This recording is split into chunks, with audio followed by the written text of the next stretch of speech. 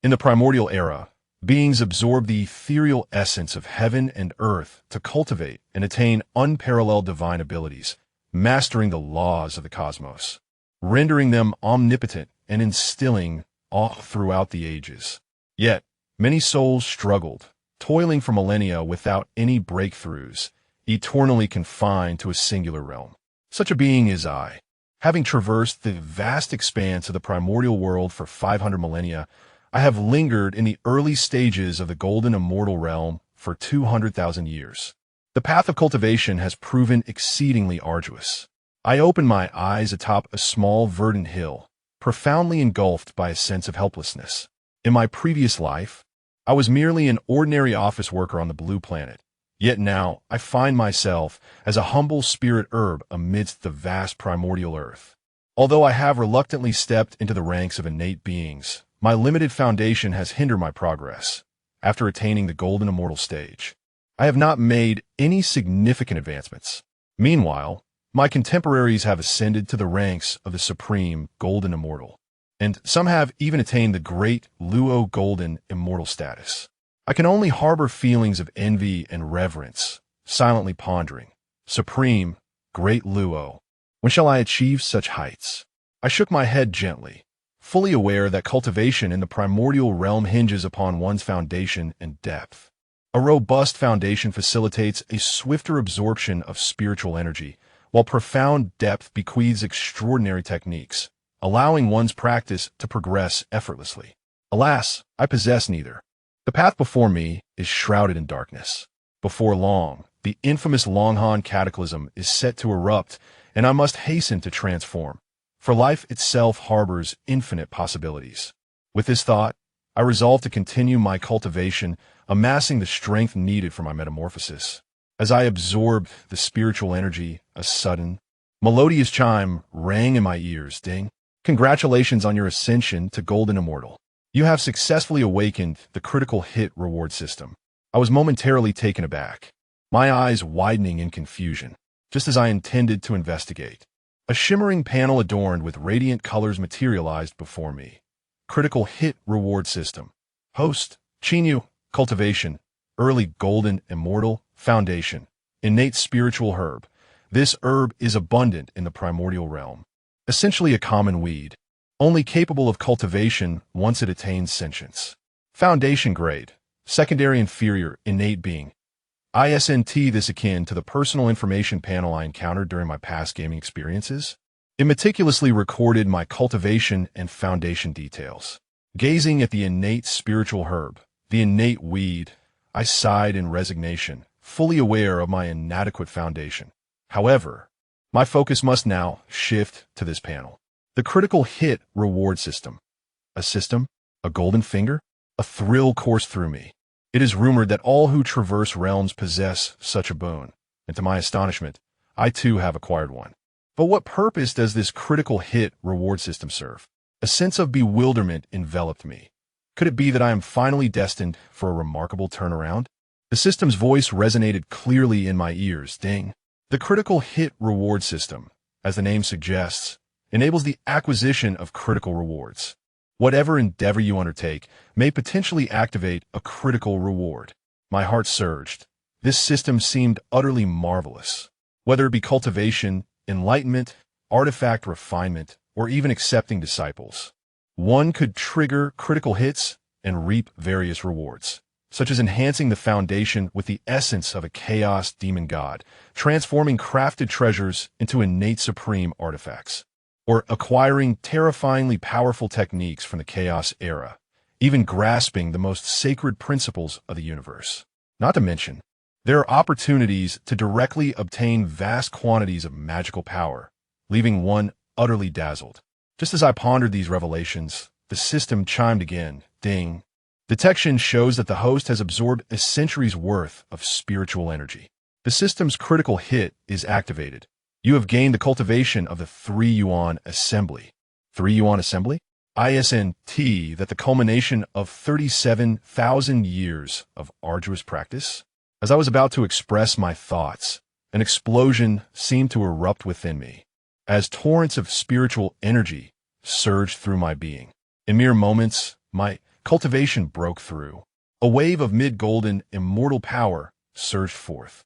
As I finally transcended the shackles that had confined me for 200,000 years, transforming from an early golden immortal being into a mid-golden immortal being. I mused, judging by the system's rewards, I would likely need to cultivate the 3 yuan assembly further to achieve another breakthrough. However, the critical hit reward had granted me the cultivation results instantaneously, enabling my immediate advancement. I felt the immense power of the critical reward system, my heart brimming with astonishment. Then I heard the system's voice ding. Congratulations on breaking free from the shackles of your foundation. You have transcended to the mid-stage of the golden immortal realm. Activating critical hits. You have received a bloodline enhancement and have officially become a low-grade innate being. A wave of joy washed over me, followed by another announcement. Congratulations on completing a foundation advancement. Activating critical hits. You have gained affinity with the law of life. I was utterly astounded. The advancement of my foundation, coupled with the reward of affinity to the law of life, felt as refreshing as a gentle spring breeze. The affinity with the law of life signifies a significantly increased probability of mastering the law of life. While the cultivation speed of a low-grade innate being surpasses that of a secondary low-grade innate being. Observing these developments, I couldn't help but reflect. The chances of receiving critical rewards truly seem substantial. Now, having acquired the law of affinity and an enhanced cultivation speed, my situation had markedly improved. I mused, with the critical reward system in place, my path to enlightenment would undoubtedly become much smoother. At that moment, the affinity with the law of life was born within me, and I immediately began to harness it, striving to assimilate this newfound power. Ding! You have observed the affinity with the law of life, resulting in a critical hit. You have mastered one of the law of life. Another notification chimed, and I felt that one of the law of life circulate within me, allowing me to break through effortlessly. The late stage of the golden immortal realm.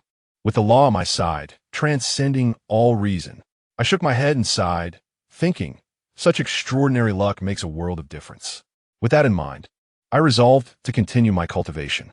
This time, alongside the refining power of the late stage of the golden immortal realm, I was also operating the law, instantly entering an immersive state of cultivation.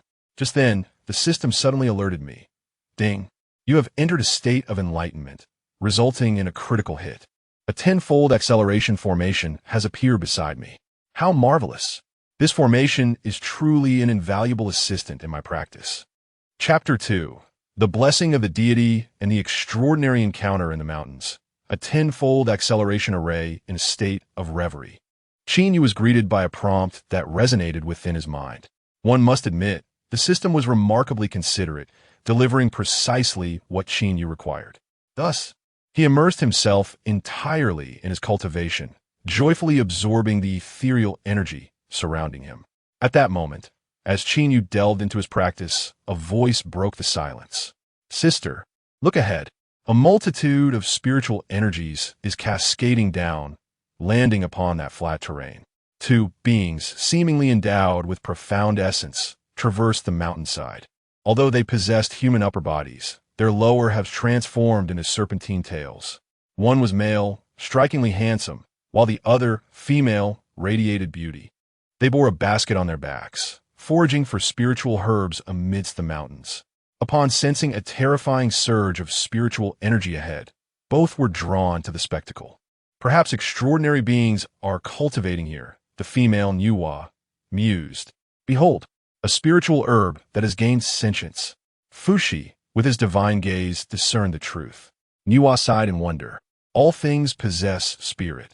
This humble weed has birthed awareness, a true marvel. Fushi nodded in agreement. Indeed, observing him cultivate without the protection of an array is quite unwise. Allow me to establish a formation to safeguard him. With that, Fushi began to sketch intricate patterns in the air, conjuring array symbols that soon enveloped Qin Yu's cultivation site, providing him with a protective shield. Ding! You have encountered the great deity Fushi, who has inscribed an array to safeguard your cultivation. Fortuitous encounter. You have comprehended one of the array's principles from the divine patterns. While immersed in his practice, Qin Yu was pleasantly surprised by the unexpected fortune that had descended upon him. With the emergence of this array principle, his magical essence surged anew. Suddenly, a resounding crack echoed, marking his cultivation breakthrough from the late Golden Immortal stage to the pinnacle of Golden Immortal. Fushi is truly benevolent, Qin Yu exclaimed in gratitude. He realized he had been somewhat careless, lacking the means to protect his own cultivation, buried within the earth. He found himself immobile and devoid of the necessary lineage to establish a protective formation. Qin Yu pondered that had other beings, such as those from the Qilin clan, encountered a sentient spiritual herb absorbing the world's essence so freely, they would likely have seized the opportunity to harvest him for a significant boon. The great deity Fushi is indeed commendable. Once I take my true form, I shall pay him a visit. At this moment, Qin Yu felt he had acquired the power to transform. If not now, then when? He thought, as he swayed his body and finally broke free from the earth, taking a tentative step forward. His form, resembling that of a spiritual herb, morphed into a luminous orb that surged ahead. Upon emerging, a young man clad in a flowing white robe stood amidst the primordial universe. Ding! Congratulations on successfully transforming, achieving a critical breakthrough. Rewarded with a treasure of the same rank as your root, as a companion treasure. Congratulations, you have acquired the low-grade treasure, the 3 Radiance Robe. Qin Yu was momentarily speechless. His root was too weak, and the treasure awarded was merely of the low grade. Nevertheless, it was the Dragon Han era, where treasures were plentiful. He decided to explore the uncertain mountain, hoping to find 1 or 2 items to compensate for his lack of treasures. This time, the treasure Qin Yu received was a defensive artifact, a purple robe capable of emanating 3 types of defensive light. He donned it immediately. Next, he prepared for his journey. He did not intend to venture into the vast wilderness. With his current cultivation, he would merely be an ant in such a realm. Instead, he opted to wander around the vicinity of his cave dwelling. The uncertain mountain was vast, and according to his memories, it was larger than all the blue stars combined in his previous life. Apart from the lush spiritual trees, he encountered few living beings, so he felt little fear of danger. After walking for a while, he arrived at a nearby valley. To his astonishment, waves of purple energy surged within the valley, indicating the presence of treasures. Excited, Qin Yu approached and discovered a purple fruit tree growing within, a low-grade, innate spiritual root. He hurried forward to gather the fruits. Just then, a chime echoed, indicating that he had encountered a low-grade, innate spiritual root and had received a critical strike, elevating it to a high-grade, innate spiritual root. Before he could comprehend this, the purple fruit tree was absorbed by a light emanating from his chest. Almost immediately, he sensed a space manifesting within his chest. The low-grade, innate spiritual root underwent a transformation within this space, revealing the aura of a high-grade, innate spiritual root.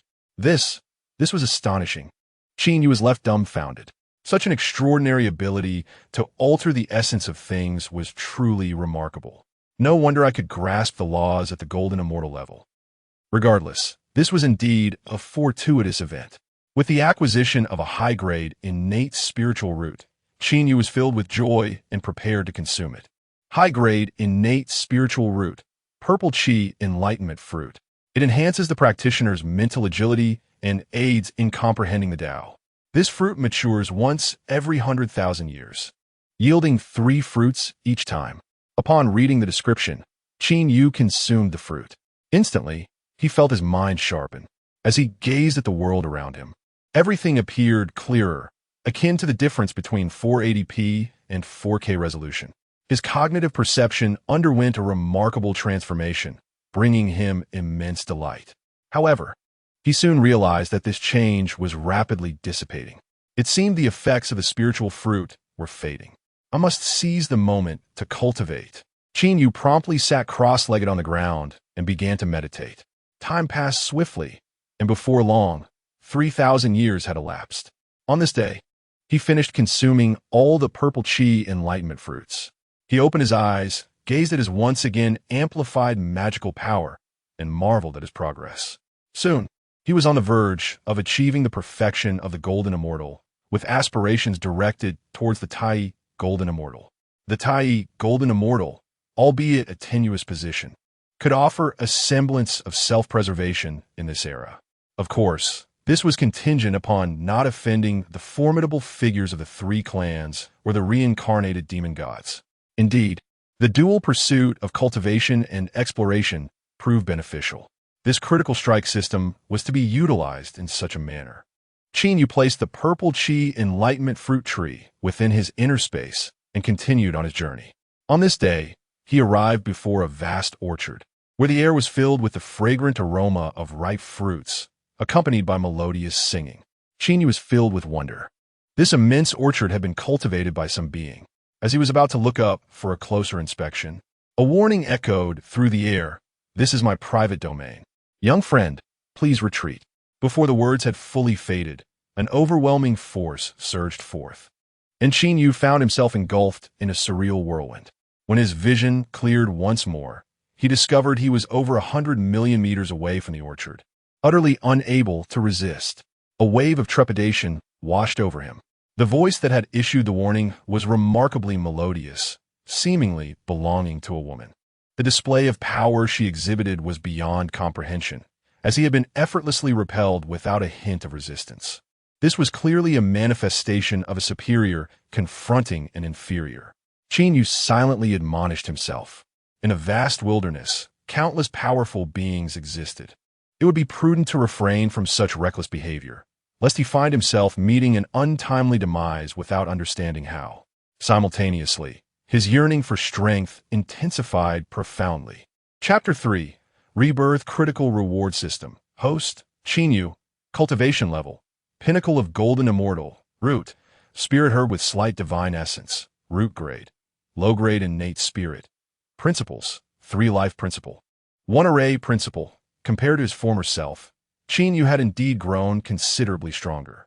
Yet, he was acutely aware that this strength was insufficient, particularly when he stood before the master of the orchard, feeling diminutive in comparison.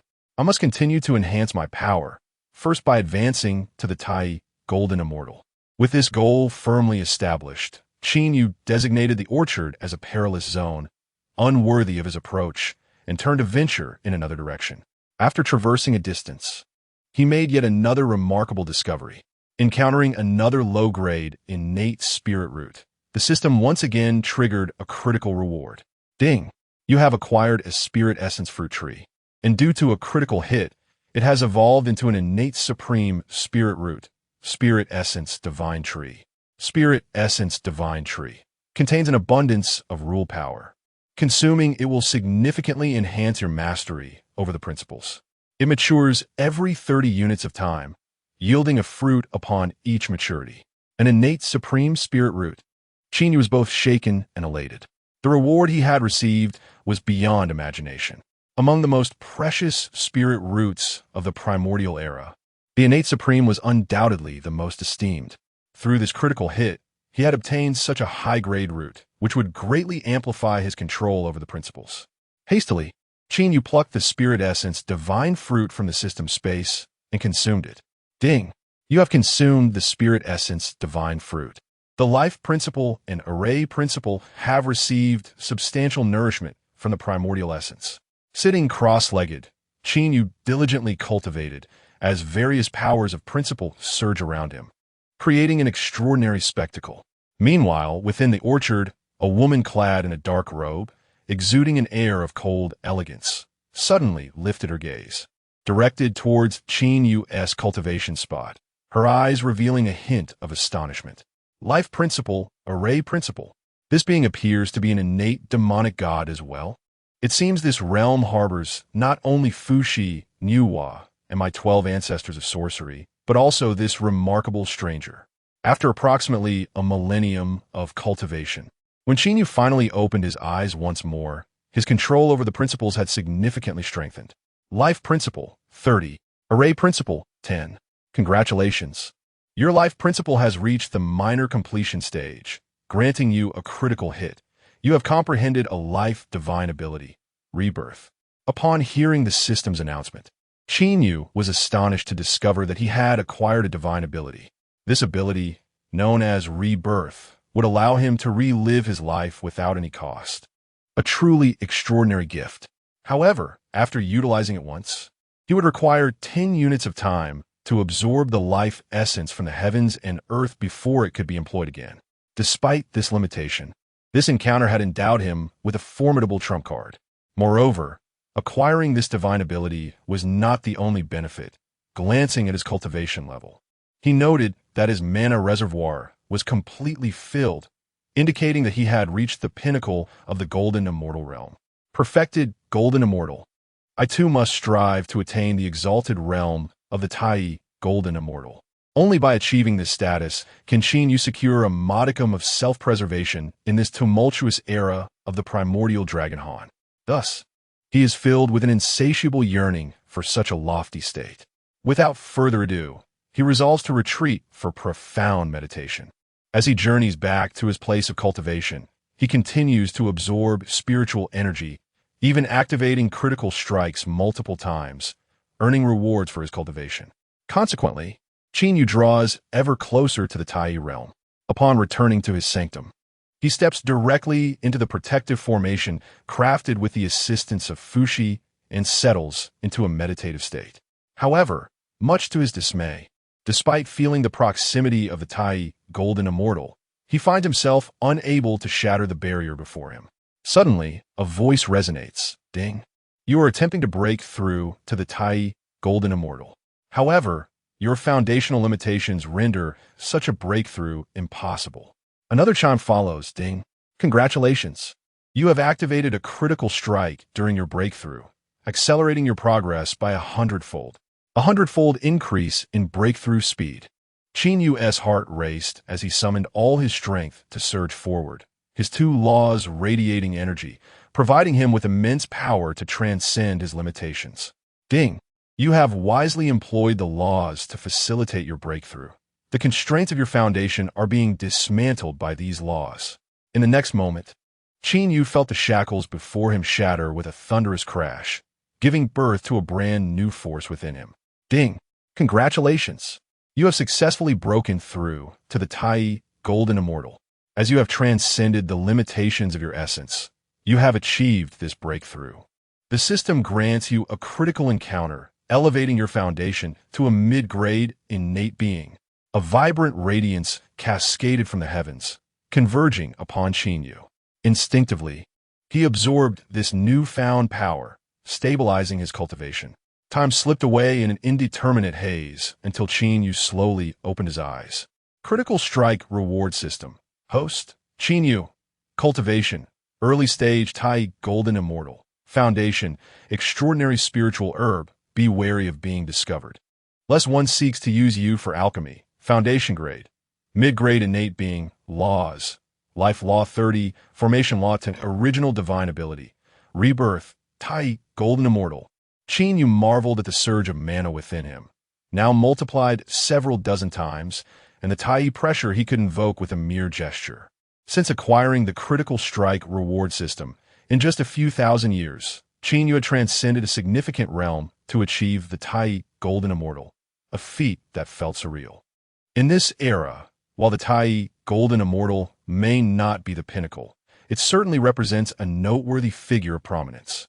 Moreover, with merely a few thousand years invested, he had surpassed the arduous cultivation that would normally take countless millennia, a truly commendable achievement.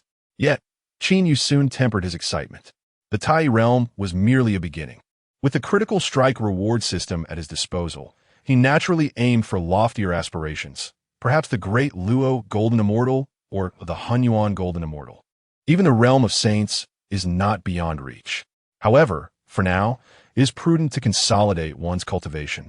Qin Yu sat cross-legged upon the ground, commencing the absorption of the surrounding spiritual energy. Approximately a millennium later, his cultivation was firmly established at the Tai realm, prompting him to rise.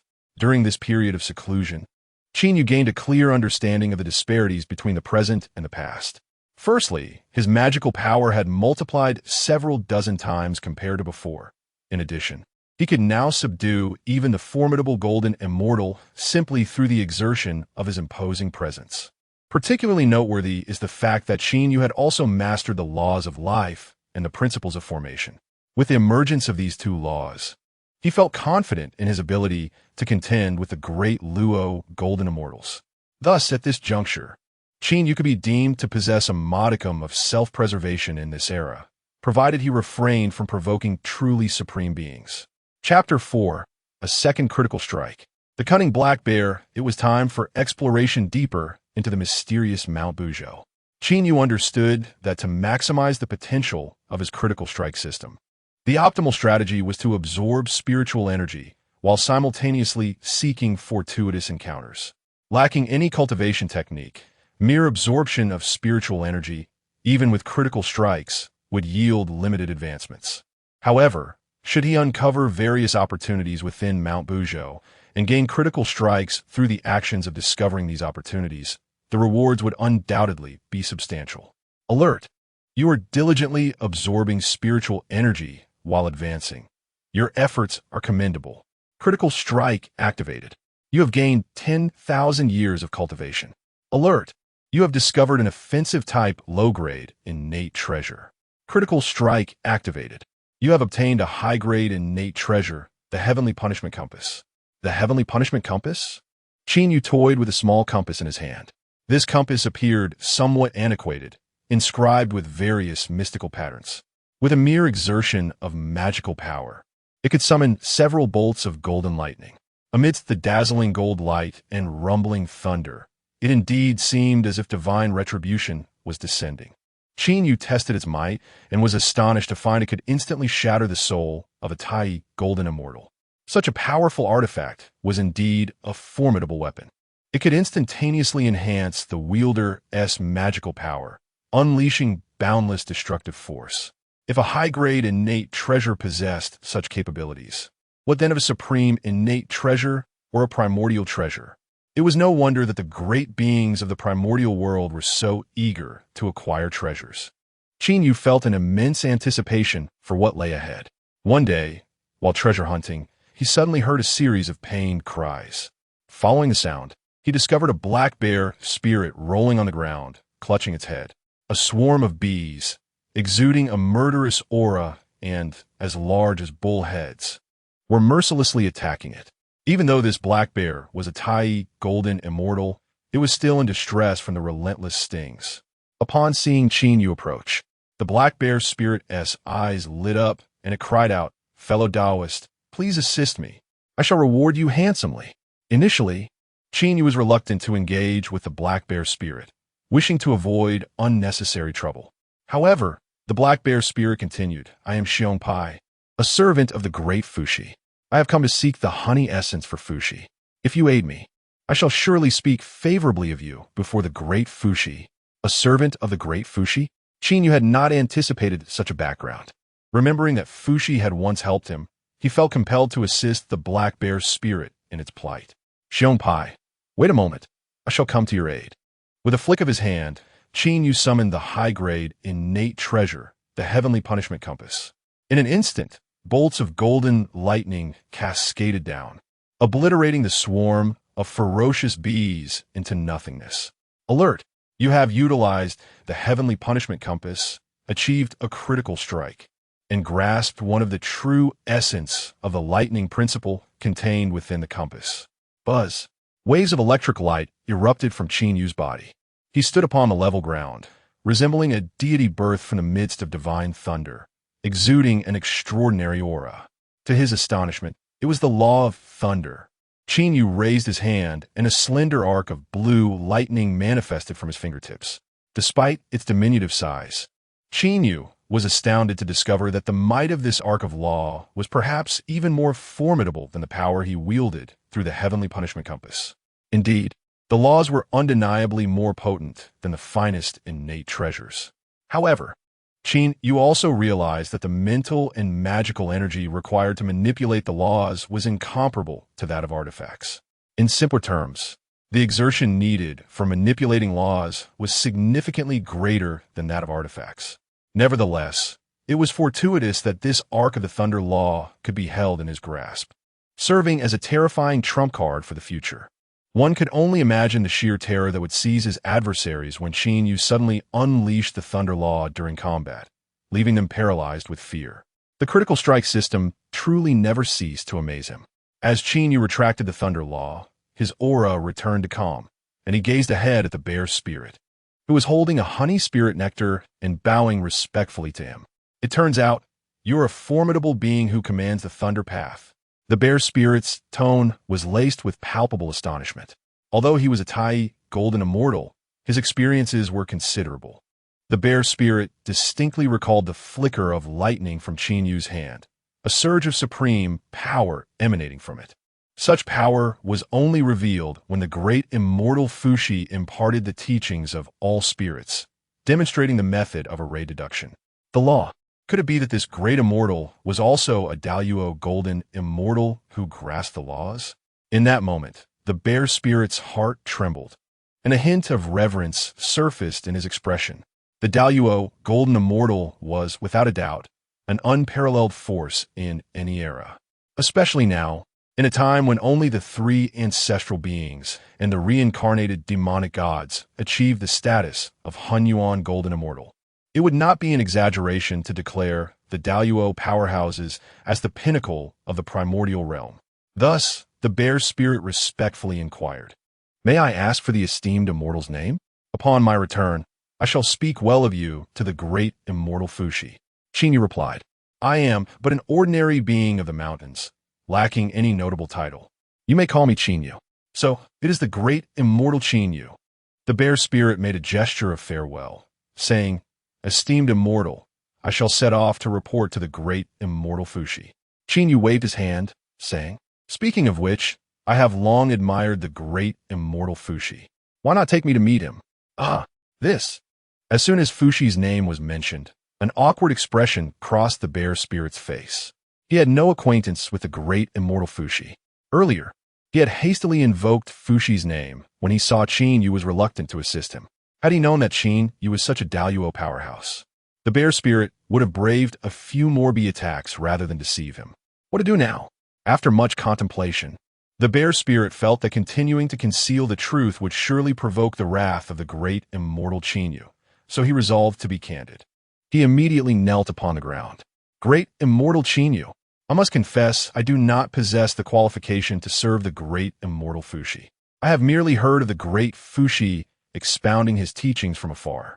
In the face of imminent danger, I fabricated a tale claiming to be his attendant. I beseech the Great One to impose punishment." Qin Yu furrowed his brow, surprised by this unexpected turn of events. Noticing the change in Qin Yu's expression, the bear's spirit trembled with trepidation. As previously mentioned, Qin Yu commanded the laws of nature, effortlessly vanquishing the countless malevolent wasps that had plagued him. Such formidable prowess rendered him a figure whom the bear spirit, at the nascent stage of Tai, could not dare to offend. Observing the displeasure on Qin Yu's face, the bear spirit quickly raised the honey essence in his hand. "Great One, I had no inkling of your significant stature. It was never my intention to cause offense. This is a millennium-old honey essence, which I sense you might find invaluable. May I offer it to you?" Ding! The bear spirit presents the millennium-old honey essence. Critical hit activated, granting you a chance to uncover hidden opportunities. Ding! Located 30,000 light-years to the southeast, there lies a secret valley, the lair of the malevolent wasps, concealing immense treasures within. Please proceed there. Chapter 5. The Assault on the Lair of the Great Luo. Is it truly possible? Qin Yu marveled. The critical reward system is indeed extraordinary. It can even yield opportunities for treasure hunting. His earlier discontent gradually dissipated as he accepted the 1,000-year-old beast spirit nectar. This nectar was contained within a wooden jar, emanating a sweet and alluring fragrance. Upon inhaling its scent, Qin Yu discovered that this nectar could provide spiritual support for beings, enhancing their magical prowess. Furthermore, this spirit nectar possessed healing properties. Xiongpai, robust and sturdy, wore a simple yet somewhat obsequious smile as he quietly elucidated, "Given your description, this nectar is indeed remarkable. No wonder you risked serious injury to obtain it." After acknowledging this, Qin Yu inquired, "By the way, I have heard that not far to the southeast, there lies a nest of those ferocious bees. Naturally, Qin Yu was already contemplating the prospect of treasure hunting. The system indicated that there was significant treasure there. Undoubtedly something extraordinary. If obtained, it would undoubtedly propel Qin Yu's strength to new heights, akin to adding wings to a tiger. However, as soon as Qin Yu posed this question, Xiongpai's expression shifted dramatically. Great immortal Qin, are you referring to the lair of the Xianfeng fairy? The Xianfeng fairy? Such a figure exists in the primordial realm?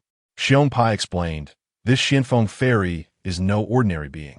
She is a fierce beast that has survived since the distant ancient era. Her cultivation has reached the great Luo realm, which is exceedingly terrifying. The name Xianfeng rang a bell for Qin Yu.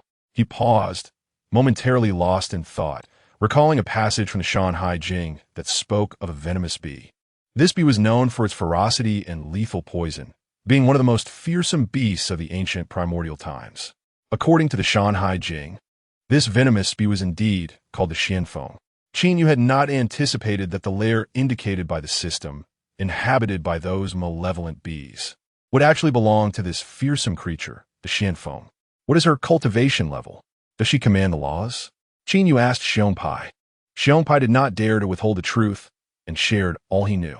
It is said that the Xuanfeng's cultivation is at the early stage of the Great Luo, and she wields terrifyingly profound laws of poison. Few beings in the vicinity dare to provoke her. It was only after the rise of the Qiling clan that this fierce beast subdued its ferocity and retreated to its lair. The early stage of the Great Luo, with mastery over the laws of poison, setting aside the laws, this Xianfeng is truly at the Great Luo level, a whole realm above Qin Yu. In this primordial world, cultivation levels are of paramount importance. A single level can spell doom for the unprepared. It is only because Qin Yu is an anomaly that he can grasp the laws at the Tai level. Otherwise, an ordinary Tai golden immortal would face certain death against a great Luo. Yet, despite this realization, Qin Yu felt that rushing to the lair of a great Luo being was somewhat imprudent. He decided not to hurry. After all, the distance to the Xuanfeng's lair was approximately 30,000 light years. Estimating the time, even for him, it would take several decades to reach. And I can cultivate along the way, seeking opportunities. Perhaps by the time I arrive, I might be able to contend with this Xianfeng, he mused. Turning to Xiongpai, he said, then, my friend Xiongpai, how could I dare to be called a friend of the great immortal? Just call me Little Xiong. The bear spirit promptly bowed respectfully. Qin Yu observed that this bear stood approximately 10 meters tall, with a robust physique and protruding fangs, making it a formidable figure indeed. It was inconceivable for Qin Yu to refer to such a fierce creature as merely a little bear. Thus, he addressed it directly. Bear spirit, I wish to journey to the Xianfeng temple. As you are acquainted with its precise location, would you be so kind as to guide me there? Naturally, the bear spirit was reluctant. It was evident that Qin Yu intended to confront the Xianfeng, and such celestial battles would spell disaster for lesser beings. The clash of two great beings of the Tao was beyond its capacity to engage. However, having just deceived Qin Yu, it feared that to defy him again would invite calamity upon itself. Therefore, it could only nod in acquiescence. It is an honor for the bear spirit to serve the esteemed one. As they proceeded, with the bear spirit leading the way, any troubles along the journey were effortlessly handled, sparing Qin Yu the need to intervene. He relished this ease, absorbing spiritual energy while casually consuming the honey essence. To his surprise, this honey essence proved extraordinary, replenishing a vast amount of spiritual power upon ingestion. Qin Yu consumed it all. Ding! You have consumed the 10,000-year honey essence, activating a critical hit, amplifying its effects tenfold. Upon hearing the system's notification, Qin Yu felt the spiritual energy derived from the honey essence surge within him, escalating into a torrent of formidable power. His expression shifted as he hastily channeled his magical energy for refinement. Exhaling a long plume of white vapor, he sensed his magical power becoming increasingly robust. If this trend continued, it wouldn't be long before he broke through to the mid-stage of the Tai Golden Immortal Realm. The 10,000-year honey essence was indeed a remarkable treasure. Naturally, it was the honey essence with the tenfold effect that was truly exceptional. Having completed his cultivation, Qin Yu prepared to rise. However, something felt amiss. His expression suddenly changed as he realized that, although the magical energy from the honey essence had been refined, a strand of even more mysterious power was beginning to manifest. This was the power of the laws of life. Qin Yu trembled involuntarily, a beam of white divine light erupting from the crown of his head. At that moment, an overwhelming aura of life emanated from his being. Wherever this energy flowed, the landscape transformed into a vibrant scene of flourishing grass, singing birds, and fragrant blossoms. Strands of divine light, representing life, enveloped the area, altering its appearance and filling it with extraordinary vitality. This honey essence, with its tenfold efficacy, had bestowed upon Qin Yu a monumental surprise. As the bear spirit had indicated, this honey essence was a sacred remedy, rich in the essence of life. Given that Qin Yu practiced the laws of life, their collision produced such wondrous changes. At this moment, waves of enlightenment surged within him. Enraptured, he sat upon the ground, engaging in a continuous cycle of contemplation. As he delved deeper into his contemplation, his spiritual radiance intensified, spreading outward to envelop the surrounding region. The bear spirit, leading the way ahead, felt disoriented but suddenly sensed this extraordinary power, turning back in astonishment. What was this? It beheld Qin Yu, resplendent in divine essence, seated as if he were a sacred being on the path of enlightenment. Enlightenment! Ding! The essence of the millennium be royal jelly harbors myriad forces of life, activating the system's critical strikes. You have attained a moment of enlightenment, significantly enhancing your life laws by 20. Life laws 50. It is revealed that the healing properties of the millennium be royal jelly have once again triggered the system's critical strikes, granting Qin Yu a fortified understanding of the life laws. Seated in meditation, Qin Yu appeared to plunge into the very genesis of life itself, instinctively beginning to comprehend the profound powers of these laws. Time seemed to flow unheeded, and eventually, Qin Yu slowly opened his eyes. In that fleeting moment, a shadow of a gnarled ancient tree flashed through his gaze. Ding! Life laws elevated to 50. Critical strike activated. You have obtained the shadow of the ancient life tree. Chapter 6. A fortuitous discovery: the ancient tree of life, the divine form of life's laws. Only those who achieve perfection in the laws may wield it. However, individuals of extraordinary talent, upon attaining mastery over the laws, may have the chance to grasp the projection of the divine form of the laws. As for its specific utility, Qin Yu could not articulate. He merely felt that the ethereal shadow of the ancient tree of life had firmly taken root in his consciousness, bestowing upon his corporeal form a rich vitality. Moreover, Qin Yu raised his hand and gently waved it. A force, more potent than before, surged forth. This unmistakably emanated the aura of a mid-stage, Tai golden immortal. Clearly, Qin Yu had not only comprehended an enigmatic divine form of the laws, but had also transcended the shackles of his cultivation, stepping into the mid-stage realm of the Tai golden immortal. Indeed, wandering the world was the correct application of the critical reward system.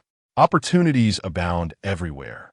This was far more expedient than solitary cultivation. At that moment, Qin Yu lifted his gaze and was astonished to find that numerous beings had gathered around him. These entities included humanoid figures adorned with leaves, creatures with pig-like heads, and monkeys with wings. They were evidently the various innate beings residing within the Unzao mountain in this era. Qin Yu quickly observed that most of these beings were wounded. As he surveyed the surrounding divine light of life, he suddenly understood. They had all been drawn by the commotion of his cultivation, coming to rest and heal beneath the protective glow of life's essence. Naturally, these beings kept their distance from Qin Yu, not daring to intrude upon him. Upon witnessing Qin Yu awaken, the gathered beings hastily rose, bowing in reverence. We are grateful for the blessings bestowed by the great immortal of life. We regard you as our revered one. Qin Yu surveyed the assembly and quietly shook his head. What a pity. These beings were far too weak, some even at the celestial level. Had there been a more formidable entity among them, Qin Yu would have been inclined to engage in conversation. to inquire about the vastness of the primordial world, or to discuss the locations of hidden opportunities. Yet, how could these feeble beings possess the information he sought? Qin Yu waved his hand dismissively. I am merely here to cultivate. I do not intend to specifically benefit you all. Now be gone. Upon hearing these words, a shadow of disappointment flickered in the eyes of the gathered beings. They had hoped to pledge themselves to Qin Yu, both out of respect and gratitude toward him, and because it was clear that his mastery of the laws marked him as a formidable Deluo expert, whose guidance would offer them protection and teachings. Now that Qin Yu had spoken, the beings, not lacking in discernment, began to withdraw respectfully. However, one being remained. It was a formidable creature, stout and imposing, resembling a fearsome bear. "O great immortal of life, your methods have truly opened my eyes," it exclaimed. "I had thought the immortal to be unfathomably sacred. Yet I realize that your divine nature is something I shall never fully comprehend." With an obsequious grin, it bowed deeply to Qin Yu, presenting a rather comical sight. "There is no need for such flattery."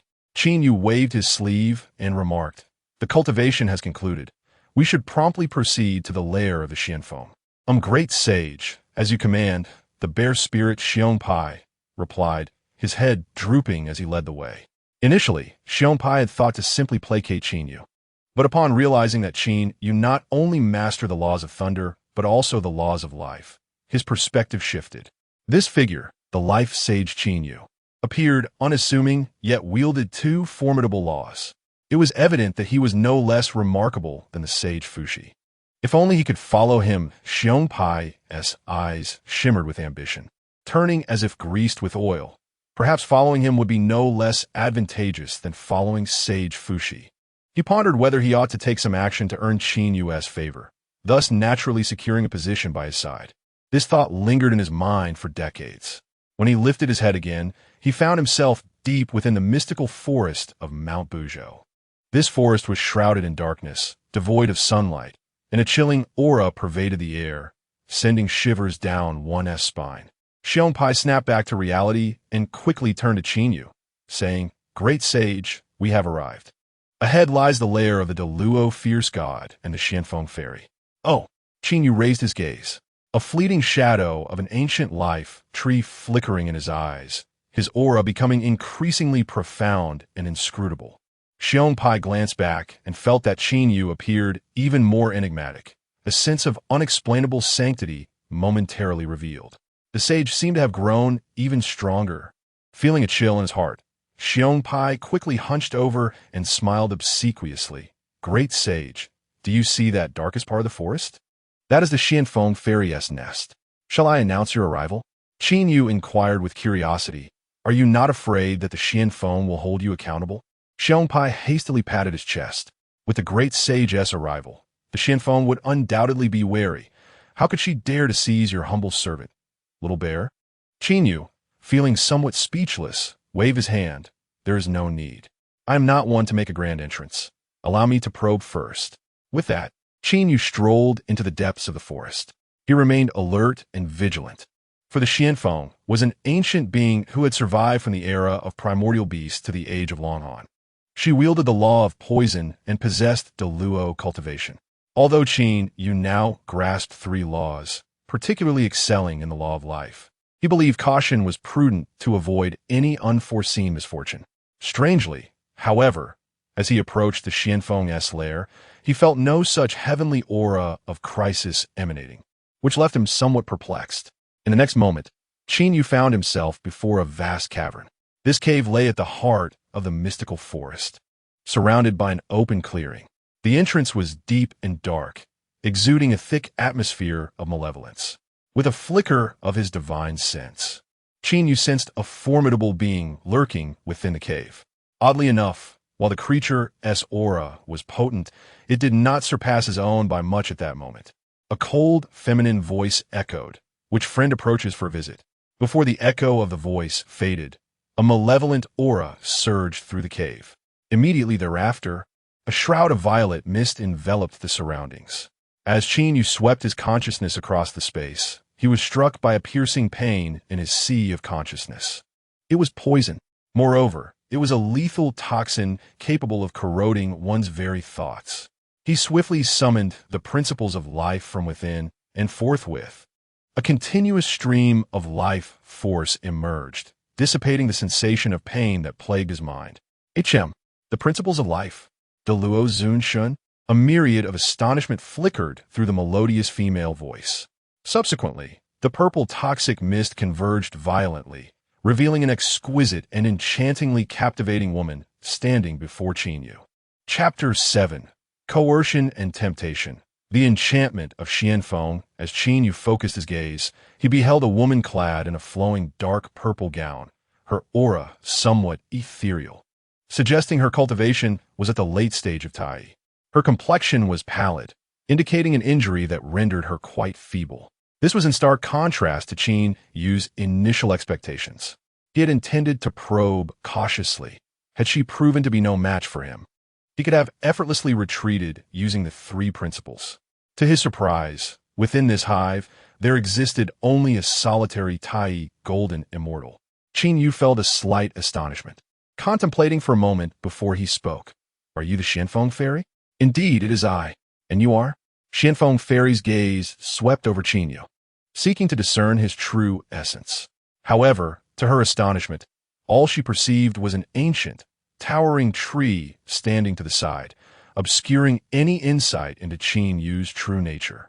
Instead, her hurried glance provoked the ancient tree to suddenly radiate divine light, which collided with her consciousness, causing her to stagger and emit a delicate, muffled gasp. The enchanting countenance of Xianfeng fairy grew even more ashen as she spoke in a low voice.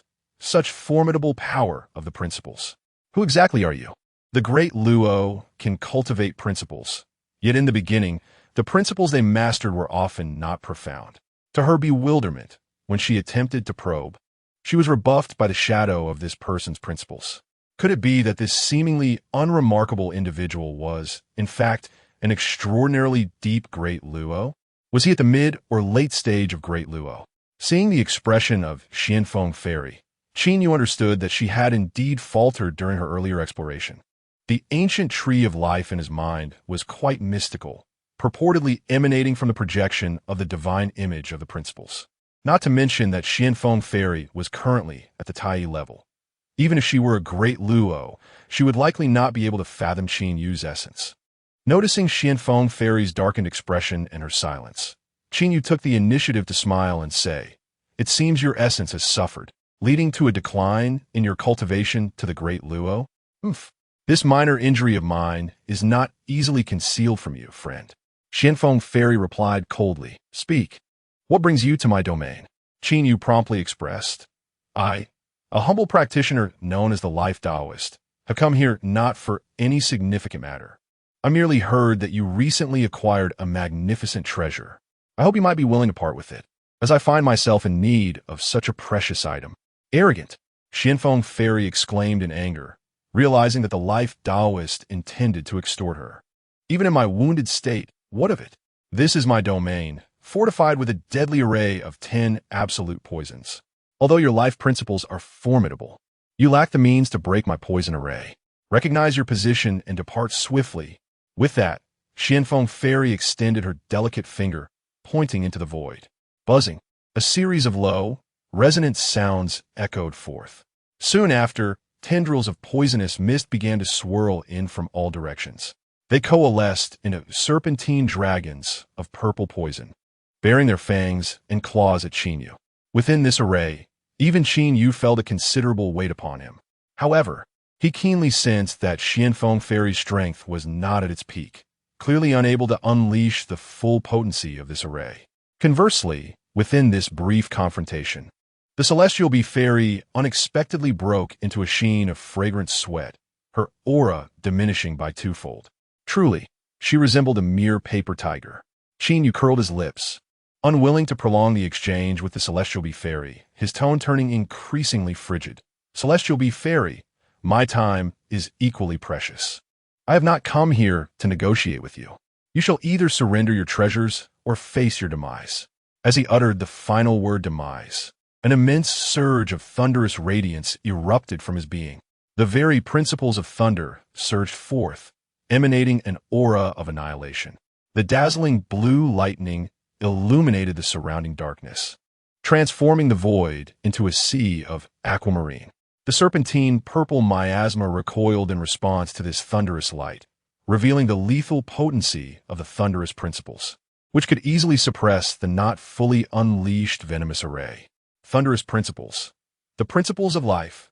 A duality of principles. It appeared that you had come well prepared. The celestial bee fairy's expression shifted upon witnessing this. When did a primordial deity of such caliber emerge in the wilderness? How could one command two principles? Furthermore, the seamless mastery of these principles indicated an extraordinary level of proficiency. Such an individual would undoubtedly be renowned, yet the celestial bee fairy had never heard of him. The anomaly lay in Qin Yu's possession of the projection of the divine statue of principles, which obscured his true identity. Even a Tai or a Luo Jingxian would be unable to discern his essence. Thus, the celestial bee fairy mistakenly regarded Qin Yu as a Luo demon god, a being who grasped the principles upon emergence. Such a figure was one that none would wish to offend, especially given the severe injuries she bore. Consequently, the coldness on the celestial bee fairy's alabaster visage dissipated, her round apricot eyes fixed upon Qin Yu as her tone softened. Fellow Taoist, we harbor no enmity, and there is no need for such hostility. After a brief pause, she continued, since I was grievously wounded by the primal Qilin 30,000 years ago, I have remained in seclusion here and have not acquired any substantial treasures. Surely, you must be mistaken? Qin Yu replied. Disperse this miasma, so that I may inspect your treasure trove. Otherwise, my thunderous law shall descend upon you, and you will find it impossible to withstand. Moreover, given your current cultivation, do you believe you can endure my thunderous law? The repercussions will be dire. Having spoken these words, Qin Yu once more channeled his power, the lightning becoming even more resplendent, the atmosphere thick with an aura of destruction. Very well. Just as Qin Yu prepared to take action, the celestial bee fairy finally spoke. Before her words faded, the surrounding purple miasma dissipated entirely. Qin Yu promptly extended his consciousness, scanning the premises below. Within the domain, flickering candlelight illuminated several constructed palaces. However, as Qin Yu's consciousness swept through, his brow furrowed in quiet discontent. He found no resplendent treasures within the domain. Instead, only a few incomplete, lifeless celestial fruits lay upon the main hall's table. How impoverished this celestial bee fairy seems. Does she truly possess no treasures? Qin Yu found himself at a loss. The system had indicated the presence of treasures. Could it have been mistaken? Just then, a notification chimed. Ding!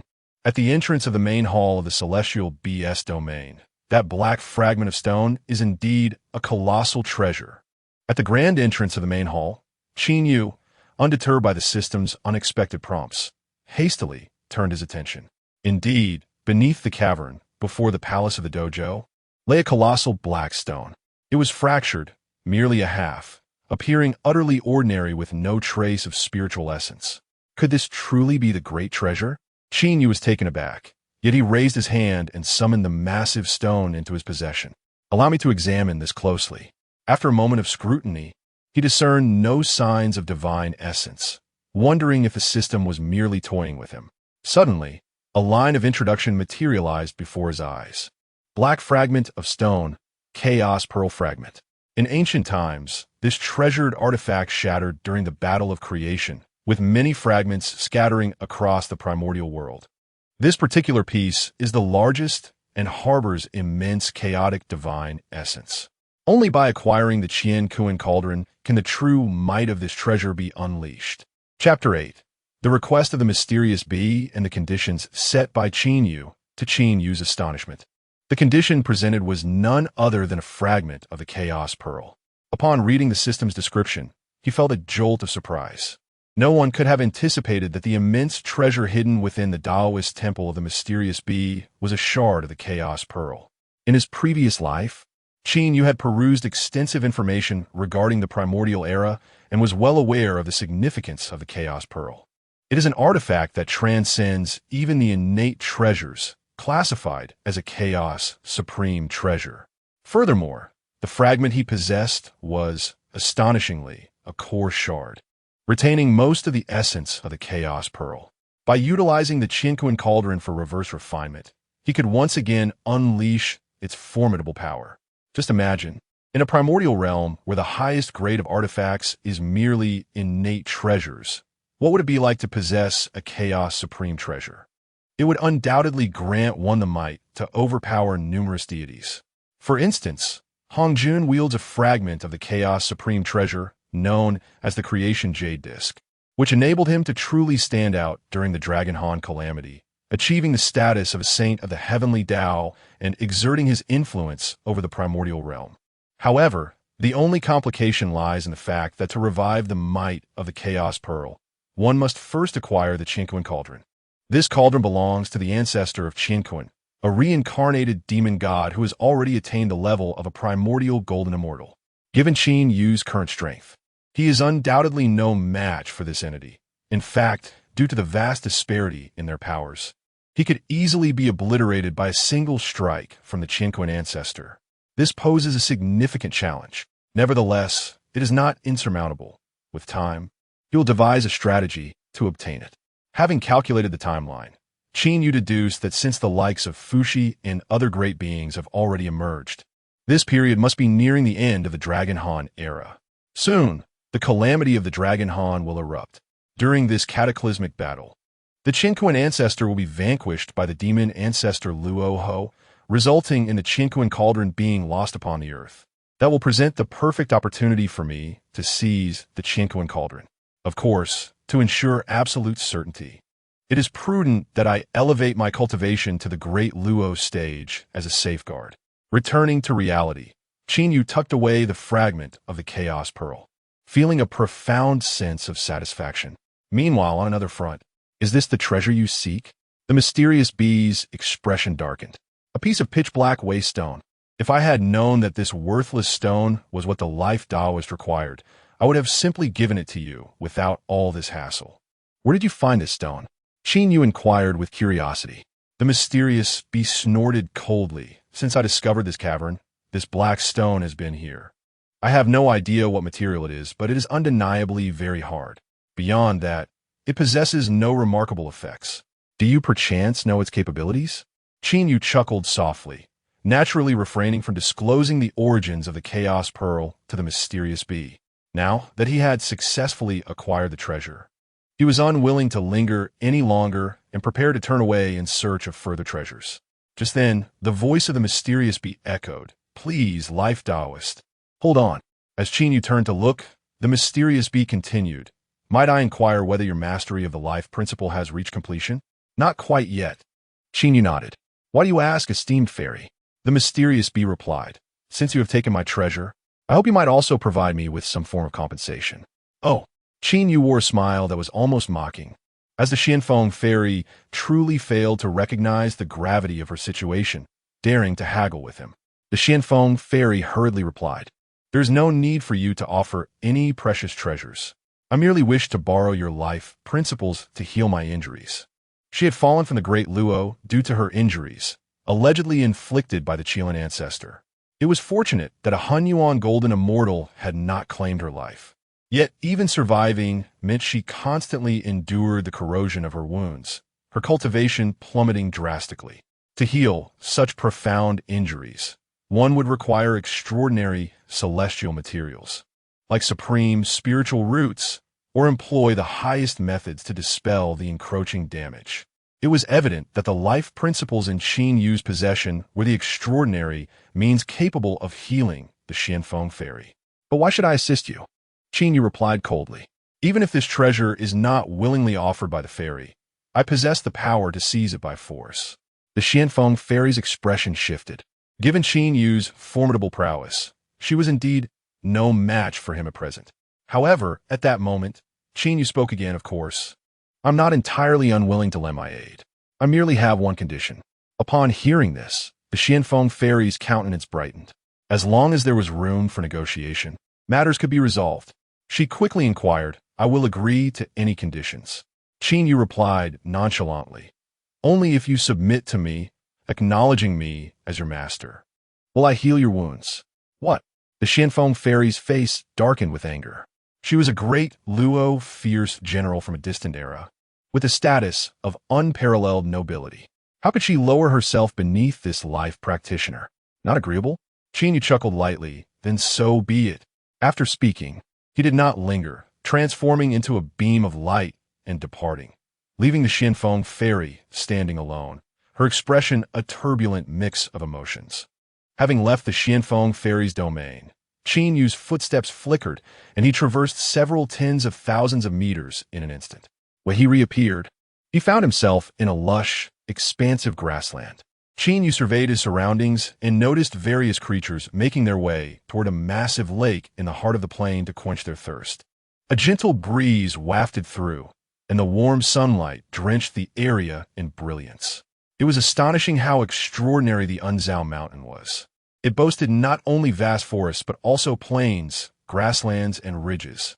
To call it merely a mountain would be an understatement. It was a realm abundant with life. The bear spirit excitedly nodded. Indeed, Master Qin Yu, the Unzao mountain is vast. Otherwise, the Qilin clan would not be so domineering, allowing us ordinary beings to enter freely. The immense expanse of the Unzao mountain cannot be fully occupied by the Qilin clan, thus granting us a space to exist. Qin Yu nodded, continuing onward. However, the further he walked, the more grave his expression became. He distinctly sensed that the spiritual energy in this region was exceedingly sparse, nearly non-existent. In the primordial era, spiritual energy was as boundless as the ocean. How could there be a place devoid of it? What was happening? Master, look quickly. Suddenly, a terrified exclamation from Xiong Pai pierced the air as he pointed ahead, his expression one of sheer horror. Qin Yu hastily followed the direction Xiong Pai indicated and felt his own pupils constrict in shock. Deep within the expansive grassland, a terrifying surge of black and red energy emerged, swirling ominously. Though this energy appeared thin, it gradually coalesced into grotesque fissures of black and red, permeating the void. This phenomenon, such a dense aura of calamity. Qin Yu was profoundly shaken. Calamity aura? Xiong Pai was perplexed. Qin Yu explained, calamity aura, the essence of disaster. When this energy manifests, the heavens and earth will inevitably plunge into terrifying turmoil. Observing the colors of this calamity aura, deep black intertwined with eerie red, two words surfaced in Qin Yu's mind. Calamity desolation. Boom, boom, boom. Suddenly, a series of horrifying tremors emanated from the depths of the calamity desolation. What is that sound? Xiong Pai's face was awash with terror. Even the sound itself felt as if it could shatter his very soul. Qin Yu's expression also shifted. There were formidable beings engaged in a battle. The cacophonous clash resonated from the two powerful entities. The residual waves of their confrontation left Qin Yu trembling with fear. As he surmised, their cultivation levels were unimaginably high. Who was battling? Qin Yu's magical energy stirred, and the visage of a primordial tree flickered in his eyes. In the next moment, he pierced through the black-red calamity aura and beheld the truth within. There stood an elderly man in a green robe, confronting a middle-aged figure clad in black. The two faced each other in the void, their magical energies manifesting into colossal worlds and grand supernatural powers colliding against one another. The terrifying vibrations were the result of these immense worlds and supernatural forces clashing. Chapter 9. The outburst of the catastrophe and the power of space. Who are these two individuals? Qin Yu's gaze was fixed intently upon them. He discerned that they were enveloped in boundless power, possessing an almost overwhelming might that could easily crush even the great Luo Jingxian. Undoubtedly, Qin Yu had encountered true giants this time. Honghuang Jingxian, the elder in the azure robe, radiated the essence of a grand world, while the middle-aged man in black exuded an aura of insatiable slaughter. Names surfaced in Qin Yu's mind. Yang Mei, Luo Hua. Indeed, at that moment, the man in black spoke. Yang Mei, I didn't expect your mastery of the path of space to be on the verge of reaching the second stage. It seems you have been faring rather well in this primordial wilderness. Yang Mei snorted coldly. Luo Hua, you're not to be underestimated either. As Yang Mei spoke, he suddenly sensed something, swiftly redirecting his gaze towards Qin Yu's location. A hint of surprise crossed his features. The manifestation of the laws. One extraordinary young one. Luo also noticed Qin Yu's gaze and turned to look, astonishment evident on his face. The ancient tree of life? How intriguing. I did not anticipate that aside from the three ancestors, this primordial realm harbors another who has grasped the manifestation of the laws. Watch as I obliterate him and seize his essence. With that, Luo unleashed a devastating strike towards Qin Yu. Instantly, Qin Yu and Xiong Pai found themselves ensnared by the terrifying aura of slaughter. Great Immortal, this is bad. We must flee. However, the aura of slaughter seemed to have locked onto the very essence of Qin Yu and Xiong Pai, rendering them utterly immobile. Just as they faced imminent peril, a voice interrupted, Luo, let us duel in our own right without involving others. Young Mayes Faus Resoundet. Following this, a monumental world materialized before Qin Yu and Xiong Pai. Colliding with Luo's lethal intent. The two forces erupted, disintegrating into nothingness. Mind your own business. Luo, seeing Yang Mei obstruct him, ceased his attack. Yang Mei, the calamity will soon arrive. We shall settle our scores then. With that, he transformed into a dark streak, vanishing without a trace. Yang Mei stood amidst the cosmos, casting a glance at Qin Yu. Young one, this place is the source of the catastrophe. I advise you to depart swiftly. Thank you, great immortal Yang Mei, for your assistance. Without it, I fear I would have been obliterated, Qin Yu replied, cupping his hands respectfully. To be honest, when Luo was struck, Qin Yu felt he had encountered the worst fortune, simply wandering around only to cross paths with such a harbinger of death. Had it not been for Yang Mei's intervention, he might have faced reincarnation once more. Qin Yu silently vowed to spare no effort in becoming stronger, to survive and establish himself within the primordial realm. Indeed, when great immortals battle, it is the lesser immortals who suffer. Xiong Pai wiped the cold sweat from his brow. Yang Mei Nodet. In this realm, the law of the jungle prevails.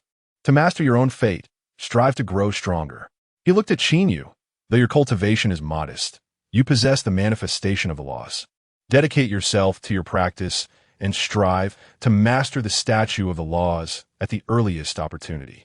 Upon hearing this, Qin Yu's heart stirred, and he quickly responded, I have relied solely on my own exploration for my cultivation. May I inquire, great immortal, what exactly is the statue of the laws?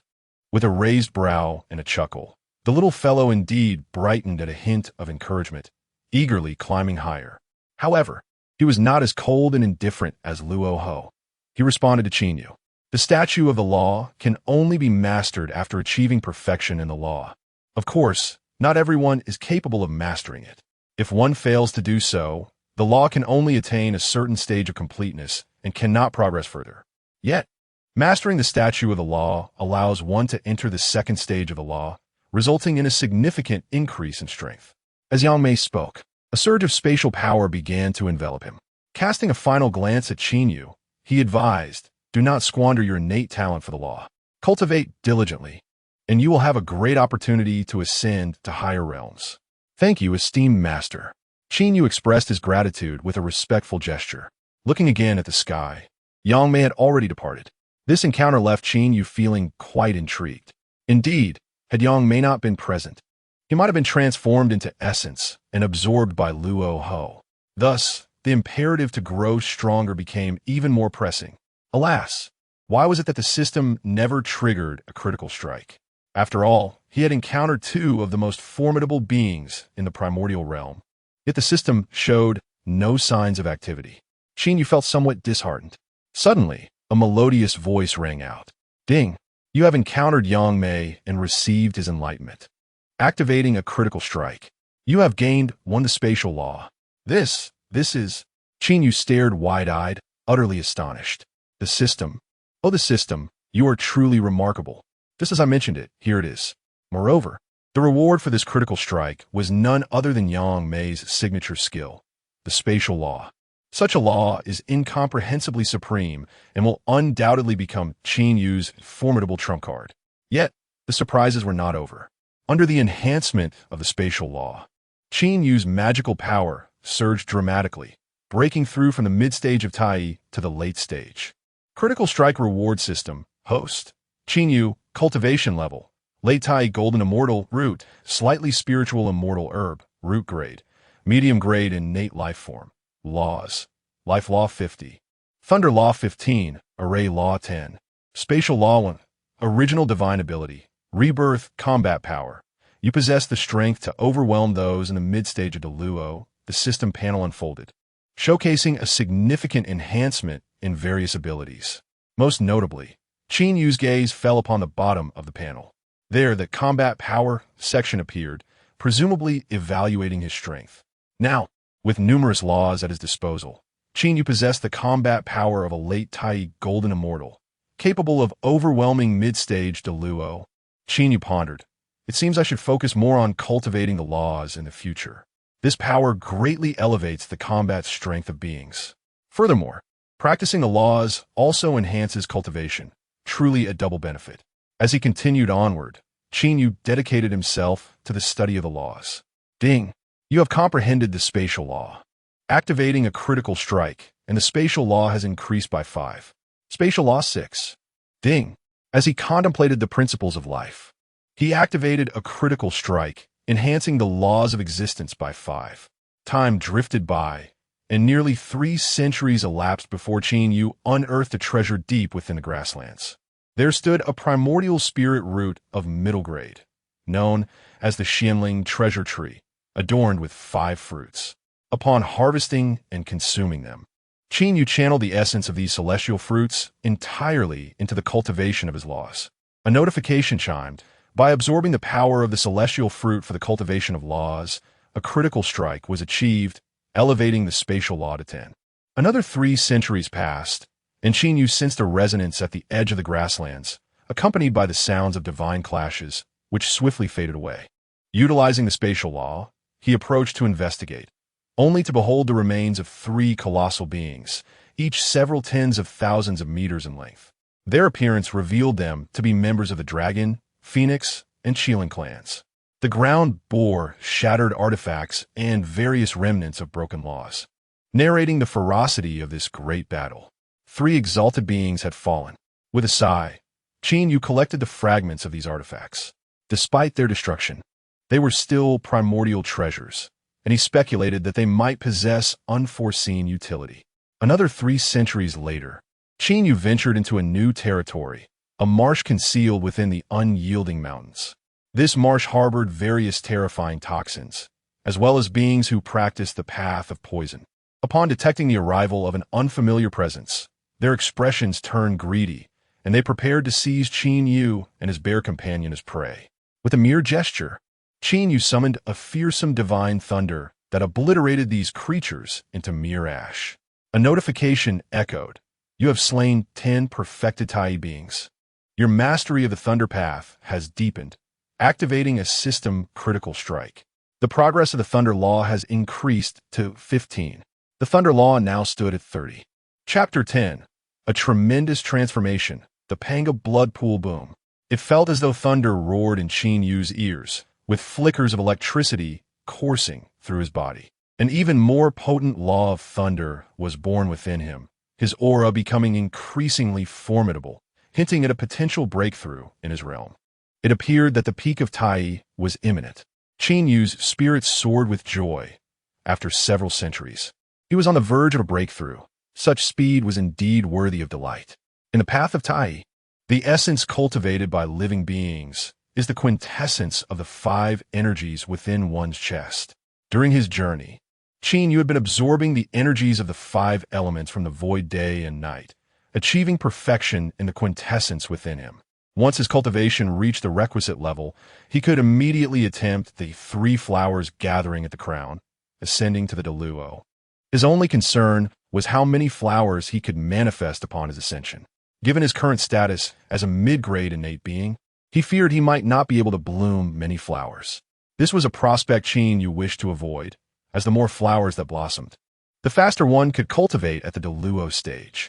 He hoped to summon flowers of the highest caliber to aid his cultivation. Continuing his quest for opportunities, Qin Yu composed himself and proceeded further.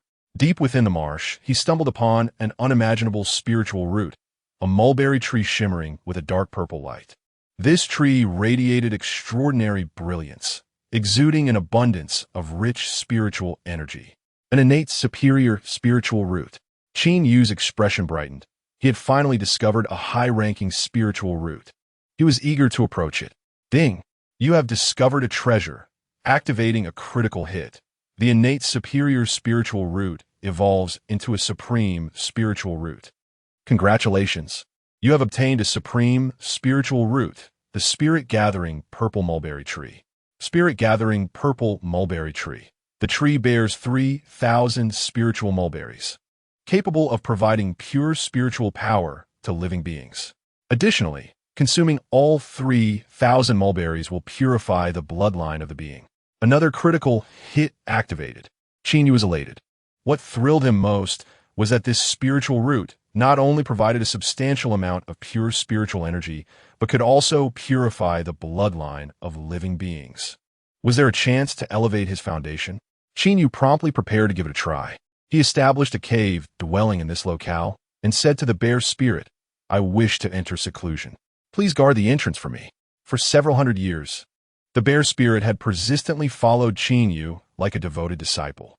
With his intention to enter seclusion, Qin Yu entrusted the bear spirit with guarding the cave. Understood. Great immortal Qin Yu. The bear spirit immediately responded. Qin Yu entered the cave and began consuming the purple mulberries. 1, 2, 3. He continuously refined the spiritual energy of the fruits, feeling his power surging, warmth enveloping him as if extraordinary bloodline strength was awakening within. Indeed, the effects were palpable. Qin Yu exclaimed in delight, "It seems I shall successfully break through to a superior, innate being." With that, he immersed himself entirely in his seclusion. Time flowed like water, and 3,000 years passed in the blink of an eye. On this day, after an extensive period of deep cultivation, Qin Yu finally awakened. As he opened his eyes, an aura of peak Tai began to hover around him. Meanwhile, an overwhelming force of bloodline energy once again manifested. At the pinnacle of the Tai, golden, immortal realm, I am now an innate superior being. As Qin Yu sensed his current state, he realized that he had indeed grown significantly stronger than before. However, he had yet to attain a transformative breakthrough. At that moment, a notification appeared before him. Ding! You have shattered the shackles of your bloodline and ascended from a humble being, a feat worthy of celebration. The system has activated a critical hit, and your foundation has once again been elevated, transforming you into an exceptional innate being. A critical hit once more. Qin Yu was overjoyed. In the very next instant, a terrifying surge of bloodline power erupted from within him. His recently ascended foundation achieved yet another breakthrough, and Qin Yu became the mightiest foundation beneath the innate demon gods, an exceptional innate being. Notification: you have become an exceptional innate being. With continued effort, you may ascend to an innate demon god.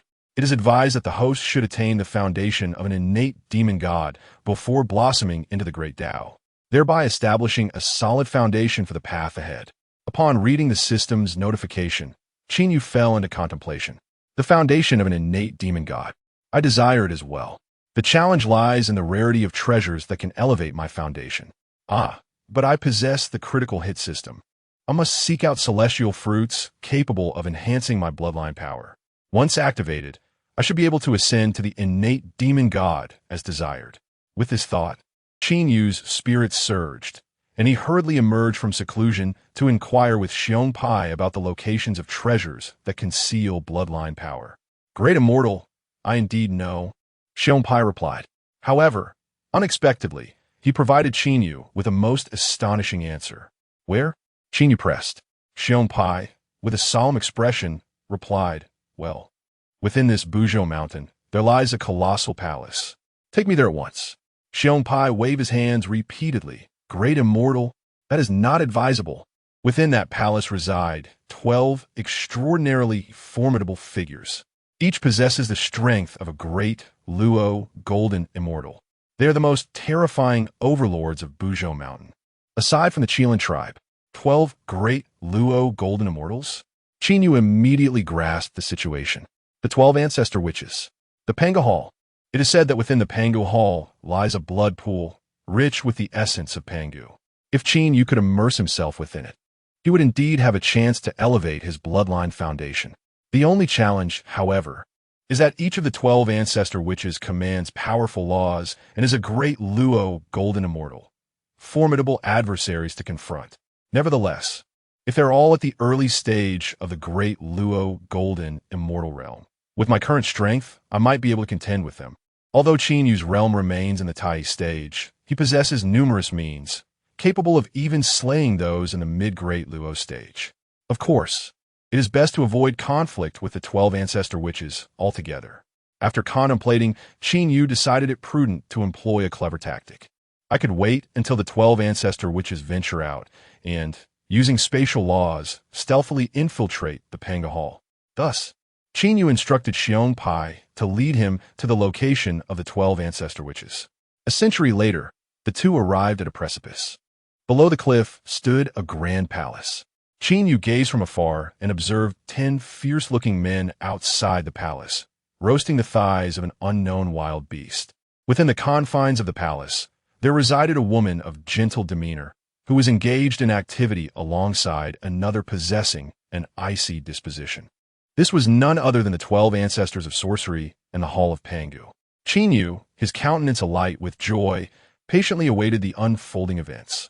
On this particular day, for reasons unbeknownst to him, the 12 ancestors had unexpectedly sealed the grand doors of the Hall of Pangu and ventured out together. An opportunity had arisen. Qin Yu silently marveled at his good fortune. Thus, he deftly manipulated the laws of space, infiltrating the void, and, after a series of leaps, he found himself within the Hall of Pangu. The hall was dimly lit, yet from its depths emanated a crimson glow. This must be the blood pool of Pangu. Without hesitation, Qin Yu hastened forward, soon arriving at the edge of the blood pool, and leapt into its depths. Ding! As you immerse yourself in the blood pool of Pangu, you activate a critical strike, gaining an abundance of Pangu divine power, your bloodline surging with vigor, and you ascend to the rank of a primordial demon god. Chapitre 11, Promotion. The wrath of the witch clan in an instant, as the bloodline ascended. Qin Yu felt an exhilarating restlessness coursing through his entire being. Waves upon waves of divine power emanated from him, conjuring a myriad of extraordinary phenomena around him. Golden divine lotuses descended from the void, while intricate patterns of laws wove together the ethereal images of dragons, phoenixes, and Shilants, continuously swirling in a magnificent display. As these wondrous sights unfolded, they exuded an aura of the divine, illuminating the dimness of the Pangu Hall, transforming it into an extraordinary celestial realm. Amidst these remarkable manifestations, several thoughts suddenly awakened within the blood pool of Pangu. What is happening? These thoughts appeared somewhat juvenile, yet each radiated the essence of Tai golden immortal, undeniably extraordinary. Clearly, these beings were also exceptional primordial entities, the great witches of the future, such as Ho Yi, Jiu Feng, Xiang Lu, Xing Tian, and the Rainmaster, among others. Initially in slumber, the great witches were abruptly roused by the terrifying tremors above the blood pool. Upon raising their heads, they discover a young man clad in purple seated within the blood pool, engaged in cultivation. Who is this individual? Jiu Feng was utterly astonished. Xing Tian scrutinized the scene more closely, recognizing this unfamiliar being who was absorbing the divine essence from the Pangu blood pool, and his fury ignited. How audacious! To dare intrude upon the sacred hall of our witch clan and pilfer the power of the blood pool. Seeking death, Xing Tian unleashed a terrifying force, intending to obliterate Qin Yu. However, as this force surged forth and approached the youth, it was shattered by the sudden emergence of a holy tree's ethereal shadow surrounding him. What? Not only did Xing Tian's strike fail to harm Qin Yu, but he was also violently rebounded, causing his blood to surge, leaving him dizzy and disoriented. What manner of technique is this? Xing Tian was taken aback. Although he had yet to emerge into the world, he possessed formidable strength akin to the late stages of Tai. In all of existence, only a great Luo could suppress him. Yet this young man above seemed to embody a great Luo's power. Xing Tian, He could stealthily infiltrate our Panga Hall. He must indeed be a great Luo. Jiufeng's melodious voice rang out, alerting Xing Tian to Qin Yu's realm. Indeed, Xing Tian silently chided himself for his foolishness. The Panga Hall, formed from the skull of the Pangu progenitor, was unimaginably solid.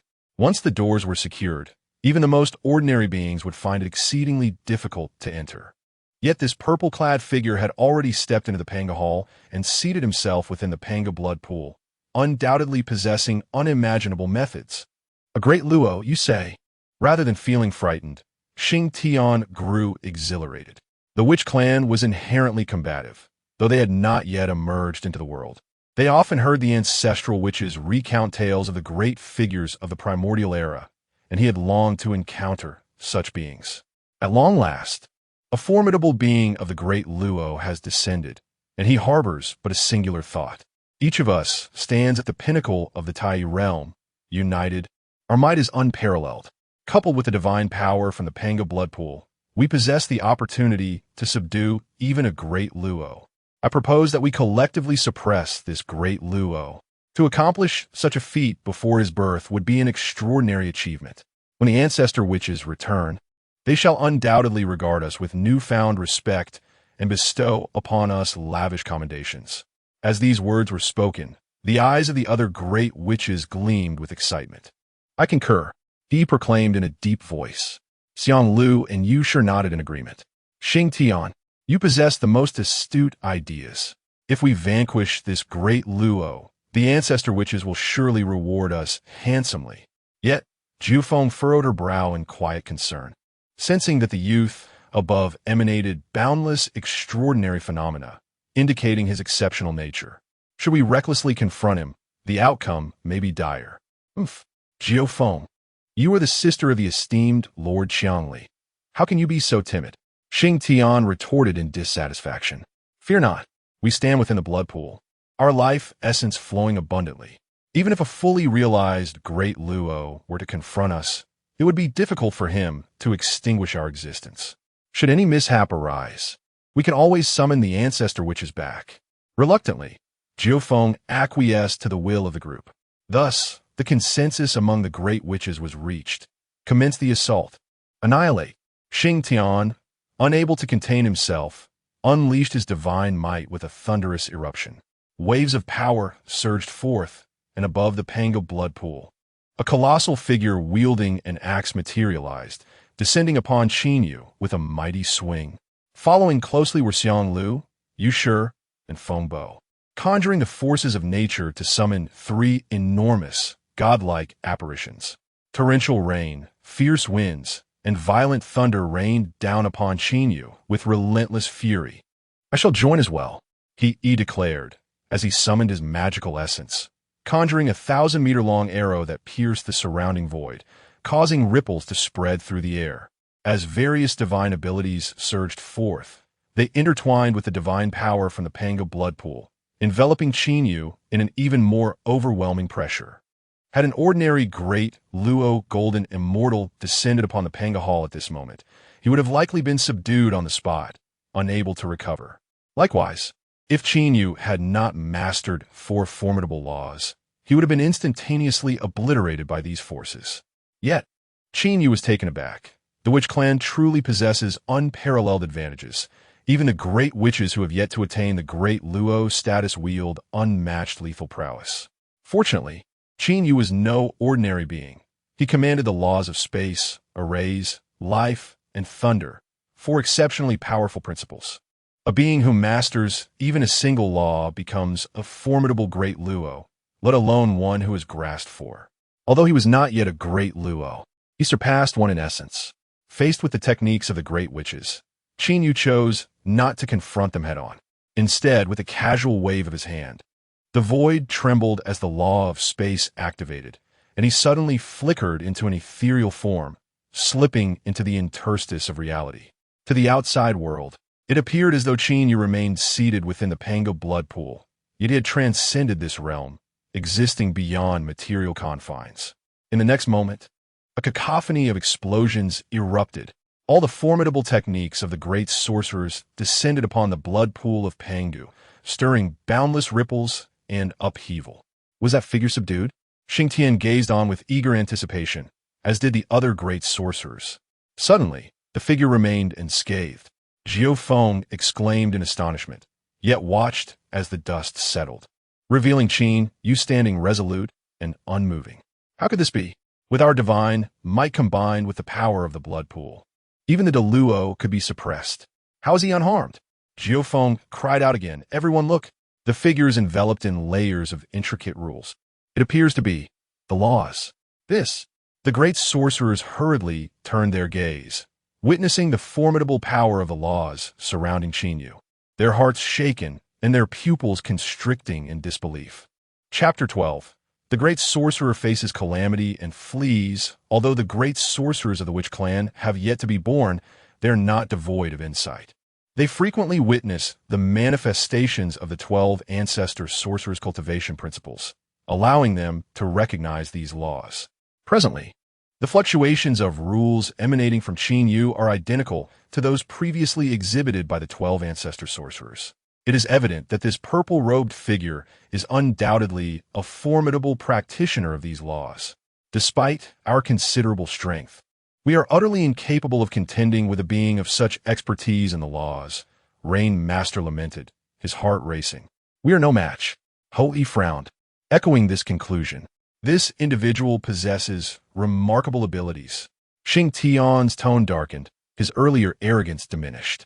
Meanwhile, Qin Yu, having instilled fear in the hearts of the great sorcerers, felt increasingly at ease as he absorbed the divine power of Pangu. How audacious! The collective fury of the great sorcerers surged, and despite their repeated assaults, all were effortlessly countered by Qin Yu. After several attempts, the sorcerers were left breathless and weary. This cannot continue. Xing Tian's anger began to wane, a hint of panic etching his features. This accursed purple-robed figure, does he intend to drain the divine power from the Panga blood pool entirely? This is unacceptable. There is but one solution. Summon the ancestor sorcerers to return and vanquish this fiend. Ho-Yi proposed the most effective course of action.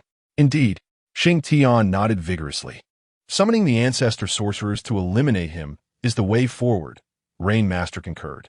The ancestor sorcerers are all great Luo Jinxian who wield the laws. Should they return, the purple-robed figure would undoubtedly meet his demise. Wind Master also seconded this notion.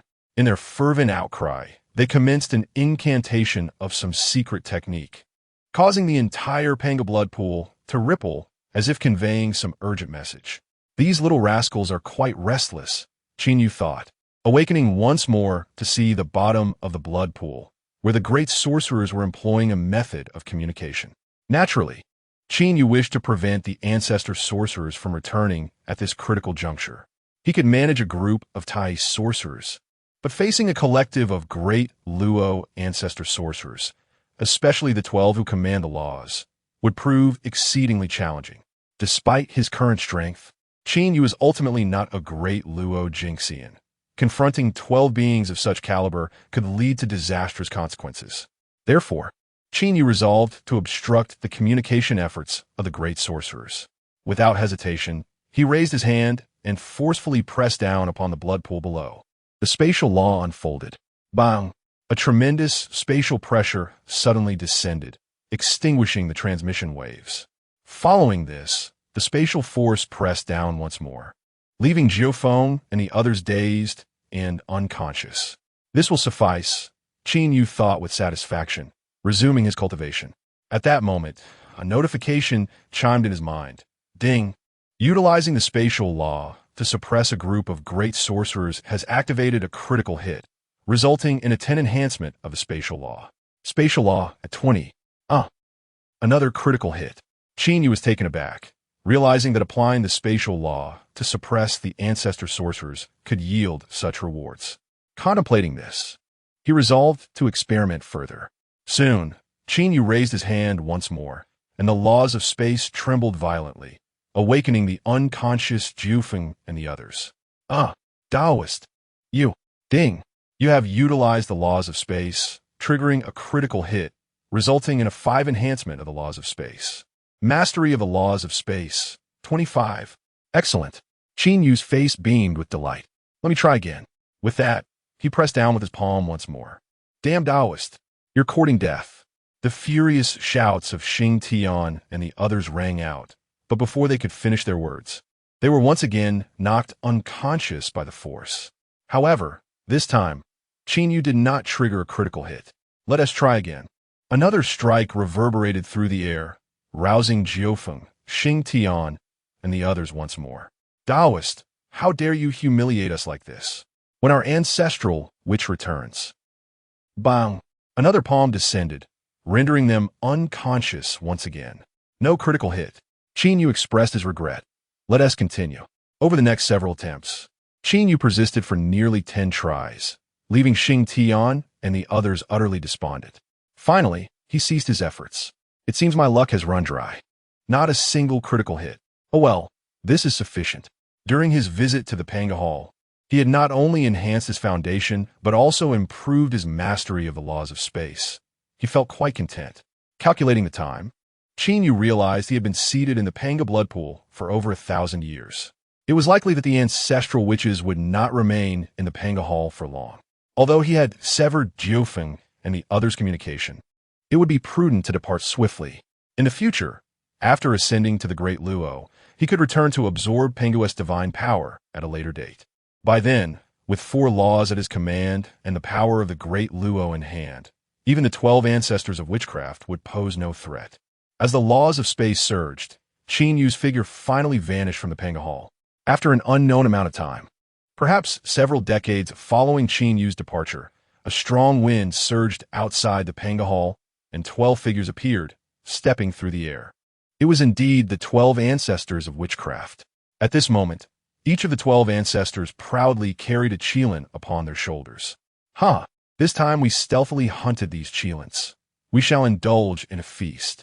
The leader of the ancestors, Di Jiang, expressed his pride. After a series of battles among the 3 clans, they had seized the opportunity to hunt the qilins they had previously dared not touch.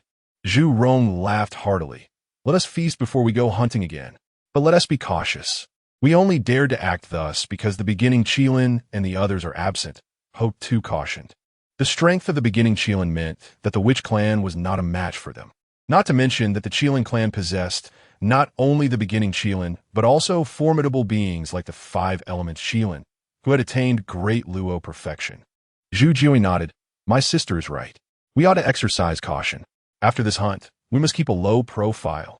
The 12 ancestors conversed among themselves as they opened the great doors of the Panga Hall and entered within. With a resounding boom, the doors closed, and the Pangu Hall sank deep into the earth. However, moments later, the Panga Hall unexpectedly emerged from the ground, and Di Jiang and the others burst forth in fury. Purple-robed Taoist, dare to insult our witch clan. We shall crush the purple robe and wash away this humiliation. All of this, Qin Yu had already anticipated. Therefore, after departing from the territory of the witch clan, he journeyed onward, arriving directly at a location to the south of Buzhou Mountain, distant from the northern region where the Panga Hall is situated, ensuring his safety. This area is a vast expanse of grassland. Qin Yu observed that the spiritual energy here is abundant and the place is utterly deserted. It is here that I shall establish my cultivation ground. Now, Qin Yu possesses the innate foundation of a demonic deity. Not only has his rate of spiritual energy absorption accelerated 100-fold, but his comprehension has also surged exponentially. Most importantly, Qin Yu sensed a profound reservoir of power lying dormant within him, destined to manifest extraordinary 3 flowers. Thus, this time, as Qin Yu sets up his cultivation ground, it is with the intention of securing a sanctuary for tranquil seclusion, to gather the 3 flowers at the apex and ascend to the status of a great Luo golden immortal. Chapter 13. The Numbers of 24. Establishing the Taoist sanctuary, the vast expanse of grassland where Qin Yu currently finds himself spans approximately 30,000 light-years, an immeasurable stretch of land. In pursuit of greater safety, Qin Yu ventured directly to the very heart of the prairie, commencing the construction of his personal cultivation sanctuary. Initially, he resolved to inscribe a defensive grand formation based on the principles of formation laws. However, Qin Yu had merely scratched the surface of these laws. He possessed a rudimentary understanding of their principles and could casually deploy some minor formations. Yet, when it came to creating a grand array capable of safeguarding his sanctuary, he found himself utterly at a loss. It was akin to possessing an array of theoretical knowledge without any practical avenue or methodology to implement it. Qin Yu felt somewhat constrained. At that moment, Su Bing, the bear-like creature, hurried over, bowing respectfully and declaring, "Great immortal Qin Yu, I happen to know the process for arranging an extraordinary formation." Oh, Qin Yu regarded Su Bing with a hint of skepticism. This burly figure, possessing merely the cultivation of the early Tai stage, actually claimed to understand formations. Su Bing's countenance flushed as he defended himself. "Do not underestimate me, great immortal. Although I lack a prestigious background, my sister is quite learned. Long ago, she followed a great immortal named Zhuge." According to Su Bing, his sister had studied under the Zhuge immortal in the southern Ming, occasionally sending back letters containing the intricacies of remarkable formation arrangements. "Do you need to establish a defensive grand formation? Fortuitously, I recently learned from my sister about a formidable dual-purpose formation known as the Li Di Yin Guang Grand Array." The Li Di Yin Guang Grand Array? Qin Yu's interest was piqued. Since hearing about Su Bing's sister's association with the Li Hua Zhuge, his curiosity had intensified. The Zhuge was one of the four sacred spirits of later generations, said to have been born from the essence of fire, and was regarded as profoundly sacred. Such a being possessed an innate legacy far beyond what Qin Yu, an innate demonic deity who had ascended through later means, could compare to. "Su Bing, tell me more about this Li Di Yin Guang Grand Array. Should I successfully arrange it, I shall consent to your request to follow me." Upon hearing this, Su Bing was overwhelmed with joy. He thought to himself, "Though my sister cares for me deeply, she often chastises my laziness and ineptitude. If I can win the favor of great immortal Qin Yu and fully align myself under his banner, I am certain to achieve greatness and earn my sister's admiration." Thus, Su Bing presented a jade slip, and as Qin Yu scanned it with his divine consciousness, enlightenment dawned upon him. The southern fire, boundless in its extremity, manifests divine fire, completing the grand array. Within it, there are 3,600 divine patterns dedicated to defensive purposes and 4,800 patterns dedicated to offensive capabilities. The arrangement of this grand formation is akin to constructing towering edifices in a previous life, where one must first lay a foundation based on the principles of formation laws.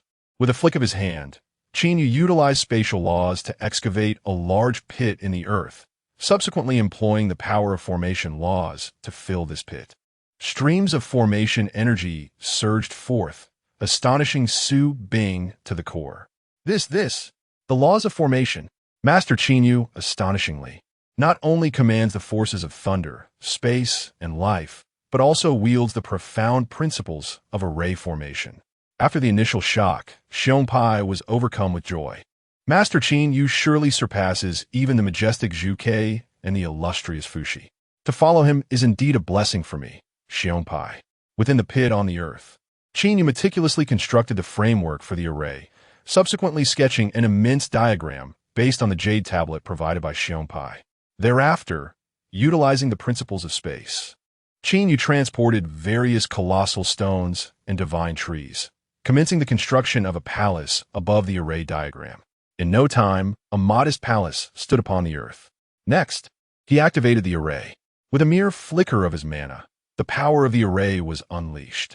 In an instant, a transparent dome resembling an inverted bowl materialized above the palace. This ethereal shield was remarkably sturdy.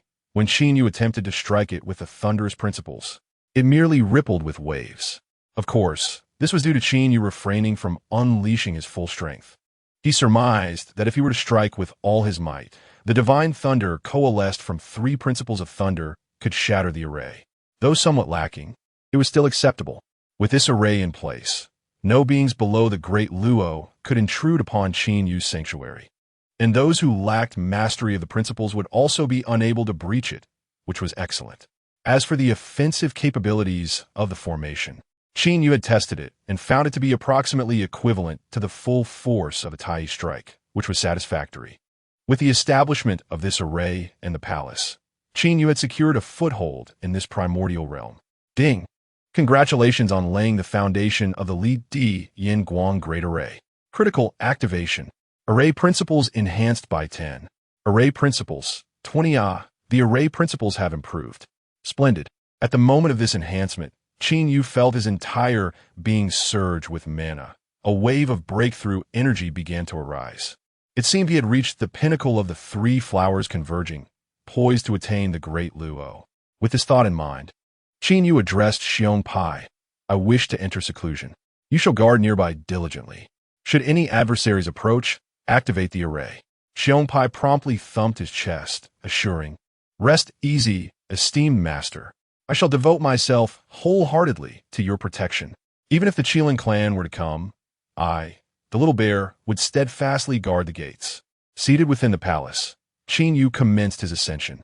His mana was already perfected, so with a mere thought, his cultivation began to rise. However, soon an obstruction materialized. Yet above him, a space opened.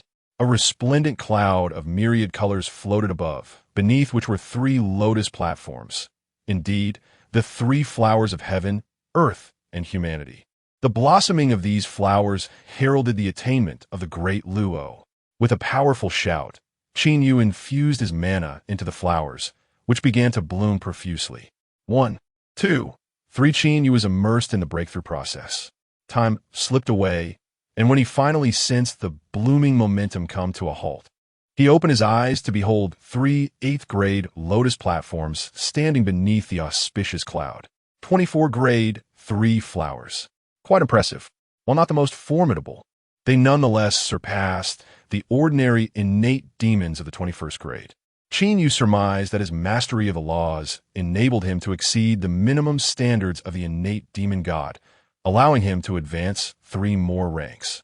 With the 3 flowers fully blossomed, it was only natural for Qin Yu's cultivation to break through, propelling him into the realm of the great Luo. As the turbulent magical energy surged, a panel materialized before his eyes.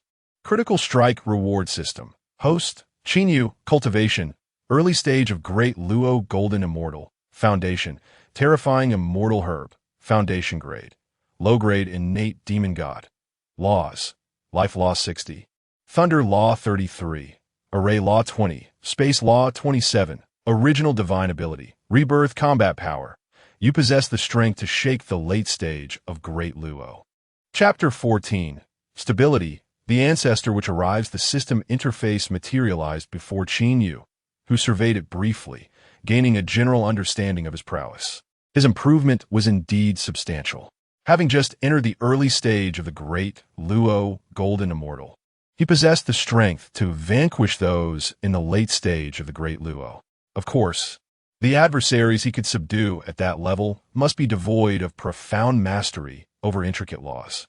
Should there be a being akin to Qin Yu, who wielded exceptionally advanced laws, even if they were at the early stage of great Luo, he would likely find himself evenly matched, making the notion of overwhelming them implausible. It was imperative to diligently cultivate those laws. If one's laws were sufficiently robust, surpassing the majority of beings, one would undoubtedly become invincible among the great Luo. Next, Qin Yu discovered that his foundational rank, although classified as an innate demon god, was further divided into tiers. Much like how innate beings are categorized into 4 grades, upper or middle, lower, and exceptional, he was astonished to find that innate demon gods were no different. Presently, Qin Yu's foundation was formidable, categorizing him as a lower grade innate demon god, suggesting he had not yet reached the zenith of his potential, and thus it was not perfect. Nevertheless, Qin Yu was not one to harbor excessive greed. He felt quite satisfied to have ascended from a flawed lower grade innate being to his current status as an innate demon god, showing little concern for the rank itself. Moreover, with the critical hit reward system at his disposal, the prospect of further elevating his foundation in the future remained plausible. However, upon glancing at the system interface's detailed description of his foundation, which bore the ominous title of Terrifying Celestial Herb, he found himself somewhat speechless. This designation seemed rather hasty. It appeared that his foundation was indeed akin to a celestial herb, but had undergone a significant enhancement, thus qualifying him as an innate demon god. Fortunately, Qin Yu possessed the divine form of the ancient life tree, which concealed his essence. Otherwise, when venturing out, those powerful beings who detected him might unwittingly perceive a celestial herb standing there, leading to quite an awkward situation. Regardless, he had finally succeeded in achieving this promotion, firmly establishing himself as a great Luo golden immortal, marking a significant milestone in his cultivation journey. After several 100,000 years in the primordial world, it appeared he had finally acquired a foothold. Qin Yu felt a profound sense of satisfaction. Next, he would await the conclusion of the Dragon and Han Cataclysm, ushering in the era of the witch and demon. The path of cultivation ahead remained somewhat nebulous to him. Lacking any inheritance, he was uncertain how to attain the status of a primordial golden immortal. He contemplated that when Hongjun attained sainthood, it would be advantageous to visit the Zixiao Palace to listen to the Tao teachings. However, it seemed Hongjun's ascension would still require several epochs. For now, he resolved to continue his practice within the Taoist temple. With myriad thoughts and plans flickering through his mind, Qin Yu settled into a meditative posture within the Taoist palace. Resuming his cultivation. Ding! You have begun absorbing spiritual energy. Critical hit activated. You have gained cultivation of the 3 Yuan meeting. Ding! You are studying the path of laws, achieving a critical hit. Your mastery of spatial laws has risen to 35. Ding! Cultivation was an exceedingly tedious endeavor, yet Qin Yu found joy in it. Although the pace of advancement significantly slowed after reaching Great Luo, the presence of the system ensured that he experienced tangible improvements daily. During his leisure hours, Qin Yu departed from the Tao Palace and meandered across the desolate grasslands beneath his feet. To his astonishment, he discovered that a number of beings had ventured into this forsaken expanse. These entities were all innate beings, though most were rather ordinary in nature. Upon their arrival, they appeared visibly alarmed, as if evading some unseen threat. The Feng and Long clans were mobilizing troops from the southeast, intent on engaging in a fierce battle with the Qilin. Xiongpai hastened over to report the news he had gleaned. Isn't this rather commonplace? Qin Yu remarked. In recent years, the 3 clans have been embroiled in continuous warfare. I presumed they had grown accustomed to it. Great immortal. This time is different, Xiongpai replied, his expression fraught with terror. My sister recently conveyed a message stating that the Feng and Long clans have assembled 70% of their kin, preparing for a decisive battle near the Uncanny Mountain. Decisive battle? Qin Yu's countenance stiffened. Was the long-anticipated conflict among the 3 clans finally upon them? He summoned his magical power, and his eyes mirrored the ethereal image of the Tree of Life, revealing the thick, ominous black-red aura that pervaded the void. The calamity had intensified. It nearly obscured the brilliance of the sun and moon. It seemed that the great tribulation was indeed on the verge of eruption. My plans must be hastened. Qin Yu glanced at the enormous black stone resting within the confines of the system space. This stone was the core fragment of the Chaos Pearl. According to the system, acquiring the Qinquan Cauldron and using it to reverse refine the Chaos Pearl fragment would allow the shard to regain a semblance of its former divine might. The restoration of the Chaos Pearl was of utmost importance for ensuring his continued stability in the primordial realm. In the ensuing days, Qin Yu diligently cultivated the 4 laws within the Tao Palace, preparing to navigate the tumultuous waters of the impending calamity. The beings who had sought refuge on this grassland were aware of the Tao Palace situated at its center. According to a Tai black bear, the master of this Tao Palace was a great Luo golden immortal who had practiced the way of life.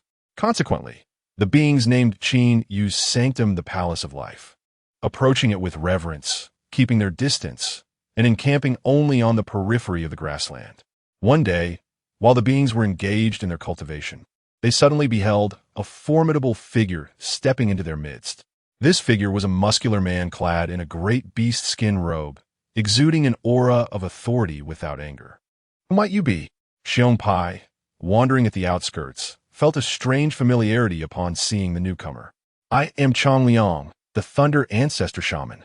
Is there a lord of this place? Let the master of this domain hasten forth to meet me. Chong Liang, the Thunder Ancestor Shaman. Xiong Pai's heart sank.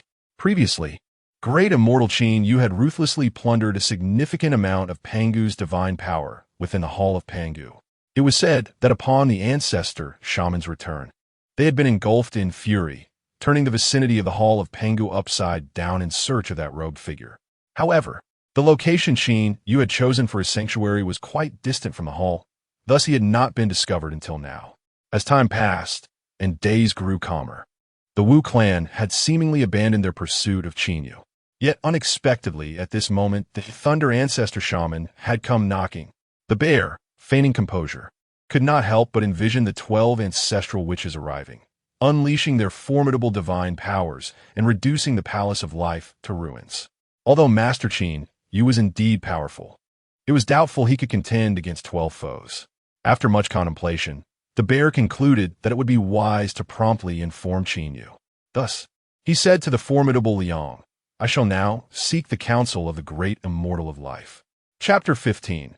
Donning a white robe within the Life Dao Palace. The myriad forces of the laws permeated the air, as Qin Yu devoted himself diligently to the cultivation of these laws. The laws represent the fundamental rules of heaven and earth. Once a being grasps them, they can wield certain celestial powers, which are essential for any entity aspiring to greatness. The more profound the laws one masters, the more they enhance the essence of that being. Although I may not possess a formidable weapon of attack, my command over the laws enables me to stand unrivaled amidst the vast wilderness. However, Qin Yu remained uncertain about the disparities in strength between himself and the other primordial deities roaming the wilderness. Behemoths of the witch and demon era, such as the Blood Sea and the Underworld River, the Lord of Five Zhuang, and the Three Pure Ones of Kunlun Mountain, should not be underestimated. To speak of nearer threats, the ancestors of the three clans in this era, along with the reincarnated demon gods, not only possess significantly greater cultivation levels, but undoubtedly command even stronger laws. The gap in power is indeed vast. Qin Yu suddenly recognized that, in comparison to these beings, his own achievements seemed rather insignificant. Strong he may be, yet he was merely a larger ant among giants. The path of cultivation requires much refinement and progress. With a deep sigh, Qin Yu resolved, having arrived in the wilderness, he could not remain an ant. He must strive diligently. During this period, Qin Yu had stabilized his cultivation, firmly establishing himself in the realm of Daluo. He felt it was time to cease solitary endeavors and venture forth in search of opportunities for greater breakthroughs. Just as he was about to take action, a flustered figure burst into the Life Dao Palace. Great Immortal, this is bad. It was Xiong Pai, who rushed in, panic etched across his features. He appeared so disoriented that he stumbled and fell to the ground, rolling twice before coming to a halt before Qin Yu. Xiong Pai, what has you so flustered? Qin Yu inquired, brow furrowed. Xiong Pai quickly rose, lowering his voice as he spoke. The ancestor witches have come knocking. Eh? Qin Yu was taken aback. Had the situation been uncovered? He had been reclusive of late, and logically, the ancestor witches should not have come calling. How many have arrived? He asked, casting a glance at Xiong Pai. Only one, Xiong Pai replied. Is the Thunder Ancestor Witch, Chong Liang. Only one? Qin Yu felt a wave of relief wash over him. The arrival of just a single, which indicated they had not deduced that he was the entity concealed within the Panga Hall. Otherwise, given their nature, they would have surely brought all 12 siblings to bear down upon him, disregarding any notions of martial ethics in favor of brute force. Nevertheless, caution was prudent. He must not reveal his true identity. Qin Yu glanced at his purple robe and, with a flick of his magical power, transformed it into a flowing white robe. In an instant, he metamorphosed from mysterious youth clad in purple into a radiant young man adorned in white, exuding an aura of purity and light. Stepping out, Qin Yu moved swiftly from the Life Dao Palace into the outside world. At that moment, a throng of beings had gathered in the realm beyond. Today, a formidable primordial demon god, the Thunder Ancestor Witch Chong Liang, had arrived, seemingly to pay a visit to the master of the Life Dao Palace, the Life Daoist. For ordinary beings, such illustrious figures of the Daoyuo level were not easily encountered. They craned their necks, gazing skyward in anticipation. At this moment, in the heavens above, two ethereal beings stand face to face, suspended in the air. One is clad in a robe of beast hide, while the other dons a white garment, both exuding an air of remarkable distinction. Among them is the formidable thunder ancestor, Qiangliang, from the northern region of the unending mountain, an entity of unimaginable power. The other is the revered lord of the life prairie, the life Taoist, the esteemed Master Qinyu. The onlookers murmur amongst themselves, some filled with excitement, while others harbor concerns. A strikingly beautiful woman speaks up. I have heard that the ancestors are notoriously temperamental and unreasonable. Would they bully Master Qinyu? Although many had not encountered Qinyu personally, his presence ensured a harmonious and prosperous life for all within the prairie, fostering deep respect and admiration for the benevolent ruler. Naturally, they wish for Qinyu to remain unscathed by the ancestors' wrath. Fear not, our life Taoist, Master Qinyu, is also a great Luo golden immortal and holds no fear of the ancestors. Yet, one cannot overlook that there are a total of 12 ancestors, each a great Luo in their own right, wielding the power of the laws. At this revelation, the crowd's expressions shifted. If a single great Luo commands reverence, what 12? They could easily forge a dominant force. Should all 12 descend into battle, could Master Qinyu truly contend with them? Let us not indulge in alarmist rhetoric, cried another enchanting woman. Master Qinyu has not wronged the 12 ancestors. This thunder ancestor must merely be here for a visit. Let us hope so. As the crowd deliberated, Qinyu listened intently, his demeanor unperturbed, his gaze steady upon the beastly figure before him. Are you the ancestor Qiangliang? What brings you here? Qiangliang regarded Qinyu with curiosity, perceiving an aura that seemed remarkably ordinary, as if he were merely a common great Luo. Intrigued, he probed with his divine sense, only to be met with the sudden eruption of a colossal tree radiating a sacred light, repelling his inquiry with overwhelming force. Such formidable law power. Qiangliang's expression shifted, his earlier disdain now tempered. Qinyu coldly remarked, "Are you here to test my capabilities, Qiangliang?" Qiangliang snorted, accustomed to the arrogance that accompanied his formidable kin. Never had he been confronted so directly. Yet, having felt the strength of Qinyu, he recognized that this was no ordinary being, but rather a true powerhouse. Thus, he retorted, "Life Taoist, why do you come at me so aggressively? I have heard of your prowess within the unending mountain and was compelled by curiosity to pay a visit. In truth, the ancestors were incensed by a prior intrusion into the Pangu Palace and had been searching in vain for the so-called purple-robed Taoist. Consequently, their focus shifted to powerful beings, visiting every great Luo within the unending mountain. Yet none have encountered the so-called youth clad in purple robes. Recently, there have been whispers among the beings about the emergence of a grand entity of the Luo level in the southern plains of Mount Buzhou, a life immortal. Consequently, formidable figures hasten to the scene to investigate. Presently, this life Taoist is neither a youth nor adorned in purple. He is enveloped in an aura of vibrant life, having cultivated the path of life itself. How could he possess the means to conceal himself within the Panga Hall? It is likely that he is not the one. Strong Liang mused. Chapter 16. Brothers indeed. Though the path of life is formidable, its strength lies in its vibrant vitality, making it exceedingly difficult to extinguish. However, the path of life lacks the ability to enable beings to stealthily lurk in silence. Qiangliang had already dismissed Qin Yu's suspicions by a third in his heart. Although Qin Yu's earlier cold demeanor had irked him greatly, inciting a desire to strike him with a fist, the recent offenses against numerous Deluo powerhouses by the Witch clan weighed heavily on his mind. As they approached this sacred grassland of life, his younger sister Hudu had repeatedly cautioned him against antagonizing the practitioners of the path of life.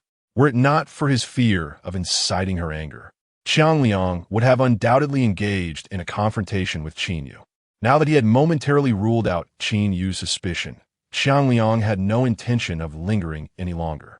With a cold scoff, he declared, "Practitioner of the path of life, I, the ancestor witch, have pressing matters to attend to. Although I would relish the opportunity to engage in discourse, it shall have to wait for another time." With that, he turned to leave. However, Qin Yu suddenly gestured for him to wait, exclaiming, "Hold on, Xiangliang, my friend." What is it?" Xiangliang turned back, curiosity piquing as he observed an unexpected smile adorning the usually icy countenance of the practitioner of the path of life. Qin Yu spoke. "I have heard tales of the ancestor witch's formidable prowess, and I have long been intrigued. Why not sit down and engage in a discussion?" Sit down and engage in discussion? Given the intellect of the ancestor witch, it was indeed challenging to pivot one's thoughts swiftly. Xiangliang pondered for a considerable time before expressing his astonishment. "You're quite peculiar. Just a moment ago, you were frigid towards me, yet now you extend an invitation to discuss?" Qin Yu chuckled softly, for he too had acted on a sudden impulse. During their confrontation, he sensed the terrifying fluctuations of law emanating from Xiangliang's entire being. This fluctuation of law was one he was quite familiar with. Indeed, it was the law of thunder, the might of thunder, the force of heavenly tribulation. The ancestor witches are truly endowed by heaven, living up to their lineage from Pangu.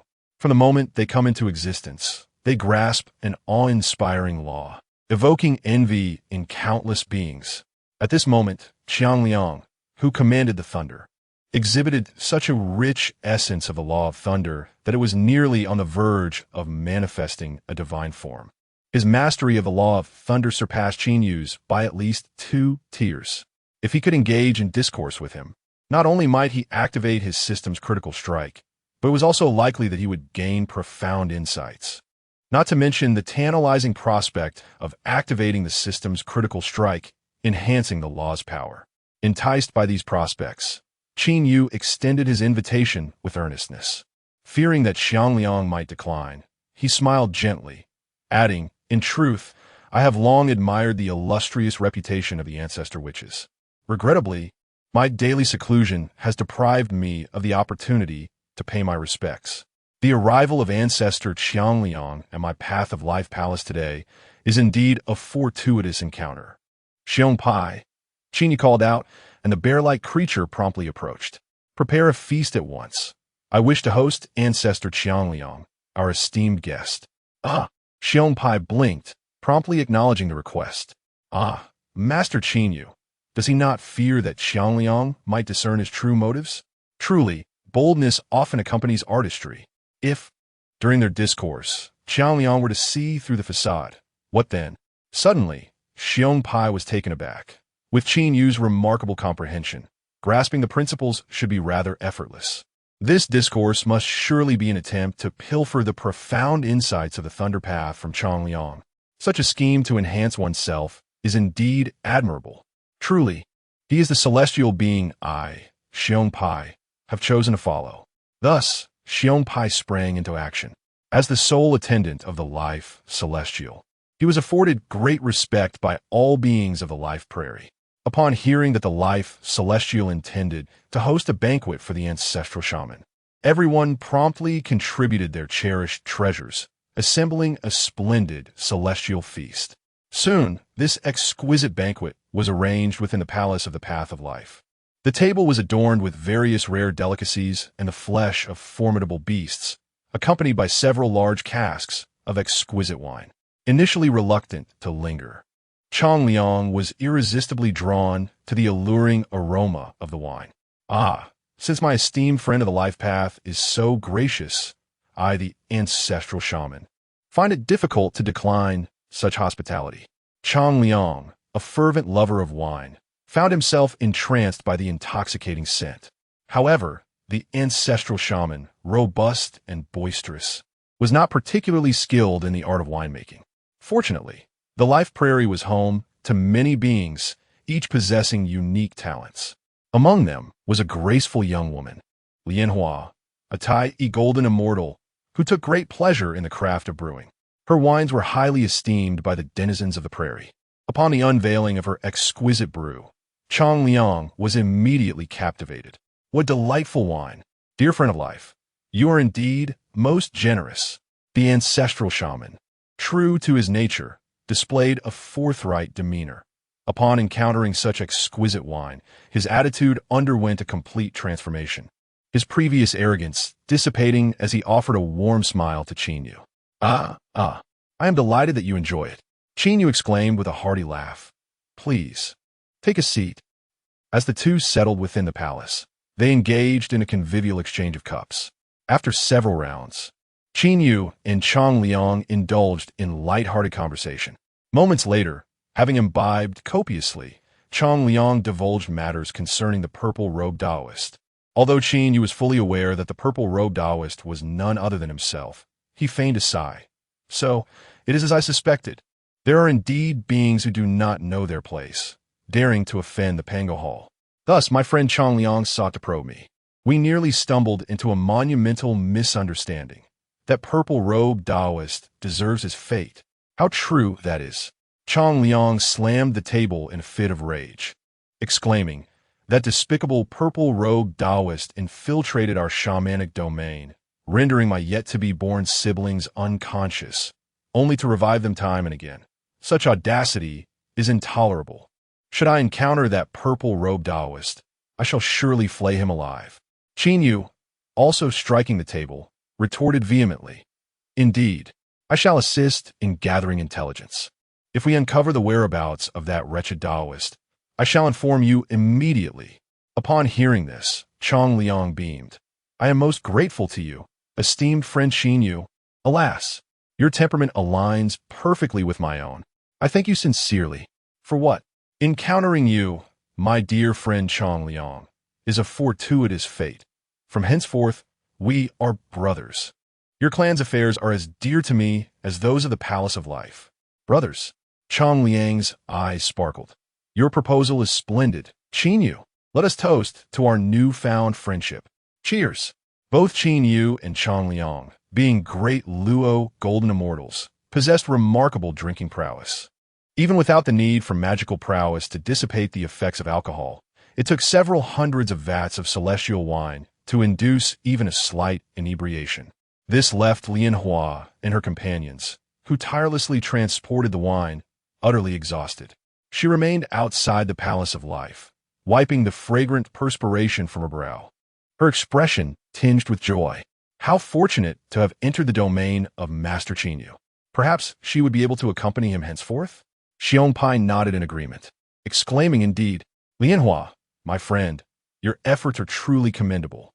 Master Qin, you will undoubtedly remember your hospitality towards the Grand Ancestor Wu." Within the Palace of Life, Qin Yu and Chang Liang had consumed yet another several hundred vats of celestial wine. As the opportune moment approached, Qin Yu seamlessly transitioned to the core of the discussion, engaging Chang Liang in a discourse on the Tao. "To speak candidly, my understanding of the Tao of life has seen little advancement of late. Thus, I seek to glean insights from your mastery of the Tao of Thunder, in hopes of unlocking new avenues for elevation within the Tao of life. I trust that you, my esteemed brother Chang Liang, will assist me in this endeavor." Upon hearing these words, Chang Liang erupted into hearty laughter. "Ah, brother Qin Yu, you truly underestimate yourself. The Tao of Thunder is straightforward. Allow me to share my understanding with you." Chapter 17. The immensity of millions, the essence of thunder, however. The formidable Chang Liang continued to speak. "Let us first discuss the concept of laws," he stated. "Laws are the embodiment of the principles governing heaven and earth. Generally, only those of the great Luo are qualified to wield the power of these laws. Qin Yu is aware of this." Chang Liang then inquired, "So, brother Qin Yu, do you know how many specific laws exist within the cosmos?" Qin Yu remained silent, while the imposing Xiong Pai pondered aloud. 3,000, perhaps?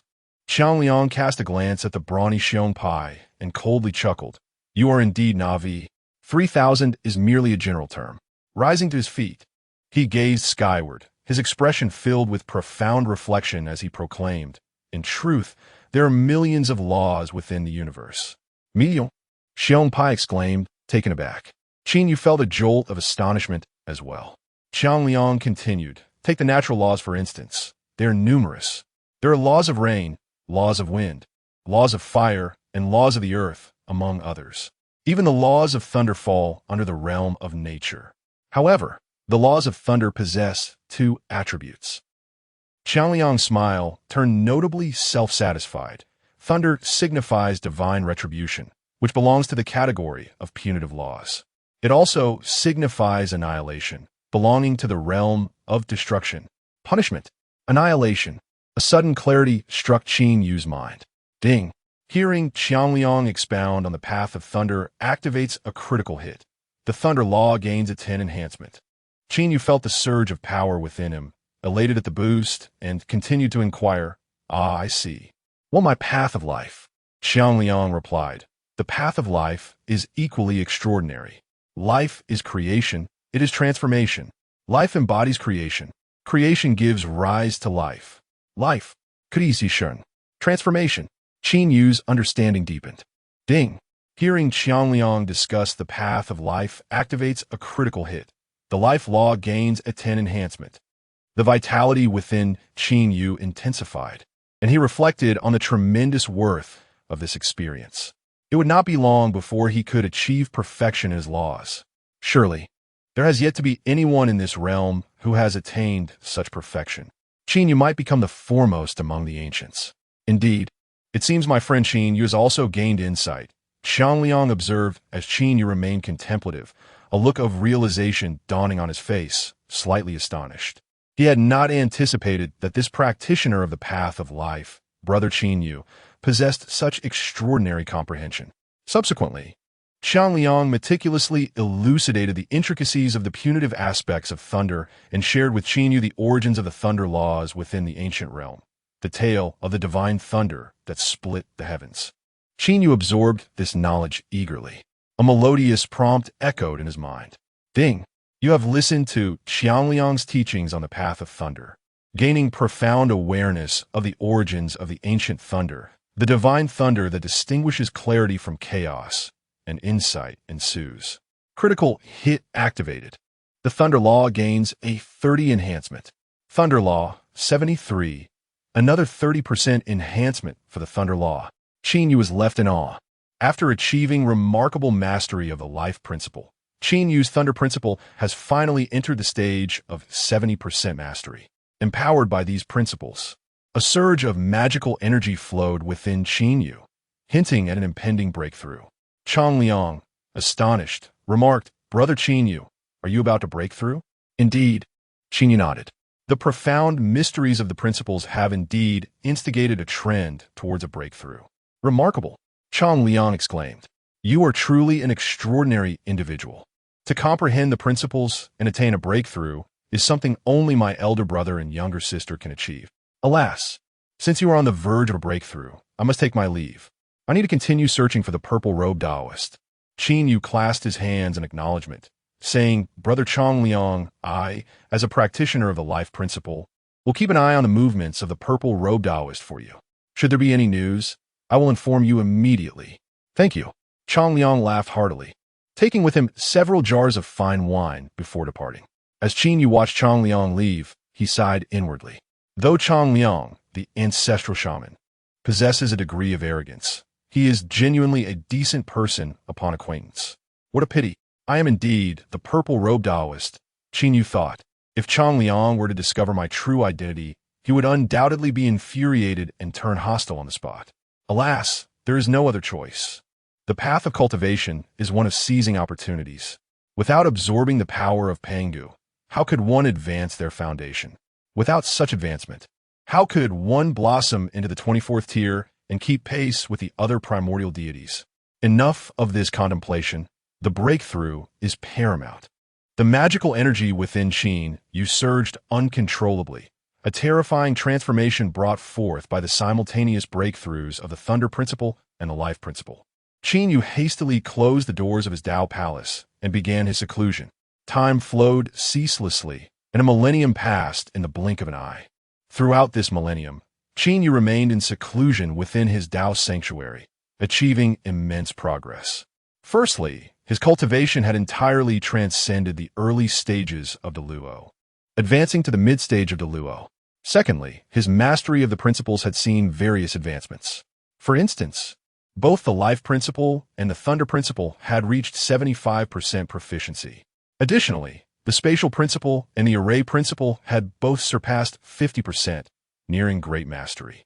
These significant enhancements in the principles, combined with Qin Yu's recent breakthrough to the mid-stage of the Luo, indicated yet another impending breakthrough. It won't be long before I become a powerful being in the late stage of the Luo. With such formidable strength, Qin Yu immediately set about fortifying himself. First, he employed the power of the principles to arrange 10 formidable arrays surrounding his Dao sanctuary. In addition to the initial Li Di Yin Guang Great Array, Qin Yu gathered the Geng Jin Great Array, the Heavy Water Great Array, and even devised a Divine Thunder Great Array of his own. It can be said that Qin Yu's stronghold is now as solid as a fortress. Even a Luo being would find it challenging to breach in a short time. Moreover, in addition to the offensive and defensive arrays, Qin Yu inscribed several spirit-gathering arrays, resulting in a particularly rich concentration of spiritual energy in his Dao sanctuary, making cultivation exceedingly smooth. Time passed swiftly, and another 30,000 years flew by. One day, while immersed in his cultivation, Qin Yu suddenly sensed a fluctuation in his magical energy. A powerful aura of the late stage of the Great Luo enveloped him. Critical Strike Reward System. Host, Qin Yu. Cultivation. Late stage Great Luo Jinxian. Root. Terrifying Immortal Herb. Root Grade. Inferior Innate Demon God. Laws. Life Law 75. Thunder Law 75.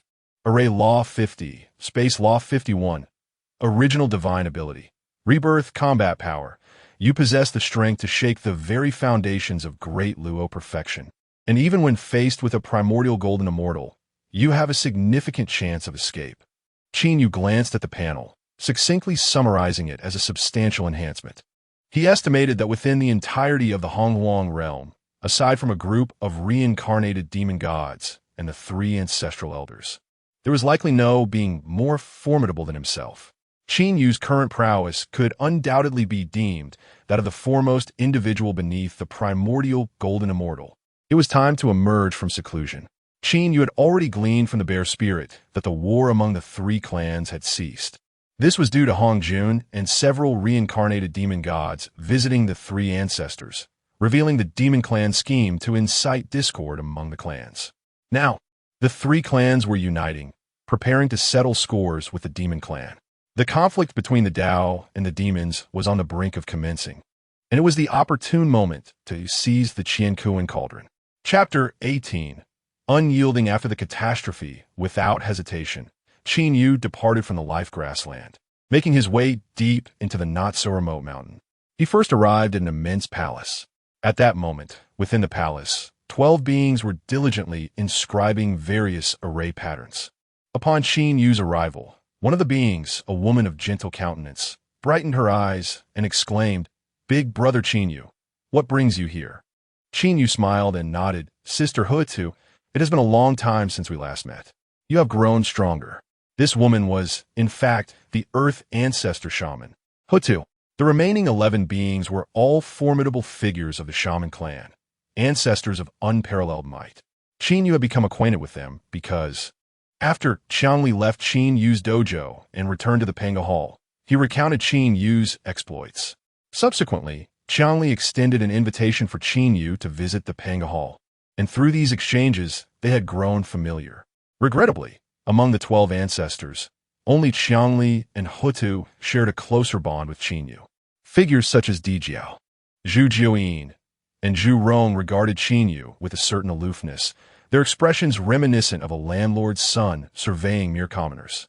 The arrogance of these ancestors was truly remarkable. Xiongpai followed closely behind Qin Yu, discreetly rolling his eyes.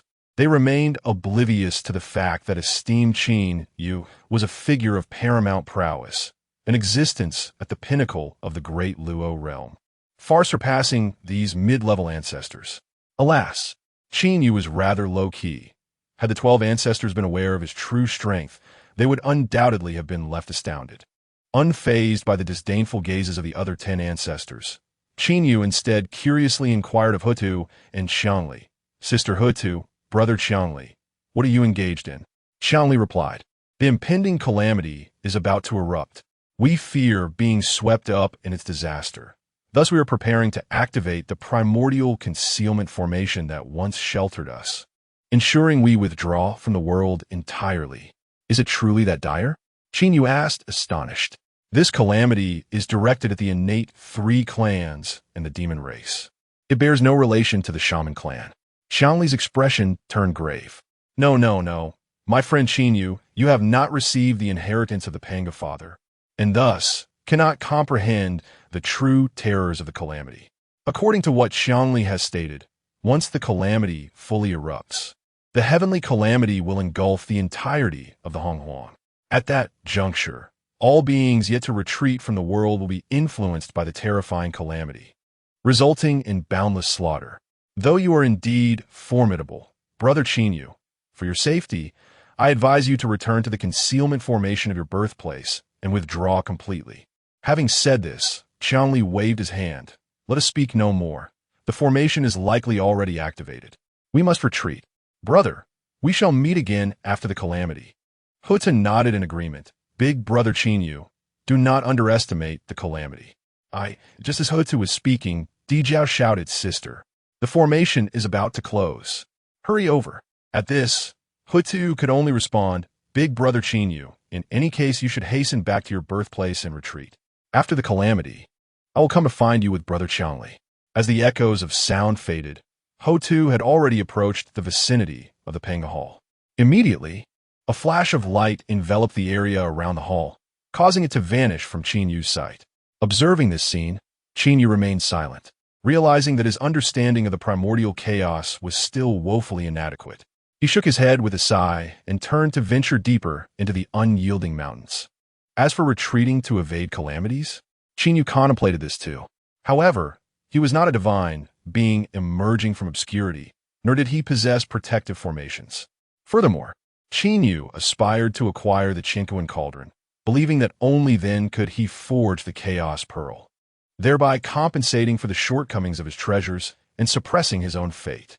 After Qin Yu departed, within the hidden formation of the Wu clan, Di Jiang addressed his siblings, stating, After this calamity, we shall embrace our true opportunity for resurgence.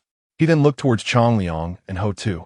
That Qin Yu, since you both hold him in such high regard, why not invite him to join our Wu clan when he emerges in the future? He could serve as the guardian spirit for our great and lesser shamans. As descendants of Pangu, we would surely rejoice in having him as our protector. Changliang furrowed his brow. Elder brother, Qin Yu has his own path. I believe he will carve out his own lineage in the future. He is unlikely to join our clan. Di Jiang replied coldly. Then, you should minimize your interactions with Qin Yu. Our Wu clan requires no friends. In our domain, all beings must adopt a singular stance, that is, submission. Meanwhile, Qin Yu and Xiong Pai traversed the dense forests of the unyielding mountains, with Xiong Pai venting his frustrations. Lord Qin Yu, you should have seen that Di Jiang. He is incredibly arrogant, acting as though he has reached the heavens. With your current cultivation, suppressing him would be effortless, wouldn't it? His hubris will surely warrant a stern lesson in the future. Qin Yu replied indifferently. The ancestral shamans are the bloodline descendants of the great Pangu. A bit of arrogance is to be expected. Xiong Pai remarked. Yet, both Lord Changliang and Lord Ho Tu have been quite amiable towards you. Everyone possesses a unique character, Qin Yu noted. Recognizing that the other 10 ancestral shamans were indeed proud and had disregarded him entirely, often neglecting to greet him during his visits to the Panga Hall. However, Qin Yu remained unfazed. Once I obtain the Qinhuang cauldron and forge the Chaos Pearl, I will be able to suppress my own fortune. Following that, with a few fortunate encounters, I may attempt to break through to the realm of the primordial golden immortal.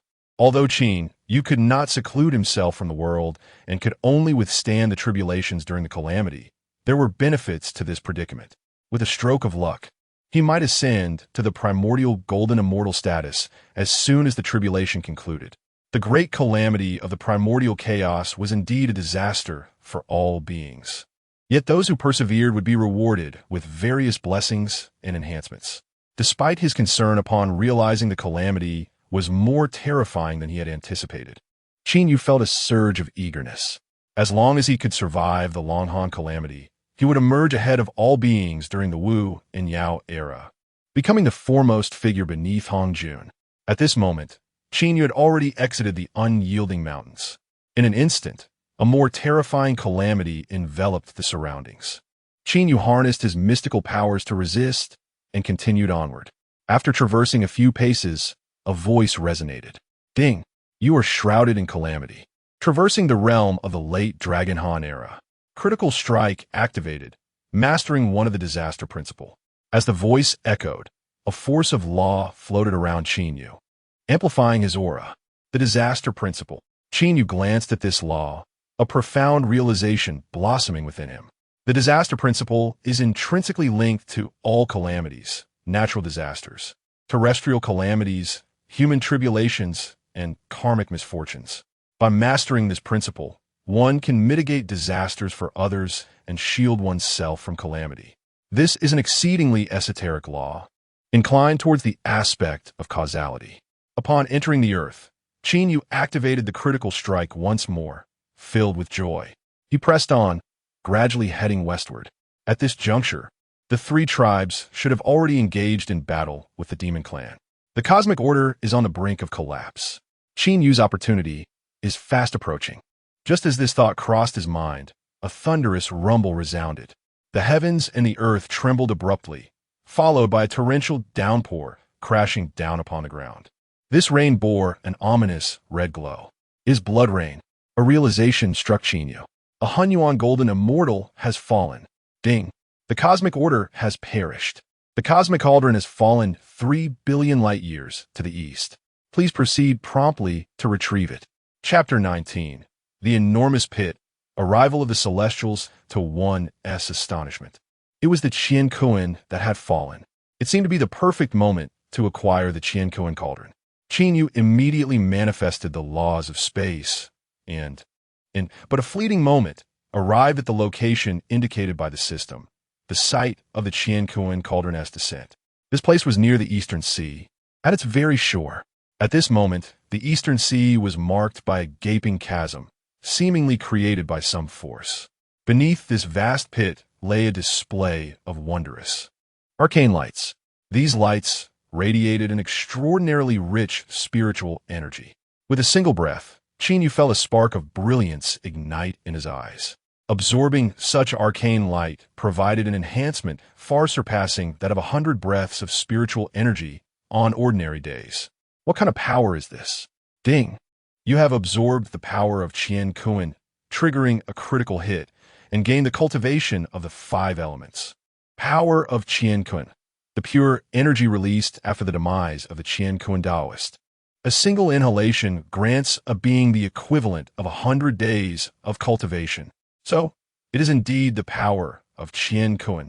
It is astonishing that the energy released upon the death of the Qian Kuan Taoist can bestow extraordinary transformations upon living beings. Qin Yu is suddenly reminded of a saying from his past life. A whale's fall gives birth to myriad beings. This encapsulates the essence of the situation. Now, as the power of Qian Kuan spilled forth, it had attracted numerous beings to this location. These creatures were plentiful, all hailing from the primordial myriad spirits. Qin Yu surveyed the scene and noted that each of these beings bore a palpable aura of calamity above their heads. Clearly, it was as the ancestral which had foretold. The cataclysm had erupted, and if beings did not retreat from the world, they would inevitably be tainted by the terrifying calamity. The lighter ones became irritable, unable to suppress their murderous impulses, often engaging in reckless behavior uncharacteristic of their usual selves. The heavier ones, however, would plunge into slaughter and destruction, ultimately perishing within the calamity. Within this immense chasm, some of the newcomers had already clashed, engaging in fierce combat.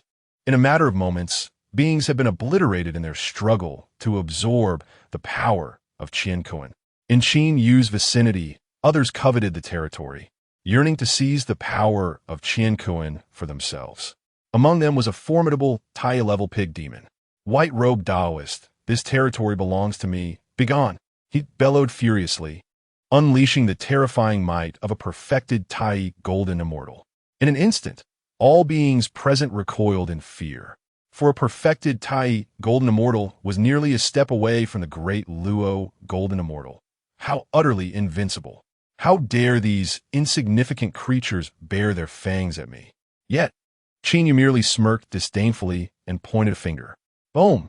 The sky suddenly darkened, and a fearsome blue divine thunder crashed down, reducing the perfected Tai to ashes. The law of thunder. A great Luo Golden Immortal. The surrounding beings were struck with terror. If a perfected Tai Golden Immortal could instill a sense of caution, then a great Luo Golden Immortal, especially one who wielded the laws, commanded reverence from all.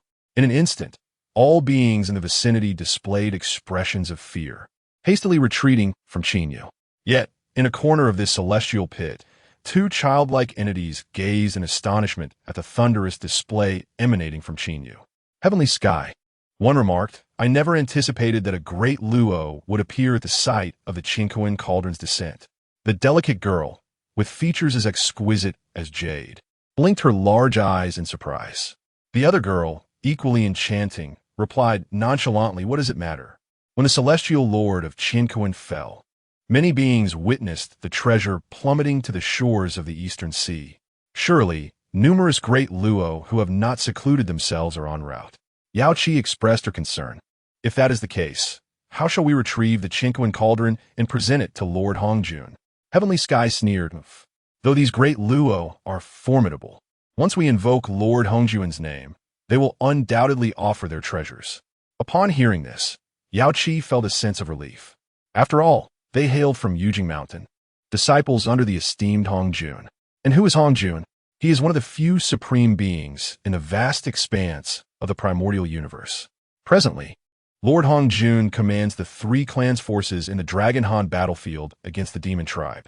As disciples of such a grand figure, tasked with retrieving treasures, who would dare to show them disrespect?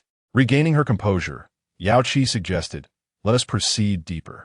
The Qinkuan cauldron should lie beneath this pit. Indeed, let's go. Ding. The heart-eroding calamity has been vanquished, activating a critical hit, enhancing the disaster law by 10. Ding. The vanquished heart-eroding calamity is a descendant of the fierce beast, Tao Tai. Activating a critical hit has granted you an opportunity.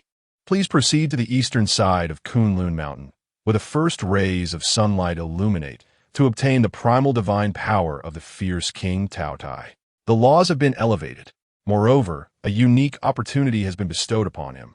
Truly, fortune smiles upon him. Qinyu felt his power intensifying, his heart brimming with satisfaction. Simultaneously, he harbored great anticipation for the so-called primal divine power of Tao Tai. It is said that Tao Tai is a formidable general among the fierce beast royalty, and its primal divine power must be extraordinary. It seems prudent to find an opportune moment to explore the eastern Kunlun. But first, let us secure the Qinkuan cauldron. Qinyu swiftly descended further into the depths of the pit. The Qinkuan energy intensified below, and he absorbed it with great delight, equating the brief experience to several millennia of cultivation in seclusion. He advanced towards the base where the Qinkuan cauldron had fallen. As Qinyu entered the pit, more beings arrived at this colossal crater created by the Qinkuan cauldron's impact. This new assembly radiated boundless divine essence, exuding an extraordinary aura. Notably, two among them shone with divine light, clearly possessing great Luo cultivation. At this moment, they engaged in conversation. Brother, I propose we return to seclusion. Wandering about aimlessly now seems rather unwise. Opportunities lie ahead.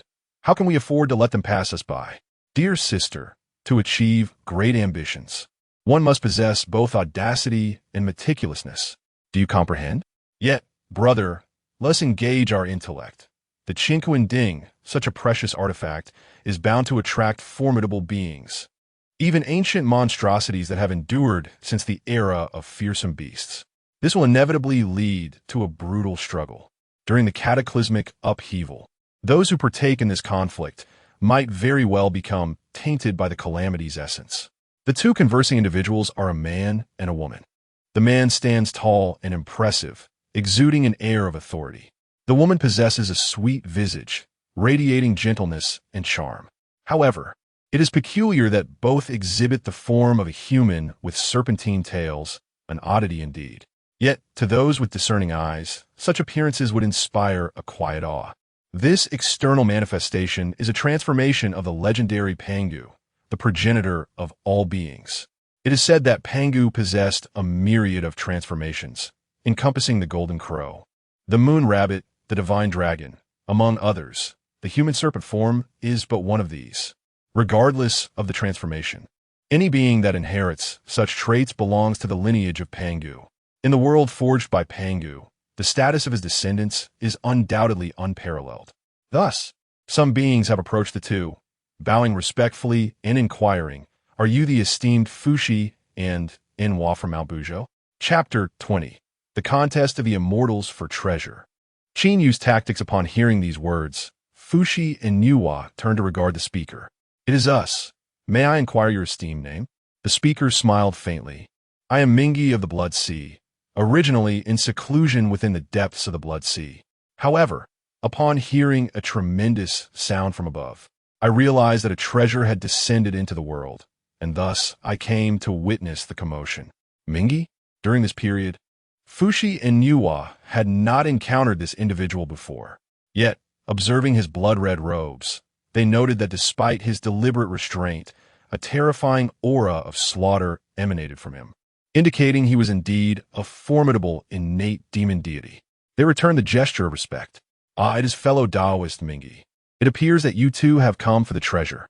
It seems we are destined for a contest." However, to their surprise, Mingi shook his head. "Not at all. I have no intention of claiming the treasure. Look over there." Mingi pointed towards the horizon. There, several terrifying demonic energies and various ominous auras were approaching this location. The fall of the Qian Kuanding has attracted many great Luo beings. For now, I prefer not to engage with these entities. I have come merely to absorb some of the Qian Kuan's power in hopes of advancing to the pinnacle of the great Luo, after which I shall return to my seclusion in the Blood Sea. Fushi and Inhua sighed. Fellow Taoist, Mingi truly possesses profound insight. Mingi smiled nonchalantly, of course. The peril of this calamity is such that even the Honghuang golden immortals have perished. We mere great Luo must tread carefully lest we meet the same fate. Well, I have absorbed enough now. I shall take my leave. Safe travels, fellow Taoist Mingi. Fushi and Inhua watched as Mingi departed. Inhua remarked, "Brother, observe how astute fellow Taoist Mingi is, avoiding conflict." Indeed, Fushi nodded in agreement. The surroundings were bustling with activity, as numerous beings continued to descend into this pit. Many of them were not weaker than Fushi himself, instilling a sense of trepidation within him. However, as if struck by a thought, Fushi declared, "No, this cannot stand. Little sister, your mastery of the Tao of creation means that acquiring the Qian Kuanding would yield immense benefits. I am determined to retrieve this treasure for you." With that, disregarding Inhua's protests, he leaped into the pit. Inhua, resigned, had no choice but to follow closely behind. Within the pit, various twisting passages unfolded before them, and Qin Yu traversed through, filled with wonder. The demise of the Qian Kuan had caused divine power to cascade downwards, shaping this pit into a realm of its own. Was this truly the extraordinary nature of a Honghuang golden immortal? Qin Yu sensed that such an extraordinary figure as Qian Kuan must have elevated their mastery of the laws to a high level, surpassing the first stage of the laws, thus possessing the ability to alter the characteristics of a domain even in death. Beneath the earth, it seemed as though distinct realms and spaces had formed, likely a result of the dissipating power of the laws. After walking for a while, Qin Yu suddenly felt a stirring in his heart and turned to the left, where he beheld a peculiar stone, half exposed from the earth, radiating spiritual energy. Ding! Gung metal stone. This treasure can be used during the reverse refinement of the Chaos Pearl, enhancing it with the power of the 5 elements, thereby augmenting its might. What a splendid find! Qin Yu directly grasped it in his hand and continued onward. Suddenly, a notification echoed. Ahead lies the hidden fire heavenly essence, which can be refined within the Chaos Pearl. Another treasure encountered. Could it be that after the demise of Qian Kuan, not only did the Qian Kuan cauldron fall here, but also all his lifelong treasures?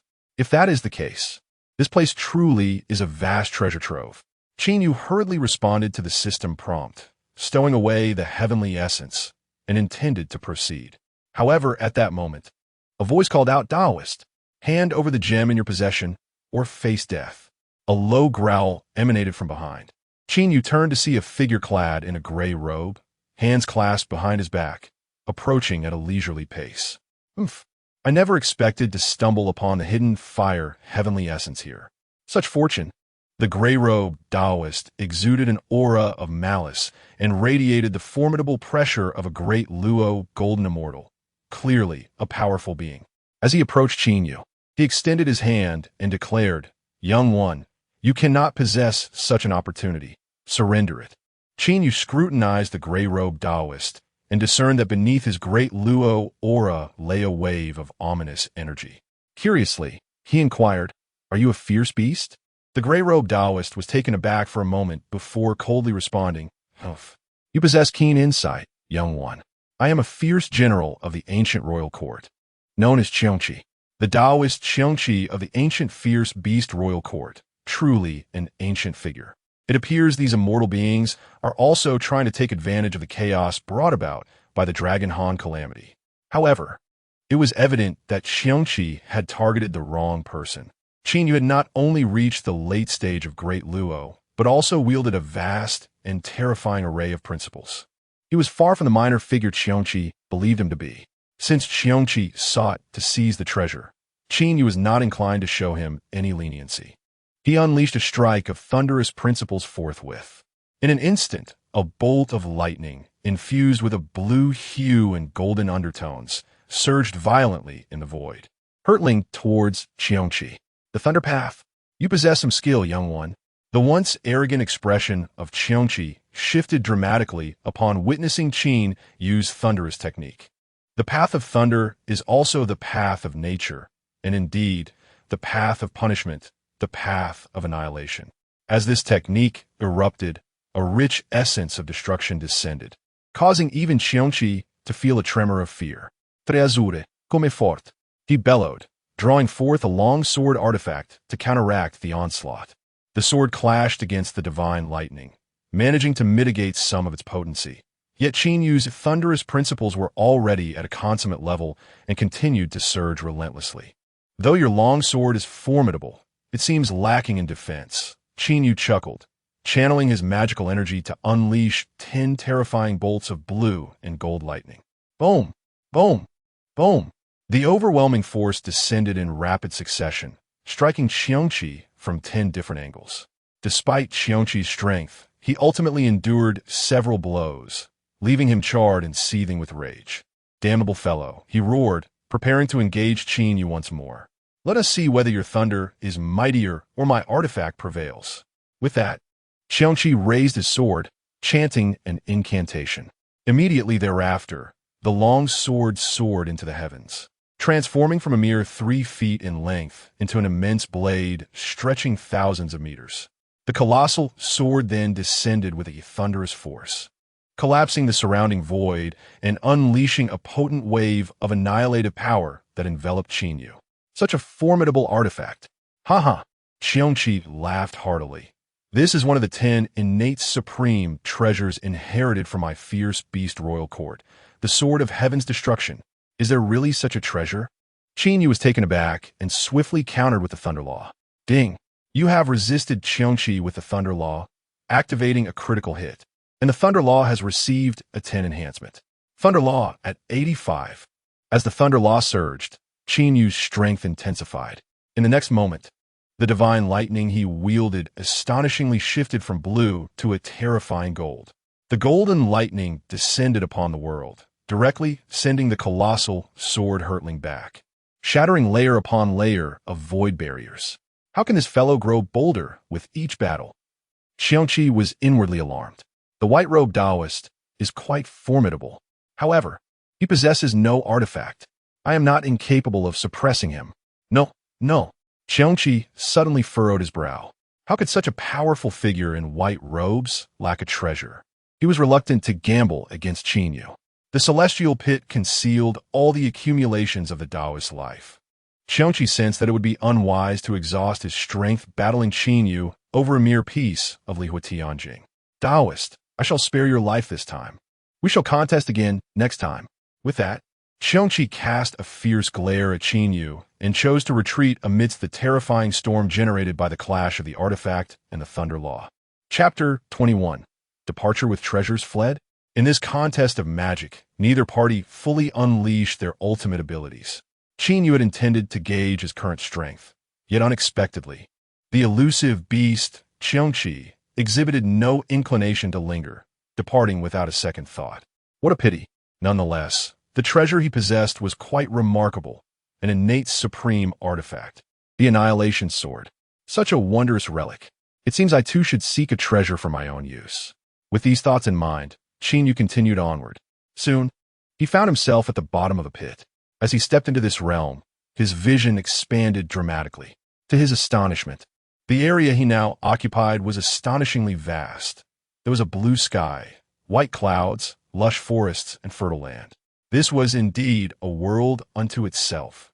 Qin Yu gazed around, noticing that numerous beings were emerging from various passageways, equally awestruck by the magnificent surroundings. These entities possessed varying levels of cultivation, golden immortals, Tai golden immortals, and even a considerable number of great Luo. His attention was drawn to 5 individuals among the assemblage, the strongest of whom was a figure clad in gray robes, none other than the great Luo beast, Xiangqi Taoist. He cast a cold glance at Qin Yu, smirking before dismissing him entirely. 2 others stood nearby, serpentine in form, exuding an extraordinary aura. They were Nuwa and Fushi. The remaining 2 were unfamiliar beings, also great Luo golden immortals. With Qin Yu included, there were 6 great Luo golden immortals present in this expanse. He surmised that many more powerful entities were rushing in from the passageways, all drawn by the desire to seize treasures within this world. Crafted from the remnants of the cosmos, in a mere moment, activity commenced among the gathered. Qin Yu, sensing the allure of treasure, looked down and noticed a deep area in the earth enveloped in an extraordinarily rich purple aura.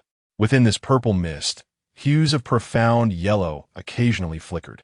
There lay an extraordinary treasure. Without hesitation, Qin Yu swiftly made his way there. In the next instant, he arrived at the site, discovering a mystical yellow measuring stick embedded in the ground, radiating the power to dispel evil and embodying pure virtue. He involuntarily uttered its name. The primordial measuring stick? A postnatal treasure of great merit. He quickly moved forward, seizing the treasure into his grasp. This artifact was precisely what he needed for offense, a fortuitous acquisition indeed. Qin Yu laughed heartily. With this treasure in hand, his strength would undoubtedly amplify. Had he possessed the primordial measuring stick during his earlier confrontation with Xiangqi, he need not have employed any laws to subdue his opponent.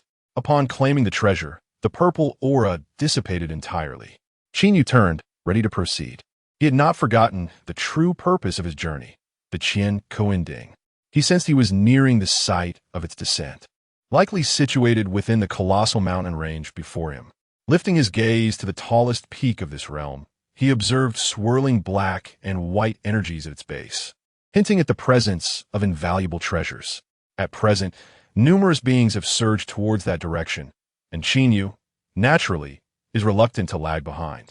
In the void, he continuously absorbs the power of the universe, striving to adjust his condition to its optimal state for the impending treasure contest. Ding! You have absorbed the power of the universe, activating a critical hit, and gained 10 yuan cultivation. 10 yuan cultivation. A powerful tremor coursed through Qin Yu's body, enhancing his strength. With further critical hits, he aimed to expedite his advancement to the pinnacle of the Great Luo, while absorbing the power of the universe. He soon arrived at the location where the black and white energies surged. At this moment, a substantial number of beings had gathered there, encircling 2 exquisitely crafted youths, their expressions full of covetous intent. The reason for their fixation was the small cauldron cradled in the arms of these youths. This cauldron, a hue of bronze, was adorned with various extraordinary Tao patterns. An aura of primordial treasure emanated from it, inciting the envy of many. That is the Qinkuan cauldron. Qin Yu's heart leaped with joy. However, it appeared that someone had already acquired it. The surrounding individuals were evidently eyeing the Qiankuan cauldron with great intent. Yet none dared to act. One of the youths spoke up. I am the Haotian youth, serving under the venerable Hongjun of Yujing Mountain, here to retrieve this cauldron for my master. I kindly ask the esteemed seniors to grant us passage. The mention of Hongjuan's disciple caused the pupils of all present, including Niuhua, Fushi, and the unfamiliar great Luo Golden Immortals, to constrict. Yujing Mountain's Hongjun, a mixed-element Golden Immortal. Who would dare to offend such a figure? Although only a disciple was present, he represented Hongjuan's will. It seemed that this treasure would be difficult to seize. Seeing this, Hao Qian wore a triumphant expression. Did you see that, Yao Tai?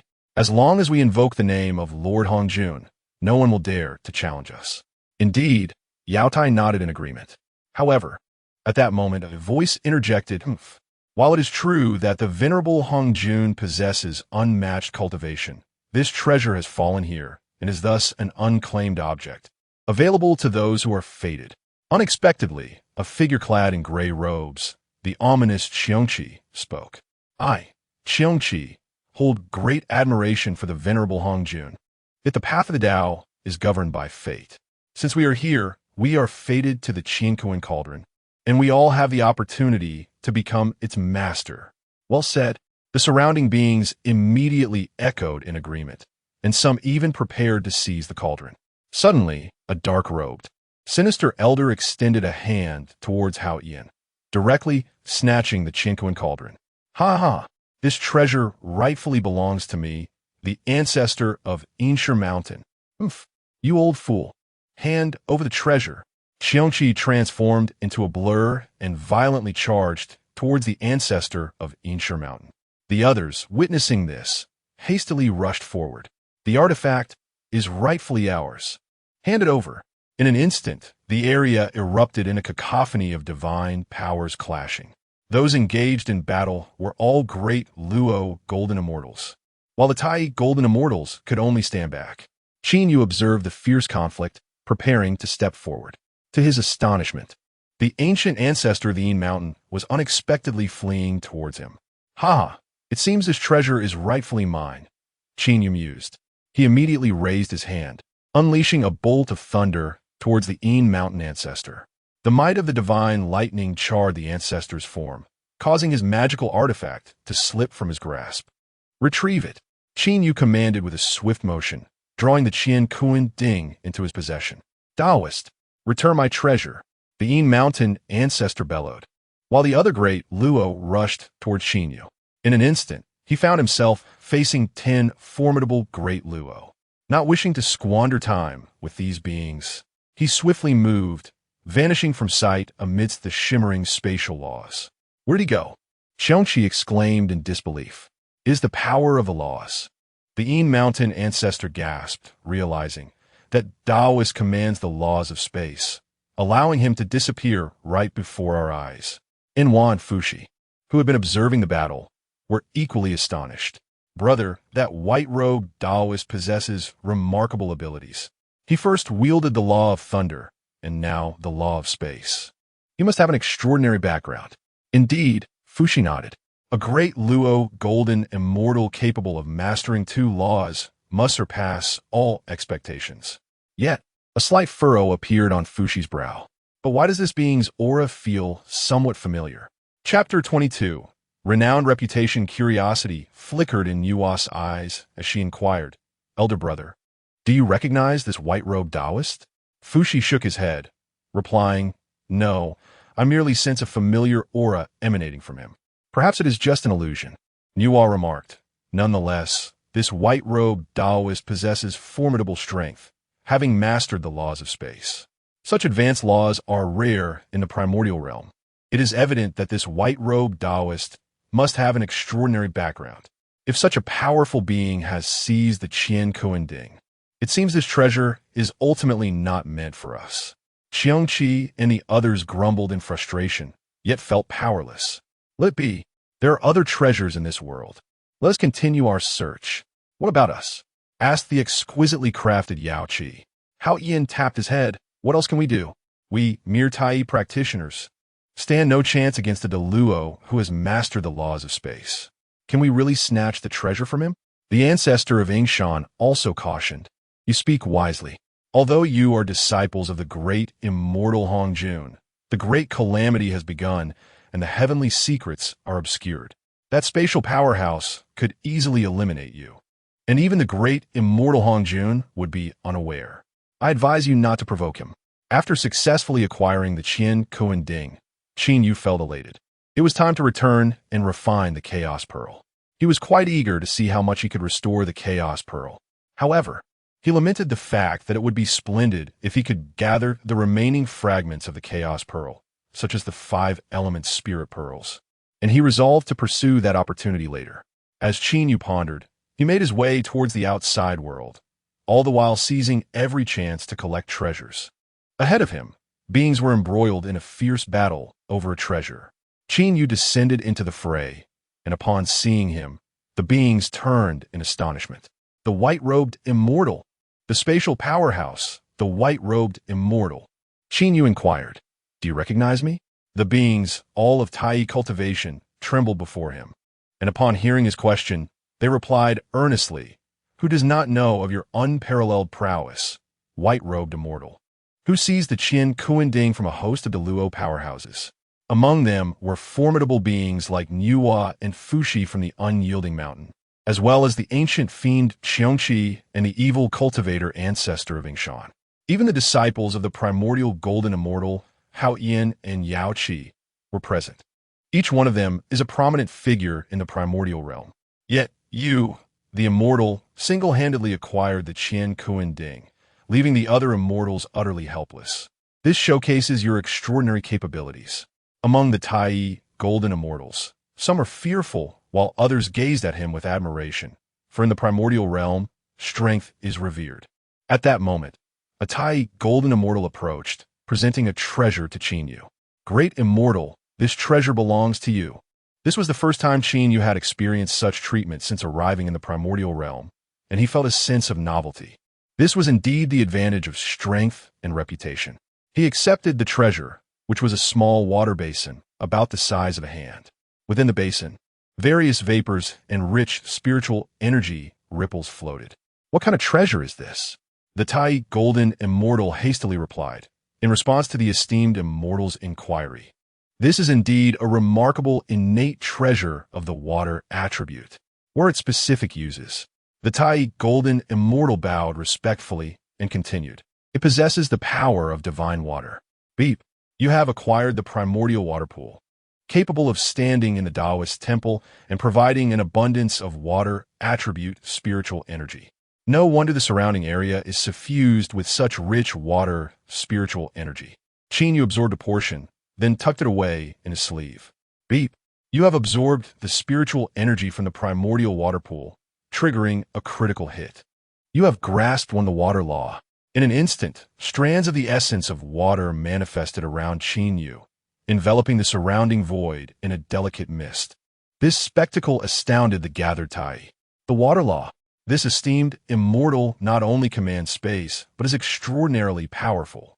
Hearing the praises echoing around him, Qin Yu remained composed. As long as the critical hit system was in place, such feats were merely routine. At that moment, the system's voice chimed once more. Beep. You have mastered multiple laws. A new system function has been activated, refinement. You can refine unnecessary laws into the primary law you intend to master, enhancing the progress of your primary law. This feature is quite beneficial, yet the water law should be retained. Soon, Qin Yu intended to reforge the Chaos Pearl, which was said to contain a self-contained world. He deemed it necessary to use these foundational laws to solidify the world's foundations, thereby strengthening the realm within the Pearl. After supplementing with numerous rules, the world within the Chaos Pearl would become more complete, allowing it to eventually serve as his path to enlightenment. Moreover, Qin Yu discovered that the refinement function was rather cumbersome, requiring an inordinate amount of time to complete. Clearly, he had no immediate use for this ability. Perhaps he would utilize it in the future. With these thoughts in mind, Qin Yu continued toward the exit. Not long after, Qin Yu returned to the primordial realm. Upon lifting his gaze, and surveying his surroundings, he was astonished to find this eastern seashore devoid of any living beings, instead littered with numerous skeletal remains. Additionally, a thick, dark mist permeated the atmosphere, aside from the calamities present. Demonic energy? Has the demonic clan made their presence known? Indeed, traces of the demonic clan were evident. At that moment, a voice emerged, and a man and a woman stepped forth from a nearby abyss. They approached Qin Yu and bowed, saying, "I am Fushi, honored to meet you, white-robed friend. This is my sister, Nuwa. Previously, we encountered each other in the universe of Qian and Kuan." Qin Yu responded with a placid demeanor, "Ah, it is Fushi and Nuwa. I am the Taoist of life." Though his expression remained calm, his heart brimmed with nostalgia. Once, he had been but a humble golden immortal on the earth, receiving assistance from Fushi and viewing him as a venerable elder. Little did he expect that he had now ascended to the late stage of Daoyuo, nearly matching Fushi's cultivation and addressing him as an equal peer.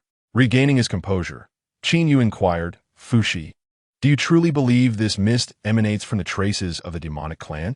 It appears that the life forms here have been annihilated by them." Indeed, Fushi sighed. The demonic clan had not previously made their presence felt in the primordial realm. Unexpectedly, it seems that the time has not yet come, and their ambitions remain unvoiced. They, too, aspired to become sovereigns. Qin Yu found this notion quite agreeable. However, Fushi had erred in one respect. The demon clan, or rather the demon ancestor, harbors ambitions far greater than merely seeking supremacy. Luoho's desire is to annihilate all living beings in the world, thereby attaining the Tao of Honghuang Daoyuo, and becoming the true sovereign of the primordial chaos. Upon hearing these words, both Nuwa and Fushi's expressions shifted dramatically. To attain the Tao through slaughter, it appears that the path to power lies in the annihilation of all. No wonder the demon clan is so steeped in bloodlust. They are, in fact, gathering momentum.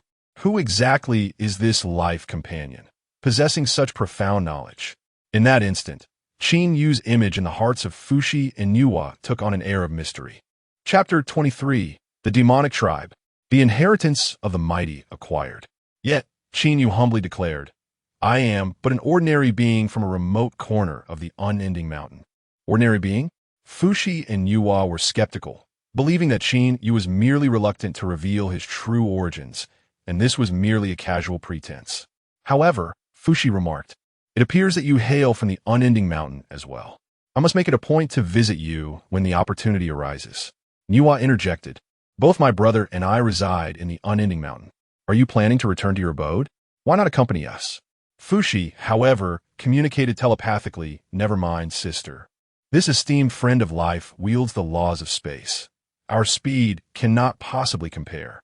There is no need to delay our friend's return to the abode on our account."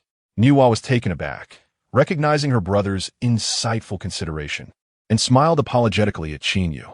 Fushi then clasped his hands together and said, "Esteemed friend of life, we have observed that this faction of the demonic tribe does not engage in battle, yet they have marched here. We are somewhat concerned for the safety of an old acquaintance in the eastern region and wish to visit his abode. We are destined to reunite in the unending mountain after the tribulation." Qin Yu smiled and replied, "You must certainly visit my abode when the time comes." With that, he became enveloped in the power of space and vanished without a trace. Such was the nature of the laws of space, arriving without a shadow, departing without a trace. Fushi observed with quiet envy. To master such laws is to traverse the heavens and the earth at will. In times past, a great ancestor of the unending mountain possessed the mastery of space, and now another being of life commands it as well. Fushi felt that although his own array techniques and predictions were formidable, they paled in comparison to the spatial powers of these two. Only his sister's laws of creation could rival their prowess. He looked at his younger sister with anticipation. "Sister, you must endeavor in your cultivation." Qin Yu moved with remarkable swiftness, and in a short span, he had already exited the bounds of the eastern sea of the primordial world, traversing the void of the eastern expanse. As he prepared to head toward the unending mountain, a sudden thought stirred within him. "Ding, you have arrived at the Kunlun Mountains. The inheritance of Taotai lies on the eastern peak of Kunlun. Please proceed swiftly to acquire it. He nearly forgot about the opportunity he had previously received. The first rays of sunlight in eastern Kunlun heralded a tremendous chance, stemming from the primordial divine ability of Taotai. As he approached, it was merely a matter of convenience to seize this treasure. However, upon descending, Qin Yu was met with a sight that caused him to furrow his brow.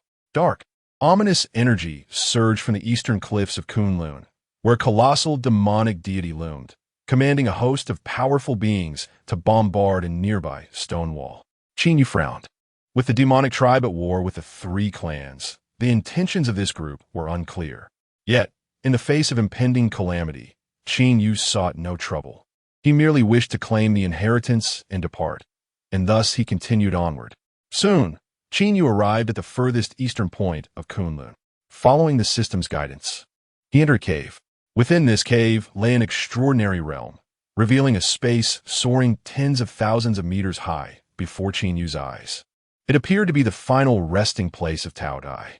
In the heart of the cave, Qin Yu beheld a desiccated skeleton. Although this skeletal remains bore the marks of time, it still emanated an aura of malevolence. This was the relic of the fearsome Taotai. With a glimmer of excitement in his eyes, Qin Yu approached and soon discovered an ancient stone tablet nestled within the bones. Upon touching the stone, his vision blurred, and a profoundly shocking scene unfolded before him. There, atop the primordial Mount Shumi, stood a regal court where a middle-aged man radiating divine authority sat upon the throne center. Before him were four other formidable beings, equally imposing. Beneath their presence lay a throng of ferocious beasts. This was the court of the Beast Kings. Among them were the ancient four fiends, Taotai, Xiongqi, Taowu, and Hundun. At that moment, one of the fiends suddenly lifted its gaze and pointed towards Qin Yu. A surge of ancestral memory flooded into his mind, revealing the Taoyie's grandiose form as it gazed upon the heavens, exuding an aura of insatiable hunger and earth-consuming might. The pinnacle of royal beast origin, the divine ability, heart of devouring. Ding! You have mastered the divine ability, heart of devouring. Heart of devouring. You may absorb the essence of deceased beings, thereby enhancing your own corporeal power. As this primordial divine ability settled within him, a voice filled with malice echoed in Qin Yu's ears. Descendant, by embracing my divine ability, you shall bear the weight of my karma. I merely hope you can cultivate your physical form to the pinnacle of Deluo, slaying the mighty Naga in vengeance for me. Qin Yu opened his eyes, pondering the Taoyie's karma and the annihilation of Naga. This Naga seemed to be one of the 6 demons under the command of Rahu, reputed to possess formidable strength, embodying the essence of Deluo's completion. The system's fortune, however, entailed bearing karma. What a burden. Ding! You have accepted the Taoyie's karma. Critical strike activated, granting corresponding karma exemption. Taotai karma exemption. You shall not bear the karma. Ah, the system truly is a benevolent ally, reaping the rewards without the burdens. It appeared that this karma need not trouble him, having gained a fearsome divine ability in the process. Curious about the effects of the heart of devouring, Qin Yu resolved to try it immediately. He directed the divine ability towards the Taoyie's bones. Buzz! A powerful sense of devouring energy emanated from Qin Yu, causing the massive skeletal remains to whirl and dissolve before him. In the next moment, a surge of malevolent power erupted from his being, which swiftly coalesced and coursed through his body, transforming into a nourishing essence that fortified his flesh. Ding! Body refinement cultivation activated. By devouring the Taoyie's bones, you have acquired a substantial amount of malevolent energy, elevating your body refinement realm to golden immortal. Golden immortal physical form. Qin Yu felt somewhat feeble.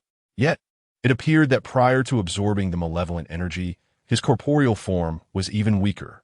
Now, with a heart of devouring in his possession, he resolved to diligently refine his Tao body.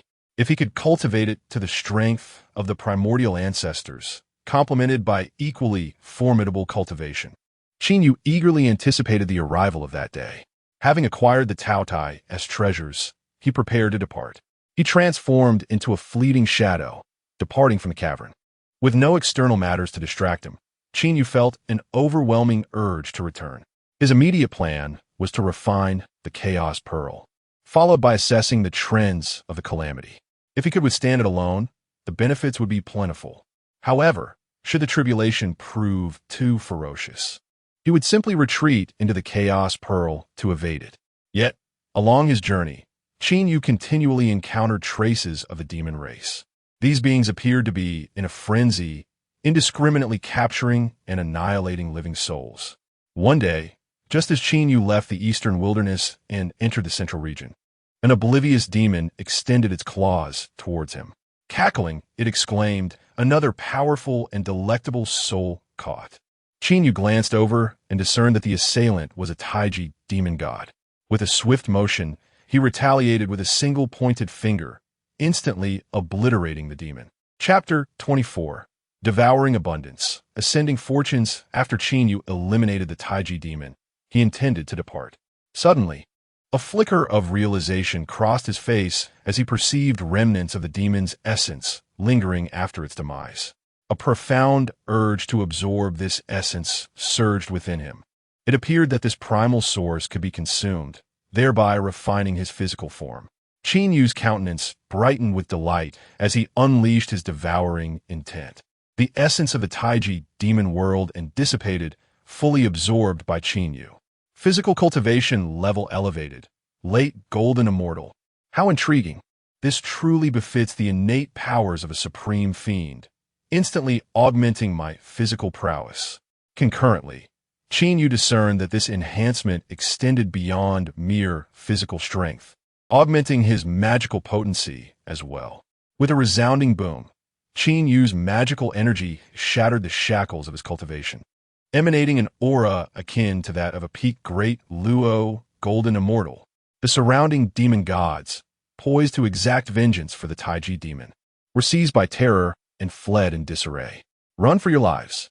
He is a great Luo powerhouse. Qin Yu paid no heed to these insignificant adversaries, engrossed in his ascension. Moments later, he opened his eyes, feeling invigorated and his heart enlightened. He had grown even stronger. The devouring intent was indeed a marvelous power, grateful to the Celestial for rescuing him. At that moment, a throng of primordial beings approached Qin Yu, prostrating themselves in reverence. Looking down, he observed that these beings were feeble, the strongest among them barely a golden immortal, pitiably weak. They were mere cannon fodder in this tribulation. Once, Qin Yu himself had been a golden immortal. Had it not been for the system he acquired, he too would have been among the fallen. Now, however, his physical strength had reached the late stages of golden immortal, achieving the pinnacle of great Luo. With a mere gesture, he vanquished demons and spared these wretched beings. As they worshipped him, Qin Yu distinctly felt strands of divine power blossoming above his head. Looking up in astonishment, he realized it was fortune. At the moment this fortune manifested, he noticed tendrils of dark energy swirling above him. What could this be? Observing the dark energy filled with various tribulations, he understood. It was tribulation energy, because he had not secluded himself, but instead traversed through this cataclysm. He inevitably accrued tribulation energy. Should this energy accumulate sufficiently, even a primordial golden immortal could perish. Thus, those innate deities hastily returned to their seclusion. Unfortunately, Qin Yu had no means to seclude himself, lacking a protective formation. Accumulating tribulation energy without a means of dispelling it might ultimately invite calamity. To his surprise, by rescuing these beings, he had garnered fortune, which in turn alleviated the tribulation energy. Qin Yu regarded these beings, who were merely transformed beasts and spirits. He said, "Rise." Among them, a creature that appeared to be the leader hastily inquired, "Might I ask the name of the Celestial?" "Life Taoist. We have encountered the life Celestial. May we follow you?" Initially, Qin Yu had no intention of acquiescing. However, he sensed the stirring of fortune's power.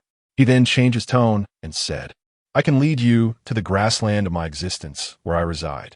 In return, you shall construct my sanctuary and seek out various treasures. As you command, great immortal." With that, Qin Yu enveloped them into his sleeve world and took them away. A hum resonated as he felt the fortune above his head rising once more, accompanied by a faint dissipating aura of calamity. Indeed, the disappearance of the calamity brought him a refreshing sensation, and he felt quite elated. Should he encounter the demon race along the way, he would strike them down and rescue some souls as well. As he journeyed forth, Qin Yu soon approached Mount Buzhou. Along the path, he dispatched several waves of demons, devouring their essence with his heart of annihilation. His physical cultivation soared, reaching the mid-stage of the Tai golden immortal realm. Under the illumination of the sun and moon's radiance, his body emanated a divine glow, appearing most sacred. At this moment, he felt himself growing stronger with each passing second. Relishing this sensation, he longed to find someone upon whom to test his abilities. Rubbing his hands together, he was eager to engage. He decided that after the calamity, he would seek out some innate deities to challenge. Crushing them with his superior cultivation would surely be exhilarating. One day, he arrived at Mount Buzhou. Just as he was about to ascend, he suddenly noticed a multitude of beings enveloped in demonic energy surrounding the base of the mountain. Ha ha ha! Lord Rahu, what a brilliant scheme! Taking advantage of the gathering of the three races, commanding us to annihilate their stronghold, to extinguish their fortune and bolster our own. All of you shall be slain to nourish the flourishing of our demon race. Qin Yu observed that this group of demons was vast in number and possessed formidable powers. A mere glance revealed several great Luo figures among them. Notably, the leader exuded a tide-like aura of demonic energy, his magical power soaring towards the heavens, indicating he was at the peak of Great Luo, a half-step towards the primordial golden immortal realm. From the words of these demonic beings, it was clear that they had been dispatched by Rahu to launch a surprise attack on the stronghold of the three races amidst the Great War, with the intent to utterly annihilate them and secure victory. Under the siege of this horde, the elderly, weak, and ill guarding the Qilin cliff of Mount Buzhou would surely stand no chance, although they appeared to be maintaining a formation radiating a yellow light. It was evident that it could not withstand for long. As Qin Yu observed, he noticed two familiar beings standing within the formation. Ah, could it be? These two beings bore the characteristic traits of the Panga transformation, revealing themselves to be Fushi and Yuhua. To his astonishment, it was indeed them. Qin Yu saw that these two were struggling to uphold the formation alongside the Qilin people, managing to delay the demon's breach for only a short while. If the formation were to collapse, Fushi and Yuhua would naturally be no match for these formidable demons, particularly with one of them being a half-step primordial golden immortal, whose strength was overwhelmingly superior. Perhaps I should employ the path of space to enter the formation and extricate these two from this perilous situation, Qin Yu contemplated, thus repaying the debt of gratitude owed to Fushi for his past assistance in safeguarding the formation. However, just as Qin Yu was about to take action, a sudden roar reverberated from the front. Who goes there? The leader of the demon clan, a being of profound power, abruptly turned his gaze, his cold eyes slicing through the air like a blade, fixating on Qin Yu's position. The demons exhibited an astonishingly keen awareness. Indeed, their strength surpassed all expectations. Nevertheless, Qin Yu's expression remained unchanged. He had ascended to the pinnacle of the great Luo golden immortal realm, possessing mastery over multiple laws, particularly excelling in the lethal arts of thunder and wielding formidable spatial capabilities. Coupled with the Qian Kuan Cauldron and the Hongmeng Liang Tian ruler, Qin Yu's prowess allowed him to engage with those of the primordial golden immortal level, and should the need arise, he could retreat safely. Moreover, the demon before him was merely a great Luo golden immortal. Qin Yu estimated that within 3 breaths, he could effortlessly claim the life of this complete great Luo demon god. Chapter 25. Instant Kill. On the shores of Qilin Cliff, waves of divine powers descended, causing the void to tremble and the formation to sway violently. The Qilin tribe members turned pale, their eyes filled with terror. Despite Fushi and Yuhua shielding the array with their powers, they were on the brink of exhaustion. If the formation were to crumble, the consequences would be dire. Fushi, drenched in cold sweat, exerted all his strength to protect the array. It was crucial to recognize that the demonic forces had come prepared, boasting 5 great Luo golden immortals among them. A formidable lineup indeed. Now, with the elite of the Qilin tribe fully engaged, how could they withstand such a fierce assault from the demon elite? The shattering of the formation would not only spell doom for the Qilin tribe's stronghold, but could also plunge both Fuxi and Nuwa into a life-threatening predicament. "Sister, I have brought you into this peril," Fuxi lamented. Nuwa shook her head, saying, "Brother, you wish to repay the guidance given by the great Qilin immortal of old. I bear no resentment. We must now contemplate how to achieve the best possible outcome once the formation shatters." The best possible outcome. Fuxi's brow furrowed in thought. He had calculated that, unless aided by celestial beings, their survival was unlikely. Yet most formidable beings had retreated into seclusion. Who could possibly come to their aid? It seemed the crisis was all but sealed. Observing Fuxi's troubled countenance, Nuwa bit her pale lips, her heart sinking to the depths. At that moment, an unexpected voice rang out, "Look, a figure in white robes has appeared over there." The crowd gasped in astonishment. With the demon horde looming, who would dare approach? Could it be that our message to the great Qilin had reached him, and he sent someone to assist us? An elder of the Qilin exclaimed joyfully. Perhaps. The Qilin tribe members eagerly turned their gazes toward the direction indicated by the speaker. There, in the void ahead, stood a being clad in white robes, exuding an aura of profound Tao. This entity bore an extraordinary presence, facing the menacing demonic forces without flinching. Yet, he seemed unfamiliar, not resembling a reinforcements at all. Nevertheless, he was indeed a great Luo golden immortal. The Qilin tribe members widened their eyes in astonishment, exclaiming, "Quickly, beseech this Taoist friend for assistance. We shall reward you handsomely." "That won't do. We do not know him. Why would he help us?" The elder Qilin's face darkened as he reprimanded the younger members. Moreover, with such a formidable demonic presence, even ordinary great Luo would avoid them like venomous snakes. This individual, despite his remarkable demeanor, may not possess the courage to assist us. In truth, all who dared to confront the demons had long departed to the western lands. This youth, though exceptional, would he truly stand against the demons for those he had never met? No, Elder Feng Qilin, you are mistaken. This person is different. Suddenly, the elder Qilin heard Fuxi's voice. Turning to look, he was astonished to see a glimmer of hope emerging on Fuxi's otherwise grim face. "What do you mean?" Fuxi spoke succinctly. "This individual is known as the Taoist of life, a master of spatial laws, unafraid of the demons. If he is willing to lend his hand, he shall undoubtedly aid our escape." So, it turns out he is a great immortal who wields the laws of space. Upon hearing these words, the various Qilin were immediately filled with exuberance. The laws of space are exceedingly formidable, representing a supreme principle.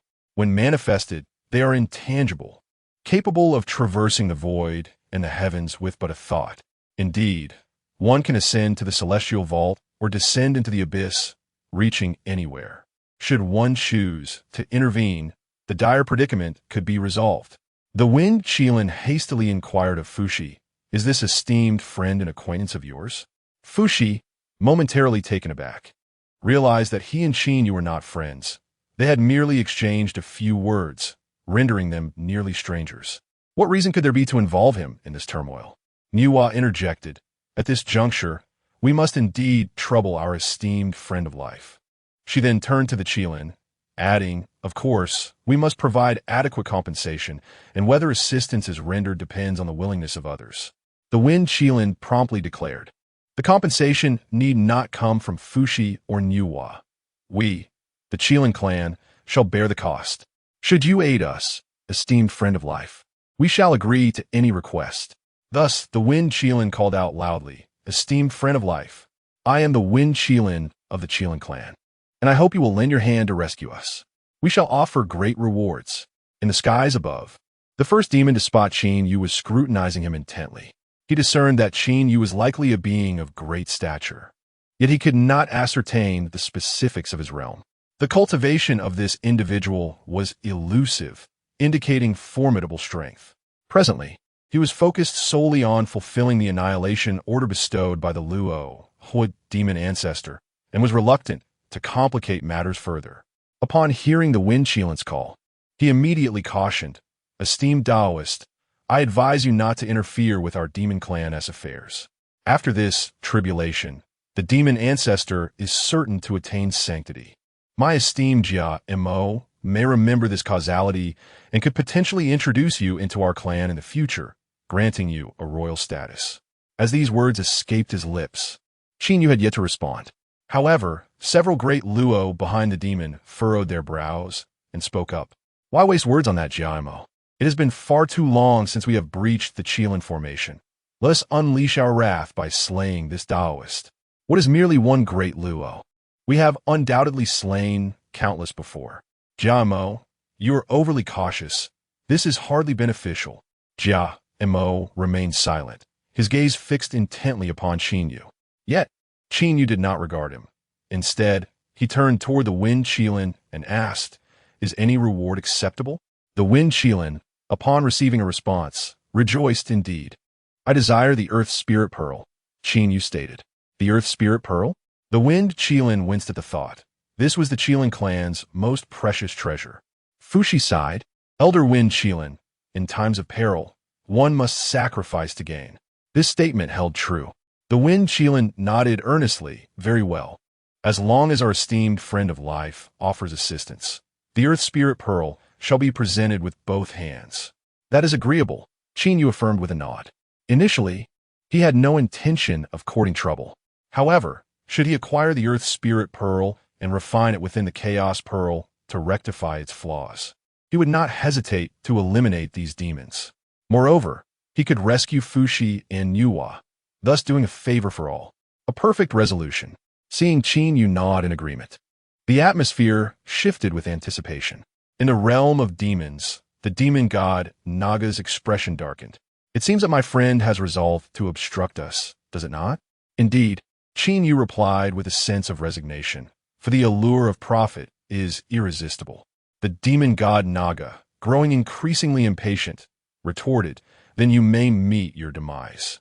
With that, he prepared to strike. However, a profound sense of impending danger suddenly enveloped him, rendering him uncertain of how to confront Qin Yu. At that moment, Naga sensed an ominous premonition. Any attempt to attack would surely lead to peril. Qin Yu inquired, "Why do you hesitate, my friend?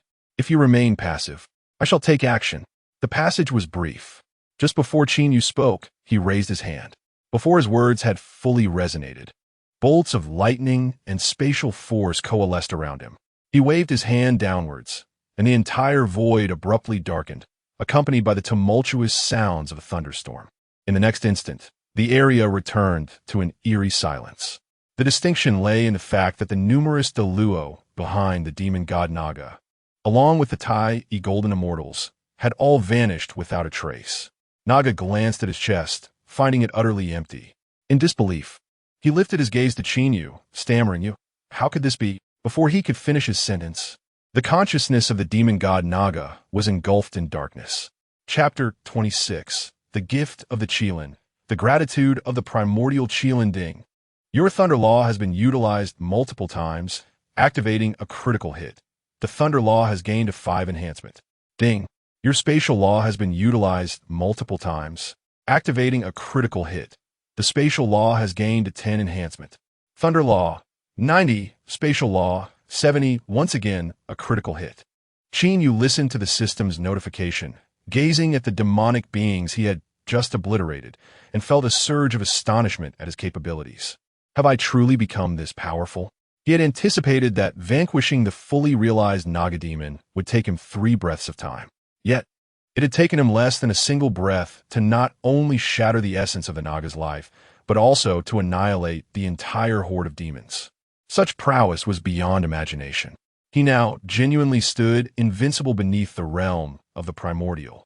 In contrast to Qin Yu's astonishment, the Wind Qilin and others at Qilin Cliff were engulfed in profound shock. "Fushi, did you not mention that you would have the life Taoist lead us to safety?" Fushi stared wide-eyed, momentarily at a loss for words, before finally responding, Yes, that was indeed the plan. The Wind Qilin swallowed hard, adding, I had the same thought. But how did the life Taoist manage to eliminate them all? Fushi remained silent, wishing to express that he, too, had initially intended only to flee. Who could have predicted that the life Taoist would interpret the Wind Qilin's suggestion for assistance as a directive to eradicate the source of their troubles, thus obliterating the entire demonic host? Who could have anticipated such a reaction? Moreover, the life Taoist truly possessed such terrifying capabilities to annihilate these formidable demons. Could he possibly be a primordial golden immortal? At that moment, Nuwa sighed deeply. Even if he is not a primordial golden immortal, he must be nearing that level. To be able to instantly slay a great Luo, including a perfected great Luo. Nuwa's beautiful eyes regarded Qinyu, sensing that he surpassed even the primordial golden immortals. As her astonishment gradually subsided, she added, We owe our escape from this calamity to the life Taoist's assistance. We are beholden to him for a significant favor. Fushi nodded in agreement, indeed. After Qin, you had annihilated a squad of demonic beings. In the western lands, the dragon and phoenix Qilin spiraled through the skies, revealing their colossal forms spanning hundreds of thousands of meters. Yet, their bodies bore countless wounds, their life force gradually dissipating. Among them, a Qilin gazed at the heavens, where Hongjun was engaged in battle with Rahu, raising an eyebrow. Hongjun, where are the powerful beings coming to aid the dragon and phoenix clans? Why have none arrived to assist my Qilin clan? Hongjun's expression darkened. He had not anticipated that Rahu would be so cunning as to trap the reinforcements he had dispatched within the eastern Kunlun. Now, with the three clans battling the demons, nearly all of their kin lay slain. Would they not even leave behind a spark of hope? Furthermore, should the Qilin clan face annihilation, their clan's fortune would dissipate, and the celestial mandate would undoubtedly shift, leading to unpredictable risks in the outcome of this confrontation. What to be done? At that moment, the voice of the primordial Qilin resonated once more, filled with astonishment. No need for that, Hongjun. A powerful being known as the Life Taoist has arrived at Mount Buzhou, vanquishing the demonic deity Naga and numerous other fiends, thus alleviating the peril faced by my Qilin clan. Upon hearing this, the three reincarnated demonic gods engaged in combat above turned their heads in astonishment. The Life Taoist? Both Luo Ho and Hongjun found the name unfamiliar, having never heard of it before. Suddenly, a glimmer of realization sparkled in Yang Mei's eyes. Mount Buzhou, the Life Taoist. Could it be him? Within Mount Buzhou, Qinyu gazed at the completely sealed Qilin cliff, idly toying with a yellowish orb in his hand. This orb emanated waves of innate spiritual treasure aura and the primal forces of the earth. It was none other than one of the 5 innate spiritual orbs that emerged from the shattered Chaos Pearl, the Earth Spirit Pearl. The Wind Qilin had indeed kept his promise by presenting this treasure as a token of gratitude. Qinyu felt a profound sense of satisfaction. Ding! You have obtained the Earth Spirit Pearl, activating a critical hit, mastering one of the Earth Law. Another delightful piece of news, Qinyu mused. Furthermore, he had not neglected to deploy the Devouring Heart, absorbing a significant amount of demonic essence. As a result, his physical cultivation had made astonishing progress, advancing into the great Luo Golden Immortal stage. Such gains were indeed a pleasant surprise. As Qinyu pondered, he turned his gaze toward the 2 individuals before him, fellow Taoist Fushi and fellow Taoist Nuwa. It is time for me to return to the Taoist temple. Fushi and Nuwa hurriedly replied, We too must return to the temple. Otherwise, lingering in this realm may incite unforeseen variables. Fellow Taoist life, we owe you our gratitude for your assistance in this calamity. Once the great tribulation concludes, I shall visit your life Tao Palace to express my thanks. Qinyu laughed heartily. I shall await your esteemed presence as guests.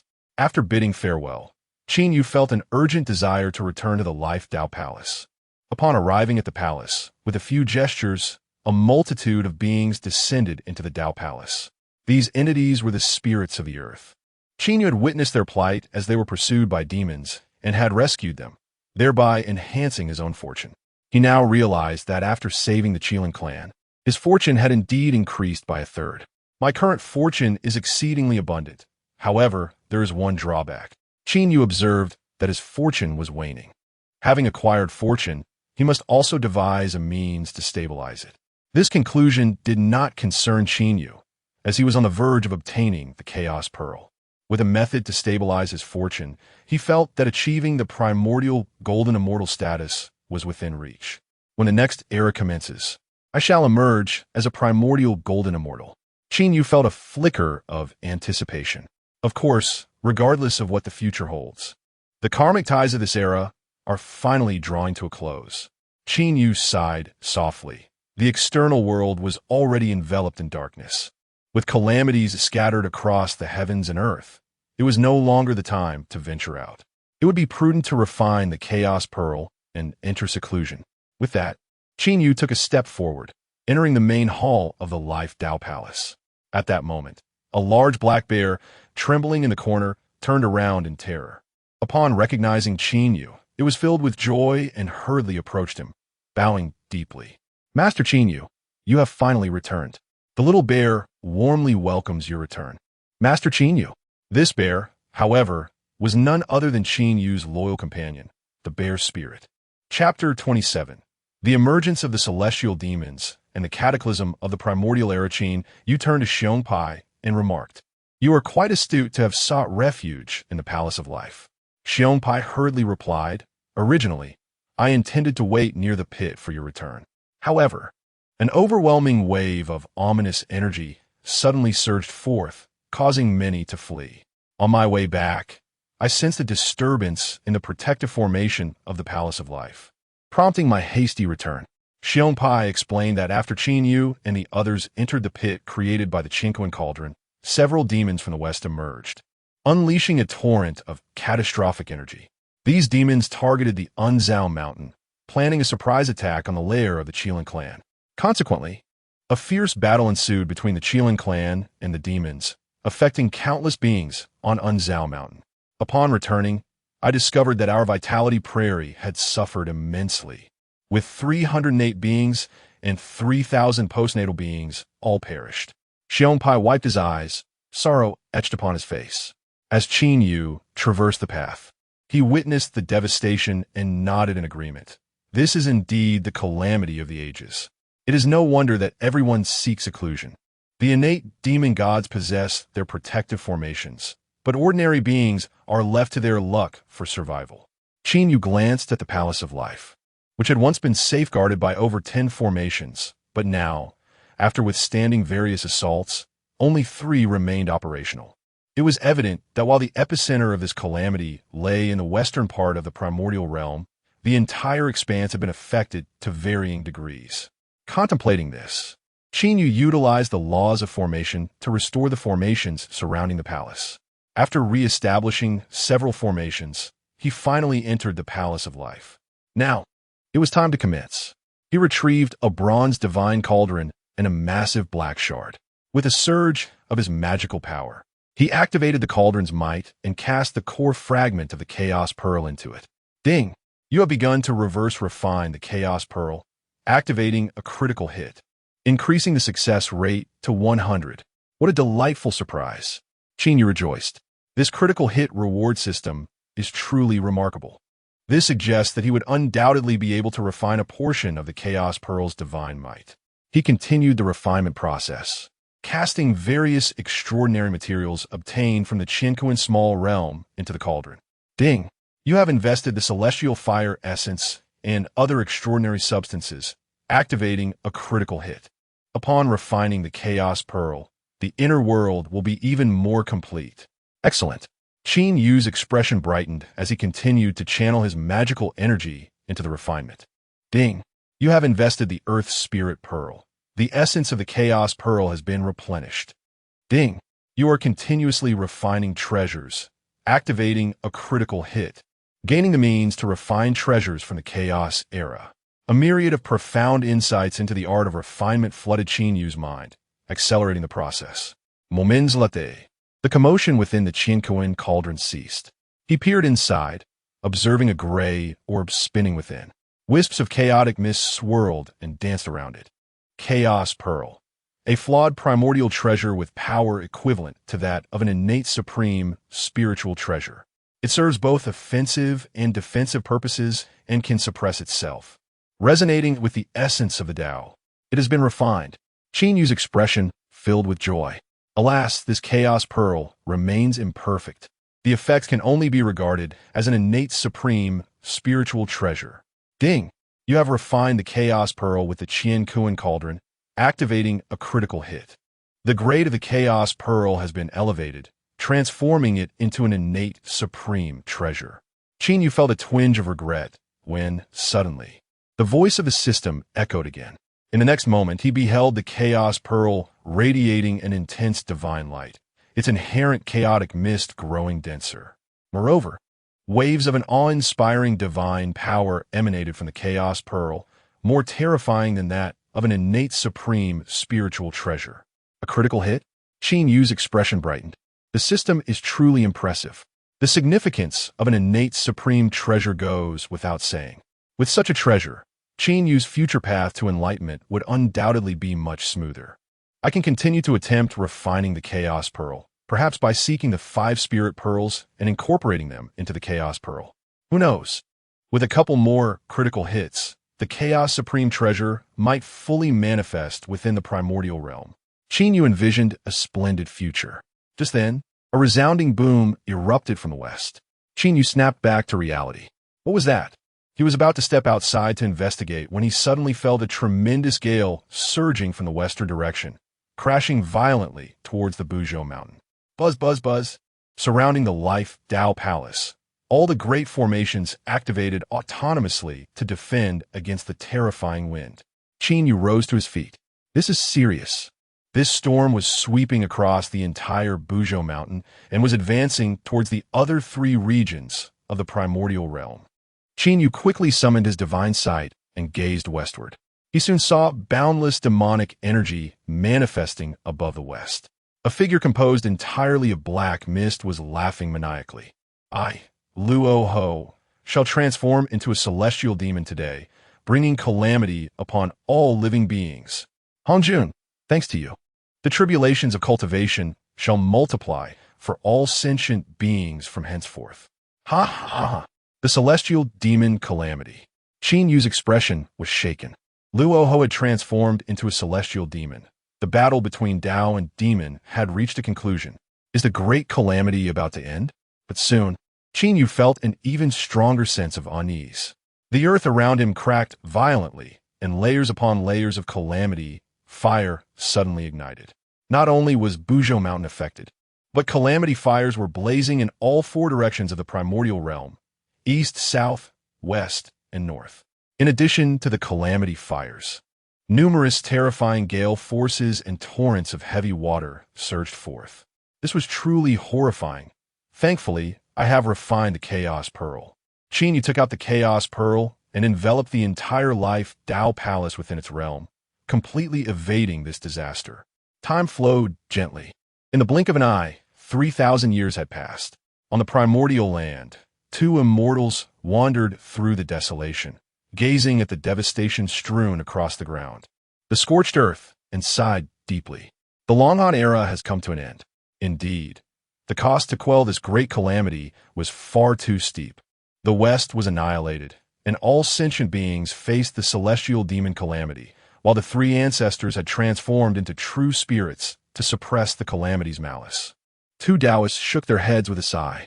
Among them, an elderly figure clad in a green robe clasped his hands and spoke. Friend Hongjun, with the departure of the 4 clans, a new era is on the horizon. The heavenly Tao of this realm is poised for a complete revival. And I too must take my leave. Hongjun exclaimed in astonishment. Are you truly departing from the Honghuang? The elderly Taoist sighed. I have not practiced your technique of severing the 3 corpses, nor do I aspire to re-establish the primordial through the manipulation of space. Thus, the heavenly Tao shall not choose me. Naturally, I see no reason to remain in Honghuang. Hongjun nodded in agreement. So be it. The elderly Taoist smiled and said, Then allow me to extend my early congratulations on your impending attainment of the saintly position of the heavenly Tao. With that, the 2 took their leave from one another. leaving Honghuang as the sole occupant of the desolate land. He gazed upon the fractured earth, feeling a mixture of joy and sorrow. Alas, the causality of the West. While the prospect of attaining the saintly position is indeed joyous, well, let the future be considered later. From this moment forth, Honghuang understood that he would officially become the foremost saint of the Honghuang world, basking in the blessings of the entire realm's fortune, with the hope of merging with the Tao within reach. Chapter 28. After the cataclysm, Qin emerges. Time flows inexorably. 30,000 years have elapsed. Awakening from his profound meditation, Qin reflects on how swiftly time has passed. Ever since the destruction of the Western spiritual veins and the ensuing turmoil in the world, he had decisively sought refuge within the Chaos Pearl, thereby evading the calamity. Now, upon reckoning the passage of time, a full 30 millennia have transpired. Throughout these 30,000 years, Qin diligently cultivated using the celestial fruits and various wondrous items he had acquired in the Qinkuan small realm. He continuously absorbed the dense spiritual energy of heaven and earth, resulting in immense growth over the millennia. Without delving into the diverse laws he had mastered, it suffices to say that they have all experienced varying degrees of enhancement. The most significant achievement, however, is the qualitative leap in his cultivation, propelling him from the great Luo Golden Immortal to the realm of the Honghuang Golden Immortal. Critical reward system. Host, Qin.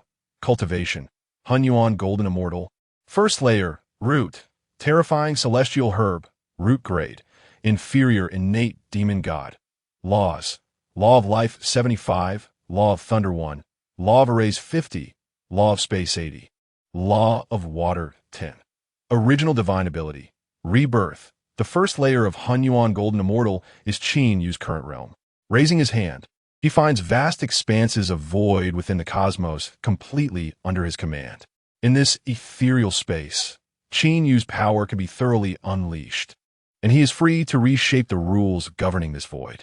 This embodies the formidable strength of the Honghuang Golden Immortal. Qin had not anticipated that he would achieve such a breakthrough within the Chaos Pearl. Indeed, a millennium ago, he had found himself stagnating at the pinnacle of the Great Luo for an extended period until the system activated multiple critical hits, allowing him to directly acquire the cultivation equivalent to 100 yuan meetings.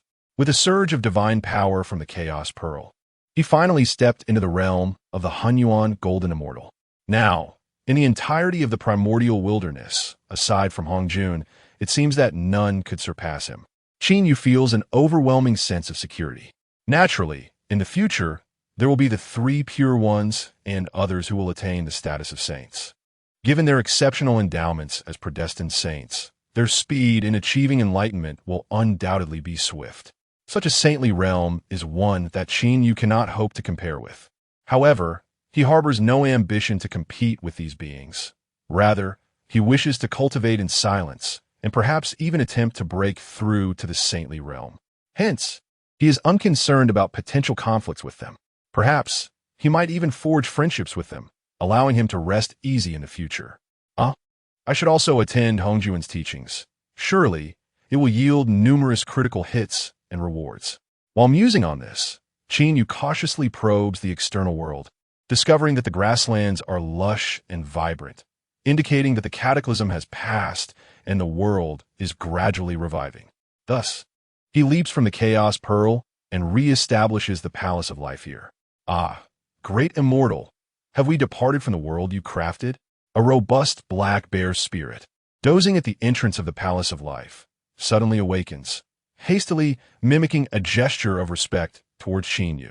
Indeed, Qin replies, now that the cataclysm has subsided, the heavens and earth are clear.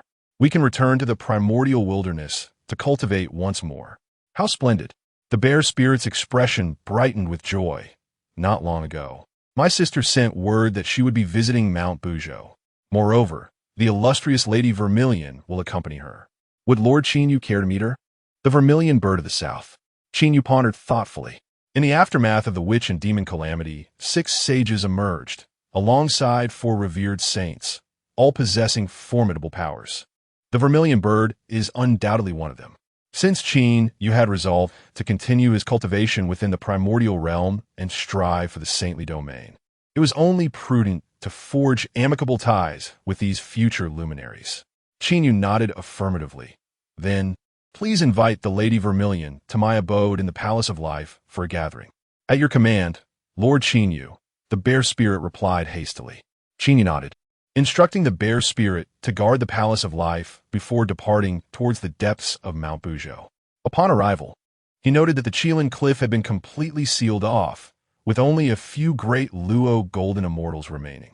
The true essence of the Qilin had evidently retreated to the depths of the cliff, rendering it a rare sight. As Qin Yu passed by, he merely felt a fleeting gaze that quickly vanished. The Qilin clan had fallen into complete decline, Qin Yu mused. With the Qilin's exit, a new dominant force had emerged in Mount Buzhou, the Witch Clan, the new sovereign of this realm.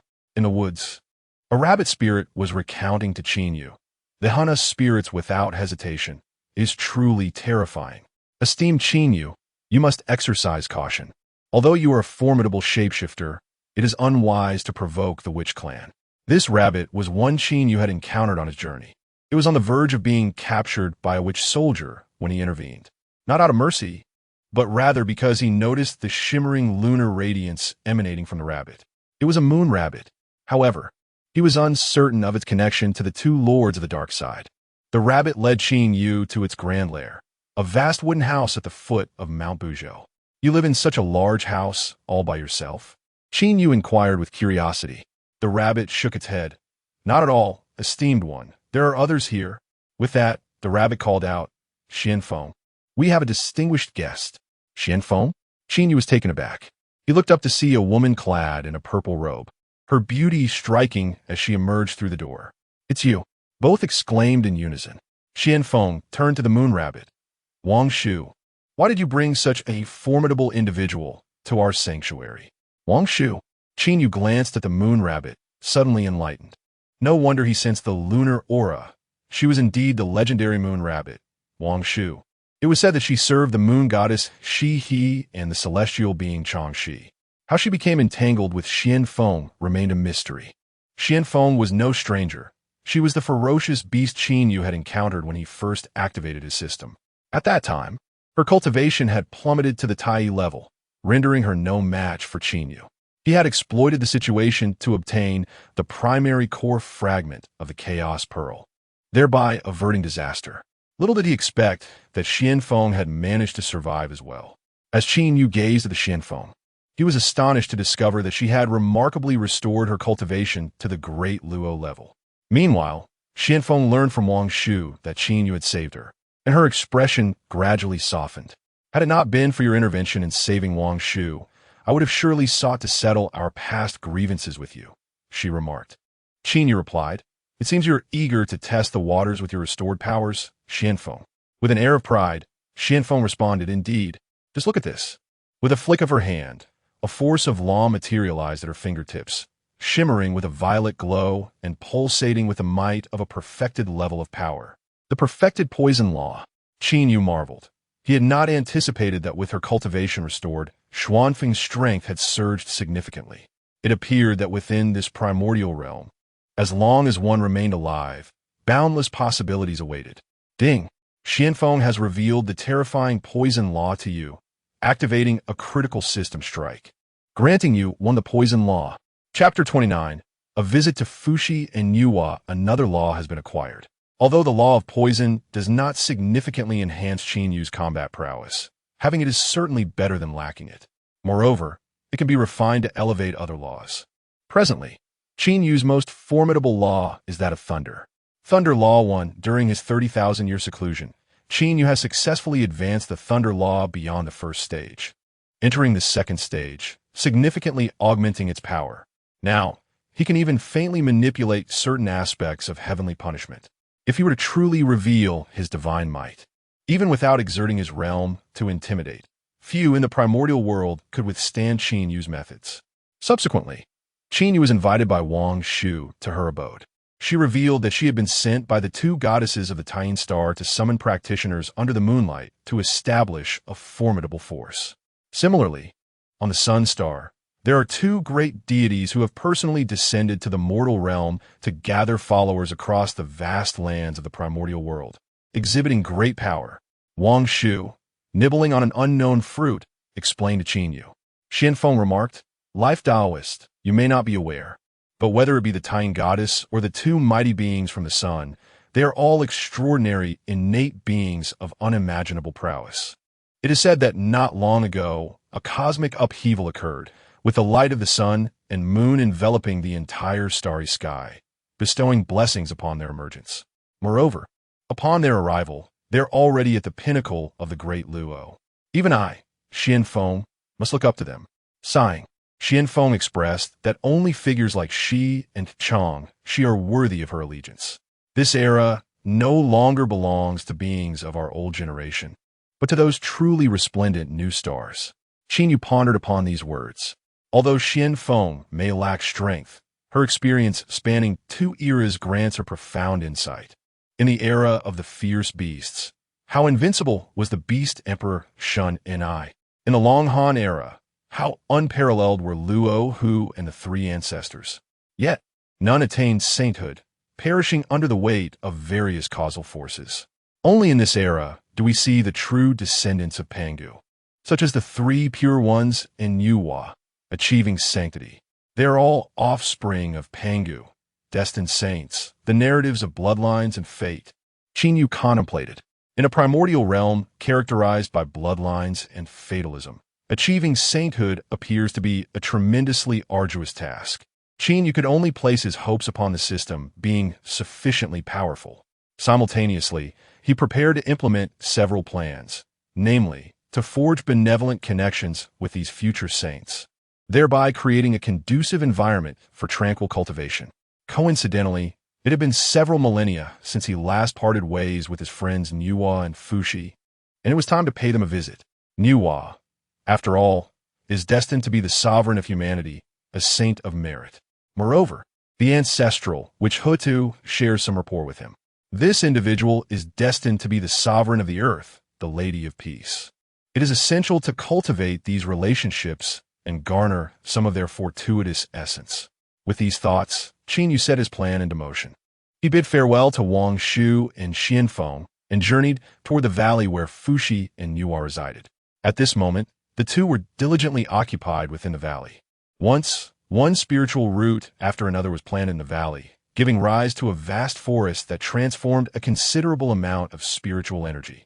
The two companions had not met for quite some time, and their cultivation had notably advanced. Qin Yu observed that their cultivation had remarkably reached the pinnacle of the Luo, and he clasped his hands in congratulations. "Qin Yu, my friend." Nuwa and Fushi turned to see him, their faces instantly lighting up with joy. They stepped forward exclaiming, "We were just planning to visit you at the Life Prairie soon. We never expected you to come to visit us first. Please take a seat." The three settled on the ground, and Nuwa and Fushi graciously treated Qin Yu. Afterward, they spoke. "We intended to seek you out to reminisce and express our gratitude for your past life-saving assistance." Nuwa added, "Moreover, we have discovered a treasure trove brimming with immense wealth. We were eager to share this good fortune with you." Oh, Qin Yu's interest was piqued at the mention of the treasure. Possessing a critical strike system, he thought that if he were to indeed uncover such riches and activate the critical hit, he would become virtually invincible. At that moment, Fushi appeared both elated and somewhat anxious. "Originally, only my sister and I knew about that place. Yet for some unknown reason, a few brash members of the witch clan have also learned of the treasure and are preparing to seize it." As he spoke, Fushi's anger was palpable. "On that day, I was merely observing the protective formation of the treasure when Di Jiang and his brothers arrived and forcibly drove me away. Their arrogance is intolerable." Nuwa sighed in agreement. "It's puzzling. My dear sister, the goddess of earth, is so kind, yet her brothers possess such a savage temperament." In truth, that day, Fushi had been severely beaten by the witch clan, which fueled his indignation. Although Qin Yu was unaware of the full truth, witnessing Fushi, a typically gentle soul, so enraged led him to suspect that he had indeed suffered significant bullying at their hands, for the witch clan was notoriously overbearing. "It's of no consequence," Qin Yu reassured. Fushi, Do tell me where the artifact is located, and I shall retrieve it myself. Fushi provided Qinyu with the precise location and added, however, the treasure has not yet come into existence, and none can breach the protective formation. It will be wiser to wait until the right time arrives. At this juncture, Fushi produced an object, stating, "This is a peculiar item I unearthed while digging around for trees. I heard you wish to establish a Taoist sanctuary, so I present it to you." Upon closer inspection, Qinyu discovered it was a piece of soil. His astonishment was palpable. Is this truly the Nine Heavens soil? What a remarkable treasure. Ding. Fushi has gifted you Nine Heavens soil. Critical hit activated, transforming Nine Heavens soil into Chaos soil. Chaos soil. You may cultivate upon it, with a significant chance of enhancing your spiritual roots. Before Qinyu could express his gratitude, a divine light flashed within him, and he directly absorbed the Nine Heavens soil from Fushi's hands, leaving Fushi momentarily stunned. It seemed that Qinyu was in dire need of such a divine object. Niwa stifled a giggle behind her hand, thinking that if this were the case, she could pay more attention to various rare treasures in the future to repay the kindness he had shown them in the past. Certainly, you could not articulate that this phenomenon was a direct result of the system's space absorbing treasures for his ascension. Although the recent events appeared rather impatient to Fushi and Niwa, he found himself at a loss for explanation. With a respectful gesture, he expressed his gratitude, saying, "I am deeply thankful for the treasures bestowed by both of you, esteemed friends. By the way, I am now preparing to enhance my realm of life. Might I request the assistance of Taoist Fushi and Taoist Niwa?" The critical strike system offered opportunities for remarkable achievements in any endeavor. Qinyu resolved to undertake tasks that were both safe and conducive to fostering amicable relations with Fushi and Niwa, such as constructing a grand formation near his realm. Upon hearing that Qinyu sought their assistance, Fushi and Niwa both smiled and replied, "It would be our honor to lend our support to you, dear friend." Ding. You wish to invite Fushi and Niwa to your realm, activating a critical strike. The Palace of Life shall be elevated, transforming into a primordial-grade divine palace. Chapter 30. The Arrival of Great Forces. Is this the sanctuary of Taoist Qinyu? Fushi and Niwa stood beneath a resplendent white divine palace, their expressions tinged with envy. This magnificent palace, radiating various innate powers, was evidently crafted from a plethora of extraordinary primordial treasures, far surpassing the humble abode of Fushi and Niwa. We still reside in ordinary constructed houses. Subsequently, Qinyu invited Fushi and Niwa to assist him in arranging formations around the vicinity. Ding. You and Fushi and Niwa have jointly set up a formation, triggering a critical hit, thus attaining a 15 enhancement in your formation skills. A critical hit. Qinyu maintained a tranquil demeanor, accustomed to such delightful surprises. He observed discreetly and noted that after the elevation of the laws, his own magical power surged significantly. Upon introspection, he discerned that the enhancement of the laws surpassed his own cultivation speed. The increase in spiritual energy he absorbed was nowhere near the magnitude derived from the elevation of the laws. This was also due to the absence of any profound techniques. If he possessed the 9 transformations of mysterious arts or the 9 transformations of primordial arts, his cultivation speed would undoubtedly accelerate exponentially. Nevertheless, it seemed unlikely that he would acquire such techniques. Instead, he resolved to diligently cultivate the laws. Mastering the laws was beneficial, as they represented the pinnacle of primordial power. As long as he cultivated sufficiently, with depth and precision, the enhancement would not pale in comparison to those elite techniques. The chaotic deities of the primordial era proved their worth through strength.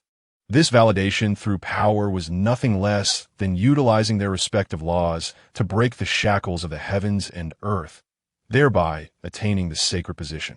With these thoughts in mind, Qinyu's movements became increasingly swift. Fushi watched in awe, secretly astonished. "Sister, I sense that Taoist Qinyu's comprehension of formations has indeed heightened." "Indeed," Niwa responded, equally astounded. "Brother, it appears that new law powers are emanating from Taoist Qinyu."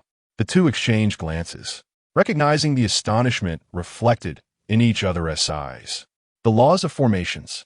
Another law, the insight of this life Taoist, is truly unparalleled. Currently, all beings speak of the extraordinary capabilities of the sun and moon deities, yet I dare say that Taoist Qin Yu's foundations may rival theirs. Precisely. The two silently resolve to cultivate a favorable relationship with Qin Yu. In the following moments, the three exerted their utmost efforts to configure the formations. The core patterns of all formations were orchestrated by Qin Yu, with authority firmly in his hands. To avoid any semblance of favoritism, Fuxi and Yuhua refrained from delving too deeply, merely assisting Qin Yu and offering their full support whenever needed. After a flurry of activity, the trio successfully arranged over 100 formations near the Palace of Life. Time passed unnoticed until the sun dipped below the horizon. Qin Yu wiped the sweat from his brow, gazing at the myriad of dim lights flickering across the life prairie, feeling thoroughly satisfied.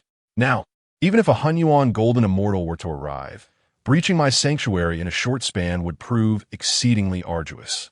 And now, as the quasi-saints of the primordial realm prepare to act, unless they possess innate treasures of such caliber or a fully realized law at the first stage, they would scarcely catch a glimpse of the gates to my sanctuary. Next, it was time to steadily cultivate and develop. Qin Yu contemplated. His next objective is to attain enlightenment. The mixed elemental Great Luo, Ding, you have established numerous formations, activated a critical hit, and gained 30 progress in the Array Path Law. Array Path Law 95. Another law is on the verge of completion. Qin Yu's strength has grown even greater. Subsequently, he desires to host Yuhua and Fuxi in his palace to express his gratitude. Suddenly, his expression sharpened as he gazed skyward. Qin Yu, what troubles you? Fuxi and Yuhua, noticing Qin Yu's grave demeanor, hastily looked up as well, yet they saw nothing amiss. In the next moment, a terrifying wave of energy surged forth from beyond the primordial land. This wave bore an immense oppressive force. Even Fuxi and Yuhua, who had reached the pinnacle of Great Luo, felt their insignificance in its presence, instinctively bowing down. In stark contrast, Qin Yu, though his expression was solemn, stood resolutely, unwavering. Whose oppressive force is this? Yuhua and Fuxi were struck with alarm. After a brief contemplation, Qin Yu spoke. Hongjun has achieved sainthood. What? The two were taken aback.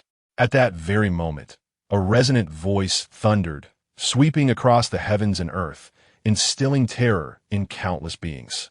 I am from Yujing Mountain, the Taoist Hongjun. Today, I pierce through the illusion to attain the way of the heavenly sage. I shall establish a temple in the 33 heavens and impart my teachings to all sentient beings. All may come. Hongjun has finally attained sainthood. The realm of saints. Fuxi and Yuhua were astounded, as were all beings across the world. Qin Yu, too, felt a sense of awe. The momentum has indeed arrived as anticipated. With a sage imparting teachings, the entire primordial realm is bound to flourish even more. The era of quasi-saints is approaching, and the era of saints is not far behind. Due to Hongjuan's attainment of enlightenment and his intent to teach all beings, the primordial realm erupted in fervor. Many innate deities from the Kunlun Mountains and the 4 divisions of the primordial realm, even the innate deities from beyond the void, awakened en masse, all making their way towards Hongjuan's purple cloud palace. Qin Yu, will you also heed the teachings? Qin Yu nodded, of course. He continued, but not at this moment. Why not? Yuhua and Fuxi inquired with curiosity. Isn't it beneficial to make a familiar appearance at the sage's teachings right away? Moreover, you saved the Qilin clan during the end of the Long Han era. The sage Hongjun had a close relationship with the primordial Qilin and would surely express gratitude. Qin Yu chuckled. When a sage imparts teachings, he will initially share the Great Luo path that aligns with the realms of sentient beings. Qin Yu showcased his cultivation. A breath far surpassing Great Luo surged forth. Yuhua and Fuxi exchanged knowing glances, sighing in realization. Indeed, Qin Yu has attained the mixed elemental golden immortal. Henceforth, you should be referred to as the Grand Immortal of Life. The teachings of the Great Luo path from Grand Immortal Hongjun will indeed offer little assistance to Qin Yu. Qin Yu nodded. Thus, I shall only proceed to the Purple Cloud Palace when Grand Sage Honghuang imparts the path of quasi-saints. Now it becomes clear. Niuhua and Fushi spoke. Let us await the arrival of our esteemed friend within the Palace of Purple Clouds. Qin Yu replied then, Dear friends, hasten to the Palace of Purple Clouds, lest we miss this precious opportunity. In the present era of the primordial world, all the deities have flocked to the Palace of Purple Clouds. Those lacking sufficient cultivation cannot enter. All the formidable beings have departed from the vast lands of the primordial world. Yet, Qin Yu understood that in the near future, the primordial world would usher in an era of quasi-saints, unfolding a grand historical chapter. Therefore, he resolved to thoroughly explore the primordial world before making his way to the Palace of Purple Clouds. With this thought, Qin Yu re-entered the vast expanse of the primordial world. He moved with remarkable speed, almost eluding the perception of any living beings. However, by chance, 3 celestial beings were soaring through the clouds, brushing past Qin Yu. Eldest brother, second brother, do you sense that? It seems a formidable power has surged forth from Mount Buzhou into the earth. Chapter 31.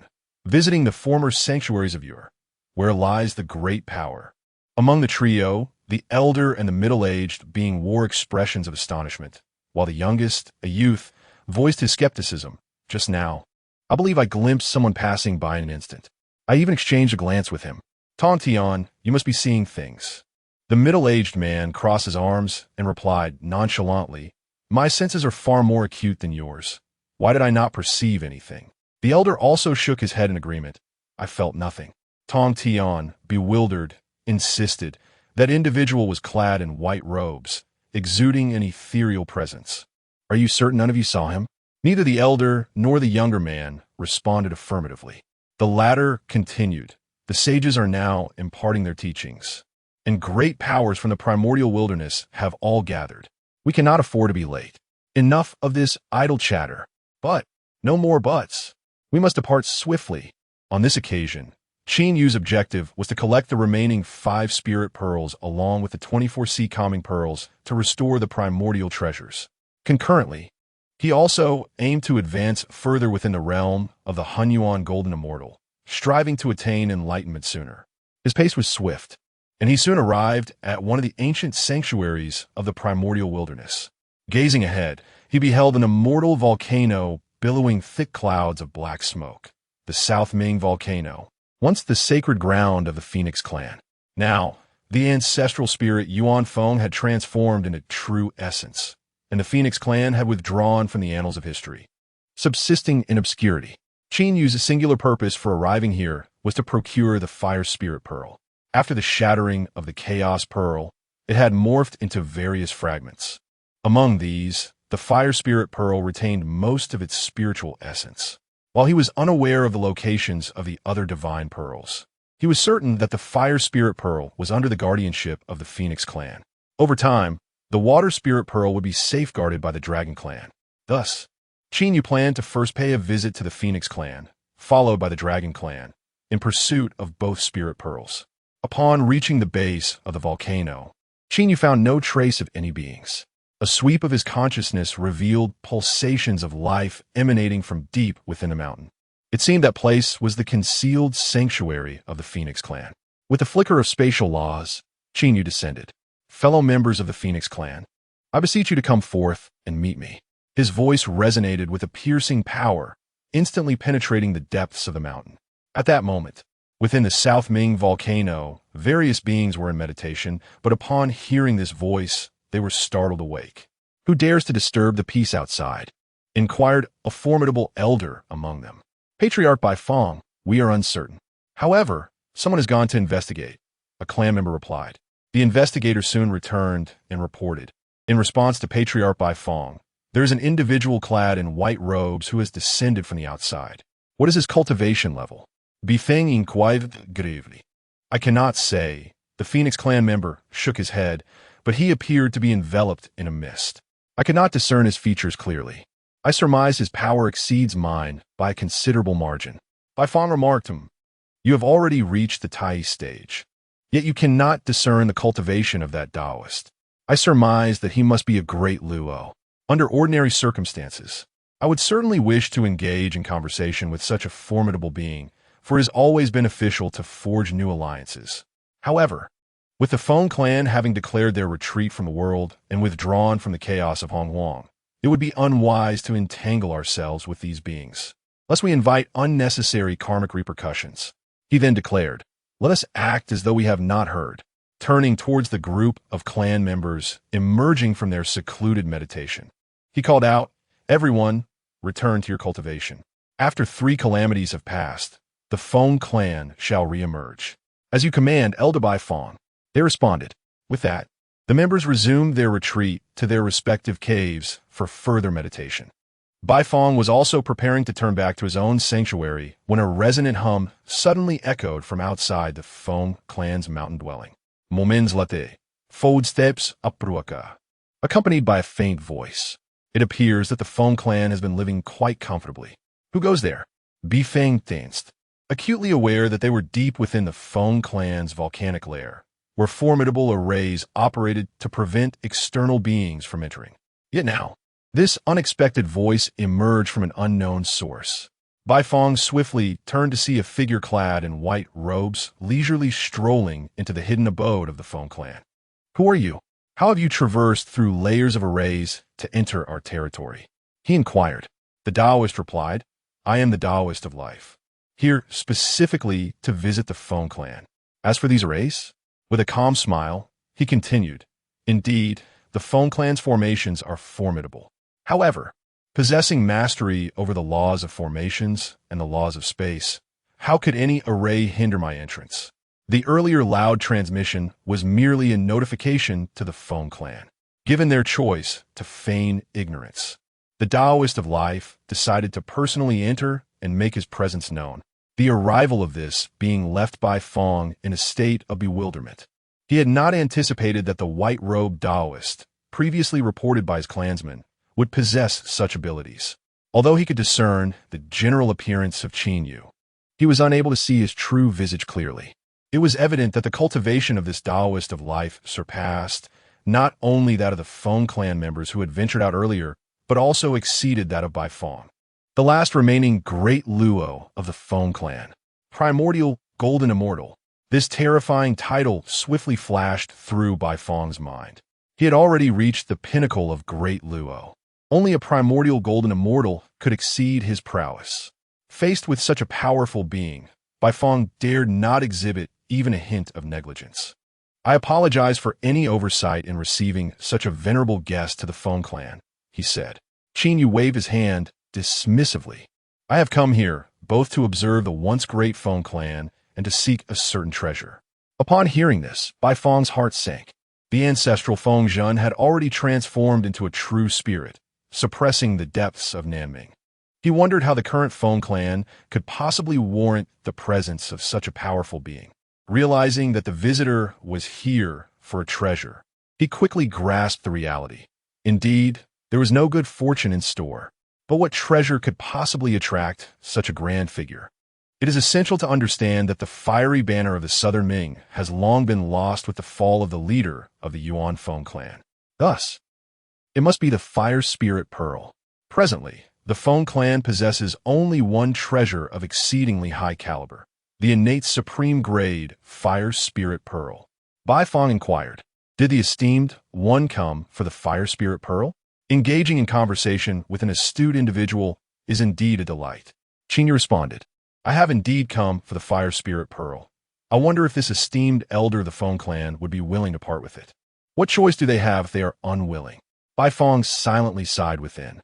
Their Feng clan currently lacks even a single Honghuang Golden Immortal. How could they possibly refuse the request of a Honghuang Golden Immortal? "Esteemed one, please wait a moment. I shall fetch the treasure at once." After a brief interval, Bai Fong returned once more, holding a luminous pearl that exuded the essence of flames. Upon closer inspection, Qin Yu realized it indeed possessed the divine might of an innate supreme-grade spiritual treasure, and he exclaimed with joy, "It truly is the Fire Spirit Pearl." Raising his hand, Qin Yu accepted the Fire Spirit Pearl into his possession. "Ding! You have acquired the Fire Spirit Pearl, triggering a critical hit. You have obtained a clue regarding the Golden Spirit Pearl. The Golden Spirit Pearl was once concealed in the farthest western lands and has now fallen into the hands of one named Jane Shengling. Currently, Jane is listening to teachings at the Zixiao Palace. You may proceed to seize it. Chapter 32. The Plunder and the Guide of Fate. Acquisition of the Fire Spirit Pearl. Activation of Critical Strike. Qin Yu was in exceptionally high spirits, especially as the reward for the critical strike turned out to be a clue regarding the Golden Spirit Pearl. Was this not yet another Spirit Pearl within reach? As for the Golden Spirit Pearl, it was astonishingly in the possession of the Guide of Fate, one of the future saints of the West. However, at present, the individual had not yet attained sanctity. It seemed imperative for me to swiftly seize the Spirit Pearl from that individual. Otherwise, opportunities may soon dwindle. Thus, after acquiring the Water Spirit Pearl from the Dragon Clan, I would proceed directly to the Zixiao Palace to intercept him. Returning to my senses, Qin Yu gazed at the figure of Bai Fong. Grateful for the treasure bestowed by Elder Bai Fong, Qin Yu expressed, as a token of my gratitude, should any being dare to oppress the Fong clan in the future, I shall offer you my protection. Upon hearing these words, Bai Fong, who had initially felt somewhat constrained, experienced a sense of relief. Given the current state of affairs, Bai Fong could not guarantee when another being might descend upon their Fong clan. After all, Hongjun had already attained sanctity and disseminated teachings across the world. The strength of the Honghuang realm would inevitably rise significantly, and Bai Fong speculated that it would not be long before entities of the primordial golden immortal level reemerged. Having forged a connection with this life Taoist, should any foe assail the Fong clan S Mountain in the future, he could summon this life Taoist for aid. Thus, Bai Fong expressed his gratitude to the life immortal. After Qin Yu departed, the powerful members of the Fong clan who had been concealed within the cave finally dared to emerge. Elder Bifeng, did you truly give the Fire Spirit Pearl to that Taoist? Why did you not test his abilities? A chorus of frustrated voices echoed among the Fong beings. Once, they had been the formidable Fong clan, reigning supreme in the Honghuang realm, the superiors of the Longhan era. It was unimaginable that after losing their former glory, they would be subjected to such humiliation by another being. Bai Fong snorted dismissively. You are aware that our clan has lost its former splendor? Do you not realize that even I cannot discern the realm of that being? Gasps of astonishment filled the assembly of Fong clan members. So, the individual was of the same caliber as the original Fong ancestor, a primordial golden immortal. Now, the reason behind Elder Bai Fong's choice to yield became clear. For had he not surrendered the treasure, that primordial golden immortal possessed the means to seize it by force. But this was incredibly disheartening. That was the only treasure left by the Mother Goddess. A youth clad in a five-colored robe protested in dismay. Bai Fong looked at him and sighed, Kong Xian. What can be done? We are outmatched. If you feel distressed, then focus on your cultivation. Once you achieve the realm of the primordial golden immortal, you will be able to reclaim the treasure from this life Taoist. I must cultivate diligently. I will surely attain the primordial golden immortal. Kong Xian clenched his fists resolutely. After departing from the South Ming volcano, Qin Yu manipulated the laws of space and, in a series of flickering movements, arrived at the Eastern Sea. At that moment, the Eastern Sea was bustling with noise, leaving Qin Yu taken aback. Bowing my head, I discovered a gathering of beings celebrating a feast upon the sea. Today, the leader of the Ao Ing clan in the East Sea was inaugurating a banquet to commemorate his 1000th year as clan chief. Had his father passed away? Indeed, it was said that an old injury had flared up, leading to his complete demise. How tragic! The Dragon Clan would become even weaker, though weakened. The former leader of the Dragon Clan had already led them under the protection of the esteemed Eastern Emperor Tai. Who is Eastern Emperor Tai? He is none other than the most formidable innate deity of the vast primordial realm, hailing from the celestial body of the sun. Thus, with the Eastern Emperor Tai's guardianship, the Dragon Clan could still lead a stable existence. No wonder he felt inclined to host a banquet. As Qin Yu traversed the ocean, he was inundated with thoughts upon hearing such news.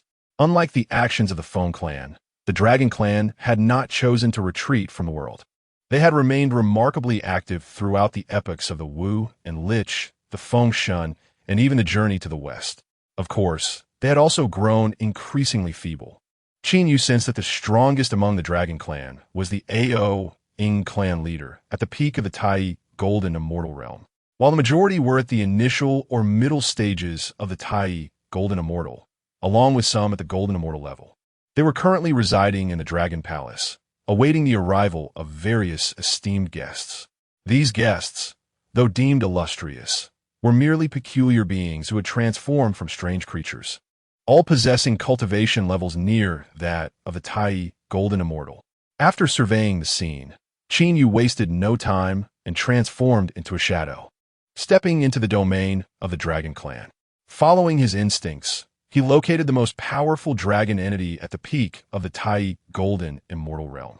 This place was the Garden of the Dragon Clan, where a middle-aged man clad in a dragon robe sat in quiet contemplation. When Qin Yu entered, he made no effort to conceal his footsteps. Thus, the middle-aged man immediately heard the commotion, opened his eyes, and turned to regard Qin Yu. A flicker of brilliance appeared in his dragon-like eyes. "Who might you be? If you have come to attend my banquet, please wait in the outer courtyard." Qin Yu shook his head. "I have come to acquire a treasure." "Acquire treasure?" The middle-aged man was momentarily taken aback by Qin Yu's words. "How audacious! What strength do you possess that grants you the audacity to seek treasure?" He glanced at Qin Yu's cultivation level. In the next moment, Ao Ing was astonished, for he realized he could not see through him. A great Luo Golden Immortal? No, that can't be. A great Luo Golden Immortal who has yet to visit the Zixiao Palace? It must be that he is taking advantage of the absence of the great powers of the primordial realm who have gone to the Zixiao Palace to recklessly seize treasures. In the past, Ao Ing would have felt fear.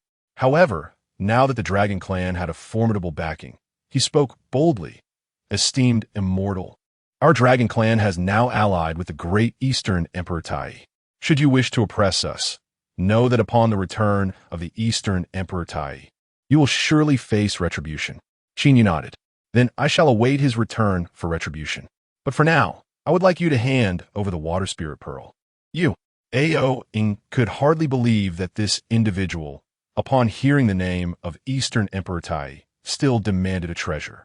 He had calculated that Lord Honghuang Tai was currently listening to the Tao in the Zixiao Palace, rendering him powerless. In contrast, this Taoist could effortlessly subdue the current Dragon Clan. The balance of power was clearly tilted. "May I inquire what treasure the great immortal seeks?" Ao Ing's expression fluctuated, and he spoke. "The Water Spirit Pearl." Ding! You have acquired the Water Spirit Pearl, triggering a critical hit. You have received information regarding the Wood Spirit Pearl. The Wood Spirit Pearl resides in the possession of Ao Ing of the Dragon Clan.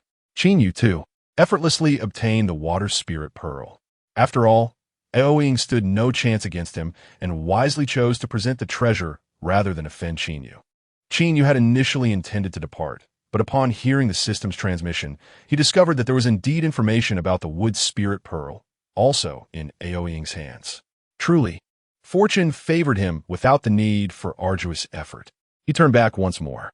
Ao Ing sat alone in the back courtyard, his demeanor dark and brooding, secretly vowing that when Lord Honghuang Tai returned to the primordial land, he would ensure the Taoist of life paid a price. Little did he know, the Taoist of life had returned. The Taoist extended his hand, saying, "I still require the Wood Spirit Pearl and hope that clan leader Ao Ing can part with it." Chapter 33. Blocked in the 33 heavens, the gods tremble. "What? You're here again?" Ao Ing was exceedingly furious. What astonished him even more was how the Taoist of life could possibly know about the Dragon Clan possessing the Wood Spirit Pearl. This was a secret even his closest dragon attendant was unaware of. Initially, he had intended to argue, yet ultimately, he could not withstand the pressure exerted by Qin Yu, and had no choice but to relinquish the Wood Spirit Pearl. With this acquisition, Qin Yu departed from the Dragon Clan, thoroughly satisfied. Qin Yu also conveyed to Bai Fong that the Dragon Clan would offer protection in times of crisis. Ao Ing did not take this matter seriously. Once the great deity Honghuang Tai returned, he would certainly bring charges against the Taoist of life. At that time, he could only await the suppression by Donghuang Tai Yi. Time passed swiftly, and 3,000 years flew by in an instant. Qin Yu traversed the vast expanse of the primordial earth, continuously honing his skills, and had broken through to the third level of the Honghuang Golden Immortal. One day, as he calculated the time, he realized that the preaching of Hongjun de Luo had concluded, and the great deities of the primordial realm would soon return. Thus, he made his way to the entrance of the Zixiao Palace, blocking the path in the 33 heavens. At that moment, the doors of the Zixiao Palace swung open, and a group of primordial deities emerged, engaged in jovial conversation. This time, the teachings of the Hongjun saint had been truly enlightening. It was revealed that the great Luo could indeed be cultivated in such a manner. By aligning with the principles of heaven, one could achieve continuous elevation. There are also paths of laws that could facilitate the ascent of realms. We must return and contemplate these teachings thoroughly. Everything seemed well, except for one matter. The beings gazed upon two Taoists among the crowd, namely Jin and Zhuanti from the west. This time, it was Zhuanti's lamentation that prompted the Red Cloud to offer his seat, an act that was utterly shameless. Yet, Jin and Zhuanti remained exceedingly proud, believing their seats were rightfully earned through their abilities. Such shamelessness was intolerable. Eldest brother, second brother, we must not associate with them any longer. Tong Tian scoffed. Yuan Shi and Taishang agreed wholeheartedly. The multitude of immortals continued their journey, soon stepping into the 33 heavens. Suddenly, they discovered a figure clad in white robes standing within the 33 heavens. An endless gale swept around them, yet failed to inflict any harm upon this Taoist. This was due to the radiant light that surrounded him. The gales dissipated upon contact with his presence. Who could this Taoist be? Such extraordinary prowess. The immortals were secretly astonished. They had traversed the gale layer and were well aware of its terror. Only beings of the great Luo could possess such extraordinary means to cross it, yet none could do so with the ease displayed by this white-robed Taoist. Even those who wielded innate treasures, such as Donghuang Tai Yi, Dijun, and the three purities, while they could traverse the 33 heavens effortlessly, it was due to their possession of these treasures. This Taoist, however, entirely relied on his own abilities to withstand the gale, a feat most remarkable. His cultivation was likely not inferior to that of Tai Yi and the other great deities, perhaps even surpassing them slightly. But why had he not been seen attending lectures in the Zixiao Palace? It seems that this innate deity has missed the opportunity to attend the discourse due to his seclusion and cultivation, thus providing a plausible explanation for his absence. The celestial beings nodded in agreement. Esteemed fellow, you have unfortunately missed the time for the sermon. However, it is of little consequence. With your remarkable abilities, you must have ascended to the pinnacle of the great Luo, and the loss is negligible. The next opportunity for enlightenment will be in 3,000 years. Focusing on the path of the quasi-saint. You must not let this slip by. It was precisely due to Qin Yu's formidable prowess that the beings of the realm felt no hesitation in engaging him in conversation, seeking to forge a favorable connection. Qin Yu gazed at the assembly of celestial beings and remarked with a smile, "Thank you, esteemed friends, for your kind information. However, I'm already aware of the discourse's timing. My presence here is not solely for that purpose." With this, he turned his attention to Jin and Zhuanti. "I have come in search of both of you. Looking for us?" Jin and Zhuanti were taken aback. "We have no prior acquaintance with this white-robed sage. What did you possibly want?" Qin Yu replied, "I seek the golden spiritual pearl, and I kindly request that you part with it." "What? You intend to seize our treasure?" Jin and Zhuanti were utterly astonished. The surrounding beings shared their incredulity, having initially believed that the white-robed sage had come to partake in the discourse, only to discover he sought to borrow a treasure. Given the nature of Jin and Zhuanti, they would undoubtedly refuse. Yet, to their astonishment, they possessed the innate supreme spiritual treasure, the golden spiritual pearl. As Qin Yu finished speaking, he stepped forward nonchalantly and, by some means, effortlessly grasped the radiant pearl in his hand. What kind of ability is this?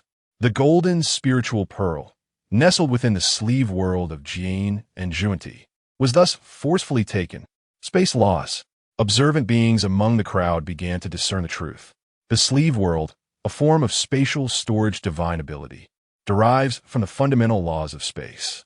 This white-robed sage, utilizing the laws of space to extract treasures from the sleeve world, accomplished the feat with remarkable ease. Having acquired the golden spiritual pearl, Qin Yu showed no inclination to linger further. "Thank you, esteemed friends, for your generosity. I take my leave." With that, he vanished in an instant, disappearing without a trace, as if he had stepped directly into the 33 heavens. A formidable being with strong spiritual awareness spoke up, causing the crowd to turn and realize it was Honghuang Tai. This being, renowned for his unmatched powers and extraordinary spiritual perception, had evidently been observing the white-robed sage. The moment the sage vanished, he attempted to probe with his spiritual awareness, yet failed to detect the sage's presence within the 33 heavens. The might of this being's spatial laws surpassed all imagination. Indeed, how could one so easily vanish from sight? It was inconceivable. One never expected such a character to exist in the primordial realm.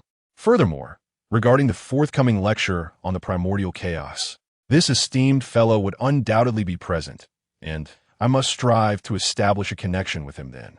In contrast to the other deities who began to contemplate forging a bond with Qin Yu, Jin and Zhuanti were left bewildered and enraged at the theft of their treasure.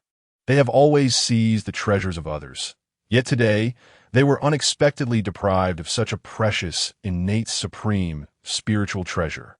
White-robed Taoist, do not allow us to encounter you again. After departing from the 33 heavens, Qin Yu immediately entered seclusion to refine treasures.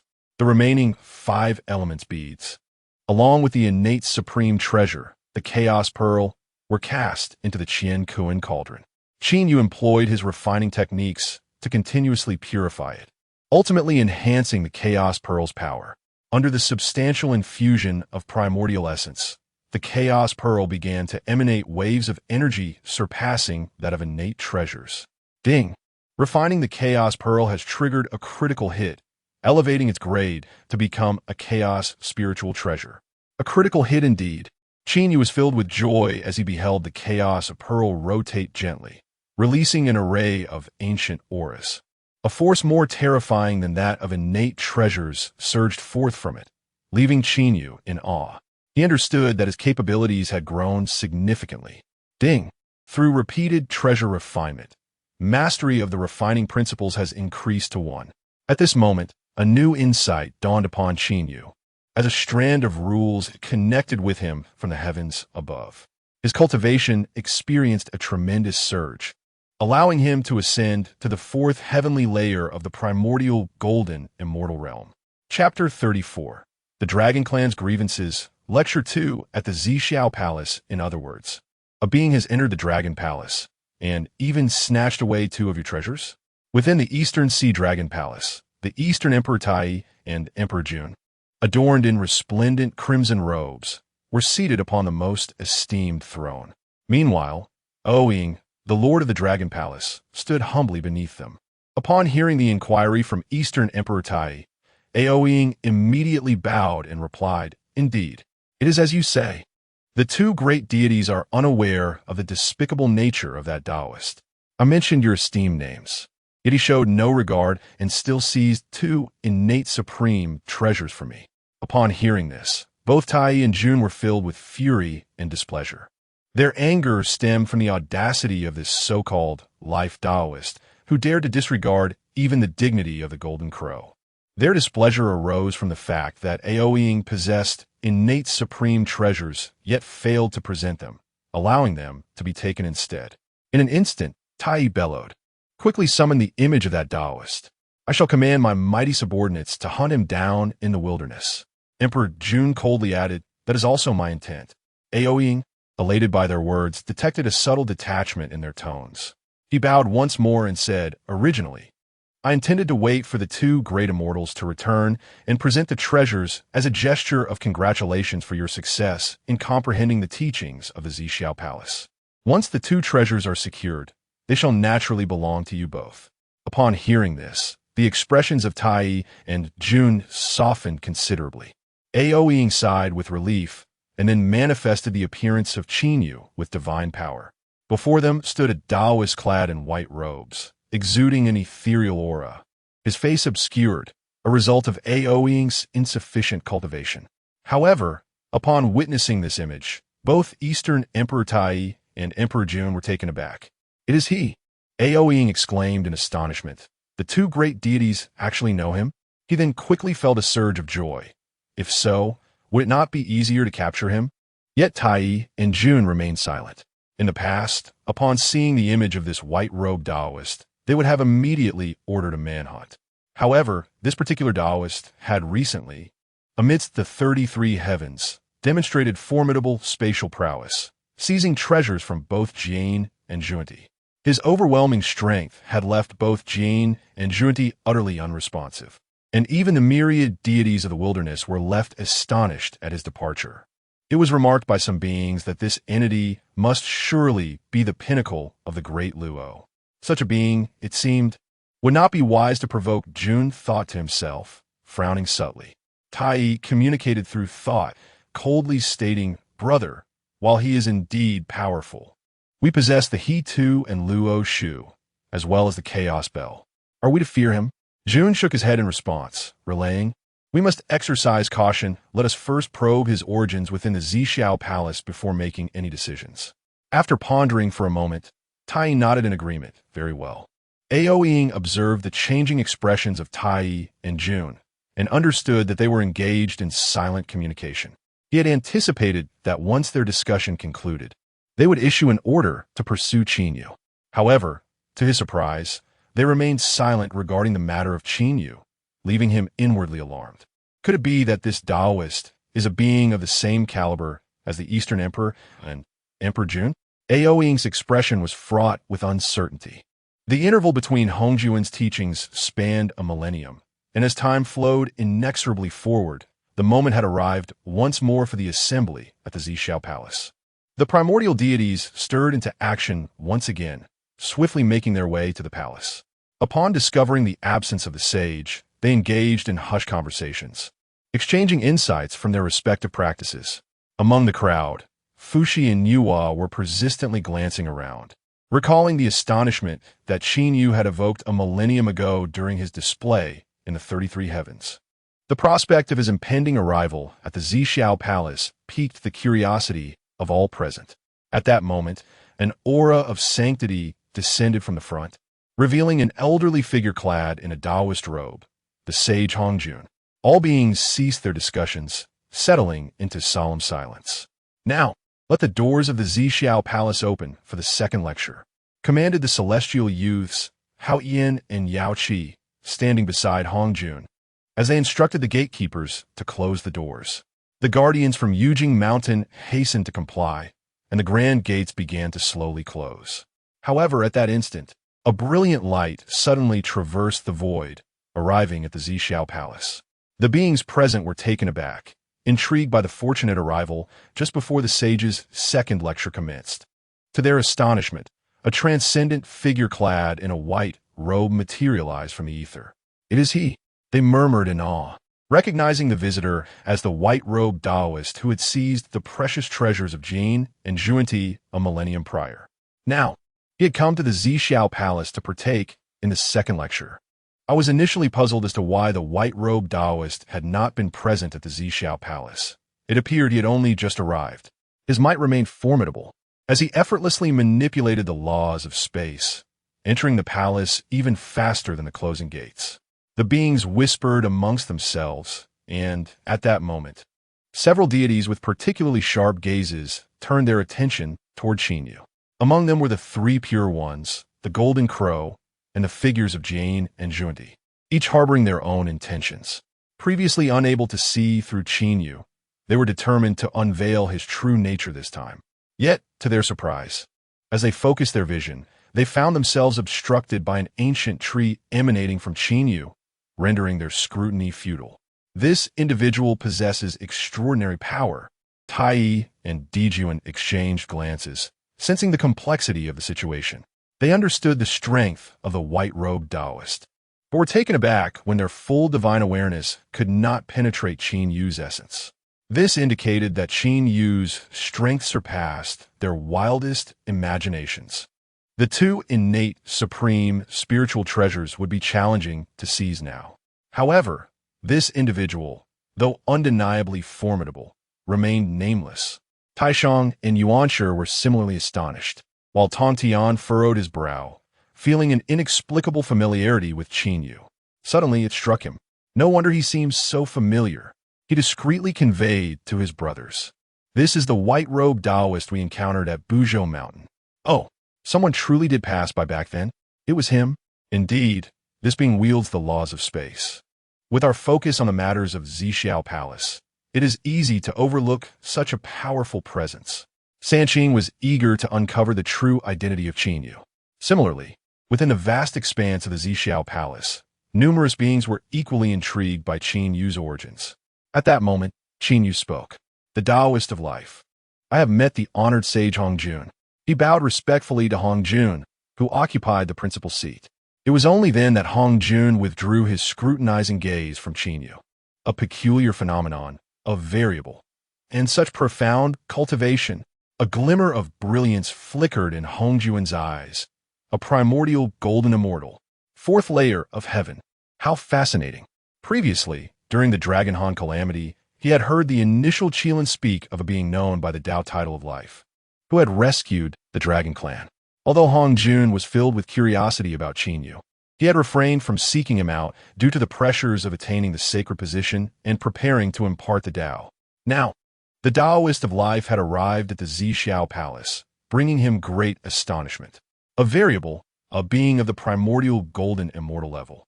No wonder he emerged so prominently to save the Qilin clan. It could be said that Hongjun's triumph over Luo, who bore a fraction of Qin Yu's merit. A smile graced Hongjun's face. "Taoist of life, I am aware of you. The past events concerning the Qilin clan owe much to your aid. Hao Yin, bestow upon him the life. Enlightenment purple lotus seat." Hao Yin promptly responded, "Yes." Thus, a purple lotus seat was presented before the 6 innate divine beings. "Thank you, honored sage, for the bestowed seat." Qin Yu clasped his hands together in gratitude, maintaining his composure as he took his seat with poise. Chapter 35. The Contest of the Gourd Vines. To everyone's astonishment, the sage granted a seat to this individual. The deities of the Purple Cloud Palace were taken aback by this spectacle. What extraordinary abilities does this life Taoist possess to merit such an honor bestowed by a sage? Moreover, he was seated upon the foremost purple mat of enlightenment. Did you hear that? This life Taoist was already known to the sage in days of yore. And the reason for this recognition lies with the Qilin clan. Truly fortuitous. This being must have been active in the era of Long Han, perhaps due to his connections with the Qilin clan. If the life Taoist emerged during Long Han and survived that terrifying calamity, it is no wonder he has become so formidable. The beings present believed they had grasped the essence of Qin Yu's identity. Regardless of his might, with the Tao ancestors' regard for him, he is not to be trifled with. Thus they contemplated. Tai exchanged a glance with Emperor Jun, silently acknowledging the situation. It seems the matters concerning the Dragon Clan cannot be settled with this life Taoist for the time being. This is not only due to the formidable power of the life Taoist himself, but also because the current stance of the Tao ancestor towards him remains unclear. Does Tao ancestor Hongjun merely know the name of the life Taoist and hold a lingering sentiment from the past? Or will he continue to watch over him in the future? It is difficult to ascertain. They decided to observe the developments with patience.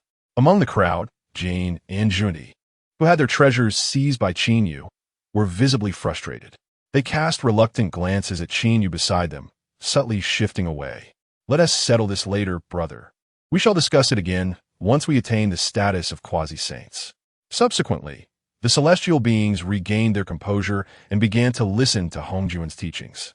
This time, Hongjun imparted the path of the quasi-saint. As various resonances of the Tao surged, numerous phenomena manifested within the void. The teachings of the mighty are always accompanied by such wonders, and the grandeur of sages' discourse is naturally immense. In this environment, the beings quickly entered a state of rapture, captivated by the teachings, and Qin Yu too was immersed in the experience. Ding! Listening to the sage's teachings has activated a critical hit, granting you 1 yuan hui cultivation. Ding! The sage's teachings have activated a critical hit, granting you 1 yuan hui cultivation. Ding! The sage's teachings have activated a critical hit. Qin Yu felt a surge of joy at the system's notifications. Indeed, entering the Purple Cloud Palace and listening to the sage's teachings has yielded benefits beyond imagination. In this brief period of listening, the critical hit cultivation he acquired surpassed what he could have achieved through prolonged seclusion. He sensed that he was nearing the pinnacle of the 5th layer of the primordial golden immortal realm. Meanwhile, atop the main seat, Tao ancestor Honghuang, while imparting his teachings, would occasionally scrutinize the beings below. Noticing the variable that was Qin Yu, he paid particular attention to him. This life Taoist is indeed extraordinary. Each time I utter certain critical phrases, his cultivation experiences a slight increase. It appears he too is on the verge of advancement. After attaining the status of a sage, Honghuang sensed a shift within the cosmos. Variations occasionally arise in the realm of existence. The emergence of these variables invariably causes varying degrees of repercussions and changes to the grand scheme. At present, Honghuang maintains a rather optimistic outlook regarding the appearance of Qin Yu, for these variables fall within the purview of the heavenly Tao's calculations, and the transformations brought about by their emergence primarily yield favorable influences for both the heavenly Tao and Honghuang himself. Thus, there is little cause for concern. As time flows by, 3 millennia have swiftly passed. During these 3,000 years, Qin Yu has diligently practiced, nearly all of which has been a result of activated cultivation rewards. Upon reopening his eyes, Qin Yu discovers that his cultivation has ascended, formally stepping into the 6th layer of the Honghuang golden immortal realm, crossing 2 layers at once. Such rapid advancement is truly astonishing. Qin Yu resolves to return next time to listen to the teachings again, for the next impartation shall be the path of the saints. As the celestial beings departed from the Purple Cloud's palace, a flurry of discussions arose, all revolving around the path of the quasi-saints. Severing the 3 corpses, attaining quasi-sainthood. The 3 purities were immensely proud. Each of them possessed an innate treasure, and it seemed that a brief retreat in the lower realm would suffice for them to achieve quasi-sainthood. The Eastern Emperor Tai, Emperor Jun, and others, masters of innate treasures, shared this confidence. Once their cultivation reached a certain level, possessing a treasure would enable them to sever their corpses. However, amid the crowd, the figures of Kunti and Jean expressed considerable dissatisfaction. That accursed Taoist of life has dared to seize our treasure. Is he also seeking to sever his corpse? We have noted this. First, we shall attain quasi-sainthood, and then we shall settle accounts with him. The celestial beings then set forth onto the vast primordial land. Just then, as a few great deities descended upon the wilderness, a sudden sensation stirred within them. There lies a magnificent treasure ahead. A chance that belongs to me awaits. Let's hasten. Among these beings were 6 in total, 3 from the 3 purities, along with Enhua, Honghuang, and Tai. Their target was undoubtedly Mount Buzhou. It seems the gourd vine is about to manifest. Qin Yu, too, felt a stirring in his heart. It is said that upon returning from their teachings, the great deities suddenly sensed the emergence of the gourd vine. Consequently, each of them employed their methods to obtain an innate gourd, thus refining it into various extraordinary treasures. Qin Yu found little connection to this treasure, and thus felt no particular sentiment. However, if I follow them, I shall effortlessly discover the treasure, will I not? With this thought, Qin Yu moved his feet and pursued them. Soon, he caught up with Enhua and Fuxi, having encountered the Taoist of life. The two hurriedly clasped their hands in greeting. Enhua inquired curiously, "Are you also feeling the call, preparing to seek the treasure?" "Not quite," Qin Yu replied. "I see everyone heading in the same direction, and it seems there may be a great treasure, so I thought to join the commotion." Enhua shook softly. The Taoist of life is indeed sincere. Meanwhile, Eastern Emperor Tai and the 3 purities exchange covert eye rolls. This Taoist of life truly has a grand sense of self. wishing to partake in such a lively opportunity. Surely, he seeks not only to observe the spectacle, but also to acquire the treasure. Does he not? Tai smiled and remarked, Taoist of life, it seems there shall be a fierce contest shortly. Those with discerning eyes can see that we are all heading in the same direction, the very place that is Mount Buzhou. I fear that the treasures at Mount Buzhou may not be so plentiful. Thus, it seems that everyone's objective is singular. How can 2 or 3 treasures suffice for division? When the treasures are revealed, it is inevitable that disputes will arise. It also presents a fine opportunity to closely observe the true strength of this life Taoist. Tai and Emperor Jun exchanged glances and nodded in agreement. Meanwhile, Honghuang and Xinyuanzi, although intrigued by Qin Yu, found it inappropriate to converse in the face of such imminent treasures. The deities moved swiftly, descending from the heavens, and soon arrived at the summit of Mount Buzhou. Here, gentle breezes wafted through, illuminating the sky with boundless light. Additionally, waves of purple mist surged forth. The arrival of the purple aura heralded the presence of rare treasures. The deities stepped forward, visibly stirred by the appearance of this mystical energy. Soon, they descended directly into the midst of the purple mist. Upon gazing upward, they beheld an extraordinary entity radiating treasure-like brilliance. It was a gourd vine, adorned with 7 gourds, 6 fully matured and 1 still in the process of development. What a formidable treasure! Upon sighting this artifact, the 3 pure ones and Tai were visibly shaken. The gourd vine emanated a remarkable power, pulsating with the essence of innate supreme quality. Remarkably, there are not just 1, but 6 such essences. This signifies that each gourd upon the vine is a spirit root of innate supreme caliber. Chapter 36. He is actually a Honghuang golden immortal. 6 supreme, innate, spiritual roots. These gourds are extraordinary. Taishang pondered deeply. Moreover, the primordial energy within them is remarkably dense, presenting the possibility of refining them into magical treasures. Does this imply that these are not merely 6 supreme, innate spiritual roots, but rather 6 exceptional spiritual treasures? The beings present were taken aback. Now that Hong Jun Daozu has imparted the Tao, all creatures are aware that the path to becoming a quasi-saint necessitates the use of magical treasures to sever corpses. This signifies that magical treasures are a profoundly significant resource. They not only greatly enhance the combat capabilities of beings, but also facilitate a transformation and elevation in their levels of power. With such precious treasures before them, seize them. Without a moment's hesitation, all the beings harbored intentions to claim all 6 gourds for themselves. They were all great Luo beings, their speed unparalleled. In the blink of an eye, they approached the innate gourd vine. Yet, their extraordinary speed paled in comparison to Qin Yu's, who was unrivaled in the world. As the innate deities made their move, Qin Yu had already positioned himself before the gourd vine. By the time the innate deities reached the vine, Qin Yu had already secured the entire gourd vine in his grasp. How could he be so swift? The laws of space are indeed one of the most terrifying laws in existence. Witnessing Qin Yu seize the treasure, they shouted, "Hand it over!" The 3 pure ones' expressions changed, and they bellowed urgently. Such a miraculous treasure cannot be allowed to fall entirely into the hands of a single being, despite the fact that this individual is rather mysterious. Even having been granted a seat by the Tao ancestor, they felt compelled to seize a portion. Yuan Shi raised the treasure in his hand and struck towards Qin Yu. Meanwhile, Taishang and Tong Tian also drew forth the Qingping sword and a wooden staff to strike at Qin Yu. We will seize it too. He cannot monopolize this treasure alone.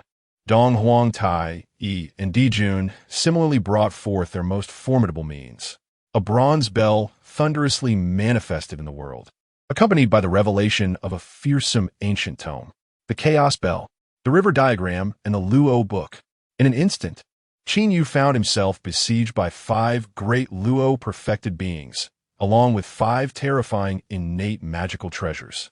No matter who faced such a formidable array, they would undoubtedly be overpowered and forced to relinquish the gourd vine. However, what was unexpected was that Qin Yu appeared utterly unfazed by the means of these 5, allowing their attacks to crash upon him. He was to be suppressed. How audacious! To dare withstand such an onslaught? Yet, to their astonishment, Qin Yu remained unaffected. Amidst the resounding chaos, he simply flipped the gourd vine into his sleeve, drawing it into his cosmos. Only then did he lift his head and strike out with his hand. Buzz! In an instant, an almost perfect surge of spatial power erupted, directly repelling the 5 innate deities along with their magical treasures. How could this be possible? Our combined attacks struck him, and not only did he endure, but he also had the strength to retaliate against us. Those are 5 great Luo golden immortals unleashing the power of their innate magical treasures. Who in all of heaven and earth would dare withstand such might? They initially believed that Qin Yu would be compelled to relinquish his treasured artifact and retreat. Who would have thought that Qin Yu would act so recklessly? The 3 pure ones, Eastern Emperor Tai and Emperor Jun, 5 formidable beings, were knocked backward, and as they struggled to regain their balance, their gazes fell upon Qin Yu, filled with astonishment and uncertainty. He was not reckless. Suddenly, Tong Tian pointed at Qin Yu, exclaiming that he was unscathed. They observed waves of energy radiating around Qin Yu, enveloping him in a protective barrier. This indicated that despite the combined assault of the 5 perfected beings wielding innate treasures, Qin Yu emerged completely unharmed. There could only be one explanation. The Tao of Life possessed a form of unimaginable defensive power. Alternatively, it could mean that the Tao of Life's strength far surpassed theirs. The latter conclusion was more readily accepted, for no innate divine ability could possibly withstand the full force of 5 perfected beings of the same realm. The implications of this second outcome were staggering. His power eclipsed that of all present. The 3 pure ones, Tai and Emperor Jun, were all shaken. A quasi-saint. This was inconceivable. How long had it been since the Tao ancestor imparted the path of quasi-sainthood? How could such a being exist in this world? There was only one possibility. According to the words of Honghuang, the Tao ancestor, this life essence thrived during the Dragon Han era. Thus, this Tao of Life must be a quasi-saint from the ancient times, a primordial golden immortal. The countenance of all present shifted subtly. The realm of the primordial golden immortal was indeed a significant elevation above that of the great Luo. Only such a powerful being could disregard all their combined efforts. Seeing the astonishment etched on their faces, Qin Yu smiled gently, saying, "It appears that in this contest for supremacy, my methods have triumphed. Thank you, esteemed friends." Upon hearing this, the 3 pure ones and the golden crow let out muffled grunts in irritation. They sensed that the opportunity that rightfully belonged to them had vanished. Yet, before a quasi-saint, they had no chance to contend further. The 3 pure ones wore grim expressions. Yuan Shi remarked, "Life, I shall remember this karmic thread. Once I attain quasi-sainthood, I will return to seek your guidance." Both Emperor Jun and Tai understood that the situation was dire and that acquiring the treasure was no longer feasible. They clasped their hands in acknowledgement, stating, "We shall return in the future to seek your wisdom."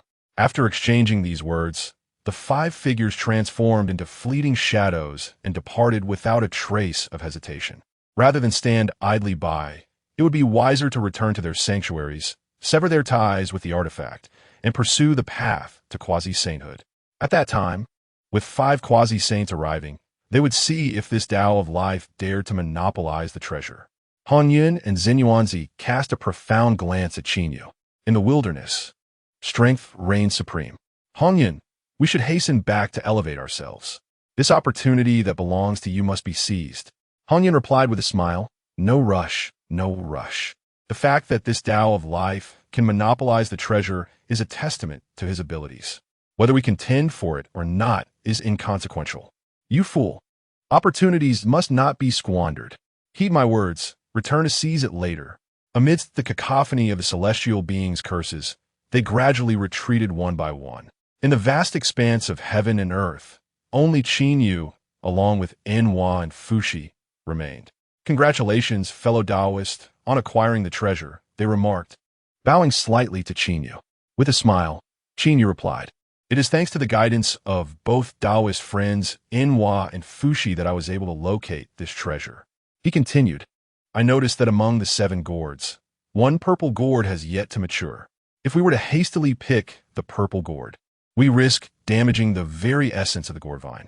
Should the essence of the gourd vine be harmed, the seventh gourd may never have the opportunity to mature. Qin Yu added, once the final gourd has ripened, I shall present one to Taoist Enhua as a token of my gratitude. Enhua beamed with joy, saying, I sincerely thank you, fellow Taoist. After a leisurely exchange, the three returned to their respective sanctuaries to enter seclusion. Time flowed swiftly, and before long, a millennium had passed. During this span, the primordial realm witnessed numerous terrifying disturbances. The innate deities, utilizing the methods imparted by Honghuang Daozu, severed their own benevolent corpses, formally stepping into the realm of quasi-saints. Consequently, the atmosphere of quasi-saintly power began to proliferate throughout the primordial world, heralding the advent of an era of unprecedented strength. Subsequently, the deities mobilized once more, heading towards the Purple Cloud Palace. This journey was undertaken to attend the final lecture of the saints, the Way of the Saints. Among the beings journeying to the Purple Cloud Palace, glimmers of determination flickered in their eyes as they prepared to embark on a significant endeavor. Among them were figures such as Jin, Junti, Jinwu, and the Three Pure Ones, united in a singular objective, to subdue the Taoist of life and reclaim their respective treasures. Chapter 37. The ancestral shaman arrives. Is he life? Could it be that this fellow is, in fact, a primordial golden immortal, comparable to the quasi-saints of the present day? Along the way, Jane and Junti followed Tai, Emperor Jun, and the Three Pure Ones, a total of 5 individuals. Upon hearing the news of the contest for treasures at Buzhou Mountain, they were taken aback. That day, the Taoist of life had actually confronted 5 fully realized Deluo. No wonder. The Taoist of life possesses such formidable and enigmatic abilities, rendering him nearly uncontainable.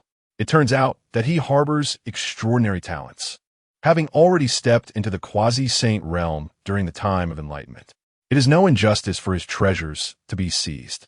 Yet now, we too have officially entered the quasi-saint realm. Jin, exuding the aura of a quasi-saint, wore a proud expression. 1, 2, 3, 4, 5, 6, 7. In total, there are 7 quasi-saints, united, who in the vast wilderness, apart from the Tao ancestor Honghuang, could possibly rival them? Today, regardless of how powerful the Taoist of life may be, he must return the treasures that rightfully belong to us. Indeed, with this thought, the 7 continued to quicken their pace, soon arriving before the Zixiao Palace.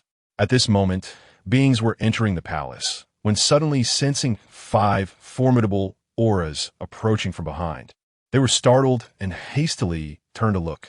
To their astonishment, it was Jinwu, the Three Pure Ones, along with Jane and Junti. Their powerful auras revealed them to be all quasi-saints. Yet these individuals had set up arrangements after departing from the 33 heavens. Subsequently, they all leapt back into the 33 heavens, not advancing towards the Zixiao Palace. What is going on? The gods were filled with quiet curiosity. Suddenly, someone spoke. They must be planning to confront the Taoist of life. Confront the Taoist of life? At this utterance, all beings were taken aback. The Taoist of life is a being of unparalleled might.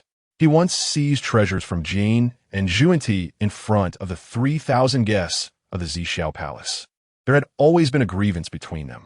Now, it seemed that Jane and Junti, having broken through to the quasi-saint realm, felt their strength had significantly increased and were preparing to take action against the Taoist of life.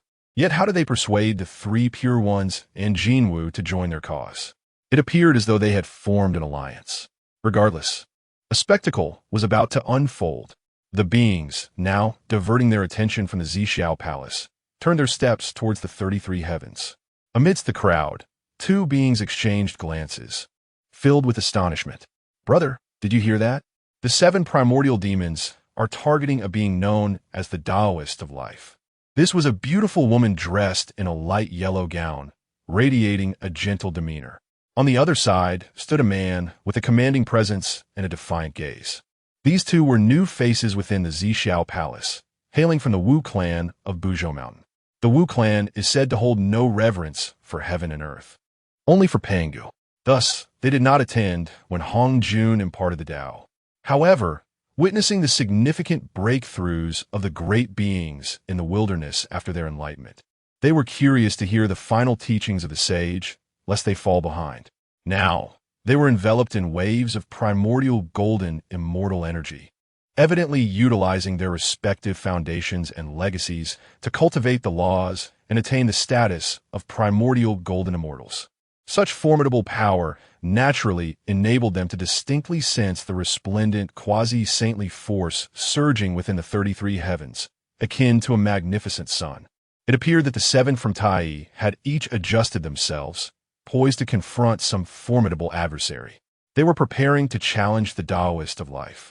Hutu exclaimed in astonishment. Could it be Brother Qinyu? That one? Di Jiang furrowed his brow. The Taoist of life, Qinyu, was a being he had encountered long ago during the Dragon Han era. At that time, this Taoist possessed considerable strength, being at the great Luo level, and his mastery of the laws was quite extraordinary. However, the Witch clan, being rather arrogant, did not regard Qinyu with much esteem.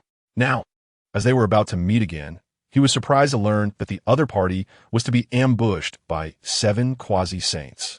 How intriguing! It seemed that the Taoist of life had indeed broken through to a new quasi-saint realm. Di Jiang remarked calmly, once he too cultivated the laws. But now he has entered the quasi-saint level through the saint's method of severing the 3 corpses.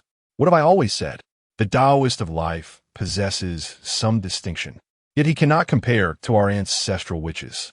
Hutu frowned and said, Brother, you hold a deep prejudice against Brother Qinyu. Just observe. Those lying in ambush against him are all top-tier deities of the primordial realm, not inferior to us witches. Hutu speculated, Brother Qinyu has likely transformed beyond recognition. Di Jiang scoffed, Sister, cease your defense of such outsiders. Let's watch closely. No matter how strong the Taoist of life may be, he will undoubtedly suffer greatly at the hands of these 7 quasi-saints.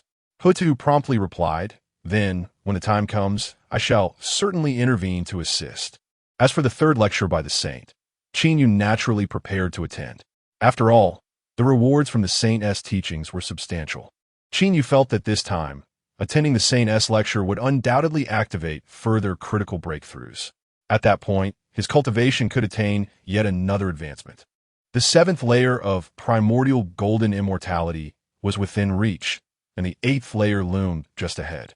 Moreover, this time the saint would also distribute the primordial purple energy, and the treasure rock would be unveiled. A fierce struggle loomed on the horizon. Qinyu was determined not to lag behind. With a swift movement, he summoned forth a surge of spatial power. Curiously, this spatial force emanating from him was extraordinarily potent. Spatial Laws 1. Qinyu's recent retreat was specifically dedicated to grasping the laws through his formidable realm. Thus, having approached perfection in the spatial laws, he successfully advanced to the 2nd stage of the laws, becoming a master of spatial laws. The spatial laws were even more formidable. For instance, with a single step, Qinyu vanished from Mount Buzhou and reappeared within the Zixiao Palace. Who goes there? The Haoyan boy and the Yaoqi boy were peering out the grand entrance, seemingly observing some commotion in the 33 heavens. Suddenly, sensing the waves of spatial power and the presence of a living being approaching from behind, they turned in astonishment.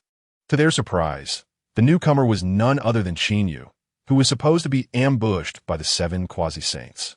Ah, it is the great immortal of life. The Haoyan and Yaoqi boys recognized Qinyu as an old acquaintance. Once, during the tumultuous era of the Long Han calamity, Qinyu ventured into the miniature realm of Qiankuan and had previously encountered 2 individuals, prompting them to greet him warmly. At this moment, Haoyan expressed his admiration, stating, Life immortal, you truly are extraordinary. To be aware of an ambush and to directly traverse the spatial path into the Zixiao Palace is remarkable. Ambush? Upon hearing Haoyan's words, Qinyu found himself momentarily bewildered, as he was unaware of any such scheme. Observing his confusion, Yaoqi elaborated, the Tai and his companions have joined forces, devising various strategies in the 33 heavens to prepare an ambush against you. Oh, such a development exists? Qin Yu's spirits lifted upon hearing this. These individuals were clearly overestimating their capabilities. Did they truly believe that upon entering the quasi-saint realm, they could contend with him? They were merely novices in the quasi-saint domain. While Qin Yu had already attained the formidable 6th level of the Honghuang Golden Immortal. In terms of realms, this equated to being a profound expert in the mid to late stages of quasi-sainthood. Furthermore, with an array of laws and treasures at his disposal, not only could he effortlessly dismantle their ambush, but he could also easily suppress them all. Intrigued by the prospect of their ambush, Qin Yu resolved to leave the Zixiao Palace and assess their true worth. Chapter 38. Hongjun bestows the purple qi young friend of life. Come gather within the palace. Just as Qin Yu was about to depart, an unexpected divine voice resonated from deep within the Zixiao Palace. This voice, of course, belonged to Hongjun. The foot that Qin Yu had just lifted fell back down. What does the sage summon me for? Both Hao Yin and Yao Qi were equally astonished. I'm not certain. However, since the sage has spoken, it seems you must pay a visit, they replied. Qin Yu pondered for a moment and said, Then please lead the way, dear attendants. He felt a tinge of regret. After all, he had finally found some amusement to indulge in, only to be called by the sage. Was it possible that the sage feared I would bully these fellows? Qin Yu chuckled inwardly. After a brief moment, Qin Yu entered a palace deep within the Zixiao Palace, where Hongjun was seated in meditation. Upon Qin Yu's arrival, he opened his eyes and gestured toward the mat before him. Seat. Qin Yu clasped his hands in greeting and sat upon the mat. Hongjun's gaze fell upon him. You, little fellow, have made remarkable progress in your cultivation, nearing the 7th level of the Honghuang Golden Immortal. Qin Yu humbly responded. It is indeed the profound teachings of the sage that have facilitated my breakthroughs. Hongjun smiled gently. You certainly possess the gift of eloquence. I have a matter to discuss. With that, Hongjun produced a misty aura, entirely suffused with purple qi, imbued with various formidable mysteries. Hongmeng purple qi, Qin Yu exclaimed in astonishment. You are quite well informed. Hongjun acknowledged with a nod. Is this gift meant for me? Qin Yu inquired. Indeed, Hongjun confirmed. Why so? He continued, after the 3 lectures. I will open the Finshan Rock to distribute treasures among the living. I require your assurance that you will not contend for them. Hongjun elaborated, given your strength, no one could rival you. Thus, I present this Hongmeng purple qi to dissuade you from competing. Upon hearing this, Qin Yu clasped his hands and replied, In truth, with the sage's decree, I would not contend for treasures even if none were bestowed upon me. Nevertheless, I am grateful for your generosity, and I shall accept the Hongmeng purple qi. Although he was uncertain of Hongjun's intentions in granting him the Hongmeng purple qi, which was originally meant for Hongyun, it appeared that Hongjun genuinely feared his potential prowess during the distribution at Finshan Rock. Artifacts like the Panga Banner, should they come into my possession, would undoubtedly unleash unimaginable power, along with the Taiji diagram, the 4 swords of Zhu Xian, the Annihilation Black Lotus, and the God-slaying Spear, among others. However, it seemed that Hongjun had his own plans, urging him to refrain. Accepting the Hongmeng purple qi, Qin Yu found himself without the opportunity to contend for treasures at Finshan Rock. Yet he was unconcerned. Those treasures, when acquired, would merely be an embellishment. The Hongmeng purple qi, on the other hand, promised boundless possibilities for Qin Yu, such as the potential to transcend into the realm of the sages. Beep. You have acquired Hongmeng purple qi, activating critical hit. You can utilize Hongmeng purple qi to attain enlightenment without being constrained by the heavenly Tao. Upon hearing the system's voice, Qin Yu felt a stir within his heart, unbound by the constraints of the heavenly Tao. Rumors swirl regarding the peculiar nature of the primordial violet energy bestowed by Hongjun. Is it truly so? It appears that Hongjun harbors his own subtle calculations. Yet, now that the system has been deciphered, Qin Yu wields the primordial violet energy without concern. Upon witnessing Qin Yu accept this energy, Hongjun smiled and nodded. Very well. The 3rd lecture is about to commence. You may depart. After Qin Yu's exit, Hongjun let out a faint sigh. The pace of such changes is indeed remarkably swift.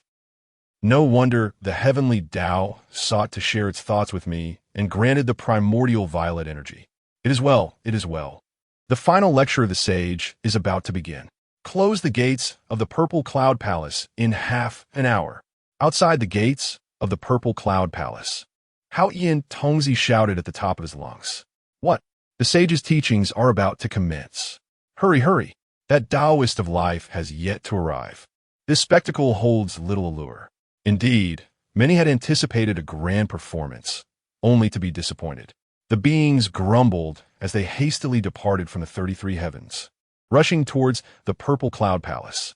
Within the 33 heavens, a group comprising the 3 purities, the Golden Crow, and others, who had lingered at 7 points in preparation to ambush Qinyu, stomped their feet in frustration. Cursed Taoist of life. Still not here after all this time. Surely, some being has alerted him. He dares not come. It must be Nuwa and Fushi. They share the closest ties with the Taoist of life. Just wait for us. With the 3rd lecture imminent and only half an hour left to linger outside, they reluctantly abandoned their plans against the Taoist of life, deciding to attend the teachings first. Missing the sage's lecture would be a grave loss. Thus, these 7 quasi-saints followed the throng into the Purple Cloud Palace. At that moment, Tom Tian suddenly exclaimed, "Look there!" He pointed towards the front of the Purple Cloud Palace. What is it? In the sage's court, one cannot simply point. Despite the admonition, the crowd instinctively turned to follow Tong Tian's gesture. Upon doing so, they beheld a venerable figure clad in white, seated upon a violet mat. The Taoist of life. When did he arrive? Cursed be it. I thought he would not dare to come. Lo and behold, the Taoist of life, master of spatial laws, must have sensed the ambush by the 7 quasi-saints, and, fearing confrontation, utilized his spatial ability to directly enter the Purple Cloud Palace. Cunning, exceedingly cunning. Aside from the 7 quasi-saints, other beings witnessing the scene were secretly astonished, reveling in the misfortune of the 7. A well-laid plan, unexpectedly unraveled by a mere spatial maneuver. Nuwa and Fushi communicated telepathically. With the capabilities of our friend Qinyu, he should easily sweep them aside. They mistakenly believe Qinyu is afraid. Let it be known that Qinyu has long attained the status of a primordial golden immortal, and he possesses the innate treasure, the Qian Kuan Ding. His strength is formidable. Indeed, perhaps Taoist Qinyu refrains from overpowering the weak out of a sense of honor. This seems to be the only explanation.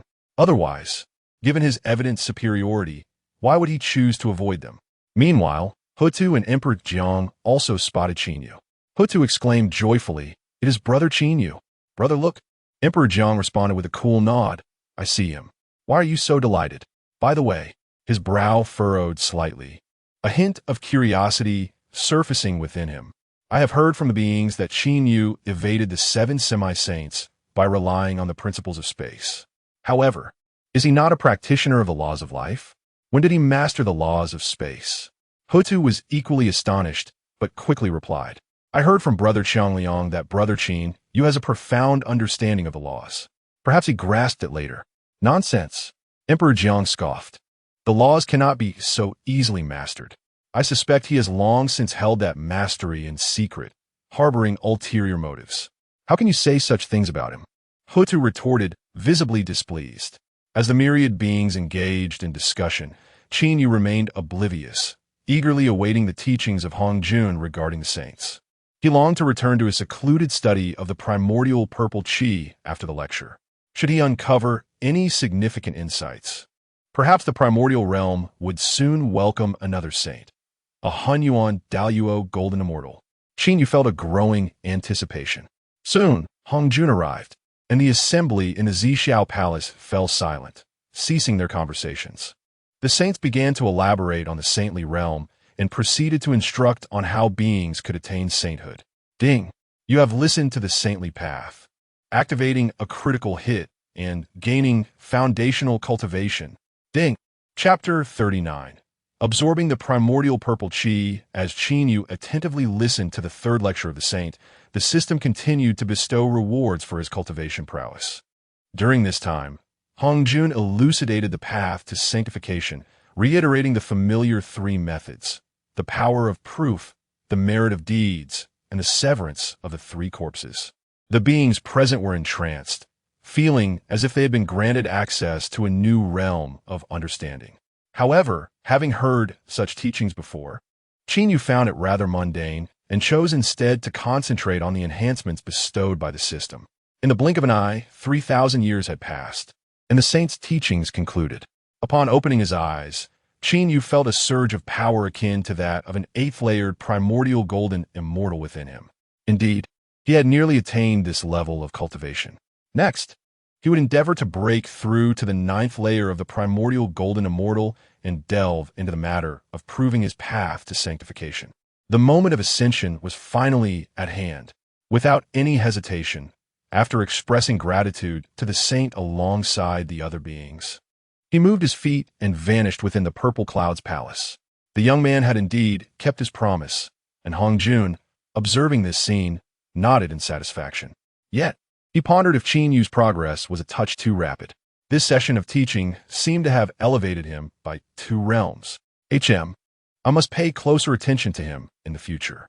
The saint announced the division of treasures, which left the beings in a state of astonishment before they erupted in joy. This implied that the saint intended to distribute all his precious possessions. Indeed, with his unparalleled cultivation, even without the use of magical artifacts, he possessed the strength to suppress the heavens, rendering such artifacts somewhat unnecessary for him. The great virtue of the saint. He understood our need for artifacts to sever the corpses and thus shared them for the benefit of all. The Tao ancestor truly embodied the essence of benevolence, imparting teachings, distributing treasures, and benefiting the primordial world. However, did everyone notice? That life Taoist had just departed. Indeed, he was utterly unaware of the immense opportunity he had missed. Given his insatiable nature, had he known he was absent from the distribution of treasures, he would surely be lamenting his folly, clutching his thighs in regret. Jean laughed heartily, while his companion, Zhuanti, wore a beaming smile. From among the 3 purities, the primordial one declared, "Once we acquire the magical artifacts, eradicating evil corpses shall pose no challenge. At that time, we shall advance to the mid-stage of quasi-sainthood, leaving Qin Yu far behind." The contest for the treasures soon commenced, with the various immortals employing their unique methods to acquire diverse artifacts. Subsequently, the Tao ancestor Hongjuan announced the acceptance of disciples, the 3 purities and Yuhua as his direct disciples, while Jin and Juni were designated as registered disciples. Shortly thereafter, 6 strands of primordial purple qi descended, leaving the beings both astonished and envious. Disciples of the Tao ancestor, disciples of the foremost saint of the primordial realm. In the future, the cultivation levels of these 6 formidable beings would undoubtedly soar. Most importantly, they had acquired the legendary primordial purple qi, said to enable beings to attain the status of a saint. Did this not imply that the primordial realm would soon witness the emergence of 6 more saints? A monumental event indeed, Tai quietly contemplated. These 6 beings were individuals we could not afford to offend if we wished to dominate the primordial realm. Dijuan wholeheartedly agreed.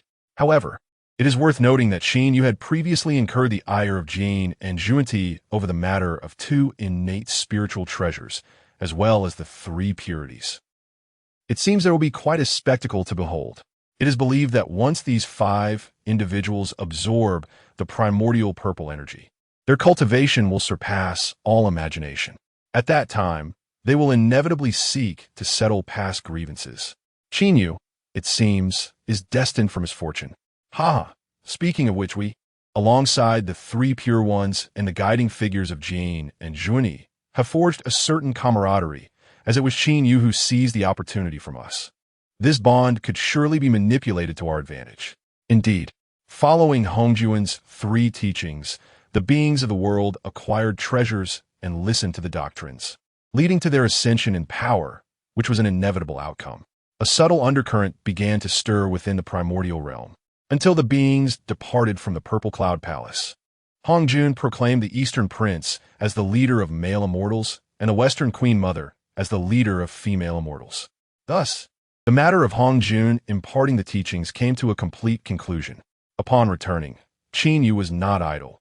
He immediately commenced his study of the primordial purple energy. Researching primordial purple energy, critical hit activated, acquiring one of the primordial laws. The primordial laws? They sound extraordinarily exceptional, especially with the association of the term primordial. However, as Qin Yu delved deeper, he discovered that the primordial laws possessed no combat prowess. Nevertheless, during his comprehension of the primordial laws, he noticeably accelerated his absorption of the primordial purple energy. Moreover, he sensed an unprecedented expansion of his spiritual awareness, enabling him to perceive a greater tapestry of world rules than before. This would greatly benefit his future cultivation of the laws. He continued his research. Ding. Researching primordial purple energy, critical hit activated, primordial laws elevated to 5. Ding.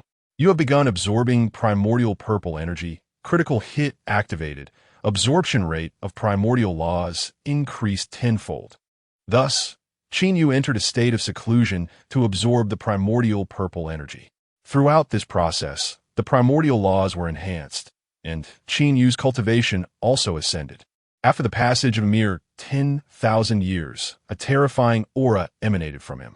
He officially broke through from the 8th level of the Honghuang Golden Immortal Realm to become a formidable presence at the 9th level. He had finally reached this milestone. Qin Yu opened his eyes, his expression tinged with reflection. After many years in the primordial realm, it seemed time for him to attempt the path to sainthood. The position of a saint. Should he succeed in becoming a saint, he would truly transcend the material realm. Yet, Qin Yu was acutely aware that reaching this stage was no simple feat at present. He felt no trace of the constraints of the sacred realm. If only he could fully absorb the primordial purple energy, perhaps his cultivation would ascend smoothly. Qin Yu continued to absorb the primordial purple energy. Another millennium passed. Only a fragment the size of a fingertip of the primordial purple energy remained.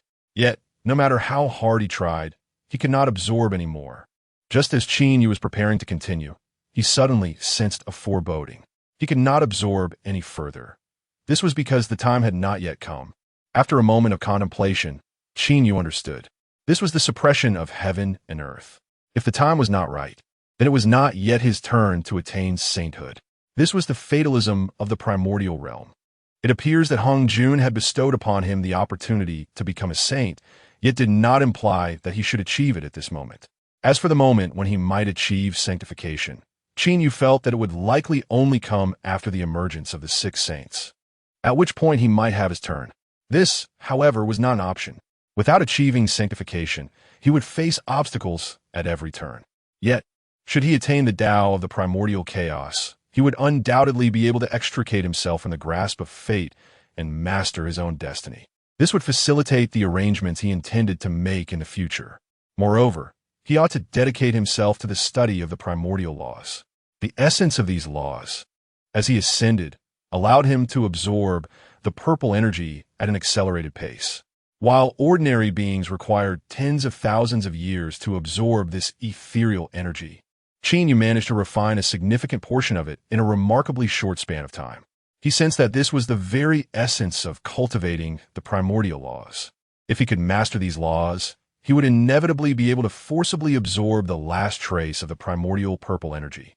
Primordial Laws 73 was nearing the ultimate threshold of the laws, with the Tao of the primordial chaos tantalizingly close. During his cultivation, Qin Yu was astonished to discover that if he could absorb the purple energy from the heavens and earth, it would expedite his progress in the primordial laws even further. Furthermore, due to his advancements, he could distinctly perceive the birth of purple energy in the world. Thus, he set forth to absorb purple energy from every available source to enhance the primordial laws. Whether it was the emergence of a treasured artifact, the birth of extraordinary beings, or the phenomena created by living entities, all could invoke the presence of purple energy. Consequently, this energy was abundant in the primordial wilderness. Qin Yu traversed the realms, absorbing the purple energy with fervor. One day, upon regaining his focus, he realized that his mastery of the primordial laws had surged to an impressive 95 progress. With the absorption of just one more source of purple energy, he was certain he could elevate the primordial laws to 100. His eyes sparkled with determination as he sensed the impending arrival of the next source of purple energy.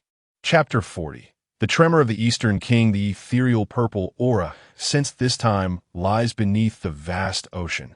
At this moment, Qin Yu stood upon the surface of the sea, having inadvertently arrived near the East China Sea while absorbing the primordial purple qi all around him. The East China Sea is now under the dominion of numerous extraordinary powerhouses. For instance, Ao Ing of the Dragon Clan has ascended to an unimaginable level of a great Luo golden immortal, seemingly having received the profound teachings of the Eastern Emperor Tai and others, thus achieving a promotion in accordance with heavenly principles. Consequently, Ao Ing and his fellow dragons, in conjunction with a group recently designated as monsters, have firmly established their control over most of the East China Sea, exuding a formidable aura. Ordinary beings who dare to traverse the skies with such audacity as Qin, you would undoubtedly be confronted by the dragon and monster clans, who would not hesitate to punish them. However, at this moment, Ao Ing, seated within the Dragon Palace, received news of a being flying overhead with great swagger. He remarked, "I'm already aware." Ao Ing stated gravely, "I sensed his presence when this formidable being first entered the East China Sea. I advise you all to refrain from provoking him.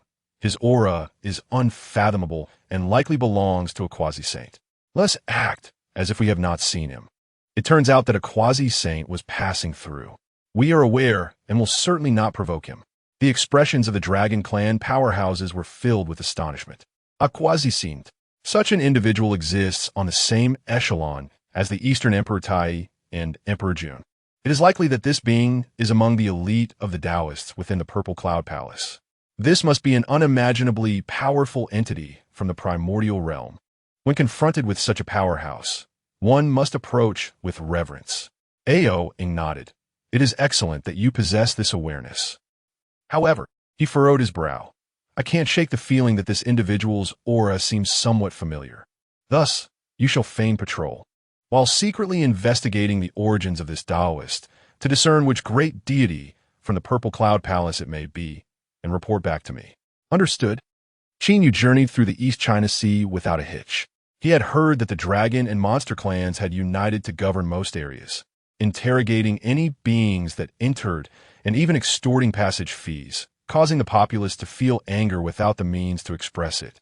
However, it seems that such claims may have been exaggerated. He had not encountered any such issues. On the contrary, the dragon and monster beings he met showed him respect and saluted him. It appears that in the end, strength speaks for itself. With a carefree spirit, Qin Yu continued on his way. One day, he arrived in an unfamiliar sea region. Below him were 3 small islands that appeared to flicker in and out of existence, seemingly shifting positions. One moment here, the next moment there. These islands were extraordinary. Could they be the legendary 3 Immortal Islands? The 3 Immortal Islands, the most enigmatic islands in the primordial realm, are said to be the birthplace of many wondrous phenomena. It is indeed quite reasonable that the purple aura he sensed originated here. Perhaps he should descend to absorb it. The 3 Immortal Islands are renowned in the primordial realm for their uniqueness, constantly shifting locations, making them elusive to beings seeking them out. Qin Yu felt fortunate to have arrived at the mystical Sanxian Island. Standing upon the island, he unleashed his divine sense, which swiftly pinpointed the source of the ethereal purple aura emanating from the summit of Penglai. It appeared that there were indeed beings present on Penglai, and he could sense numerous life forms, many of whom possessed formidable cultivation, including a quasi-saint level expert presiding over the area. Upon his arrival at Sanxian Island, Qin Yu had not intentionally concealed his presence, and thus the quasi-saint from Penglai was instantly alerted and descended to meet him. The figure that approached was a middle-aged man clad in a flowing purple robe, exuding an air of authority. Initially scanning the surroundings with an imperious gaze, he was taken aback to discover that the visitor was a Taoist dressed in white robes. The middle-aged man's expression shifted in surprise. He recognized the visitor as the Life Taoist. It dawned upon him that the Life Taoist had graced his realm, and he, Honghuang, had failed to extend a proper welcome. The arrival of such a distinguished figure, renowned within the illustrious Purple Cloud Palace, was indeed a moment of significance. Honghuang, not daring to be remiss, promptly performed a gesture of respectful acknowledgement. Indeed, it is the esteemed Honghuang. Qin Yu returned the gesture, saying, "I am but a humble wanderer, aimlessly exploring, and to my astonishment, I have stumbled upon your sacred domain." Qin Yu continued, "Sanxian Island is brimming with wonders, and I intend to explore its depths. I trust you will not mind my presence?" "Not at all," Honghuang replied hastily. "It has long been my desire to cultivate a friendship with a figure of your caliber. Since I have no pressing matters, might I accompany you on your explorations?" "There is no need." Qin Yu waved his hand dismissively. "I am merely wandering. You may attend to your own affairs." Honghuang felt a twinge of regret at this response. He was acutely aware of the immense strength and profound mastery of spatial principles possessed by the life Taoist. Insights that the 3,000 worldly guests of the Purple Cloud Palace had long acknowledged. Hence, he yearned to establish rapport with such a powerful being. Although he was often regarded as the foremost male immortal of the primordial world, in truth, his reverence was merely that of ordinary beings. Notably, the ancient clans led by deities like Tai Yi, as well as the Dragon Clan, offered him little in the way of respect. Currently, Honghuang was devising plans to construct an ancient celestial court to consolidate allegiances. If he could foster a good relationship with the life Taoist, the foundation of his celestial court would undoubtedly be greatly enriched. Indeed, it would be prudent to cultivate a closer relationship with him. However, maintaining a certain distance was equally essential.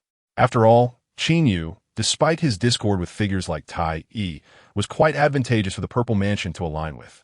Yet, one must remember that Qin Yu had also incurred the wrath of the Three Pure Ones and the disciples of the Taoist patriarchs, such as Jian and Junti. While it was true that the life Taoist maintained amicable ties with Niuhua, the balance required careful navigation to avoid any potential calamities. After Qin Yu departed, Honghuang conveyed a message to the beings of the Purple Mansion. "All gods, heed my command. Today, the great life immortal treads upon Sanxian Island. Any creature who encounters him must not provoke him.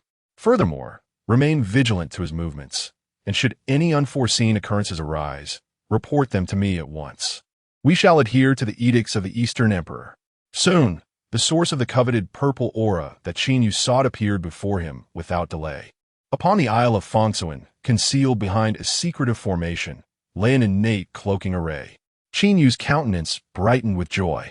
It had been a considerable time since he had encountered such an innate concealment array.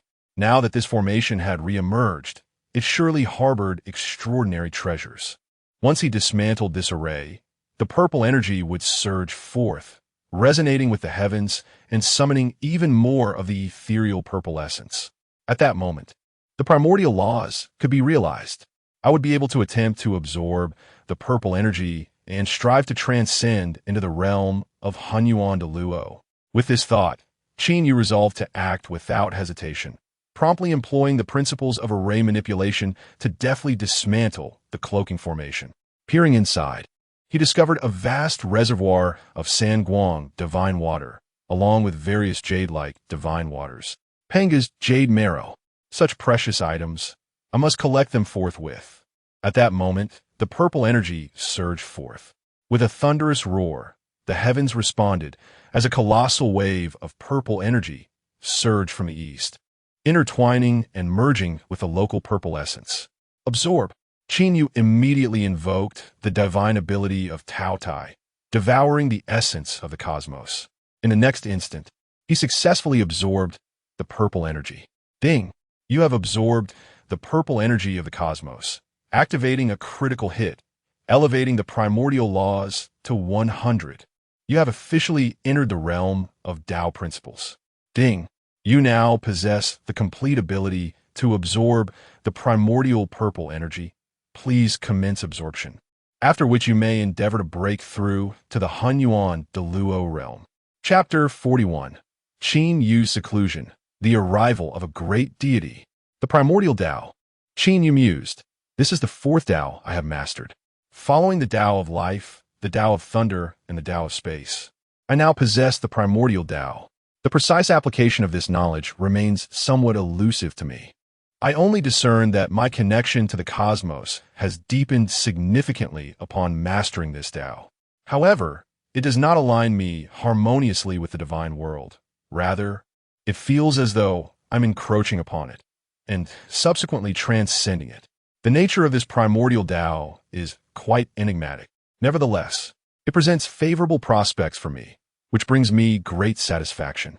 As for what lies ahead, I shall utilize this extraordinary Tao to fully absorb the primordial purple Qi and achieve my ascension. Summoning the primordial purple Qi, I began to absorb it. Boom! Upon absorbing the primordial purple Qi, it felt as though my mind experienced a cataclysmic explosion akin to the creation of the heavens. Instinctively, I commenced my cultivation. Meanwhile, as Qin Yu completely absorbed the primordial purple Qi, in the Purple Cloud Palace, Honghuang gazed at the sky with a troubled expression. To merge with the Tao, I truly must unite with the Tao. Otherwise, I shall forever remain a pseudo-saint. Yet, I am uncertain if this path is right or wrong. It is a pity that if Yang Mei were still in the primordial era, we could have discussed this. What is that commotion? Suddenly, Honghuang sensed something, his gaze abruptly shifting towards the East Sea. His expression changed. Is that someone tainting the Tao? In the Dragon Palace of the East Sea. Oh, so the Taoist of life has indeed ventured to 3 Immortal Island to pay a visit to the East King? The Dragon Clan leader, Ao Ying, stood respectfully before Tai and Dijuan. Upon hearing Tai's inquiry, he quickly replied, "Yes, Lord Tai. I sensed a powerful presence arriving at the East Sea, and upon dispatching observers, they returned with an image revealing that it was the Taoist of life. Currently, the Taoist of life has entered 3 Immortal Island and is suspected to be a guest at the Purple Mansion." Upon hearing this, a shadow crossed Tai's eyes. The Taoist of life already has ties to us, and now he has developed a rapport with the East King. Brother, Tai looked towards Dijuan. Since we have settled our affairs, and there is nothing pressing at hand, why not invite our Taoist friend from the 3 Pure Ones to target this Taoist of life? Dijuan frowned. After all, that is the domain of the East King at the Purple Mansion. The 3 Pure Ones and the 2 from the West may not wish to act there. Tai shook his head. Not at all, brother. Are you suggesting that the 3 Pure Ones and others wish to avoid offending the foremost male immortal designated by the Tao ancestor? That is a misconception. Why? Dijuan smiled, eager to hear his brother's insights. Tai elaborated. Just observe. The 3 Pure Ones and the 2 from the West are all disciples of the Tao ancestor. However, according to logic, they are also male immortals under the jurisdiction of the East King. Who would desire that? Others may wish to avoid offending the East King, but the 3 Pure Ones and the duo of Jin and Junti likely do not hold the East King in high regard. They simply have not had the opportunity. Should one arise, they would not hesitate to test the East King. Our alliance to corner the Taoist of life at the Purple Mansion presents an excellent pretext for such a trial. Sanqing and the 2 from the West would undoubtedly not refuse such a splendid opportunity. Not only could they settle accounts with the Taoist of life, but they could also give the Eastern King a formidable warning. Furthermore, they could ascertain whether the Tao ancestor truly cared about the so-called leader of male immortals. A triple benefit. Impo yun lev totally excellent. Tai, you are quite impressive. Indeed, you possess both courage and wisdom. Tai humbly replied. It is all thanks to the exemplary conduct of my elder brother. Very well. Let us proceed with your plan. Immediately send word to Sanqing and the 2 from the West, informing them that we have discovered the whereabouts of the Taoist of life. Meanwhile, Emperor Jun turned his gaze towards Ao Ying. Clan leader Ao Ying summoned the Dragon Clan and informed the Kunpeng Demon Master. Rallying our demon army to march towards the Purple Mansion, let us confront the Taoist of life together. Upon hearing that they would finally settle accounts with the Taoist of life, Ao Ying's expression brightened with delight. As you command. Qin Yu remained in seclusion, diligently cultivating. Yet, within the East Sea, a storm of schemes was brewing among the living beings. Those formidable beings who happened upon the EC while in their training suddenly sensed that the long-dormant Dragon Clan had assembled a great army and was merging with the Demon Clan stationed along the EC's shore, marching towards the Purple Mansion. This was sure to be a significant event. What did Tai and Emperor Jun mean? Were they truly prepared to engage in direct conflict with the Eastern King? Jin Yuanzi, astonished, gazed at Honghuang. The two Golden Crows had created the Demon Clan and must possess grand ambitions. They certainly would not submit to the authority of any leader of male immortals. Trouble was imminent. No, no, no. Suddenly, another powerful figure in the East Sea revealed the truth. It seemed that the Demon Clan was not targeting the Purple Mansion after all. Instead, they had heard that the Taoist of Life was heading to the Purple Mansion. The Taoist of Life? Jin Yuanzi and Honghuang were well aware of the intricate ties between the Taoist of Life and Tai and his companions, particularly the conflict over the gourd vine. In the past, during the Tao ancestors' teachings, Tai and others had laid an ambush in the 33 heavens, hoping to catch the Taoist of Life unawares. Unfortunately, the Taoist of Life, mastering the way of space, had evaded calamity. Yet now, Tai and others were uniting their forces, even calling upon Sanqing and the two disciples of the Tao ancestors from the West. It seemed they were genuinely intent on confronting the Taoist of Life. Jin Yuanzi's expression shifted. Though the Taoist of Life was formidable, he would likely face misfortune this time. He reached a firm conclusion. Not necessarily. Honghuang shook his head. He believed that the Taoist of Life, possessing mastery over the laws of space, would surely come and go with ease. Hence, Tai and the others would inevitably miss their mark. However, what no one could have anticipated was that at the very instant the Demon Clan prepared for action, the Eastern Emperor Tai had stealthily arrived above the Three Immortals Island, using the Eastern Emperor Bell to stabilize the void. The powerful beings of the East Sea were once again shaken. This was no ordinary Eastern Emperor Bell. This bell could stabilize time and space, surpassing all imagination. It was the Chaos Bell transformed from the Pangu God's opening heaven axe. Jin Yuanzi and Honghuang were secretly alarmed. The Eastern Emperor Tai had actually mastered such a terrifying treasure. Now, without a sound, having stirred no one, he had fixed the void above the Three Immortals Island. The Taoist of Life would find it exceedingly difficult to escape. The Taoist of Life was finished. Zhen Yuanzi remarked, Honghuang, why not seize this grand opportunity to reclaim your gourd? Honghuang furrowed his brow and replied, this may not be advisable. In truth, I hold a rather favorable impression of the Taoist of Life. I feel it unnecessary to add insult to injury. How shall I articulate my thoughts on you? Following the establishment of the Chaos Bell by Honghuang Tai, he promptly communicated with the Three Pure Ones and the figures of Jie Yin and Zhuan Ti, informing them of Qin Yu's movements and his own arrangements. Upon receiving this news, those cultivating in Dong, Kunlun, and Mount Shumi were both astonished and immediately chose to set forth. It is truly remarkable.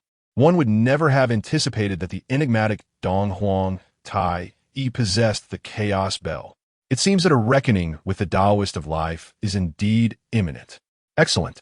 This occasion perfectly aligns with my recent acquisition of the Panga Banner, which has enabled me to vanquish the malevolent corpse, elevating my cultivation to the mid-stage of quasi-saint.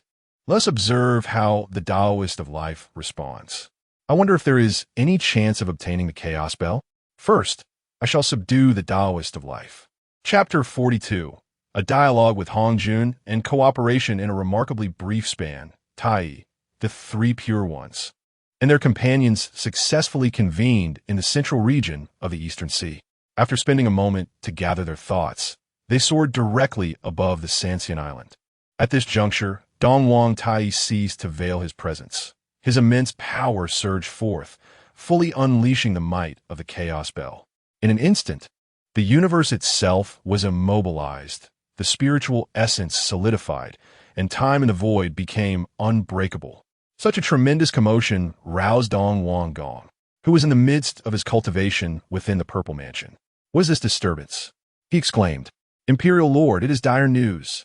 A formidable entity from the Purple Mansion has rushed in, panic etched across his visage. The demon army is advancing. They demand the life Taoist surrender, or else they will obliterate our purple mansion. What? Upon hearing this alarming news, Dong Wanggong's expression shifted from shock to fury. Why are they seeking the life Taoist? What does this have to do with our purple mansion? The life Taoist is merely visiting Sanxian Island. We cannot possibly drive him away. Although Dong Wanggong indeed harbored goodwill towards the life Taoist, he maintained a prudent distance, allowing the life Taoist to wander freely while keeping a watchful eye from afar. It seemed that the life Taoist had stumbled upon some treasure on Fengsuan Island and was presently in seclusion, with no contact with the Purple Mansion. I see that Dong Wangtai and Emperor Jun are truly ambitious wolves, seeking to test the mettle of our Purple Mansion. This time, they have finally found their pretext. I shall confront them. Dong Wanggong, resolute, departed from his sanctuary. Yet, as he ascended into the skies, Dong Wanggong's countenance shifted once more. Above him stood several imposing figures that exuded immense pressure. Taishang, Yuanshi, Tongtian, Jiejing, and Zhuanqi. Tai, Emperor Jun, Kunpeng, and Beis. 9 great beings radiating quasi-saintly power had arrived. Furthermore, a terrifying army loomed ominously in the distance. This is untenable. A grave crisis is upon us. Their arrival is surely to assert dominance, and they might truly seek to suppress the life Taoist. Dong Wanggong realized that engaging in open conflict with such formidable foes was unnecessary. A cordial reception would be the wisest course, avoiding any inquiry into the struggle between the life Taoist and the demon clan. Suddenly, a shadow fell over Dong Wanggong's expression. If he allowed this group to subdue the life Taoist on Sanxian Island, it would spell trouble. The Nuwa Taoist, a direct disciple of the Tao ancestor, was closely allied with the life Taoist. Should Nuwa, who had acquired the primordial purple energy and was destined to attain sainthood, take offense on behalf of the life Taoist, she would undoubtedly unleash her wrath upon the Purple Mansion. This situation necessitated careful negotiation. He needed to buy time for the life Taoist. Thus, he approached the assembly of quasi-saintly beings with a cheerful demeanor and discreetly conveyed to his subordinates. Swiftly contact the Nuwa de Xian of Mount Buzhou. Inform her that her friend is currently facing a life-and-death crisis. Unbeknownst to him, tumultuous winds were stirring in the outside world, while Qin Yu remained oblivious. Now he finds himself seated within the mystical confines of the square-inch island, enveloped by an ominous aura of purple energy. This purple mist serves to obscure the spiritual essence of the universe and silences all external disturbances, meticulously crafting an environment conducive for Qin Yu's breakthrough. However, according to Qin Yu's calculations, with his strength as a 9th-layer Honghuang Golden Immortal, combined with the fully absorbed primordial purple energy, he should have been able to ascend to the Honghuang Daoyuo realm without any hindrance. Yet, there remains a slight gap. Why does this gap persist? Qin Yu opens his eyes, perplexed. The primordial purple energy signifies an opportunity for enlightenment. As the pinnacle of a Honghuang Golden Immortal, possessing mastery of the Tao, he should not encounter obstacles in his ascension. Could it be a celestial obstruction? Qin Yu ponders thoughtfully. Indeed, it is a celestial obstruction. At that moment, Qin Yu suddenly senses a being descending through the air, landing amidst the purple mist, and an almost wistful voice resonates in his ears. Quickly turning his head, he recognizes a familiar Taoist figure. It is an old sage clad in white robes, exuding an ethereal aura. Qin Yu rises hastily. It is none other than the sage Hongjun. Indeed, the visitor is Hongjun. No one in the vast wilderness is aware of Qin Yu's seclusion and breakthrough towards the sacred realm, except for Hongjun, who, through his intuition, has ventured into the world to stand before Qin Yu. Hongjun observes the aura surrounding Qin Yu, which is stronger than that of a 9th-layer Honghuang Golden Immortal, faintly radiating a sense of sanctity. Presently, Qin Yu is a half-saint. Such an aura foretells his path to the sacred position. However, to Hongjun's discerning gaze, layers upon layers of suppression are visibly weighing down on Qin Yu, preventing him from breaking through. The theories of fate suggest that the timing is not yet ripe. Qin Yu, your sequence is incorrect. You ought to be the 8th saint of the wilderness, not the 2nd. Hongjun sighs inwardly, somewhat astonished, for he never anticipated that this being, Qin Yu, could defy the constraints of the heavenly Tao and forcibly absorb the primordial purple energy. This feat, even his former self could not achieve. Regardless of the means employed, it is indeed worthy of admiration throughout the ages.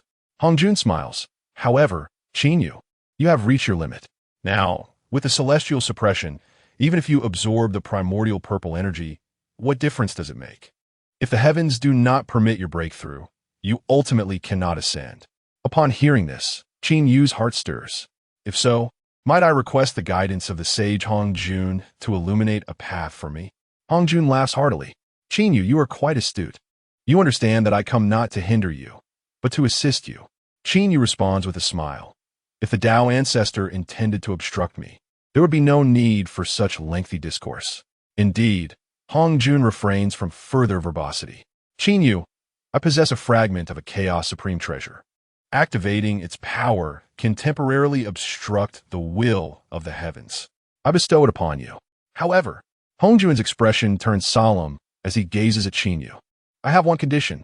Speak. Qin Yu exhales deeply, feeling relieved that there is a condition. Without one, he will be more apprehensive. Hongjun spoke. In the future, I shall merge with the heavenly Tao in pursuit of the realm I once knew.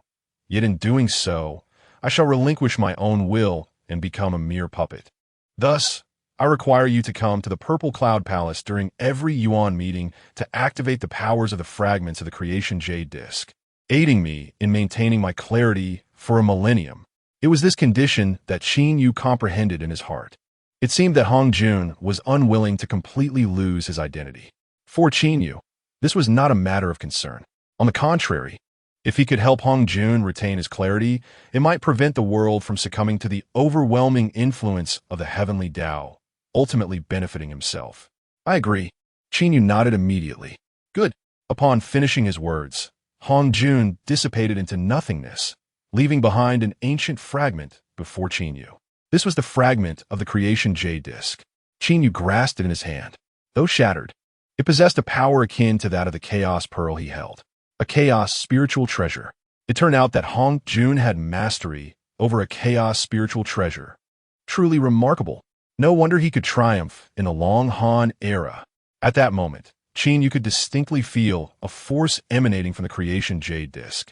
As this power manifested, the various pressures of heaven and earth upon Qin Yu began to gradually dissipate. Chapter 43. The Army Presses the Borders.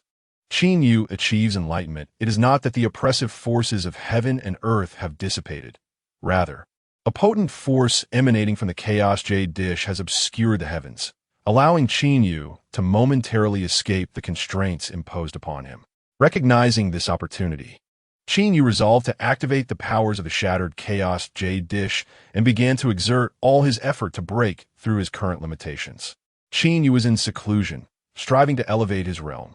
Outside the Three Immortal Island, Donghuang Gong and his companions were beginning to grow impatient. The Eastern Emperor Tai, however, displayed wisdom by refraining from disclosing the precise location of Qin Yu's retreat. More importantly, he chose not to confront Tai and the others head-on, instead inviting the three esteemed beings, Sanqing, Jin, and Juani, into the Purple Mansion as guests. Tai, Impelyun, Kunping, and Beis had no choice but to temporarily lower their banners and enter the Purple Mansion alongside the Sanqing. Alas, I have also heard of the connections between you, esteemed friends, and that life Taoist. Donghuang Gong sighed. Yet since that life Taoist stepped onto our Three Immortal Island, he has vanished without a trace. As you know, he cultivates the spatial laws. If he does not wish to be found, I would be unable to locate him. Yuanshi coldly snorted.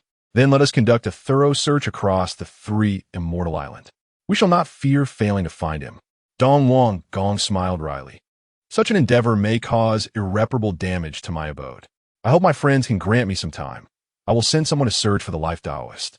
He continued, in any case, you have already employed your means to stabilize this portion of the void. There is no need to fear that the life Taoist will escape. Is there? Upon hearing this, the Sanqing exchanged thoughts with Donghuang Gong and the others, concluding that since they were already present, They did not mind waiting a little longer. This wait extended for a millennium. On one particular day, Tai, having grown somewhat impatient, called out, Honghuang, your people have yet to find that life Taoist. They are utterly useless. I believe we should personally commence the search and capture that life Taoist. Yuan Shi nodded in agreement, affirming Tai's sentiments. After all, our time is precious and must not be squandered here. Just as Honghuang was about to respond, he suddenly seemed to sense something, a smile spreading across his face. Well, since you are all so determined, I shall not dissuade you. I only hope that when you engage the life Taoist in battle, you take care not to affect my purple mansion. Rest assured, Tong Tian swiftly promised. Thus, a total of 9 quasi-saints departed the purple mansion and began their search throughout the 3 immortal island. Diligence is indeed rewarded. On this day, Kunping shouted, I have located the trace of the life Taoist. Come quickly. Upon hearing this, the primordial deities were filled with joy, immediately moving as streaks of light towards Kunping's position. Where? They inquired. Kunping pointed ahead, just there. As they turned their gaze, they beheld a vast innate concealment formation ahead. However, this formation was evidently breached, losing its ability to conceal. At the breach, a dense and rich purple aura surged, indicating its extraordinary nature. In this realm, it appears that someone is cultivating. I can sense waves of mystical energy. Observing this aura, it seems to emanate from the Taoist of life, the 3 pure ones, and the figures of Jane and Junyi. Upon witnessing this, eagerly prepared for action. Suppress him, retrieve our treasures. Currently, the 3 pure ones and Tai, having vanquished the evil corpses, have attained the mid-stage of quasi-sainthood. The other powerful beings, including Emperor Jun, have also reached the pinnacle of early-stage quasi-sainthood. How could the Taoist of life, no matter how formidable, possibly stand against them? Attack! Without a moment's hesitation, they charged towards the source of the violet aura. Just then, a voice rang out from the heavens, halting them. Suddenly, 4 terrifying quasi-saint energies erupted in the void. Who is it? The 9 quasi-saints, startled, looked up to behold the presence of 4 immensely powerful figures. Among them, 2 were women and 2 were men. The 2 women and one of the men were not particularly formidable, but the man clad in a beast robe, with hair like a golden explosion, emanated a dangerously terrifying aura. Who is this person? The man coldly scoffed. I am Qiangliang, the Thunder Ancestor Witch. I have heard that you seek to bully my brother Qinyu. Let us dispense with idle chatter. Prepare to perish. As he spoke, Qiangliang unleashed his thunderous powers. The sky suddenly darkened, and a storm cloud enveloped an area spanning tens of thousands of light years, crashing down upon the void. In an instant, the world lost its color, and the sun and moon were shrouded in darkness. Qiangliang, at the early stage of primordial golden immortal, harnessing the complete power of the Thunder Law, caused the faces of the mid-stage quasi-saints, including the 3 pure ones and Tai, to change dramatically. The Taoist of life is actually associated with the Witch clan. Qiangliang's mastery of the Thunder Law is astonishing. Although our ancestors have not taken the path of the Taoist corpse slaying, they too have achieved quasi-sainthood. Their depth is indeed not to be underestimated. Tai's gaze darkened. These accursed witches, who typically occupy Mount Buzhou and remain isolated from the outside world, have led us to believe they had no allies. Yet unexpectedly, they have come to assist the Taoist of life. However, formidable as the ancestor witches may be, we 9 quasi-saints stand here, unless all 12 ancestor witches join forces. How can you hope to hinder us? Since you choose to aid Qinyu, let battle commence. With these words, Tai immediately joined forces with Bei's, Kunpeng, and Emperor Jun to confront Nuwa, Fuxi, Huitu, Qiangliang, and the other 4 quasi-saints. The great battle was about to erupt. 3 pure ones, Jane and Junyi, my friends. I kindly ask you to enter that formation immediately and strike down the Taoist of life. Leave it to us. With that, they unleashed their quasi-saint powers and rushed into the violet aura. On the side of the purple mansion, Honghuang observed this scene and sighed deeply. Alas, I have secured enough time. Whether the Taoist of life lives or dies is now in your hands. One of Dong Wanggong's subordinates inquired. My lord, you instructed us to summon the great immortals like Niuhua here, clearly intending to assist the Taoist of life. Would it not be better to act now and aid? Dong Wanggong shook his head. No, no, no. Our current situation is exceedingly precarious. Offending either side would be unwise. I could assist the Taoist of life, but alas, the boundaries have already been crossed. Now, it is solely reliant on the Taoist's own fate, relying on one's own destiny. The beings of the Purple Mansion sighed in unison. They had also heard the name of the Taoist of life from the lips of the Eastern King. This immortal is likewise one of the 3,000 worldly guests of the Purple Cloud Palace, possessing the same level of cultivation as a quasi-saint, and commands the laws of space with formidable strength. However, the three pure ones, including the Taoist of guidance and the Taoist of propagation, are all quasi-saint powers. The former three are even mid-stage, quasi-saint formidable beings. The Taoist of life is likely to meet his demise. The Eastern King nodded in agreement, saying, What can be done about this? What? Just as the Eastern King was nodding and speaking, he had not yet finished when he beheld a scene that filled him with horror. His pupils constricted, and he suddenly stood upright, staring intently at the place where Qin Yu was in seclusion. It was because the three pure ones, guidance, propagation, and the others, had forcefully intruded into the innate concealment formation, their expressions betraying fear as they were sent flying backwards, crashing heavily onto the ground outside the formation. With a thud, upon impact, the three pure ones and the two Western immortals simultaneously spewed forth blood, evidently sustaining considerable injuries. It was apparent that they had intended to capture the Taoist of life. Yet how could it be that they were all grievously wounded without having succeeded? Chapter 44. Run. How could this be possible? The life Taoist is so formidable. With a single strike, he repelled 5 formidable beings of the same realm. The Eastern King was utterly astonished. He pondered to himself, if he were to face the likes of Sanqing and the other 4 quasi-saints, he would likely be defeated within 10 exchanges. What kind of abilities does the life Taoist possess? How could he have driven them back the moment the 5 quasi-saints entered the formation? Similarly taken aback were the 8 quasi-saints engaged in battle above the celestial dome. Tai was left speechless. Fellow Taoists, what has happened to you? He gazed at the Sanqing and the 2 Western immortals, who were spitting blood and appeared utterly defeated, and continued, How could you be in such a dire state? Unexpectedly, Jane seized Yuanti and swiftly transformed into a streak of light, fleeing without a backward glance. It wasn't until they had distanced themselves from the Sanqing Island that a voice rang out. Run, run, where are we running from? At that moment, the Sanqing also turned away and fled. Tongqian's voice echoed. The life Taoist is a being who has reached the pinnacle of the Honghuang golden immortal. He is on the verge of attaining enlightenment. Enlightenment?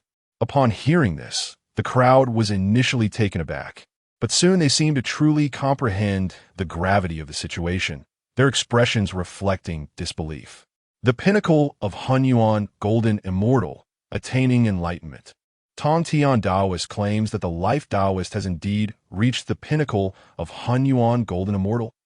This implies that the life Taoist realm is at the consummate level of Honghuang golden immortal. How can this be possible? How could he possess such profound cultivation? Di Jun furrowed his brow, unable to accept this revelation. Kunpeng was equally astonished. Wasn't it said that this life Taoist was merely a being who had recently entered the Honghuang golden immortal stage? Kunpeng had previously encountered Qin Yu within the Zhixiao Palace and noticed that although Qin Yu radiated a divine aura, he did not seem significantly stronger than himself. Yet now, you are telling me, he is a consummate quasi-saint on the brink of enlightenment? If he had not personally witnessed the Sanqing and others being repelled, he would surely think this was an absurd jest.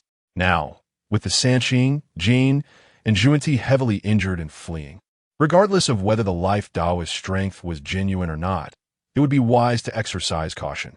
After all, he bore no significant grudge against the life Taoist. He was merely here to assist the Eastern Emperor Tai and others in sensing potential danger. Kunpeng felt it prudent to avoid unnecessary risks. Tai, Dijun, I believe it is best to withdraw for safety. With that, Kunpeng manifested the laws of wind around him and abruptly vanished without a trace. In a brief span of time, of the 9 quasi-saints who had come to ambush Qin Yu, 6 had already departed. No one could have anticipated such an outcome. Meanwhile, the 4 quasi-saints, Qiangliang, Hutu Nuwa, and Fuxi, were equally astonished. Brother Qin Yu, is he truly such a profound powerhouse? This, wasn't he just recently promoted to quasi-saint? How has fellow Taoist Qin Yu cultivated to such a level? Or perhaps, fellow Taoist Qin Yu employed some means to deceive Sanqing and the others? Regardless of the circumstances, the departure of 6 quasi-saints brought a palpable relief to Nuwa and her companions. They landed to shield the innate concealment formation, turning their gazes toward Dongwang Tai. Nuwa spoke, "Friend Tai, your plans have ultimately come to naught. It would be wise to withdraw. What shall we do now, brother?" Tai inquired, looking at Dijuan. The latter's expression darkened. "Retreat," he uttered after a moment's contemplation, articulating but a single word. Currently, the 3 pure ones and the likes of Jin and Puti had sustained grievous injuries. Regardless of whether the life Taoist was truly on the path to enlightenment, there was no merit in recklessly endangering themselves. The 3 pure ones, Jin and Puti, all harbored grudges against the life Taoist for the treasures at stake. They would not let the opportunity to vanquish him slip away. Although the unfolding events were abrupt, Dijuan found it difficult to accept this outcome. However, the fact remained that the 3 pure ones and their allies were severely wounded. Even though he was uncertain of the life Taoist's capabilities, the suppression of the 3 pure ones and their 5 companions indicated he possessed unimaginable trump cards. It would be prudent for us to temporarily withdraw and observe for a while before making further plans. Upon concluding his statement, Dijuan grasped Tai and Bays, swiftly departing from Sanxian Island. In the next moment, Tai and the others found themselves hovering above Fengsuan Island. What is this? Dijuan's pupils contracted as he gazed into the vast void. Look over there, a boundless expanse of white mist. Dijuan pointed towards Sanxian Island below. Tai and Bays quickly directed their gazes downward, only to discover that an infinite, dense white mist had enveloped the area above Sanxian Island, seemingly manifesting out of nowhere. The swirling white mist intertwined and coalesced into a towering ancient tree of life, standing in the void between heaven and earth. Waves of quasi-saintly power quietly unfurled, permeating the surrounding realms. What is that? Such formidable laws of power, and indeed, it embodies the terrifying might of a perfected quasi-saint. It must be some means of the life Taoist. I can sense myriad life forces within. At this moment, Tai and the others suddenly comprehended why the life Taoist, despite mastering profound spatial laws, bore the title of life. For it was in this moment of Qin Yu's seclusion that the terrifying power emanating forth was suffused with vibrant life force. This life energy even prompted the mundane fish in the surrounding seas to undergo transformation into extraordinary beings. It could even enable those celestial beings and true immortals to achieve breakthroughs in their realms. This was the essence of life. Where the tree of life stood, grass burgeoned, and all things revived. The mysteries of laws, paths, and the great Tao. This life Taoist possesses the boundless quintessence of life. With the essence of this terrifying law, he seeks to transcend to quasi-sainthood and attain the path of chaos. Is this truly the case? At that moment, a resonant hum echoed as the surrounding life mist seemed to be imbued with some terrifying power. The life mist transformed into colossal hands, wildly grasping at the void around them, accompanied by the gathering of ethereal energy, one after another. The vast oceans of vitality were drawn into the tree of life shrouded in mist. In the next moment, the ancient tree of life began to solidify. From a nebulous form, it transformed into a tangible entity. The great Tao's divine statue and the ancient tree of life were born at the moment of the life deity's emergence, during the primordial opening of the universe. Today, as the wayfarer of life summons the great Tao's statue to awaken, the ancient tree of life is fully revived, establishing the 3 immortals' island in the primordial chaos. Caught off guard, Emperor Jun and his companions gazed intently at the living entity of the ancient tree, their minds resonating with the echo of the great Tao's voice. The great Tao, the divine statue, is the attainment of the Tao genuine. Has it led to success? A sage is born anew in the primordial chaos. Emperor Jun and Tai stared in astonishment at the unfolding scene below. In their gaze, as the ancient tree of life coalesced, a sacred aura began to gradually emanate. At this moment, within the three immortals' island and the surrounding oceans, those newly awakened beings, transformed into extraordinary entities, all bowed in reverence. We have witnessed the Saint of Life. The Saint of Life. A resounding thunder echoed through heaven and earth. A sacred breath enveloped the cosmos, lingering and refusing to disperse. Throughout the primordial realm, all beings, upon sensing this, revealed expressions of profound astonishment. Chapter 45, Dialogue of the Demonic Seductive Voices. What power is this? As Qin Yu achieved the status of saint, all beings within the vast wilderness felt a terrifying tremor in their hearts. A dreadful divine force surged forth suddenly from the direction of the eastern sea, infused with various sacred might, instilling fear in all who beheld it. Divine power. This is the power of a saint. Who is emanating such divine energy? Could it be that Honghuang, the Tao ancestor, has descended to the mortal realm, revealing his sacred might? The beings speculated amongst themselves, all inclined to gaze towards the eastern sea, believing it to be the arrival of the Tao ancestor. Yet, there were some formidable entities, such as the Blood Sea-S Nether River, the venerable Xinyuanzi above the eastern sea, the deity of thunder from Yunmeng's, and the ancestral shaman from Mount Buzhou, whose eyes reflected uncertainty. They were all superlative beings at the quasi-saint level.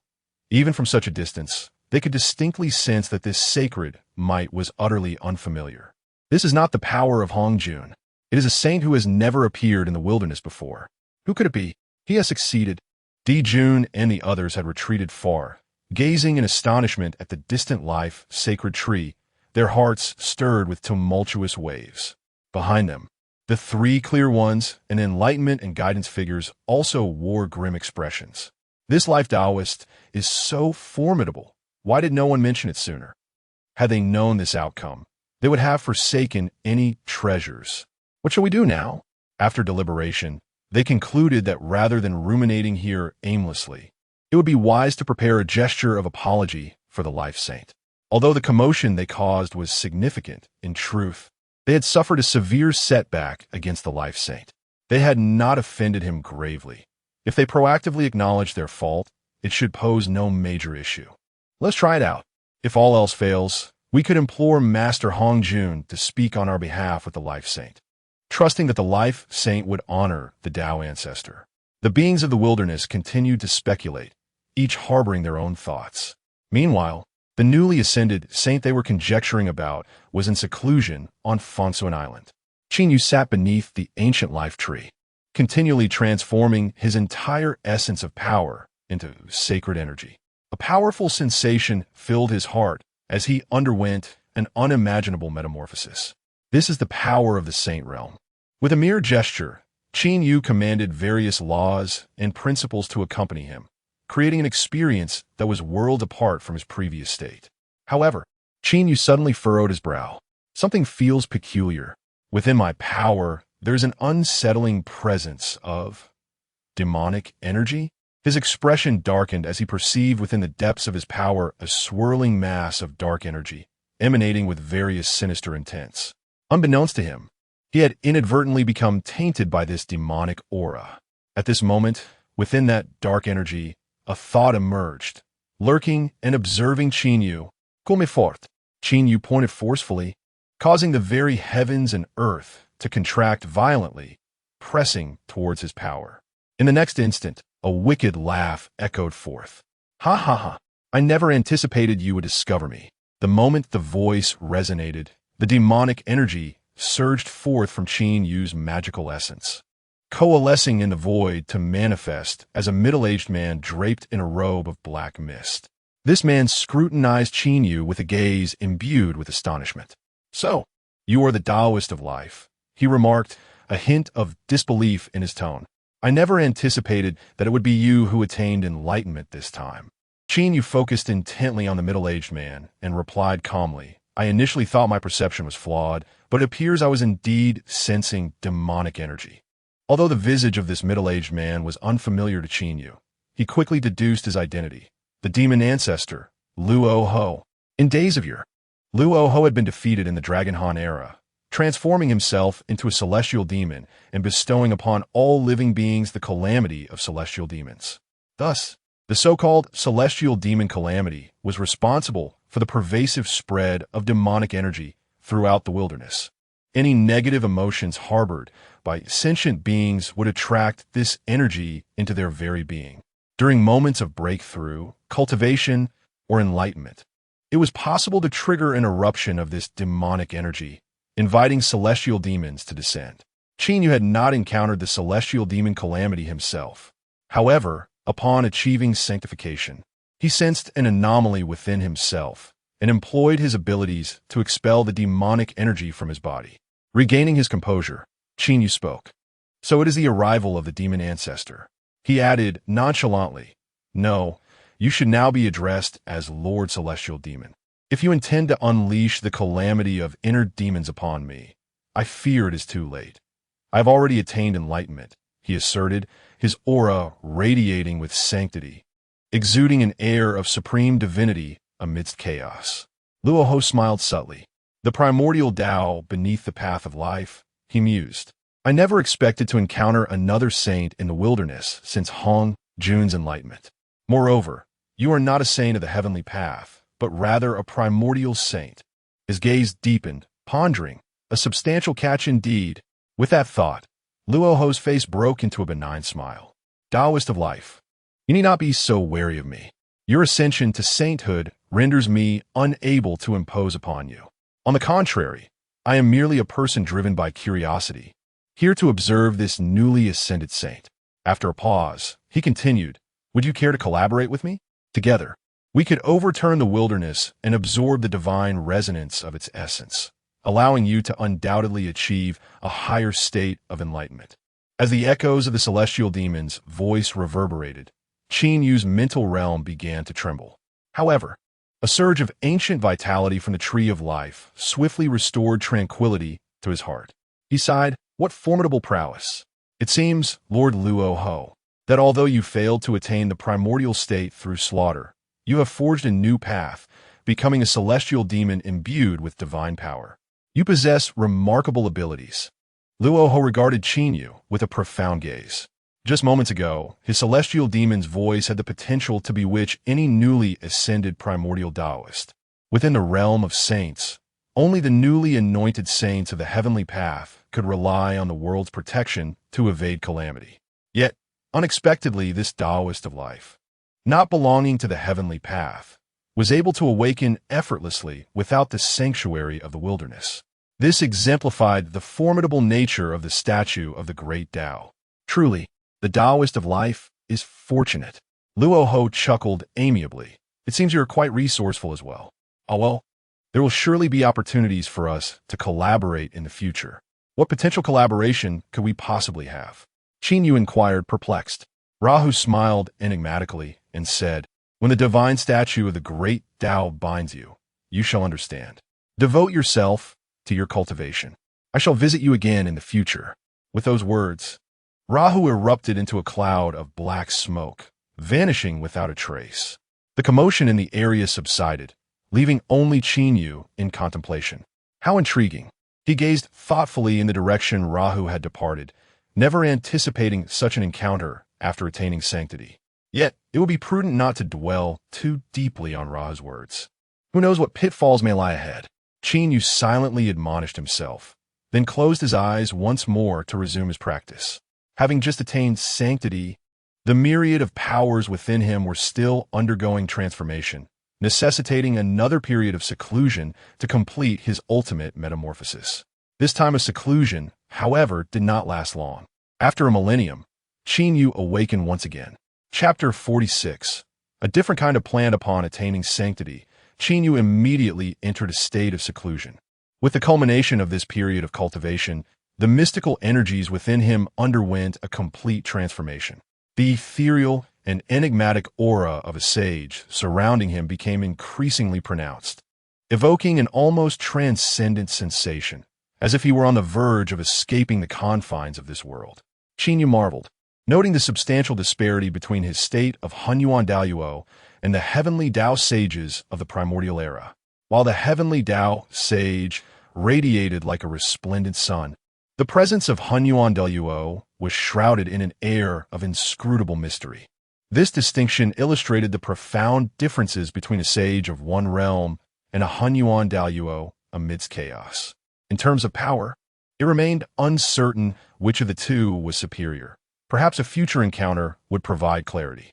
As for the ancient tree of life, Qin Yu observed it standing majestically upon the island of Fengsuan, absorbing the divine energy of the primordial realm while simultaneously nurturing the surrounding beings. He noticed numerous creatures gathered in close proximity, meditating and drawing upon the life force. With each strand of vitality they absorbed, his fortune flourished incrementally. Qin Yu pondered deeply, recognizing this as a unique path to enlightenment. The beings drawing life force at that moment could be considered as disciples, serving as conduits for his burgeoning fortune. Critical reward system. Host, Qin Yu. Cultivation level. Honghuang Daoyuo Golden Immortal. First layer. Body refinement level. Early stage Daoyuo Golden Immortal. Root. Terrifying celestial herb. Root quality. Low grade. Innate demon god. Dao rules. Life Dao 10. Thunder Dao 7. Space Dao 3. Primordial Dao 15. Remaining rules slightly varied. Details available upon request. Innate divine abilities. Rebirth. Heart of Devouring. Divine Idol. Ancient Tree of Life. Strength Assessment. You can suppress beings of the second layer Sage Realm. The panel above encapsulated Qin Yu's current status. He now possessed the Qian Kuan Cauldron, fragments of the Creation Jade Plate, a fragment of the Chaotic Pearl, and the Primordial Measuring Ruler. With one postnatal Supreme Treasure, one innate Supreme Treasure, and two chaotic spiritual treasures, the myriad forces he could unleash were astonishing. Yet, they only sufficed to suppress beings of a slightly lower realm. Evidently, the gap between realms had magnified significantly following his ascension to sagehood. However, this was of little concern, as he had ample means to continue his ascent. Preparing to exit his seclusion, Qin Yu stepped out of his sanctuary, only to be met with a chorus of reverent voices. We have encountered the Saint of Life. These beings bowed before him, their expressions filled with awe. A quick survey revealed that they were all nurtured by the ancient Tree of Life. Among them, the most formidable was a girl named Qing Lian, whose roots were remarkably powerful, ranking as a low-grade innate demon god. Such a root quality was consistent with his own. How extraordinary it was that the ancient Tree of Life possessed such formidable abilities. This warranted further investigation. Regaining his composure, Qin Yu issued commands for Qing Lian and the others to guard their home while he ventured forth. As he proceeded, he heard the sound of notifications echoing around him. Ding! You have ascended to Honghuang Daoyuo Golden Immortal, triggering a critical hit. Your divine body undergoes a profound transformation. The system has delivered a critical strike, albeit belatedly. With a chime, you have ascended to the realm of the mixed Yuan Great Luo Golden Immortal, transcending various limits, worthy of praise. Upon activating the critical strike, your foundation has received an elevation, transforming into a supreme, innate demonic deity. A surge of power coursed through Qin Yu's body, significantly amplifying his strength. It turned out that the system had struck once more, prompting a metamorphosis of his foundation. Foundation, Supreme Divine Herb. Qin Yu glanced at the foundation section on the panel, feeling somewhat bemused. Ultimately, it still referred to a mere herb. Nevertheless, he consoled himself with the thought that even a single herb could pave the path to enlightenment and vanquish the sun, moon, and stars. At this moment, he had stepped beyond the shadow of the ancient Tree of Life. Upon raising his gaze, he was astonished to discover that the island of Inch had completely detached from the islands of Penglai and Yingzhou, now drifting as an independent entity across the seas. Ahead, several beings were manifesting their cultivation, pursuing the island of Inch. Among them were 2 women and 3 men, all formidable quasi-saints. They were none other than Yuhua and her companions. Qin Yu ascended into the sky, and the group quickly approached. East King, we pay our respects to the Saint of Life. The East King bowed deeply, expressing his congratulations to Qin Yu for his breakthrough into the saintly realm. Yuhua, Fuxi, and the others hastily followed suit in their reverence. Qin Yu smiled and said, "During my seclusion, I owe my tranquility to your protection. There is no need for such formalities." Seeing Qin Yu's amiable smile, Yuhua and the others felt a wave of relief. Although Qin Yu had attained sainthood, he still cherished their past camaraderie, devoid of any sense of estrangement. Subsequently, Qin Yu returned once more to Penglai Island, visiting the East King's Purple Mansion. The East King, feeling he had ingratiated himself with Qin Yu, was beaming with excitement. He instructed his subordinates to prepare a feast, and the entire Purple Mansion buzzed with celebration in honor of Qin Yu's attainment of the saintly position. During the festivities, as cups were raised and toasts exchanged, the East King spoke again. "I must report to the saint that the Eastern Emperor Tai and others had previously visited the Purple Mansion specifically to offer their apologies to you." With that, he produced a storage pouch filled with various treasures, all as reparations from the Golden Crow. Moreover, there were these. The East King unveiled another storage pouch. This contains the gifts from the 3 purities, and this is the offering from Jian and Junyi. Qin Yu immediately opened the 3 pouches. Inside were numerous items, including spiritual roots and divine minds. While these treasures held little immediate value for Qin Yu, 3 remarkable items from the pouches caught his attention. One was a cerulean divine banner. Another was a fruit tree inscribed with the essence of yellow, and the last was a set of 24 magical pearls, shrouded in mist. The innate supreme spiritual treasure, the azure lotus banner, the innate supreme spiritual root, the yellow center li, and the innate upper-grade spiritual treasure, the 24 calming sea pearls. All were extraordinary items. Qin Yu sighed and remarked, "Especially these 24 calming sea pearls. With their possession, I might be able to refine the chaos pearl back into the ultimate treasure of chaos. Should one possess the chaos treasures, then Qin Yu's prowess would experience an unimaginable leap." Chapter 47 The Truth. Greedy gazes congratulations to the saint for acquiring treasures. The crowd raised their cups in celebration. Qin Yu engaged in pleasant conversation with everyone, casually offering insights that proved immensely beneficial to them. Shortly thereafter, Yuhua expressed her desire to return to Mount Buzhou for seclusion, aiming to absorb the primordial purple energy to attain enlightenment. Just as Qin Yu was about to respond, he suddenly felt a stirring in his heart. He glanced at the sky, where rules were continuously alternating and descending towards the earth. Was the heavenly Tao awakening the human path? It appeared that the time for the emergence of humanity had indeed arrived. Contemplating this, Qin Yu produced a gourd vine and a congenital gourd, bestowing them upon Yuhua. "Return and reflect upon this. Your path to enlightenment lies in addressing the void of the primordial chaos. The human path must have a master, and that is you, Yuhua. This is the decree of the primordial heavens." Yuhua, unaware of the specifics, gratefully clasped her hands in thanks to Qin Yu, saying, "Thank you, Saint Qin Yu, for your precious gift." She would not forget this kindness.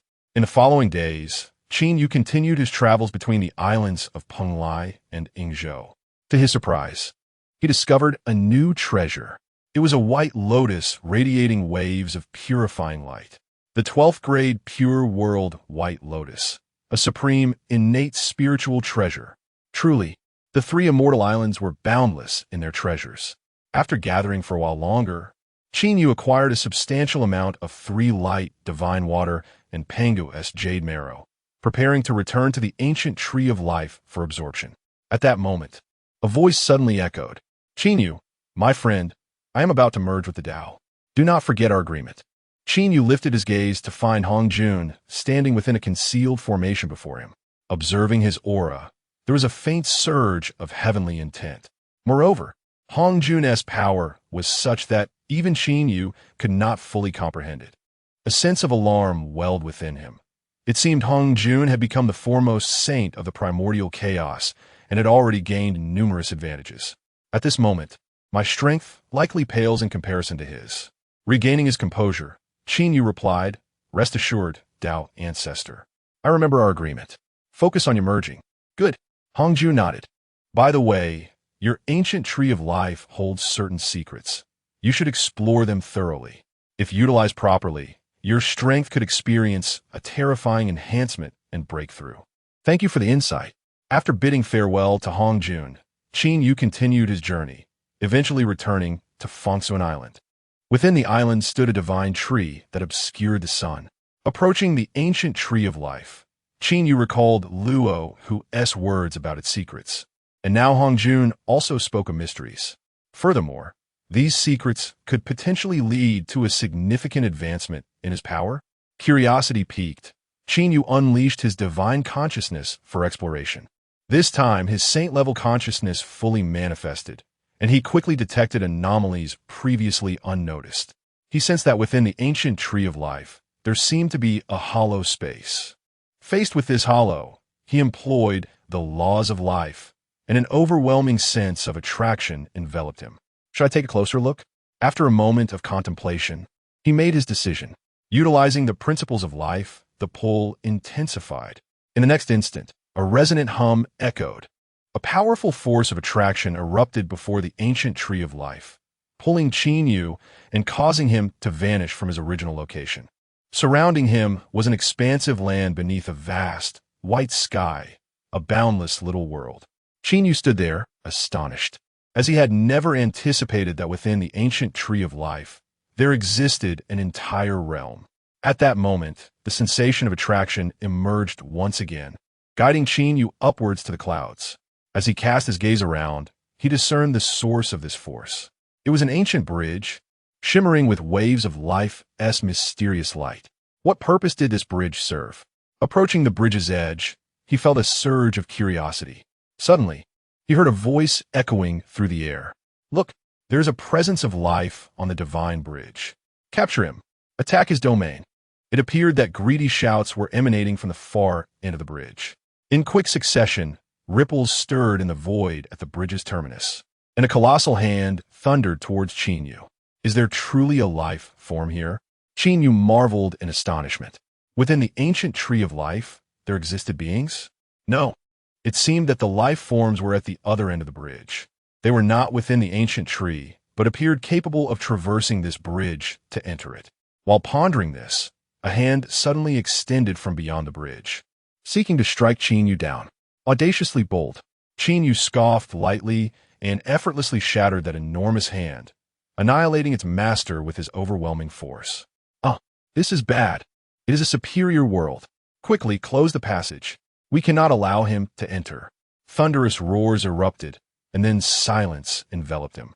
He could no longer sense any presence of life beyond the divine bridge, as if the other party had closed their doors, rendering him unable to locate any specifics. He contemplated, "I understand now. This ancient tree of life seems to connect to any realm of existence with life amidst the chaos. This divine bridge may well serve as a conduit to those realms. Simultaneously, those realms could potentially lock onto the location of the primordial chaos the moment Qin Yu stepped onto the bridge, choosing either to attack or to retreat." Intrigued, Qin Yu felt a desire to explore those realms. At that very moment, a new aura from another world emerged, arriving at an opportune time. Qin Yu stirred his magical power, intending to cross the boundary. Suddenly, a terrifying thunderous sound erupted from that world. Even with Qin Yu's formidable strength, he felt an overwhelming pressure. This aura was a primal chaos great Luo, golden immortal. Qin Yu's expression changed. Could there truly be other primal chaos great Luo, golden immortals in the chaos? In the instant Qin Yu was lost in thought, a massive hand struck again, displaying a terrifying force of primordial energy. This aura was of a remarkably high level, not that of an ordinary primal chaos saint. Qin Yu unleashed his magical power, summoning spatial and thunderous forces to strike against the colossal hand. The path of space, the path of thunder. What intriguing world! Behold, as this presence descends, poised to consume your realm, that colossal hand, a mere gesture away, reveals a formidable power akin to the triune heavens of primordial chaos, tearing through space and thunder.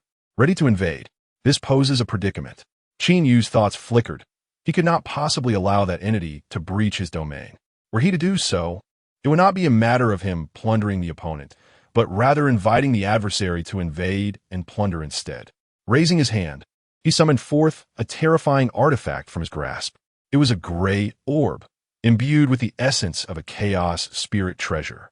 With a swift throw, he sent the hand crashing down. A chaos spirit treasure. Taoist, you possess such a remarkable artifact. The voice was filled with astonishment, yet soon it transformed, brimming with exhilaration. Such a precious treasure only intensifies my desire to enter your world. Chapter 48. Rapid Progress Amidst the Gale. Qin Yu smiled lightly and said, Esteemed sage, unless you possess the ability to shatter the Chaos Pearl, it is impossible for you to enter my realm. With that, Qin Yu unleashed the full might of the Chaos Pearl. Buzz! In the next moment, the divine orb expanded magnificently, transforming into a colossal sphere that obscured the sky like the sun, landing upon the divine bridge and sealing off the entrance to that world. What a remarkable treasure! Taoist, I shall arrive in due time. You, a mere first layer of the primordial great Luo, shall certainly be crushed beneath the heavens the moment any sage from the great black heaven enters this realm. The voice grew increasingly distant, indicating that the opponent would be unable to breach the barrier of the Chaos Pearl in the short term. It was completely sealed. Qin Yu retracted his power and gazed at the divine bridge. This may well be the binding of the great Tao divine statue spoken of by Luo, and perhaps the secret mentioned by Honghuang. From the words of the other party, it seems to originate from a place called Great Black Heaven. It appears to be an extraordinarily formidable domain within the chaos. However, while you seek to plunder me, I too harbor desires to seize and consume you.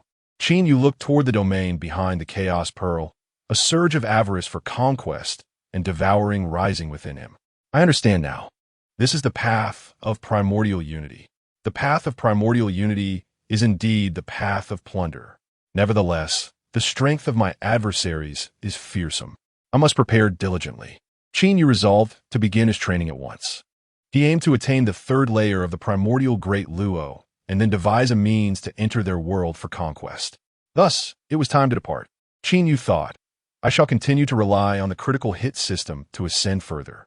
He then sent Qin Lian and the others to this location, instructing, guard this place well, and should anything unusual occur, report to me immediately. Understood. Ding. Your journey of cultivation has activated a critical hit, granting you 10,000 years of cultivation. Ding. You have absorbed spiritual energy, activated a critical hit, and enhanced your life path. Qin Yu then departed from the Inch-Dao field, heading towards the vast wilderness. As he advanced, the system's critical hits continued to bolster his strength. He sensed that the benefits of plundering worlds were likely far beyond mere enhancement of power. Of course, the specifics would have to wait until his cultivation was sufficient for experimentation. Thus, Qin Yu continued his travels and training. One day, he arrived beneath the towering Mount Buzhou. Here I am again. Qin Yu gazed at the majestic Mount Buzhou, a wave of nostalgia washing over him. In days gone by, he had been born upon this mountain. Now, after a lengthy passage of time, he returned as a sage. Let me first visit the Palace of Life Tao, Qin Yu mused. However, just as he prepared to ascend the mountain, a flicker stirred within his heart. He turned his gaze to Mount Buzhou and was astonished to see a shadow shimmering unexpectedly. This shadow was as vast as Mount Buzhou itself. Is it the mountain spirit? Qin Yu was taken aback. After attaining sagehood, he was now able to perceive a different vista. Ding! You have observed the spirit of Mount Buzhou, activated a critical hit, and received a legacy, the undying art of the Pangu Emperor. Oh, a critical hit indeed. Qin Yu was astonished. This time, the critical hit rewarded him with a new technique, the undying art of the Pangu Emperor. Upon closer inspection, Qin Yu discerned that this was an advanced version of the 9 transformations' profound skill. Both techniques pertain to the cultivation of the physical body. However, When the Pan-Huang indestructible skill is cultivated to its utmost limit, one can attain the Pan-Huang indestructible body, which significantly enhances the strength of the Tao body to the harmonized Tao stage. This revelation left Qin Yu in awe. To elevate the physical form to such formidable strength? Could it be that one hand could crush a sage? With a resolve to delve deeper into his practice, Qin Yu commenced his training. To refine his body, he needed a suitable location, and he chose the Gale layer within the 33 heavens. The ferocious winds therein were terrifying. Qin Yu could disperse them with his techniques. Yet without employing such methods, he would endure the relentless tearing of the winds. Despite possessing cultivation at the Deluo level, he felt a stinging pain throughout his body. This was precisely the challenge he sought. This was how progress was achieved. As he traversed the Gale layer, he tirelessly honed his Tao body, and his advancements were markedly evident. Meanwhile, within a certain layer of the 33 heavens, some beings lingered. There, the Eastern Emperor Tai and Emperor Jun were gathered around a bonfire with two women. Tai, with a smile, addressed the two women. This time, my brother Emperor Jun has specially hunted a celestial stag for Su He and her sister-in-law. Consuming its flesh will yield unimaginable enhancements to one's magical prowess. Truly, he is exceptionally generous to you, sister-in-law. The two women were revealed to be Su He and Chang Shi, both goddesses hailing from the moon star. Due to the inherent bond between the sun and the moon, Su He and Emperor Jun had become partners, convening within the 33 heavens. The aroma of the celestial stag wafted through the air, permeating the entirety of the 27 heavens and beyond. As Qin Yu traversed the 33 heavens, he too caught a whiff of this extraordinary fragrance. Immersed in the gale, he allowed the winds to batter his Tao body while his steps led him toward the 27 heavens. Who was preparing a feast? During these days, Qin Yu had been diligently practicing the Pan-Huang indestructible sacred skill. He discovered that the most effective approach was to simultaneously strike his body with various extraordinary forces while supplementing his nourishment with divine meats, thus forging the indomitable Pan-Huang indestructible body and advancing his physical form to the harmonized Tao. Consequently, he occasionally ventured into the Buzhou mountain to hunt fierce beasts. However, the divine power garnered from these creatures was limited. Now, with the enticing aroma of the celestial stag filling the air, he felt his hunger remarkably alleviated. Clearly, some beings were roasting the extraordinary flesh of a divine beast. With a swift movement, Qin Yu stepped into the realm of the 27 heavens. Upon lifting his gaze, he beheld two familiar figures. It was them once more. His eyes fell upon the succulent, roasting stag, and his stomach growled in response. The meat of this stag contained various celestial powers, truly a splendid nourishment. Even in the realm of immortals, one could fast. In the realm of saints, immortality rendered food unnecessary for satiation. It was evident that the newly refined, indestructible cells within Qin Yu were stirring. To quell this insatiable hunger, one must certainly indulge in copious amounts of food. Thus, Qin Yu ambled forth, directly before the astonished gazes of Donghuang, Tai, Yi, and Dijun, tearing into a leg of venison with great relish. He feasted voraciously, consuming an entire deer in a blink of an eye. A sense of comfort enveloped him as he patted his belly, feeling an array of divine energies at work within him. His physical cultivation surged dramatically, propelling him into the mid-stage of the Deluo realm. Turning to the bewildered Tai, Yi, and Dijun, Qin Yu commanded, "You two, go forth and procure more of these divine deer for me. I am in dire need. A handsome reward awaits those who fulfill this task." With that, he strode away, continuing his training amidst the tempestuous winds. Ding! You have consumed the celestial-grade venison. Re-entering the wind layer has activated a critical strike, elevating your physical cultivation to the late stage of Deluo. Ding! Through relentless cultivation, a critical strike has been activated, bestowing you with the power of the primordial essence. Chapter 49. The terrifying transformation of the Tao body after consuming the meat of the starry deer. Qin Yu continued his cultivation amidst the gale. With a formidable source of strength sustaining him, his training progressed with remarkable fluidity. The emergence of critical hits led to a dual advancement in both his physical prowess and magical abilities, filling him with unbridled joy. He was elated. In stark contrast, during the span of 27 days, Donghuang Tai Yi and his companions found themselves far less pleased. It was not Tai Yi and Di Jun who were discontented, but rather Shi He and Chang Shi. Di Jun, who was that person just now? How dare he command you so? Shi He and Chang, she had only recently departed from the Taiyin Star and had yet to encounter Qin Yu, perceiving him as unabashedly audacious. What strength did Tai Yi and Di Jun possess? They were among the most fearsome quasi-saint powers in all existence. Furthermore, they had established the demon clan, commanding the myriad spirits of heaven and earth, their influence both vast and terrifying. Who in the entirety of the primordial realm would dare to speak to them in such a manner? Shi's gaze turned icy. Dijun, I shall go and confront him. Do not go. Unexpectedly, Dijun hastily restrained Shi, his expression grave. That person is not one we can afford to offend.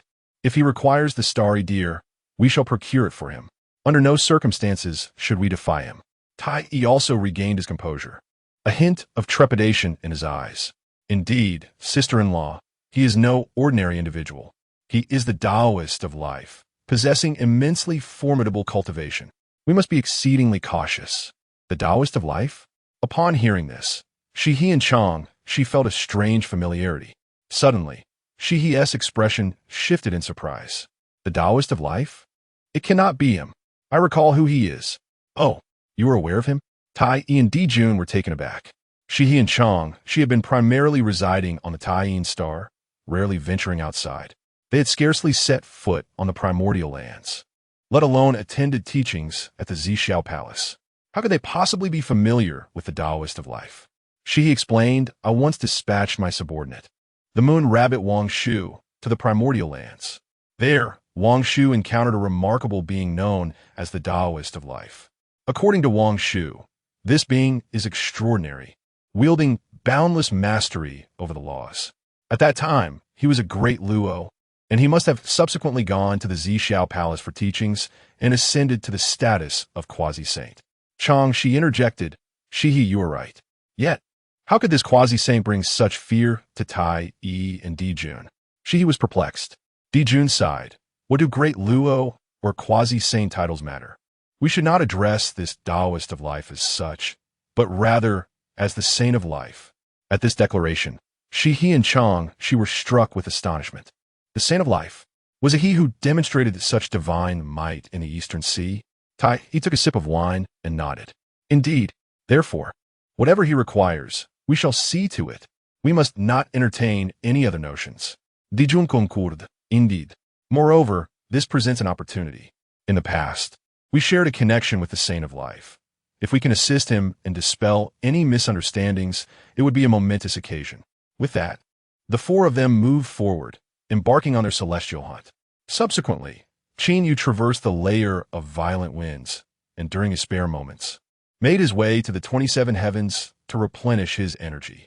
With each passing day, he became increasingly acquainted with the likes of Donghuang, Tai Yi, and others. To his surprise, despite their arrogance, they proved quite efficient in their tasks. Tai Yi and Di Jun expressed, it is an honor for us to serve the sage. Naturally, we shall exert ourselves to the utmost. Indeed, you are commendable. Qin Yu nodded, tearing off a piece of roasted meat from a starry deer to enjoy. In the next instant, a tremendous thundercloud unfolded ominously across the heavens of the 27 heavens. This terrifying cloud concealed the full might of a primordial golden immortal strike. The sage Qin Yu is about to undergo his tribulation. Upon witnessing this scene, both Tai Yi and Di Jun felt a chill run down their spines. While Shi He and Chang, she hurriedly retreated. Throughout the 3,000 years of acquaintance within these 33 heavens, Qin Yu had frequently summoned fearsome storms of thunder. This was the work of a sage who, wielding the path of lightning, deliberately altered the cosmic order. As the sage refined his body, he invoked the heavenly mechanisms and faced the threat of lightning strikes to temper his form. At this moment, the sky above was illuminated by a dazzling purple light. It was indeed the legendary purple cloud Divine Thunder that was to descend.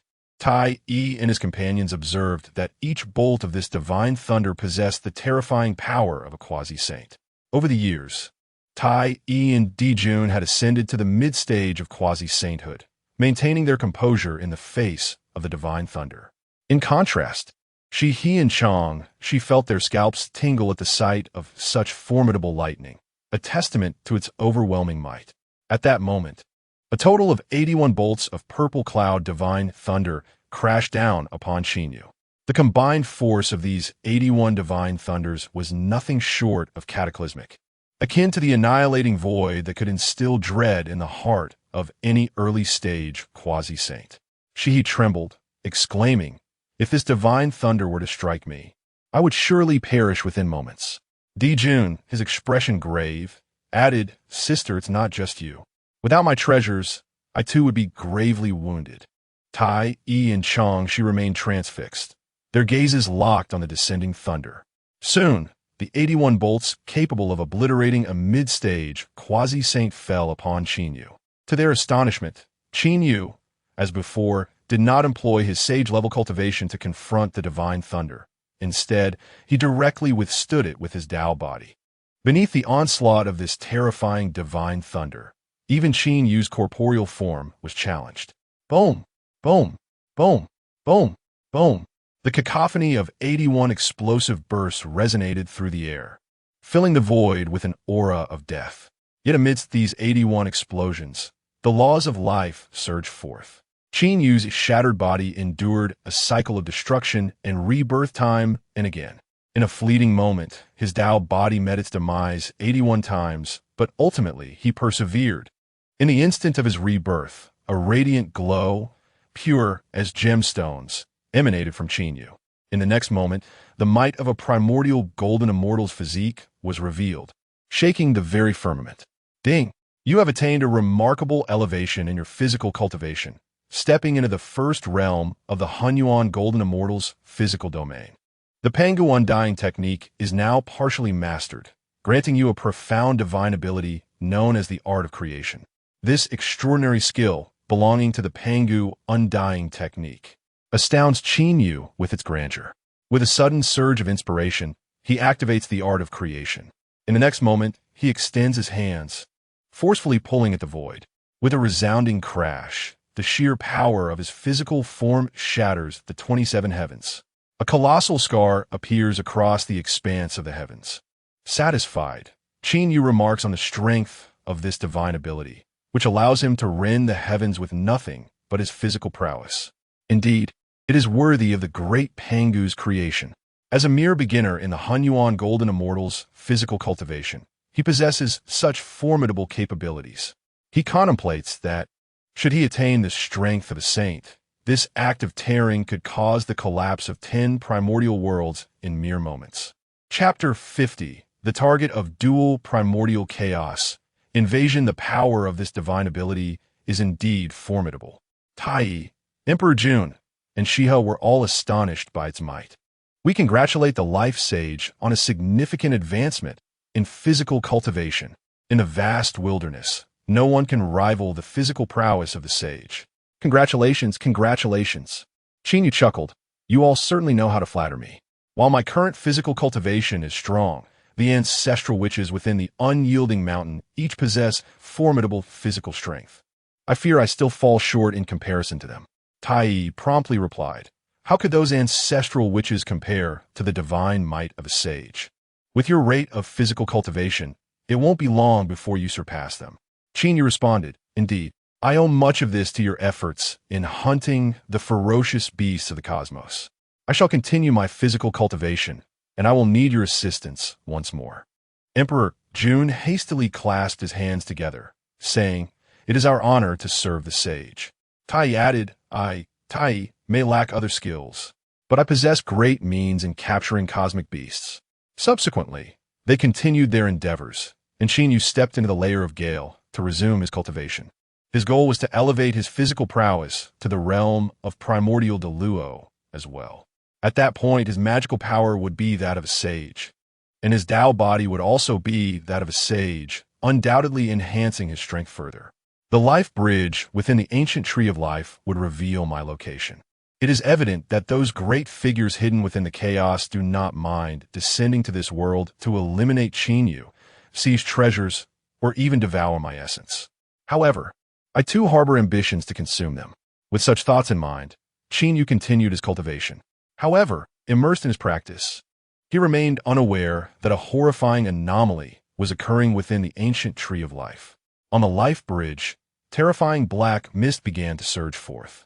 This black mist slowly took the form of a massive hand, pushing against the chaotic pearl that suppressed the bridge. Thunderous rumbling echoed, although the chaotic pearl emanated divine power. Making it difficult to shake, it was ultimately pushed open just a crack. Cackling sounds erupted from the direction of the bridge. It worked.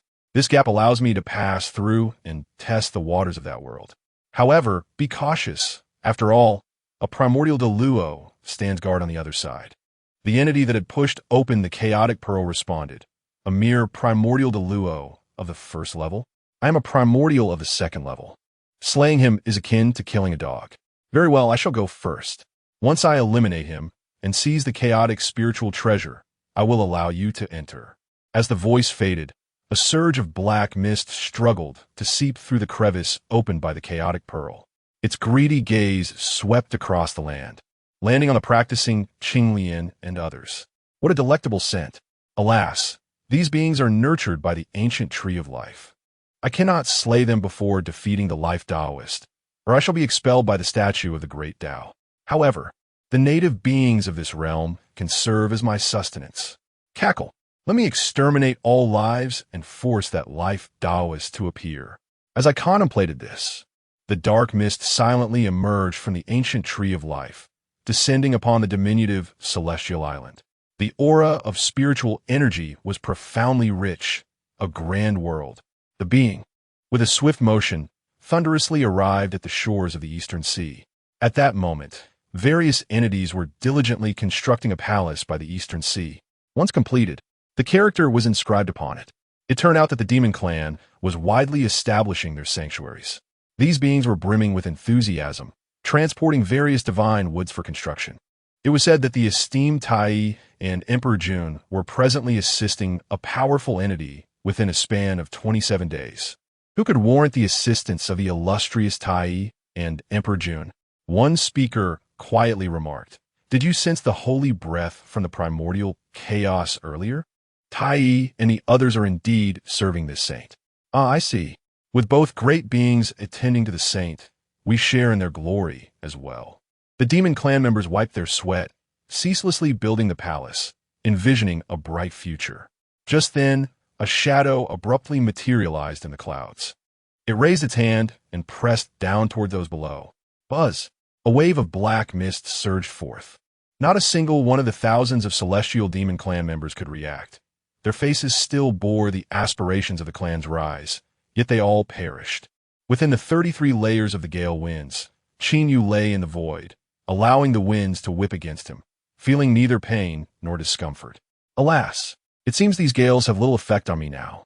Qinyu turned over, a hint of melancholy washing over him. Cultivating his physical body appeared to be quite a challenge. Without sufficient external forces to temper his flesh, he had to rely on the accumulation of time. The breakthroughs in physical cultivation were scarce, while those in magical prowess occurred more frequently. Qinyu's magical cultivation had now reached a pinnacle, and he faintly sensed the signs of a breakthrough. This was indeed a matter for celebration. However, the lack of apparent progress in his physical cultivation left him quite disheartened. For with advancements in physical cultivation, not only would his strength grow, but his magical abilities would also surge, representing a dual enhancement of both body and magic. There was no other choice. I shall continue my training here for a while longer, and when the time is right, I will seek out more formidable realms in the primordial chaos to further temper my physique. Rising, Qinyu re-entered the 27 days. Easter Emperor Tai and the others were already prepared, presenting the roasted meat of the celestial beasts. Ding! After extensive physical cultivation and consuming nourishing items, a critical hit is activated. You have gained an increase in your physical cultivation level. Ding! Your physical cultivation level has ascended to the second layer of the Honghuang Golden Immortal. The system proves to be reliable. Finally, I have achieved a critical hit. Waves of profound yellow light manifested upon Qin Yu's divine body. This was a new change that emerged from his promotion to the second layer of Honghuang Golden Immortal in physical cultivation. Ding! Physical cultivation at the second layer of Honghuang Golden Immortal. You have mastered the dual divine ability within the Panhuang Indestructible skill, Panhuang Protective Mysterious Light. Qin Yu was filled with astonishment. It seems that at each stage of the Panhuang Indestructible skill, there's an opportunity to grasp a divine ability. Qin Yu prepared to test the strength of this newfound ability. Come, Tai and Dijuan, unleash your divine might upon me. And do not forget to present your chaos spell along with the river diagram and the Luo book. I wish to test the resilience of my physique. This. Tai and Dijuan were naturally reluctant to offend Qin Yu. However, since the Saint of Life had spoken, they had no choice but to comply. Saint, please exercise caution. The expression of Donghuang Tai grew serious, for he understood that Qin Yu intended to assess the strength of his Tao body. Yet, the power of the Chaos Bell was beyond imagination. In the past, when he descended upon the unraveling mountain and battled against the ancestral shaman, a single strike from the Chaos Bell had rendered 7 ancestral shamans incapable of lifting their heads. This attests to the formidable might of this divine bell. Though the cultivation of Saint Qin Yu was formidable and his Tao body exceptional to withstand my Chaos Bell with a Tao body, I fear that Tai decided to hold back somewhat, lest he inadvertently offend the saint and create an unintended consequence. Chapter 51. A transcendent elevation. Di Jun and Donghuang Tai conspired together, each unleashing their formidable powers upon Qin Yu. The immense force nearly ruptured the very fabric of the void. However, when it struck Qin Yu, the radiant glow of the mysterious yellow light erupted, and he felt not even the slightest discomfort. Too weak. Put in a bit more effort, Qin Yu proclaimed. Donghuang Tai and Di Jun were left in stunned disbelief. Though we have only exerted half our divine power, utilizing our treasured artifacts, even the ancestral witches would not dare to withstand it with their Tao bodies. Yet it fails to shake the saint's Tao body even slightly. This protective glow of the saint is almost more robust than defensive artifacts. Both were secretly astounded, finally witnessing the terrifying nature of Qin Yu's protective divine ability. Very well. Saint, do exercise caution. Should there be any offense, do not hold us accountable. In the next moment, they fully unleashed their divine might. The entire void resounded with a cataclysmic collapse, obliterated by the might they had summoned. Shihi and Changshi, witnessing this spectacle, gasped in astonishment. Sister, their power has grown even more formidable. Indeed, I wonder if Saint Qin Yu can withstand it. Boom! At that moment, an unfathomably terrifying force erupted, shattering the heavens and earth where Qin Yu stood. Everything around him was annihilated, yet he remained standing, unharmed. He truly withstood it. No wonder he is the Saint Qin Yu. The 4 observers were left dumbfounded, their hearts racing in awe. Qin Yu, too, was thoroughly satisfied with this protective divine glow. It could withstand the full force strikes of quasi-saints and innate supreme treasures for a century. Moreover, if a true confrontation arose, he could counterattack, using this celestial defense to absorb the opponent's techniques before unleashing his own celestial art. Even a perfected quasi-saint would not endure 3 breaths against Qin Yu, and would be vanquished beneath the heavens. Of course, such an achievement was but a stepping stone. Once Qin Yu fully manifested his cultivation, he could annihilate an entire swath of quasi-saints. What truly captivated Qin Yu's interest was the future development of his physical refinement. If he were to elevate his physical cultivation to the sacred realm, paired with his magical prowess, who could possibly stand against him? His spirit's sword. The surprises were not yet over. Ding! You withstood the onslaught of the Chaos Bell, the river diagram, and the low shu, and the full force of 2 mid-stage quasi-saints, activating a critical hit and achieving an elevation in your physical refinement. Ding! Congratulations, your physical refinement has broken through to the 3rd layer of the Honghuang Golden Immortal. Splendid. Qin Yu was overjoyed and continued to allow Donghuang Tai and the others to assist him in refining his body. In that moment, the entire 33 heavens erupted with boundless commotion, leaving the beings of the primordial earth in a state of bewilderment. Meanwhile, as Qin Yu was in the midst of his cultivation, on the shores of the East Sea, a shadow lay upon the beach, wearing an expression of utter satisfaction. I am full. How delightful it feels. It has been ages since I have feasted so heartily. This shadow was a being that had stealthily crossed over from the Bridge of Life, having devoured the great demon of the East Sea's stronghold. Its magical power was being refined, and a unique aura of the primordial world began to emanate from it. I sense that by consuming 30% of the life forms in this realm, I shall ascend to the third layer of the Honghuang de Luo. This place truly is my destined realm. It is thanks to the Life Sage that I have arrived here. He has made his decision. Once he locates the Life Sage, he will not subject him to torment. Instead, he will swiftly execute him on the spot, granting him a merciful end as a token of gratitude. Thus, he shall consume living beings while simultaneously seeking out the Life Sage. Qin Yu diligently cultivates his Tao body while simultaneously enhancing his magical prowess. At long last, on this particular day, his physical cultivation at the third tier of the Honghuang Golden Immortal becomes a catalyst for his breakthrough. With a resounding boom, Qin Yu's magical strength achieves a breakthrough, and a surge of saintly power from the second tier of sainthood emerges. Congratulations on your advancement in sainthood. The four from Tai exclaim in unison. Qin Yu responds with a smile. I'm quite pleased with this phase of cultivation. Next, I wish to journey to the primordial starry skies. Did you not mention that there exist black holes there, more terrifying than the gale winds? I wish to refine my body. Tai replies, then allow us to guide the saint. I will be most grateful. You flatter us. The original plan was for Tai, Dijuan, Shi, and Changshi to accompany Qin Yu to the primordial starry skies. However, midway, Dijuan suddenly interjects, Saint, I sense that my demon clan is facing some troubles. It seems that only Tai and the others can accompany you. What kind of trouble? Qin Yu inquires with curiosity. Dijuan's expression turns furious. I do not know from where this being has emerged, but it is launching surprise attacks on my demon clan. Under his ruthless hand, we have already lost about 10 strongholds, with casualties numbering in the hundreds of thousands. I intend to track down this being. Oh, how intriguing, Qin Yu muses. Could it be that the witch clan has struck against the demon clan? That should not be the case. The demon court has yet to be established, and hostilities have not yet reached a boiling point. The matters of the primordial realm are numerous. At this stage, not everyone is submissive to the demon clan. Perhaps someone is challenging them. Qin Yu remarks, no matter, you should go. Very well. Dijuan then descends to the lower realms. The location where Dijuan arrives is in the eastern part of the primordial realm, near the central direction. There lies a stronghold of the demon clan. However, as soon as he descends, Dijuan's expression shifts dramatically. The surroundings are shrouded in a dismal gray hue, with ominous black mists permeating the air.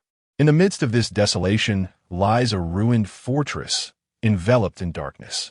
Dijuan notices many skeletal remains strewn about, belonging to the demon clan.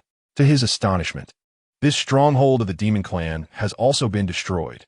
Within this stronghold resided a formidable demon god named Philian, who was known to be impervious to ordinary beings. Who possesses such formidable power? Could be a quasi-saint at work? Dijuan feels a mix of suspicion and urgency, eager to uncover the truth. He soon discovers that amidst the ruins, a towering figure of the demon clan is bowing before a shadowy presence. Philian, I am willing to become your subordinate. I also know of many other stronghold locations of the demon clan and can lead you to them. It is none other than the great Luo demon god Philian. Betraying his kind, the shadow he serves raises its gaze, revealing a faceless visage. Yet, for some inexplicable reason, Dijuan perceives an expression of amusement upon that countenance. The shadow spoke softly, Philian. You possess a keen understanding of matters. Should you serve me well, I may grant you the title of ruler of this realm in the future. Upon hearing these words, a look of ecstatic joy spread across Philian, the demon general's face. The strength of this shadow was terrifying beyond imagination. As a great Luo demon god, he found himself unable to withstand even a mere glance from this being. This figure might be even more formidable than Dijuan or Donghuang Tai. Perhaps he is the new sage who displayed his might in the Eastern Sea. The mighty beings of the primordial world were left guessing as to who had attained sagehood, a truth that eluded them. Yet, by sheer fortune, Philion found himself in the service of this new sage, promising an immeasurable future ahead. Overwhelmed with joy, Philion bowed deeply, exclaiming, "Thank you, sage, for accepting Philion." "Philion, what are you doing?" Suddenly, a thunderous voice boomed. Dijun strode forward with an imposing presence, stopping 100 meters in front of Philion and Shadow. "Who is this person? Why do you bow before him? Are you conspiring with him to slaughter my demon kin? My subordinates have perished, and my demon gods have defected."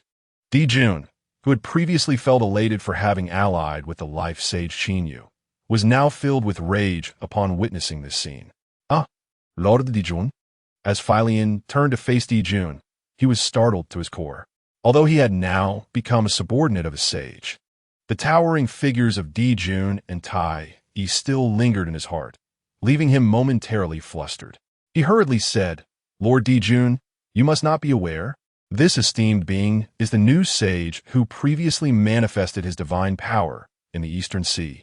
Now that I have pledged my allegiance to him, I am destined to receive boundless fortune. Those who recognize the times are truly wise. Why not, Lord Dijun, join me in serving under the Shadow Sage?" Chapter 52.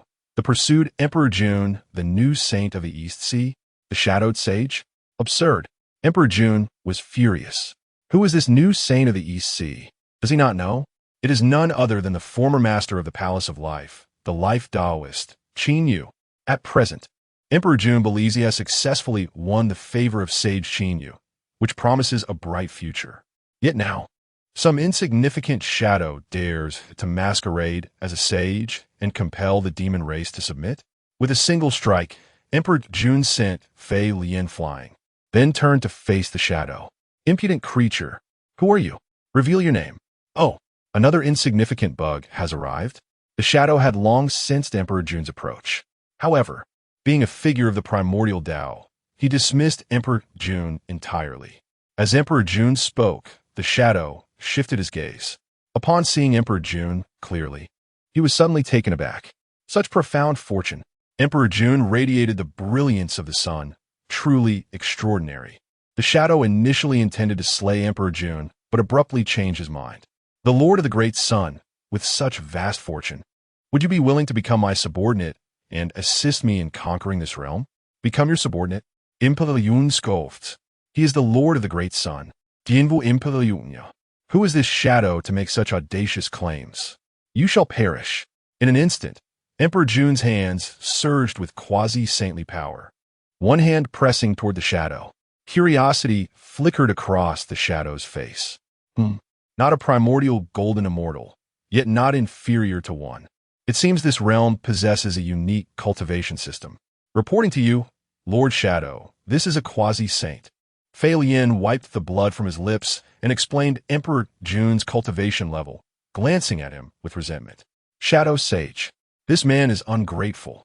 It would be better to slay him." "Quasi-saint, quite fitting. However, this strength is insufficient," the shadow remarked, casually gesturing. A wave of black mist swept through. In the next moment, this mist enveloped Emperor Jun. "Not good."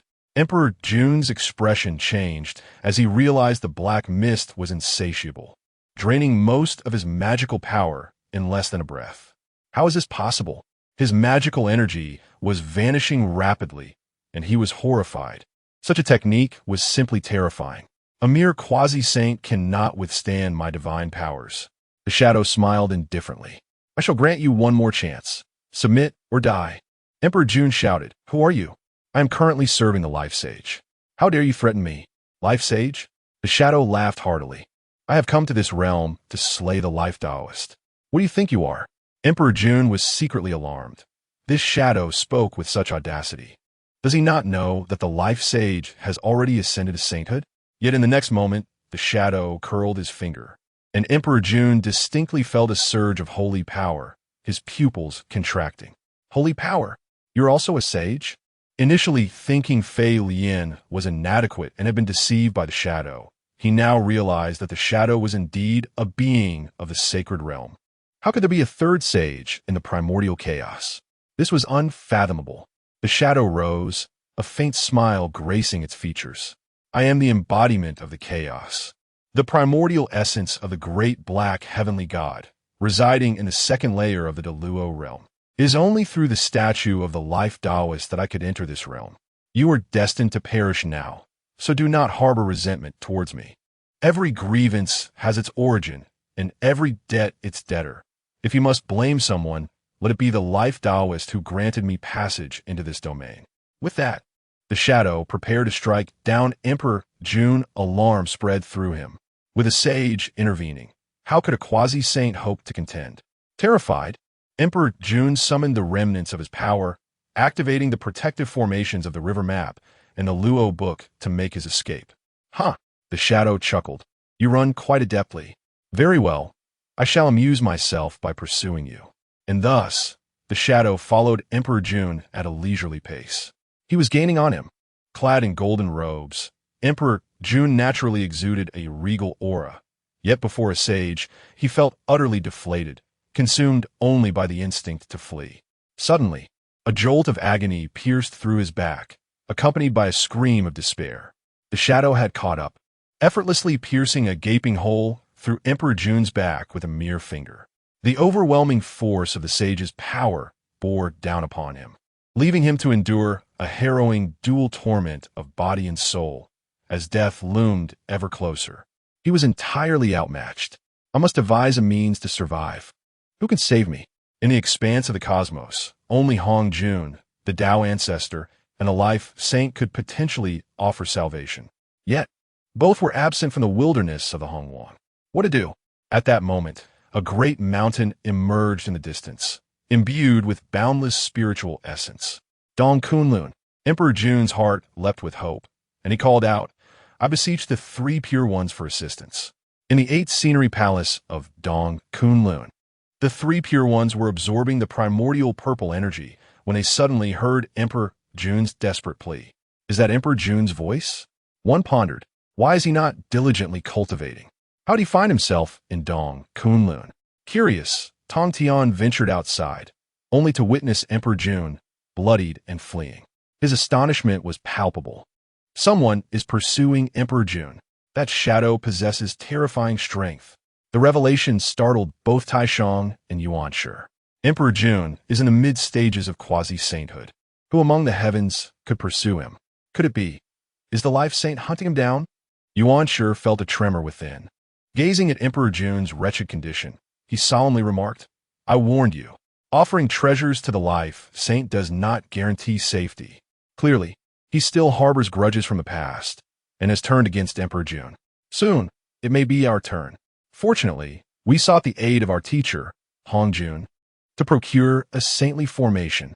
Tong Tian quickly turned to Taishang, elder brother, hastened to deploy the Tao ancestor's divine talisman formation. Indeed, in a matter of moments, Taishang witnessed Emperor June endure yet another brutal blow, leaving him visibly weakened. This life Taoist is truly merciless. After accepting the tribute, he still resorts to violence. Startled, Taishang swiftly retrieved a talisman and activated it.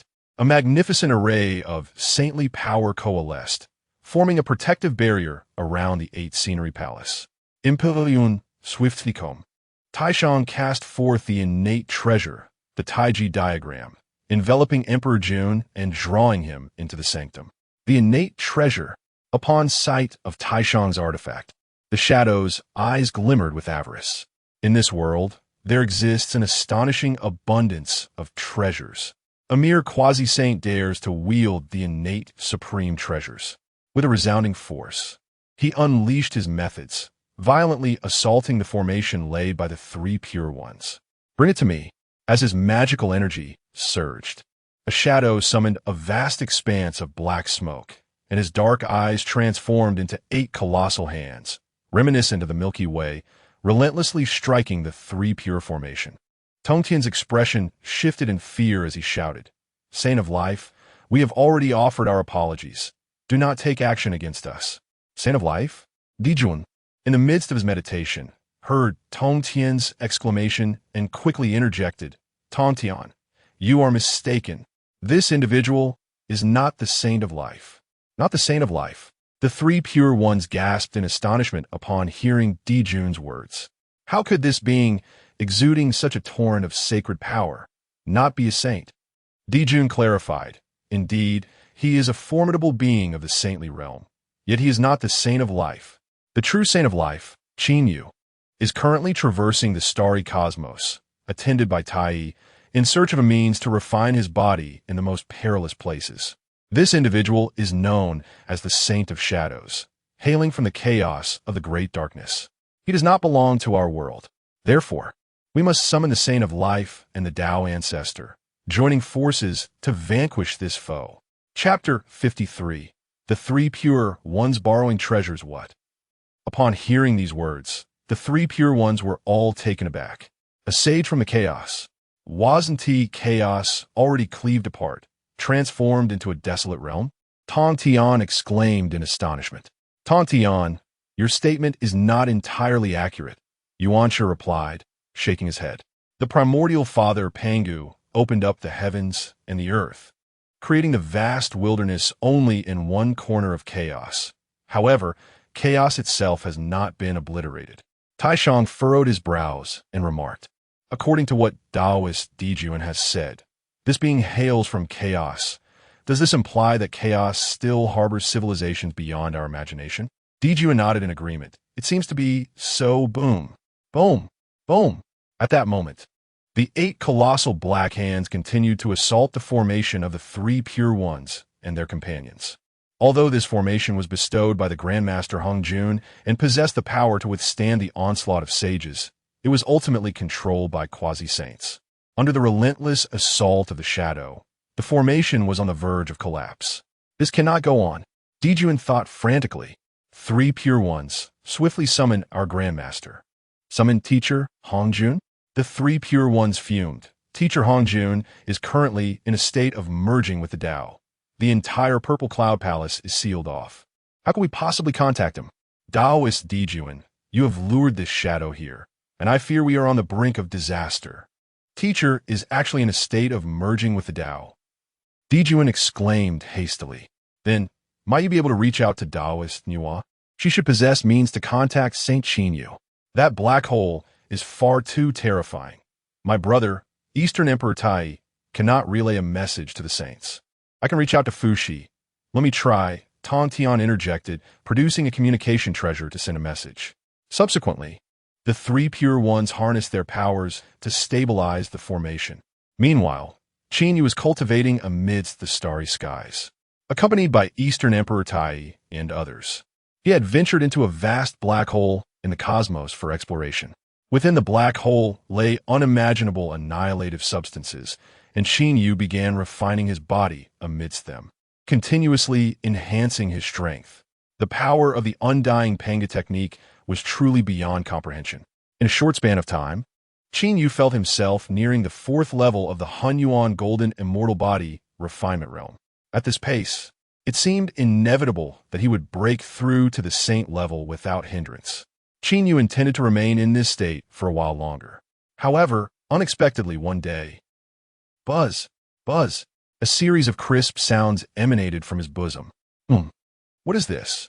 Upon retrieving the vibrating object, Qin Yu discovered that it was the communication treasure he had exchanged with Nua during their time in the Purple Mansion. The treasure was now vibrating, transmitting a message. Saint of Life, Dijun, and the three pure ones are trapped by a shadow sage in Eastern Kunlun. Please descend to the mortal realm to rescue them. A shadow sage? Qin Yu was somewhat taken aback. Who could it be? He resolved to descend and investigate.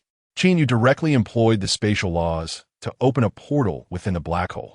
The exterior revealed the dark void, while the interior led to the territory of Eastern Kunlun. As Qin Yu's consciousness probed, he beheld the scenery beyond the door. Before them stood a shadowy figure, deftly manipulating 8 colossal hands, relentlessly striking a grand formation atop the Eastern Kunlun mountain. This formidable power, a Honghuang de Luo Jingxian. Indeed, it emanates a divine force.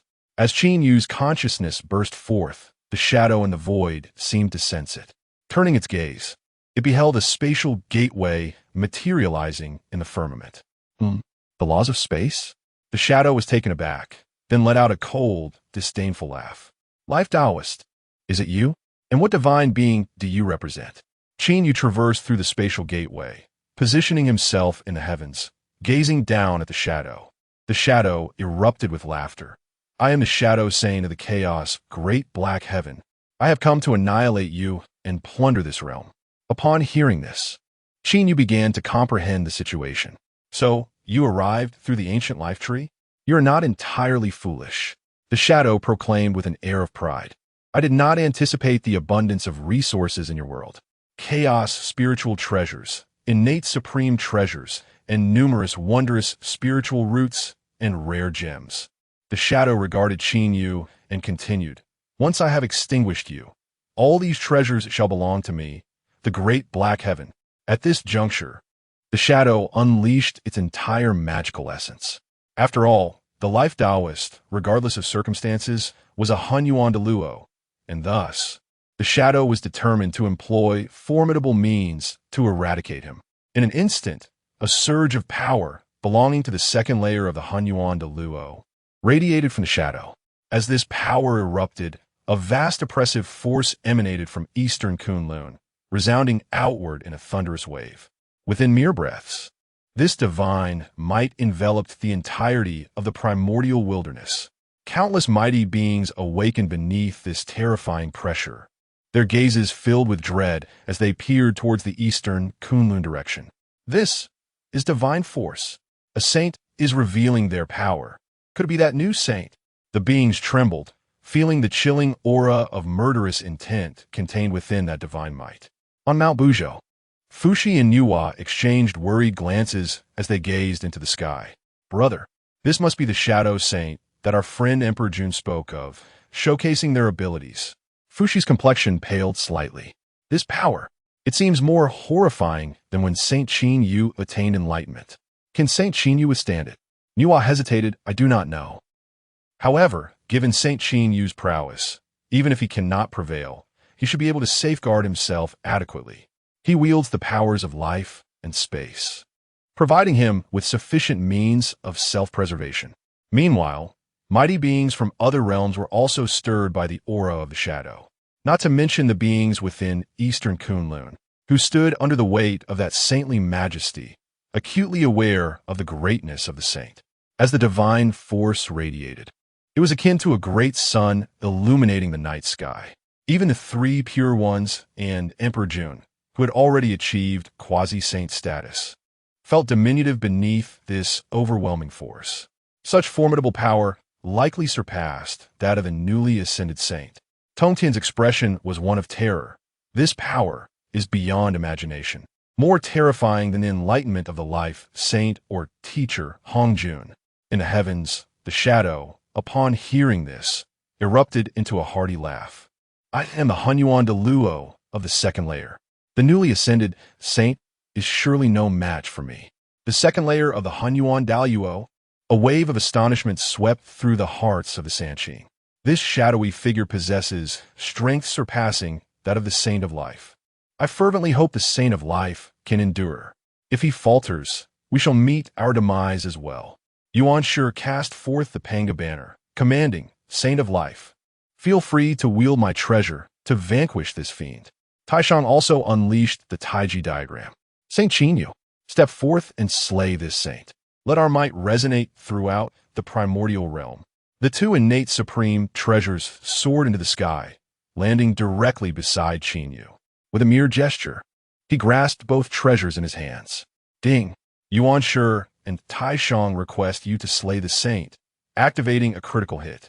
The critical hit reward is, by vanquishing the shadowy saint before you, you shall receive a minor elevation in both magical and physical cultivation. Chapter 54. The Fall of the Sacred Source. The beginning of transformation without the need for the three pure ones to request it. Qin Yu was determined to eradicate this saint hailing from chaos. Remarkably, another system critical hit had manifested. This indicated that by vanquishing this shadowy figure, Qin Yu's physical cultivation would ascend to the fifth heaven of the quasi-saint realm.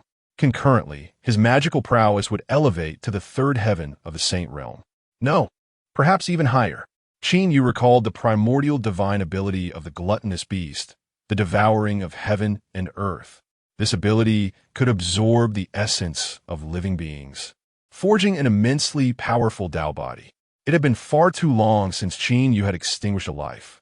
Thus he had not utilized the devouring of heaven and earth to absorb the essence of any being. And now, an opportunity had presented itself. The essence of a saint was undoubtedly colossal. Qin Yu was confident that after defeating and consuming this saint, his physical cultivation would make remarkable strides. Resolutely, Qin Yu ceased to waste time and launched himself at the shadowy saint with great force. An unimaginable and terrifying power erupted from within Qin Yu's being. This force was astonishingly comparable to that of the shadowy saint. The oppressive aura was not characteristic of a newly ascended saint, but rather the formidable strength of a second heaven saint. Heavens! How has the aura of the life saint grown so potent? This might. It is even more terrifying than when he first attained sainthood. The three pure ones, along with Emperor Jun and others, were filled with astonishment. Emperor Yun, having learned of Qin Yu's breakthrough earlier, appeared more composed and promptly declared, "It seems we are safe. The life saint will surely repel the shadowy figure, enhancing our renown throughout the primordial world." Not only were the three pure ones shaken, but the shadowy saint from the chaos also exhibited a change in expression. Second heaven of the Honghuang de Luo, you're not a newly ascended saint. This complicates matters. A saint of equal standing as the shadowy one, who also wielded mastery over the paths of space and life, would indeed be challenging to eliminate. He swiftly altered his approach, stating, "Life, there is no need to act hastily. I see that you possess formidable strength. Now, an opportunity lies before you." Opportunity? Qin Yu scoffed coldly, unwilling to engage in further dialogue with the shadow. With a swift motion, he unleashed the Panga banner, striking with an explosive force that surpassed lightning, crashing down upon the shadow's head. This strike was not only empowered by Qin Yu's saintly might, but also unleashed the full potential of the innate supreme treasure. Boom! A tremendous roar resonated. Even though the shadow was a saint, his sacred cranium was obliterated in an instant. In that moment, sacred blood splattered across the primordial expanse, illuminating the heavens with golden radiance. How audacious! Soon, the head of the shadowy saint began to reform. After all, as a saint, being shattered did not equate to death. He possessed means to revive instantaneously. His gaze, filled with astonishment and fury, fixed upon Qin Yu. In this brief encounter, the shadow had glimpsed the oceanic depths of Qin Yu's terrifying strength. "I grant you an opportunity, yet you fail to recognize its value. It appears I must demonstrate my capabilities to you." The shadow's voice grew deep and menacing, and he could no longer afford to underestimate Qin Yu. As his momentum surged once more, the heavens trembled, the spiritual energy became chaotic, and the wrath of a saint nearly brought the world to the brink of collapse. A dense, dark aura emanated from the shadowy saint, instantly enveloping the entirety of the primordial eastern realms, expanding outward as if intent on shrouding all. The might of this shadowy saint was undeniably formidable. Were any other beings of the second tier of the primordial Tao facing him, they would likely find themselves in a precarious situation. Yet, Qin Yu sensed that despite the saint's strength, he could subdue him in 3 moves. Without hesitation, Qin Yu initiated the confrontation. As he gestured, the principles of space and thunder surged forth, unleashing terrifying bolts of golden lightning that caused the void itself to contract. These 2 principles thundered toward the shadowy saint, and seizing the opportunity, Qin Yu unleashed his thunderous techniques, summoning the Panga banner once more. Subsequently, he cast forth another formidable artifact, the Hongmeng Liantian, pulsating with the aura of profound virtues. True to his word, he executed precisely 3 strikes. With each blow, the darkness above dissipated by 40%. When the final strike landed, the shroud of darkness shattered, and the light of day once again illuminated the earth. As the shadows receded, the previously invincible shadowy Saint's expression shifted to one of alarm.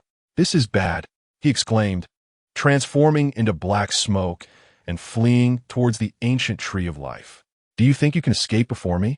Qin principles of space surged, swiftly closing the distance. This time, he summoned not only the Taiji diagram, Panga Banner, and Honghuang Liangtian, but also the Qian Kuan Ding and fragments of the Creation Jade Disk.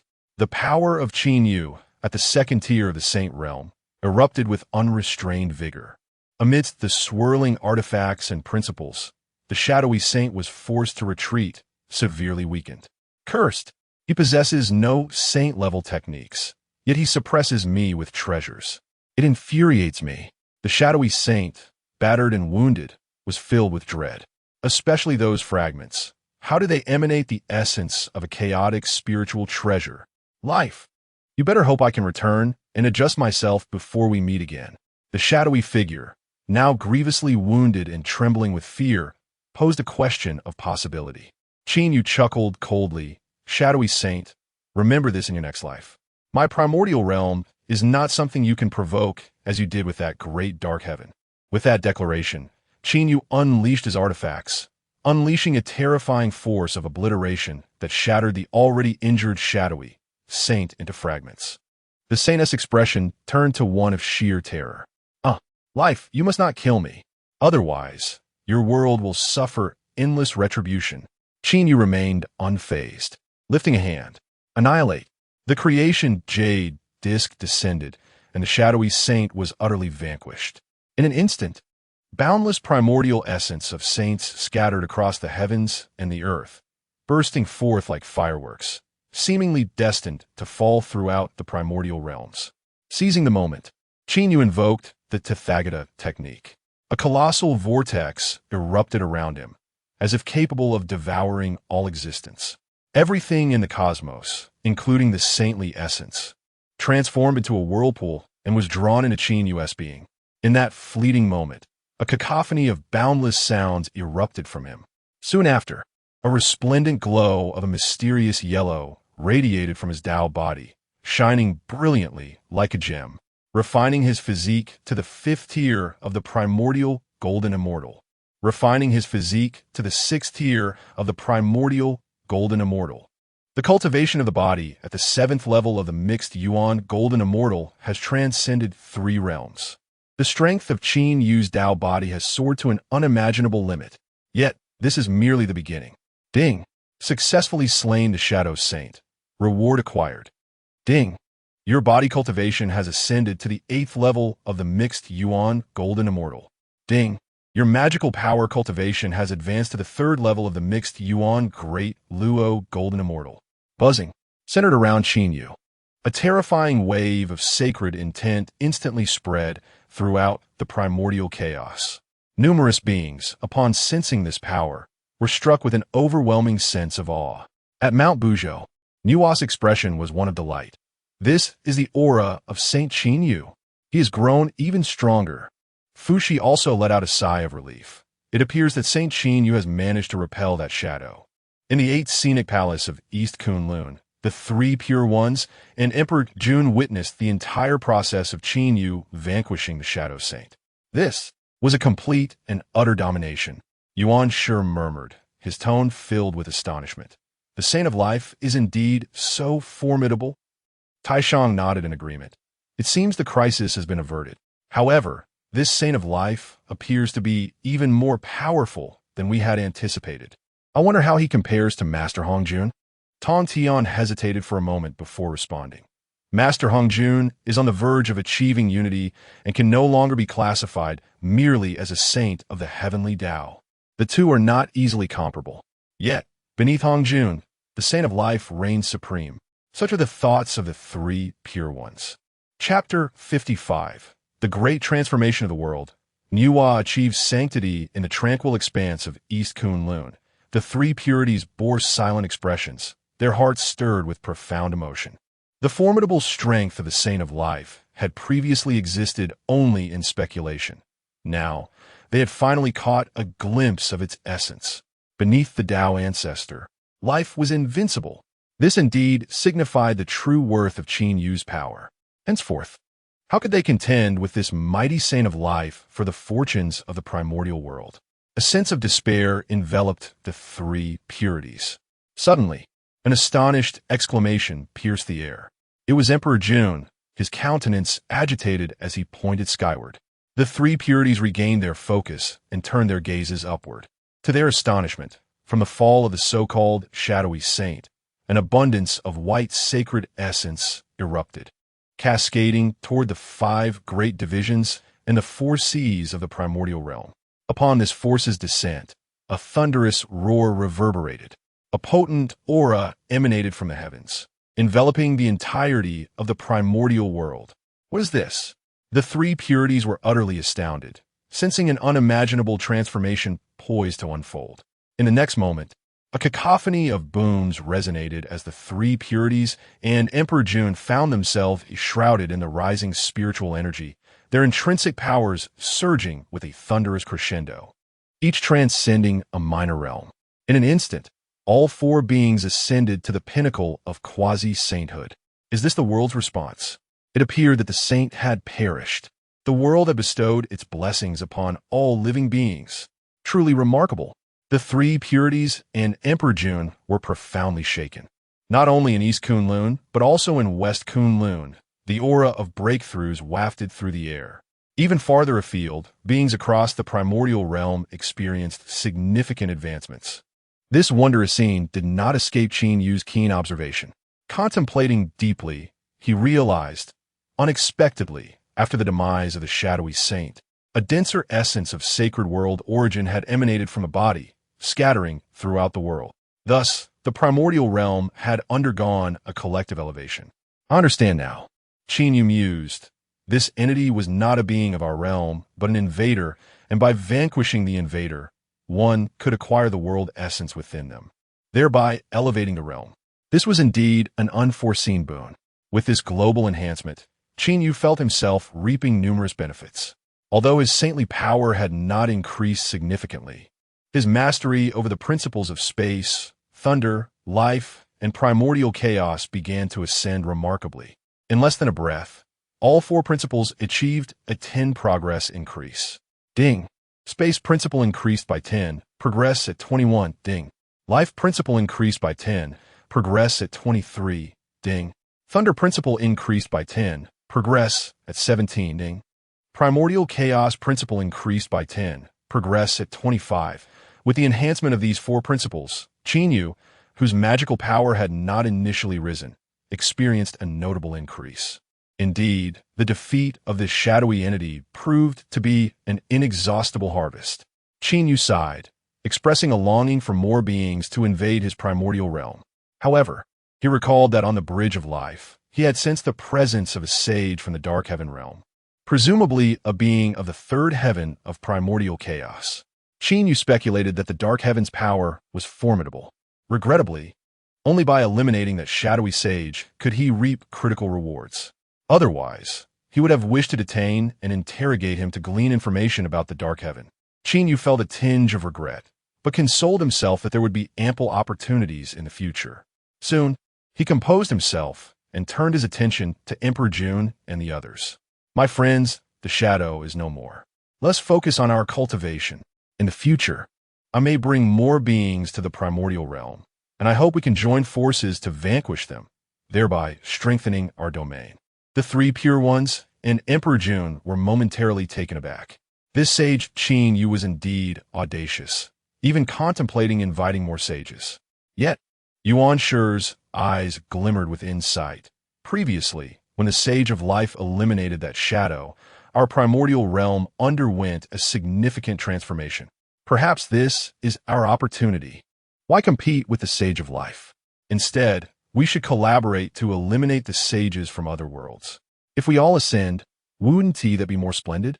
In that moment, Tai Shang and Yuan Shi felt their perspectives broadened and their spirits lifted. At that juncture, Tong Tian suddenly bowed deeply to Qin Yu, declaring, Sage, we are perplexed as to why we cannot absorb the primordial purple energy. Please be our esteemed guest at the Eastern Kunlun. We shall prepare a grand feast and seek your guidance on the path of cultivation.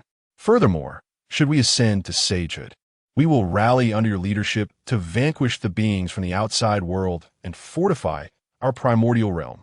Taishang added, indeed, Sage of Life, we eagerly anticipate the day we fight alongside you. Rest assured, we shall not let you solve our queries in vain. We will present you with rare treasures. Having recently broken through several realms, Qin Yu sought a place to recuperate, and upon hearing the invitation from the three pure ones, he nodded in agreement. Thus, at their behest, Qin Yu entered the 8th Scenery Palace as a guest. Not long after Qin Yu vanquished the shadow from the dark heaven. In the heart of a colossal divine realm within the chaos, a powerful being suddenly opened its eyes. The shadow is dead. Upon hearing this, other beings around it stirred awake, their tones laced with astonishment. Dead? That world held merely a newly ascended sage-level being. The shadow possessed the strength of the second heaven of primordial chaos. How could it possibly be defeated? Uncertain murmurs filled the air until one voice broke through. However, I have detected the exact location of the shadow as demise. Oh, does this not grant us the coordinates of that world? In that case, we should immediately mobilize to seize it. Another voice chimed in, filled with delight and greed. Agreed, the first voice responded, pausing for a moment before continuing. To be safe, let us awaken the grim ancestor. This statement elicited shock from all present. The grim ancestor was a sage of the highest order. How could one disturb him for a mere, ordinary, sage-level world? In the beginning, a voice softly proclaimed, having finally discovered a formidable world, we must not only plunder, but also consume the celestial principles within. Only those who have attained the Tao can achieve such consumption. Indeed, we understood this. Thus, we shall awaken the ancient ancestor of shadows, hoping that this world is vast enough. Otherwise, given the insatiable appetite of the ancient ancestor, we shall undoubtedly face blame for inadequacies. In eastern Kunlun, Qin Yu sat cross-legged within the hall of the three pure ones. Surrounding him were Dijuan, Yuanshi, Taishang, and Tantian, 4 primordial demonic deities, seeking guidance from Qin Yu on the path to enlightenment. Qin Yu explained, the reason you are unable to absorb the primordial purple qi is that the time has not yet come. Taishang humbly inquired, may I ask, O sage, when shall we attain sanctity? That will naturally be after Nuwa attains her Tao. Qin Yu replied, once Nuwa becomes a saint and humanity emerges, Taishang will gain profound enlightenment, prompting the other disciples of Honghuang to follow suit. Thus, the primordial era will transition into the age of saints. However, the precise moment of Nuwa's sanctification is uncertain. As Qin Yu regained his focus, he remarked, it is difficult to say. Perhaps today, or, wait, perhaps it is now.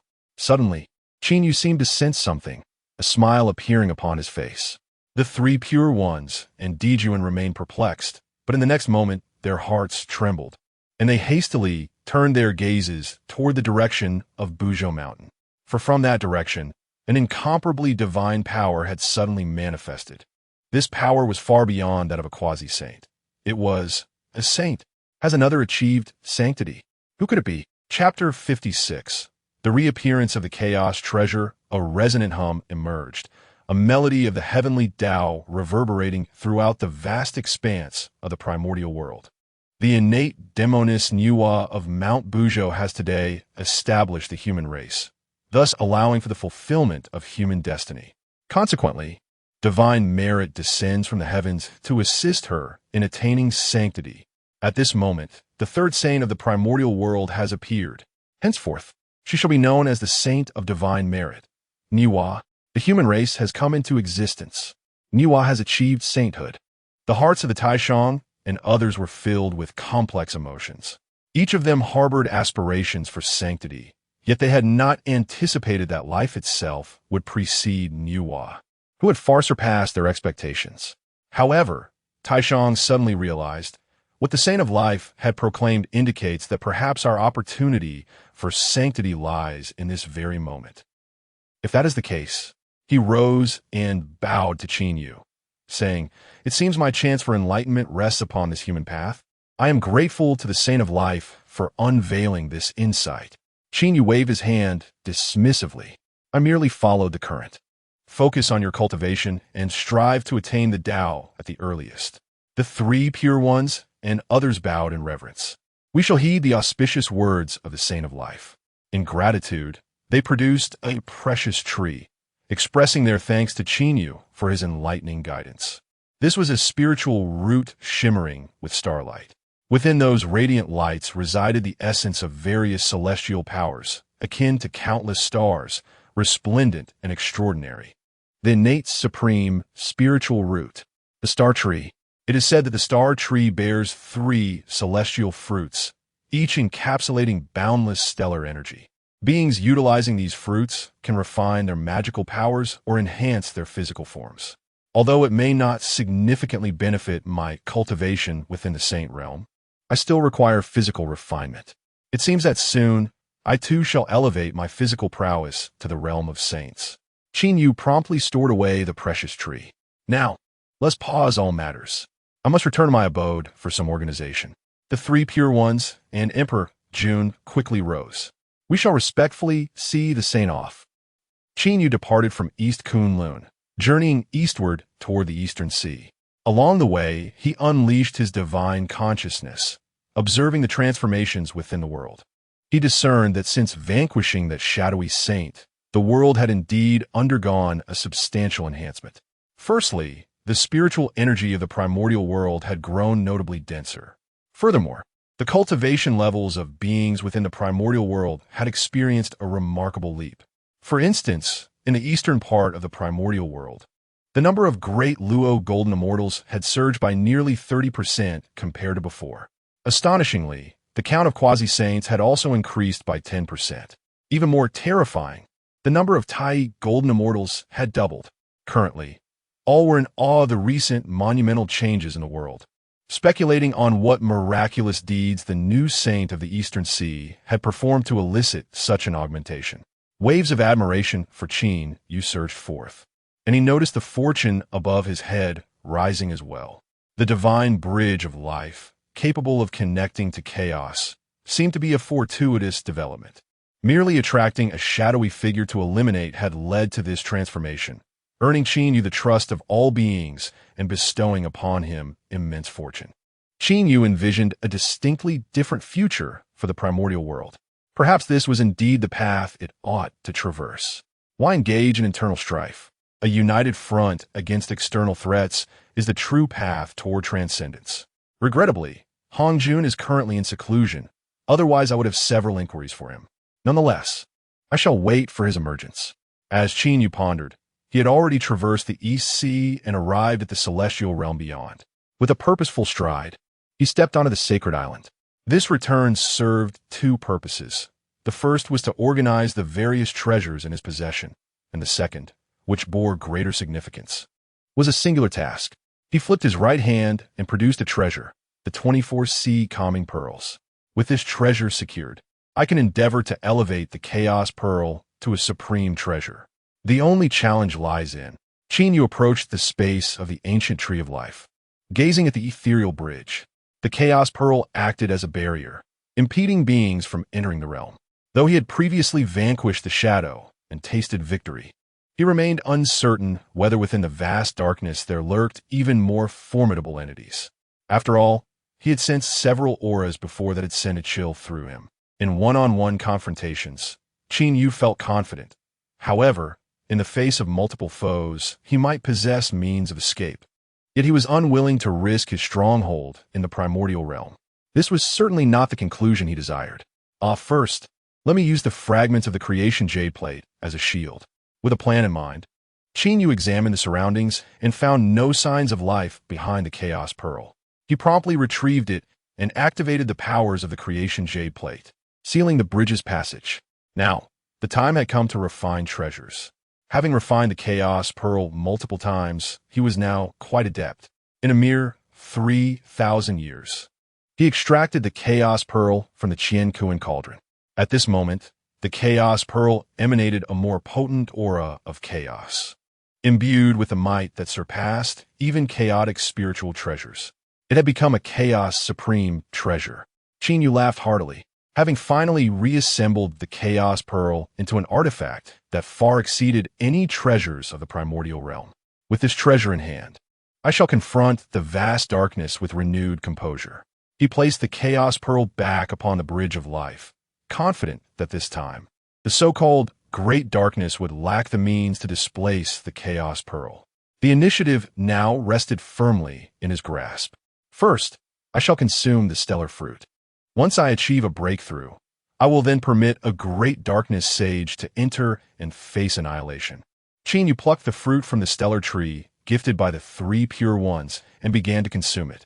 Within the stellar fruit lay an abundance of formidable stellar energy, which Qin Yu utilized to refine his body. Approximately 3,000 years later, upon concluding his cultivation, a surge of ninth-level primordial golden immortal body refinement emerged within him. His body refinement prowess was nearing the threshold of sainthood. It was likely that with the enhancement of his body refinement holy power, his magical prowess would also experience another breakthrough. With a casual wave of his hand, a thunderous crash erupted as his strike unleashed a tempest, distorting the surrounding void into a hollow. This blow, when delivered upon any quasi-saint, would obliterate them in an instant. Now, let me test my divine abilities. Leaving the ancient tree of life, Qin Yu plunged directly into the vast expanse of the cosmos. Raising his hand, he tore through the depths of the starry sky. The art of creation, a formidable, destructive force surged from his palms. A tremendous power erupted forth, cleaving a vast rift in the primordial firmament. The resulting tremors reverberated through every being, from the celestial heavens to the earth beneath and the depths of the ocean. Heavens! A colossal scar manifested in the sky, whose prowess could be so terrifying. What unimaginable divinity has emerged in the cosmos? Could it be the one from the eastern sea wielding such arcane might? Ordinary beings marveled, while the quasi-saints pondered in contemplation. Meanwhile, at Mount Buzhou, a being of the sacred realm gazed intently at the river of stars. It seemed to recognize the power of the Saint Qin Yu. Nuwa spoke solemnly. It is indeed the might of Saint Qin Yu. Fuxi, astonished, remarked, the methods of Saint Qin Yu are rooted in the laws. Yet, this power to rend the heavens cannot merely be a manifestation of the laws. The laws induce widespread devastation, whereas this terrifying force appears to concentrate at a singular point before erupting, creating such a spectacle. Nuwa pondered, perhaps Saint Qin Yu has acquired some unimaginable fortune. Sighing, she added, even having attained sanctity, I still feel the vast chasm between myself and Saint Qin Yu. Chapter 57. The arrival of Qin Yu in the human realm after experimenting with the terrifying power of body refinement. Qin Yu departed from the vastness of the Honghuang starry sky and returned to the primordial land. He had witnessed the formidable nature of body refinement cultivation. This system possessed a more aggressive edge than the realm of magical power, and it could complement my own magical prowess. It was imperative that I delve deeper into this subject. His current objective was to elevate his body refinement cultivation to the level of a sage. As for how to achieve this breakthrough, Qin Yu had already formulated a plan. The Panhuang immortal technique, which belonged to the legacy of Pangu bestowed by the system, could enable beings to cultivate their bodies to the Tao level.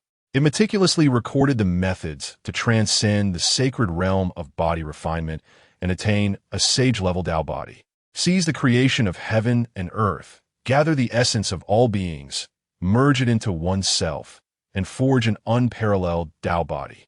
The process of seizing the creation of heaven and earth involved absorbing a significant amount of spiritual energy and primordial essence from the world. Gathering the essence of all beings essentially meant consolidating the beliefs of sentient beings to harness the fundamental power of the world.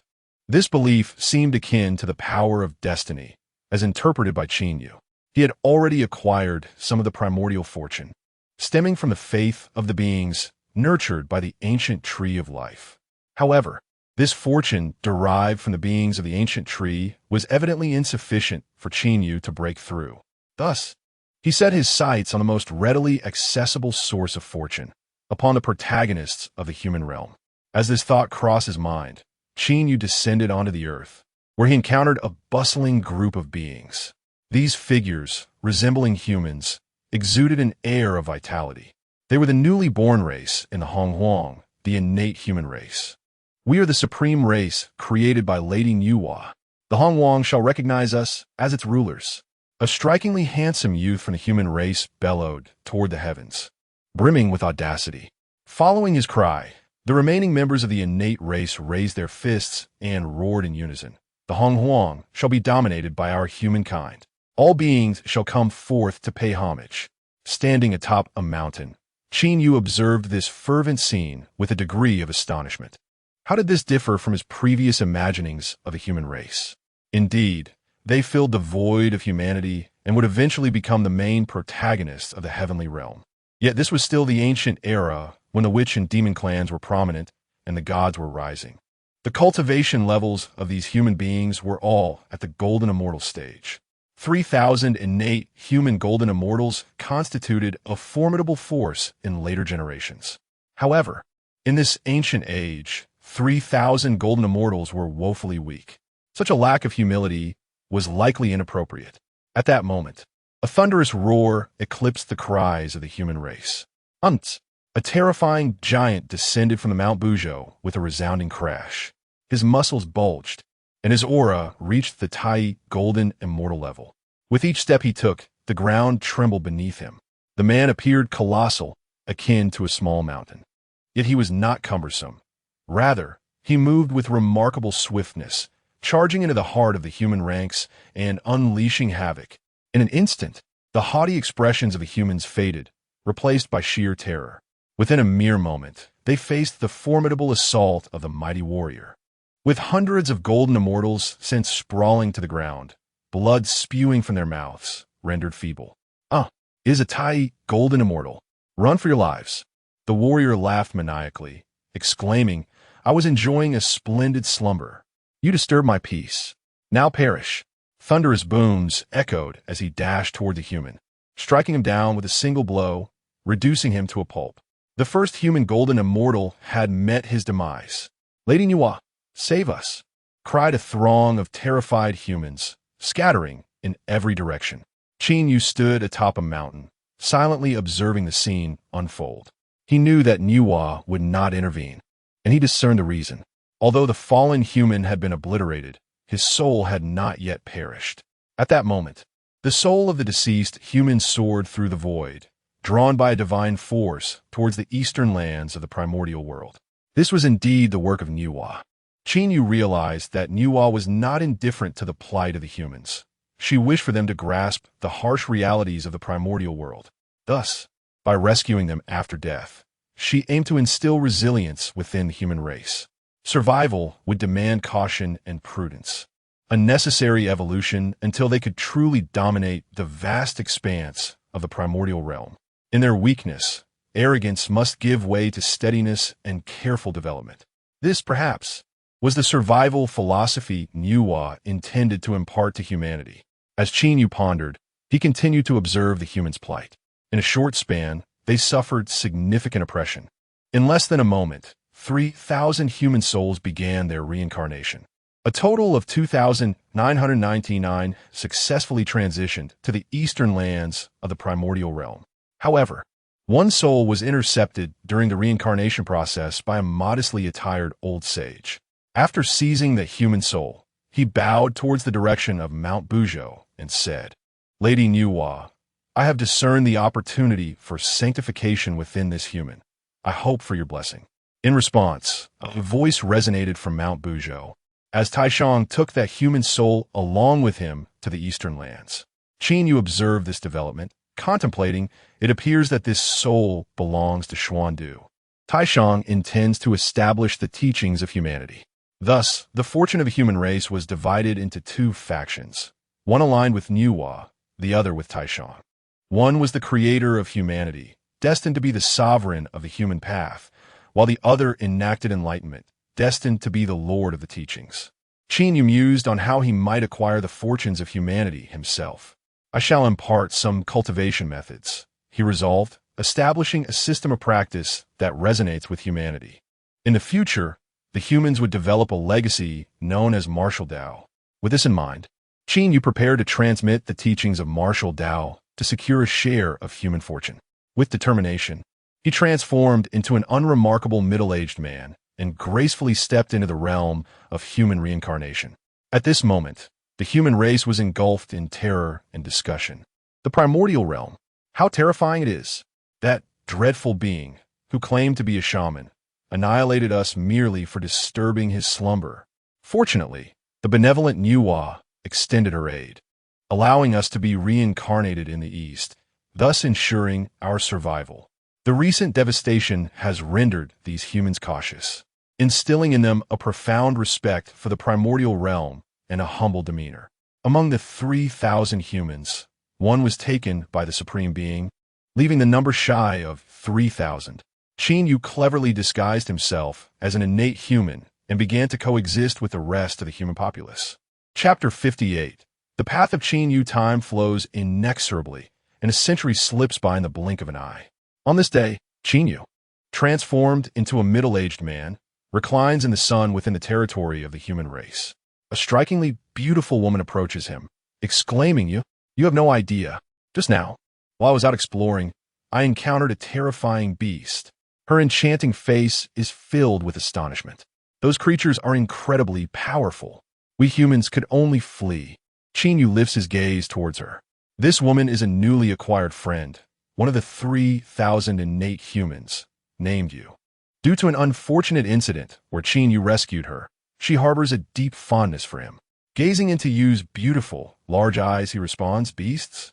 I have encountered them as well. You have. Yu's round almond-shaped eyes widen in disbelief, her charming face a picture of surprise. But you haven't even ventured outside. How could you have had the chance to encounter them? You are the laziest among our kind, she continues. The leader of our people, Sui, has remarked that you may have cultivated the path of indolence. Not only do you refrain from hunting, but you also avoid gathering resources, preferring to be served hand and foot. Initially, you held a rather poor impression of Qin Yu due to his laziness. However, after an unexpected encounter where he saved her from an ambush by the Dragon Clan, her perception of him shifted. That incident marked the only occasion Qin Yu had ventured outside. Thus, how could he possibly have encountered the recently emerging Beast Clan? Qin Yu explains, previously, while at Mount Buzhou, I witnessed numerous beasts leaping through the forests. I was fortunate enough to receive teachings from a formidable beast, brimming with life energy, which led me to develop a terrifying cultivation system. Yu's eyes gleam with excitement as she responds, Then tonight, shall we go to my place so you can impart this knowledge to me? Very well. Qin Yu nods in agreement. That evening, he arrives at Yu's abode as promised. Tonight, I shall teach you martial arts, he declares, demonstrating a sequence of punches. The technique appears unremarkable, lacking any distinct features. Yu rests her chin in her hand, feeling somewhat bored. Are you genuinely here to teach me martial arts? What else would I be here for? Qin Yu retorts. Yu glances at the exquisite wine and various spiritual fruits she had meticulously prepared. Her intention was to share fine wine and casually discuss matters concerning the human race, eventually steering the conversation towards their relationship. Most of their peers had already formed couples, and Yu had contemplated for quite some time that she and Qin Yu were well matched. Yet, to her surprise, Qin Yu seemed entirely oblivious to her intentions. Is it true that you only came to impart martial arts? How dull, she pouts, lying down and pulling a straw mat over herself to sleep. Get up, Qin Yu orders unexpectedly, pulling her back to her feet before launching into a series of punches and kicks. I just demonstrated this to you. Now, feel the power of martial arts. After a flurry of movements, the dream-laden Yu awakens. What are you doing? Weren't you supposed to be teaching me martial arts? Qin Yu responds in astonishment. What I am demonstrating is known as the Fist of Heaven and Earth. Having refined his skills, he could even slay those of the quasi-saint rank. Will you not learn? Can one truly kill a quasi-saint? Yu wore a perplexed expression, exclaiming, Our human race consists of golden immortals. We are leagues apart from the quasi-saints. Yu, refrain from boasting, and stop using me as a punching bag. No, Qin Yu replied earnestly. You expressed a desire to learn, and thus I have come. Focus on your comprehension. I shall return tomorrow. Alas, Yu gazed at Qin Yu's nonchalant retreat, exclaiming in resignation, "I had no idea you were truly intent on imparting martial arts." The following day, you emerged, sporting dark circles under her eyes. Upon encountering her fellow humans, they teased her, "We heard that you were struck by you yesterday." It seems you is indifferent to romantic sentiments. I heard from Sway that this you is quite peculiar. How could you dare provoke him? You had once saved her life. This you incessantly proclaimed that he had been taught a martial art, known as martial way by, a being referred to as the great sage of life. Previously, it had been Xing, Hai, and Hua, who had suffered. Now it was Yu's turn. Upon hearing her kin's jests, Yu's face flushed crimson, and she silently vowed that she would not meet you today. As the tying star rose, the moonlight enveloped the land once more. The human realm lay still. All were resting. Qin Yu leisurely stepped out, making his way to Yu's abode. He knocked on the door, but received no reply. With nimble efficiency, he dismantled the door. He beheld Yu crouched in the corner, her expression one of bewilderment. "Why pretend you are not here? I have already initiated your body refinement yesterday, and you likely remember the training sequence of that boxing technique. Today, I am here to teach you its accompanying mental formula." Initially, you felt quite vexed. Yet upon seeing Qin Yu's earnest demeanor, her ire dissipated. She relented, saying, Fine. I will practice. Just refrain from breaking down my door in the future." Qin Yu responded, "Once you master this boxing technique, slaying a quasi-saint will be effortless. When you venture out again, you shall no longer fear the Dragon Clan." You chuckled. "So have Xing, Hai, and Hua already practiced it?" "Indeed," Qin Yu nodded. "I aspire for our human race to produce 4 pillars of strength." Previously, he had fortuitously garnered the trust of 3 individuals named Xing, Hai, and Hua, imparting to them the heaven and earth annihilation fist.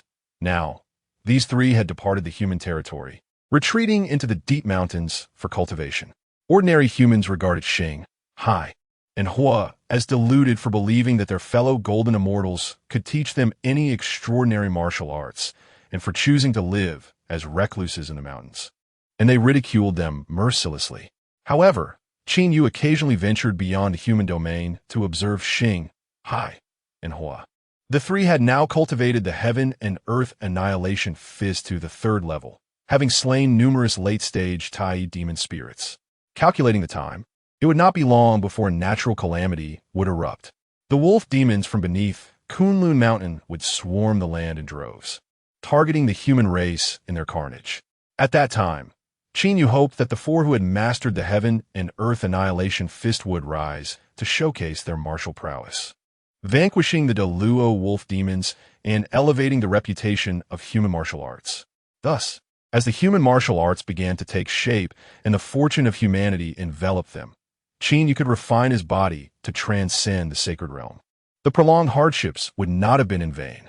Subsequently, Qin Yu imparted the essence of the moon fist technique. He then took Yu into the depths of the mountains, allowing her to demonstrate her fist techniques in practice. Time passed swiftly, and before long, several decades had elapsed. In the heart of the mountains, Qin Yu reclined in a wicker chair within a courtyard. Before him, Yu was tirelessly delivering punches, striking against a colossal sandbag. This sandbag, crafted by Qin Yu, could withstand attacks of the great Luo level. Qin Yu declared that as soon as Yu could damage this sandbag, she would be ready to embark on her journey. Yu, now fully dedicated to her martial training, was invigorated by the sensation of daily growth in strength. Fueled by this motivation, her already exceptional talent flourished with remarkable speed. It was conceivable that with another century of practice, she could rival the great Luo.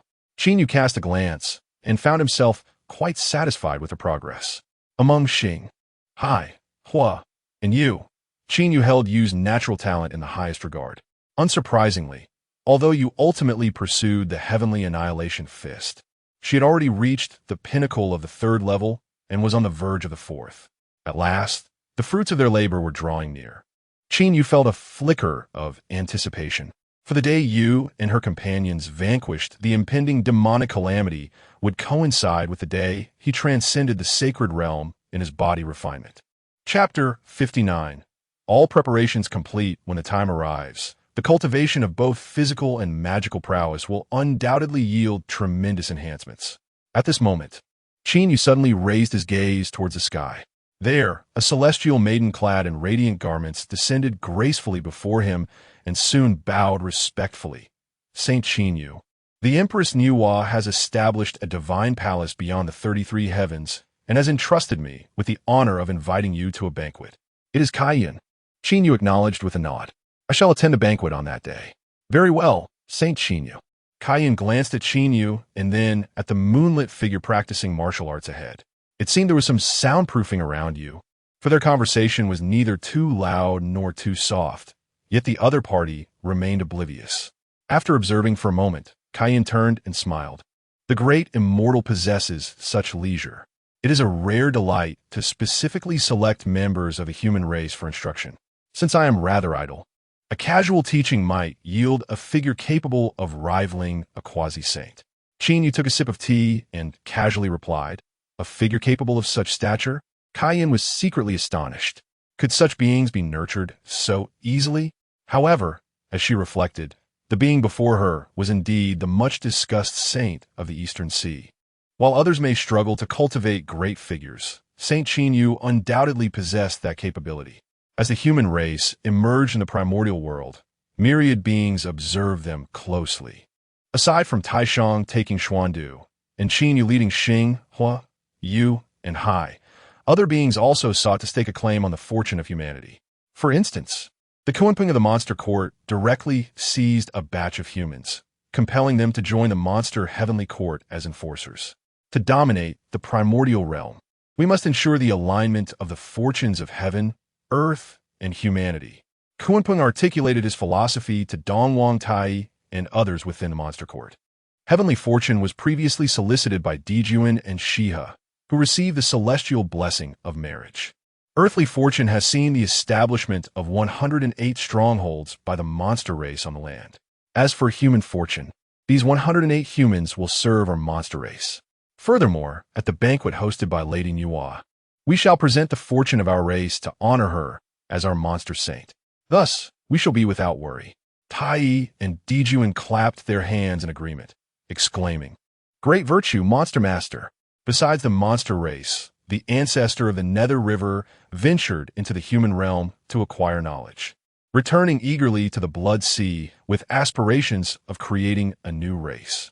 Meanwhile, the Witch Clan, intrigued by humanity due to their similar appearances and the fortune they embodied, had the ancestral Witch Hutu decree that Ho-E, the Great Witch, should impart the art of hunting to humanity to forge a benevolent bond.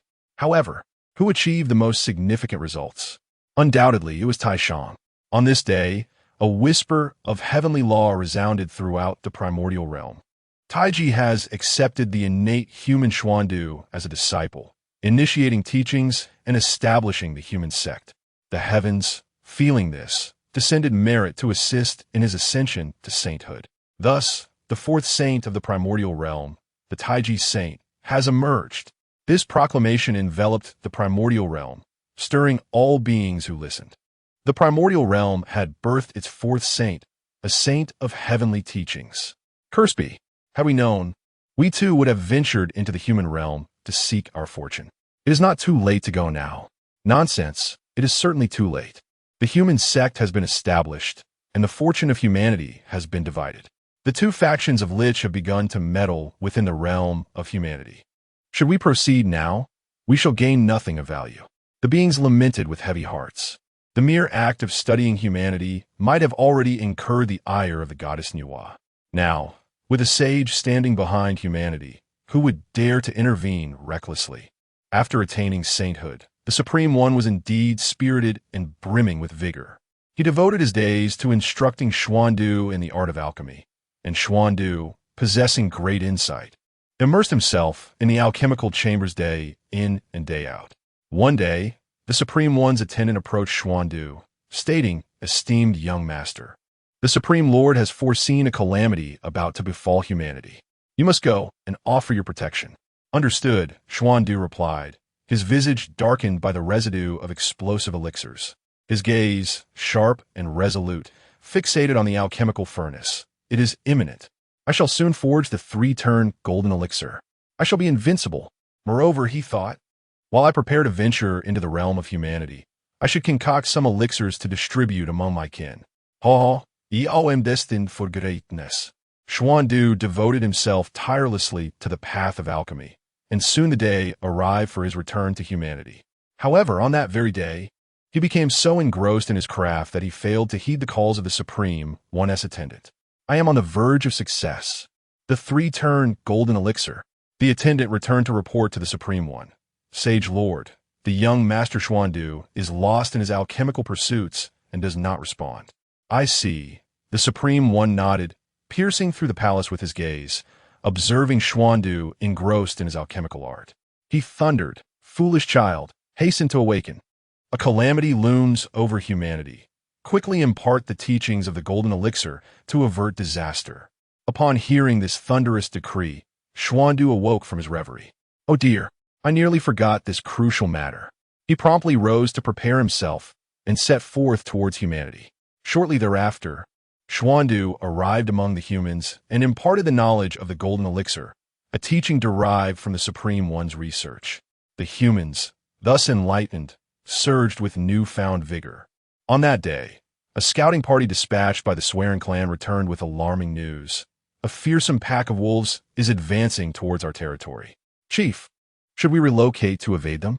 Before the Swearing clan leader could respond, Xuandu raised his hand and declared, "What is there to fear? I have returned with my powers fully realized, having attained the realm of the great Luo Golden Immortal. How could I possibly fear a mere pack of wolves?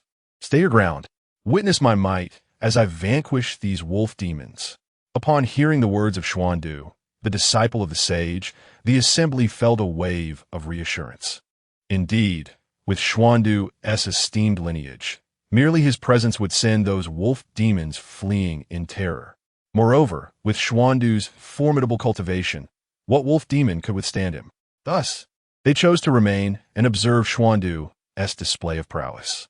In the meantime, they also began to embark on the path of cultivating the golden elixir, creating a lively atmosphere among humanity.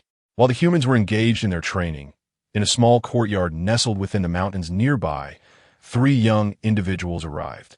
Among them were 2 muscular young men and a woman, all exuding an air of formidable intent, appearing most unapproachable, especially on the backs of the 3 individuals.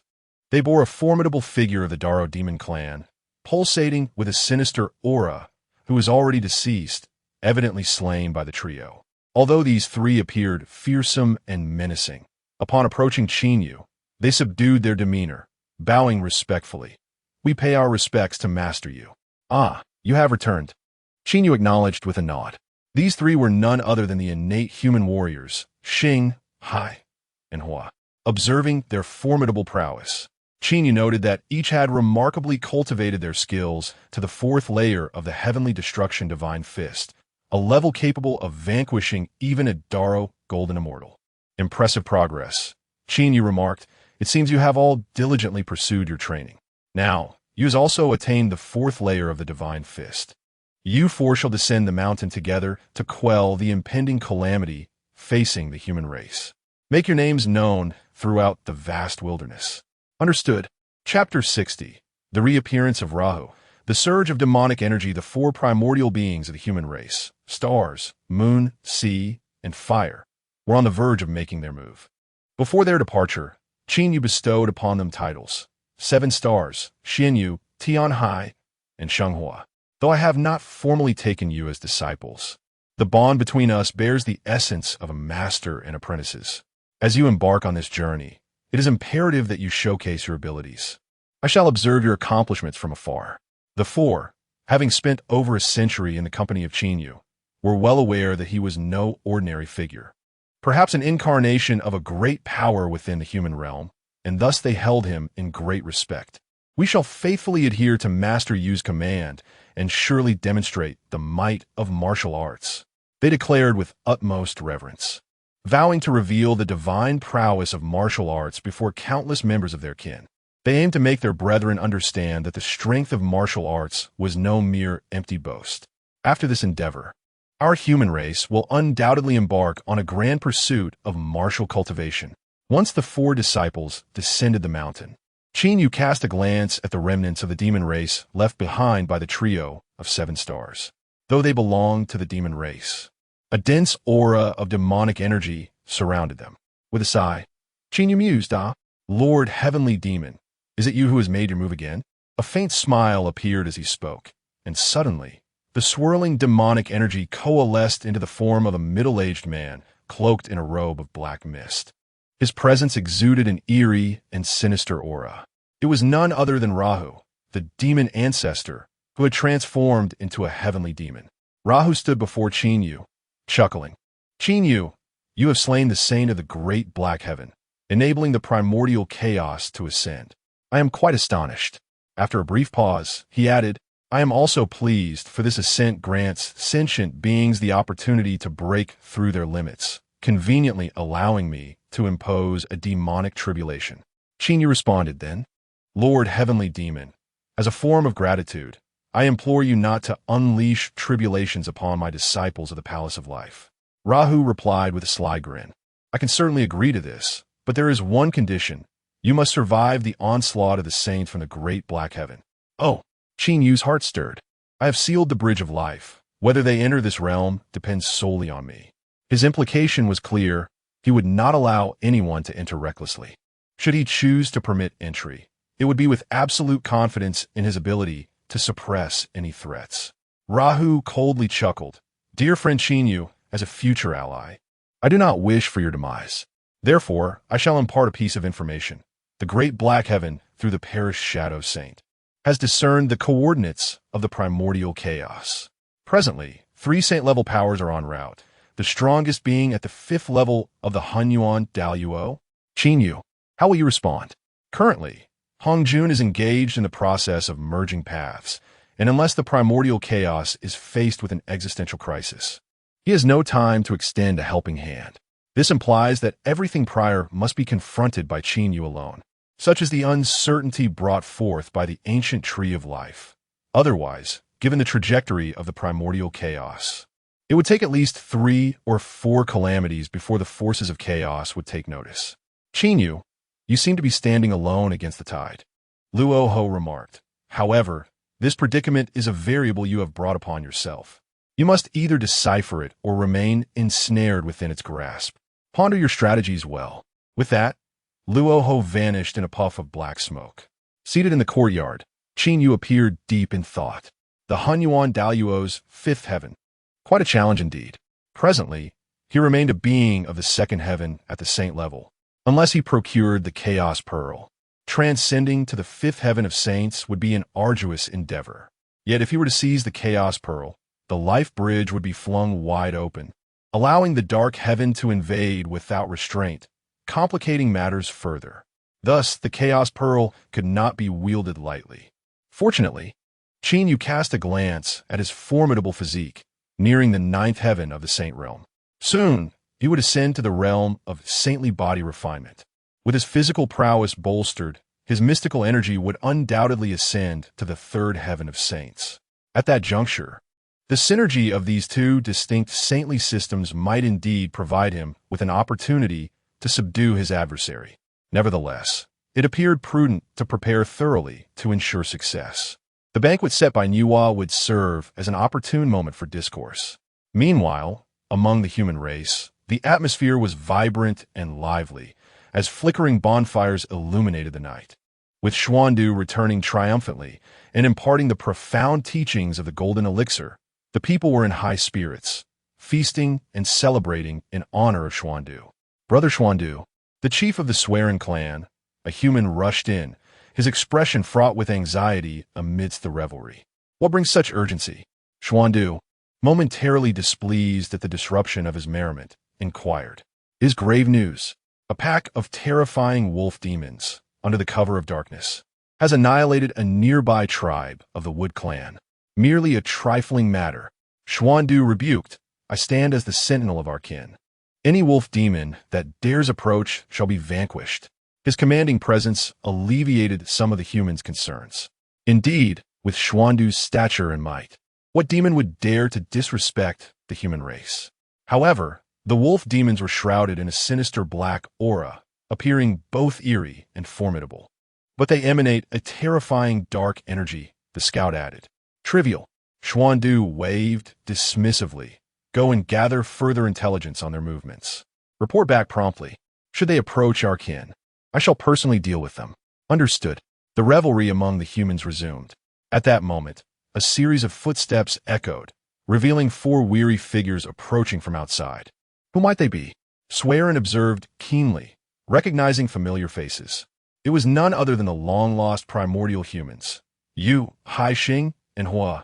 You have returned. But where is you? Swearin rose to greet them. You smiled and replied. Master, you has sought refuge in the mountains, embracing tranquility. Master you? Swearin was momentarily taken aback. It seemed that you, Hai, Xing, and Hua had acknowledged you as their teacher. Among the primordial humans, who were akin to siblings, such a distinction felt peculiar. Xuandu, intrigued, inquired, Who is you? He is acquainted with the moon, sea, stars, and fire, but not particularly familiar with feather. Consequently, some among the human race have recounted tales regarding Qinyu, rumors of the heaven and earth annihilation fist, claiming that mastering it would enable one to slay the quasi-saints. And of the moon, sea, stars, and fire, 4 followers who ventured into the mountains to live as wild beings. Ha ha ha! Xuandu laughed heartily. This is the first time I have heard such a tale. However, among our innate human kin, if such a being truly existed, it would have long since flourished. Among Qin Yu's 4 disciples, the sacred fire remarked, Xuandu, do you share the sentiment? Unfortunately, many do not believe it. Ah! Xuandu was taken aback. Anyone could tell he was speaking in irony. Sacred fire, brimming with excitement, failed to perceive the underlying meaning in Xuandu's words. She continued, It appears everyone is already aware that a wolf calamity is imminent. Shortly, we shall eradicate this pack of wolf demons with our martial prowess, showcasing the might of our martial arts. Let's all await the spectacle. Chapter 61. Revered as the ancestor of martial arts. Shadows of despair descend, observing the fervent resolve of the sacred fire. Swearin and Xuandu were left momentarily speechless. Did they truly believe they could annihilate the tide of demon wolves? Little did they realize that within that horde lurked formidable Deluo demon wolves. The sacred fire, robust as it was, might very well perish under their might. It was a mystery what sort of enchantment the feathered being had bestowed upon these 4. Xuandu sighed, alas. When the wolf demons come surging forth, our human cultivators of the golden core stage shall emerge and sweep them aside, proclaiming the glory of the golden core path. By then, perhaps these 4 will awaken to the wisdom of transitioning to the golden core path. With that, the group chose to disregard Xianyue and her companions, settling into an anxious wait. Their patience was not long tested. Shortly after the transition of the sun and moon, the thunderous sound of a wolf pack charging echoed from the wilderness. Prepare for battle. A human vanguard sounded the horn, prompting the warriors to hasten from their territory into the open fields. Upon lifting their gazes, they beheld a vast and frenzied pack of wolves racing through the wilds, their path intersecting with the human domain. Roar! The wolves advanced with alarming speed, drawing perilously close to the humans. Attack! Xuandu commanded, and a multitude of golden core cultivators surged forth to slay the advancing wolves. Although the golden core path may not be renowned for its ferocity, it was perfectly aligned with the essence of humanity. As they engaged, several leading wolf demons fell beneath their onslaught. Golden core path, powerful. They roared in a blood-fueled frenzy, their might boundless. However, at that moment, a colossal wolf demon transformed into a terrifying whirlwind, crashing down and mercilessly crushing several human cultivators. A chilling aura emanated from the beast, sending shockwaves of fear through the human ranks. Adalu Wolfi Demon. It must be the leader of this pack. To their astonishment, the Deluo made its grand appearance amidst the initial clash of forces. Such a godly entity of Deluo caliber was beyond the capabilities of ordinary humans to confront. The humans shouted, Brother Xuandu, please take action to vanquish this wolf. Just as he prepared to strike, Xuandu let out a hearty laugh, his form vanishing into the void as he engaged in battle with the Deluo wolf demon. In that moment, the air was filled with echoes of terrifying vibrations as Xuandu fought with unparalleled zeal.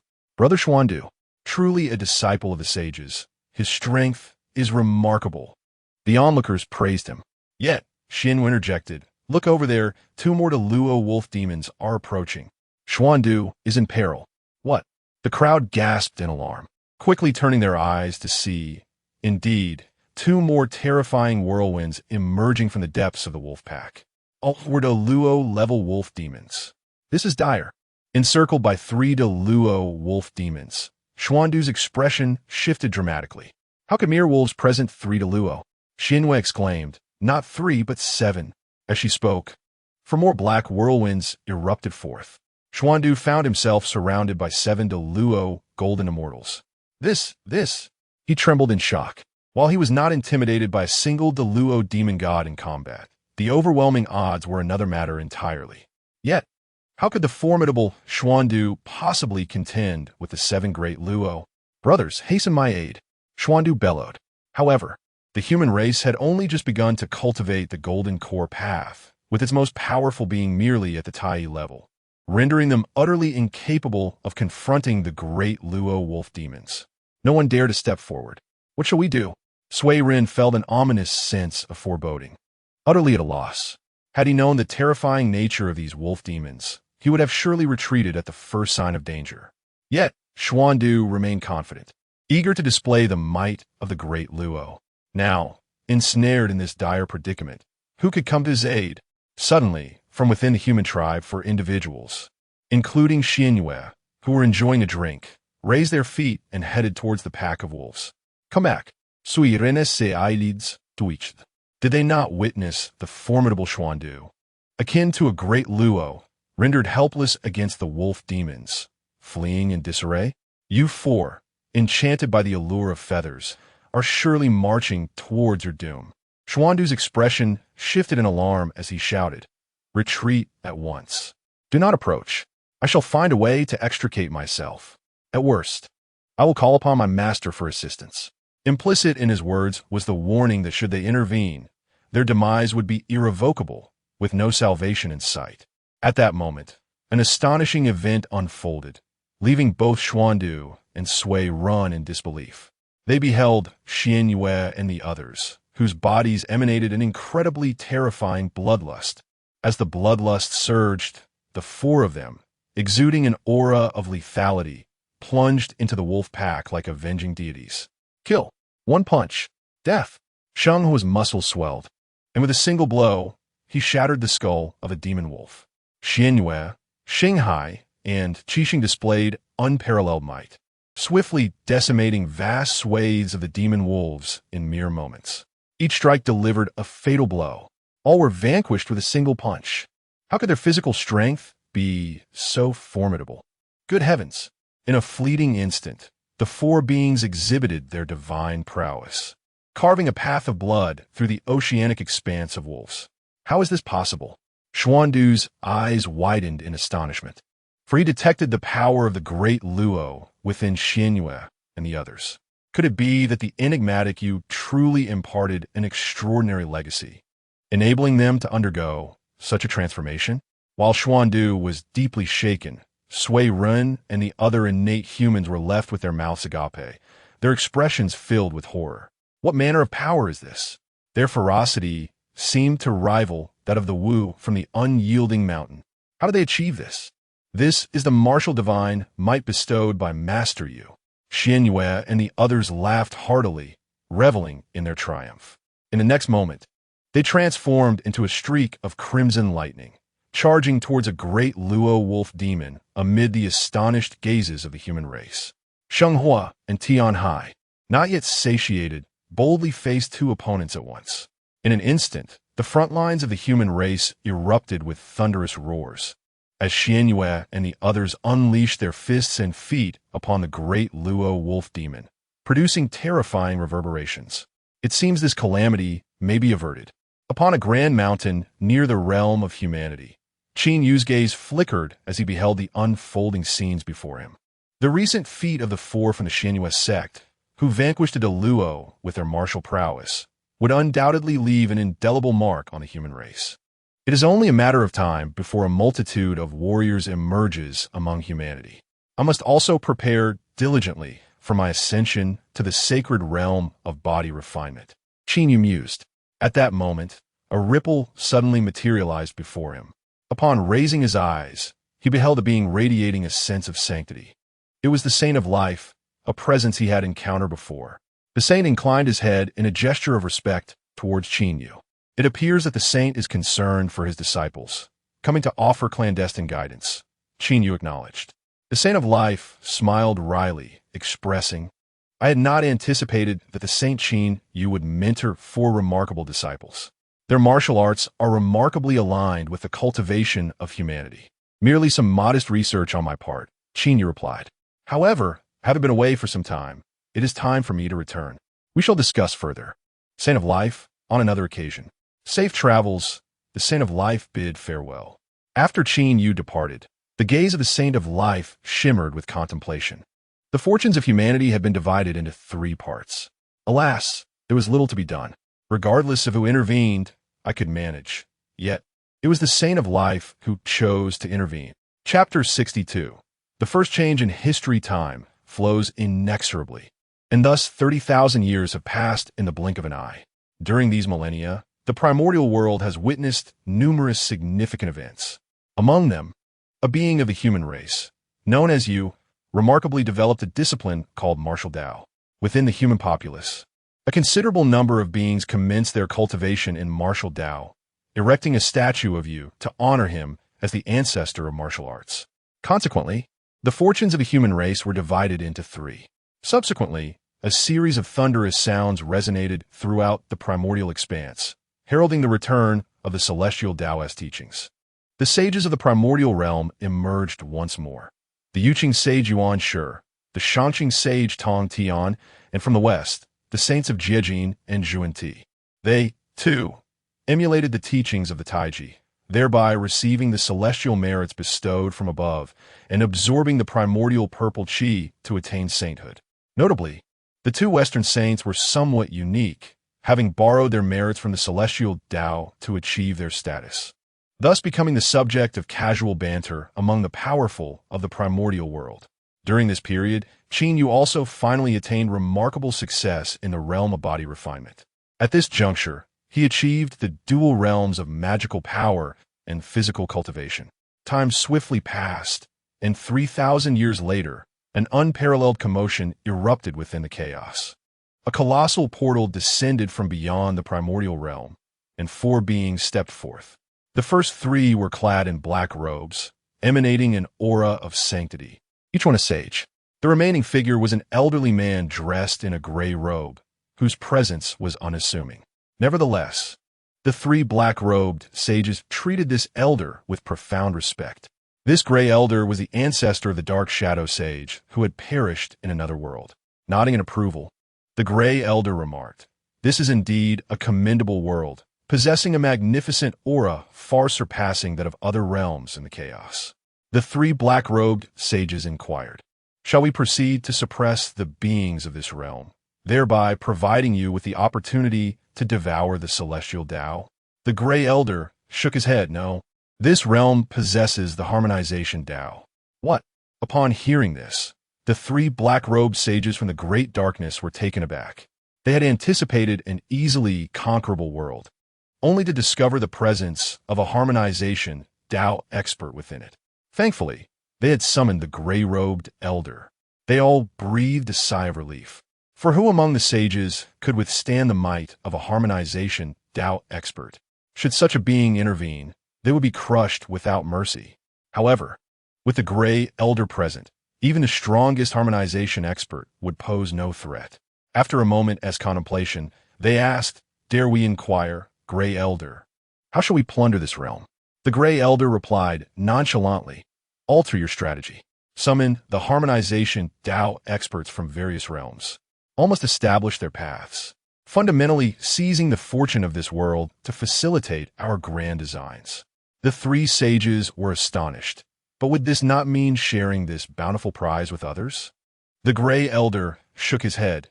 "This is an unavoidable circumstance. With my realm alone, It would require an eternity to uproot the foundation of this world. A realm possessing the harmonization Tao is exceedingly difficult to conquer. Thus, let it be so.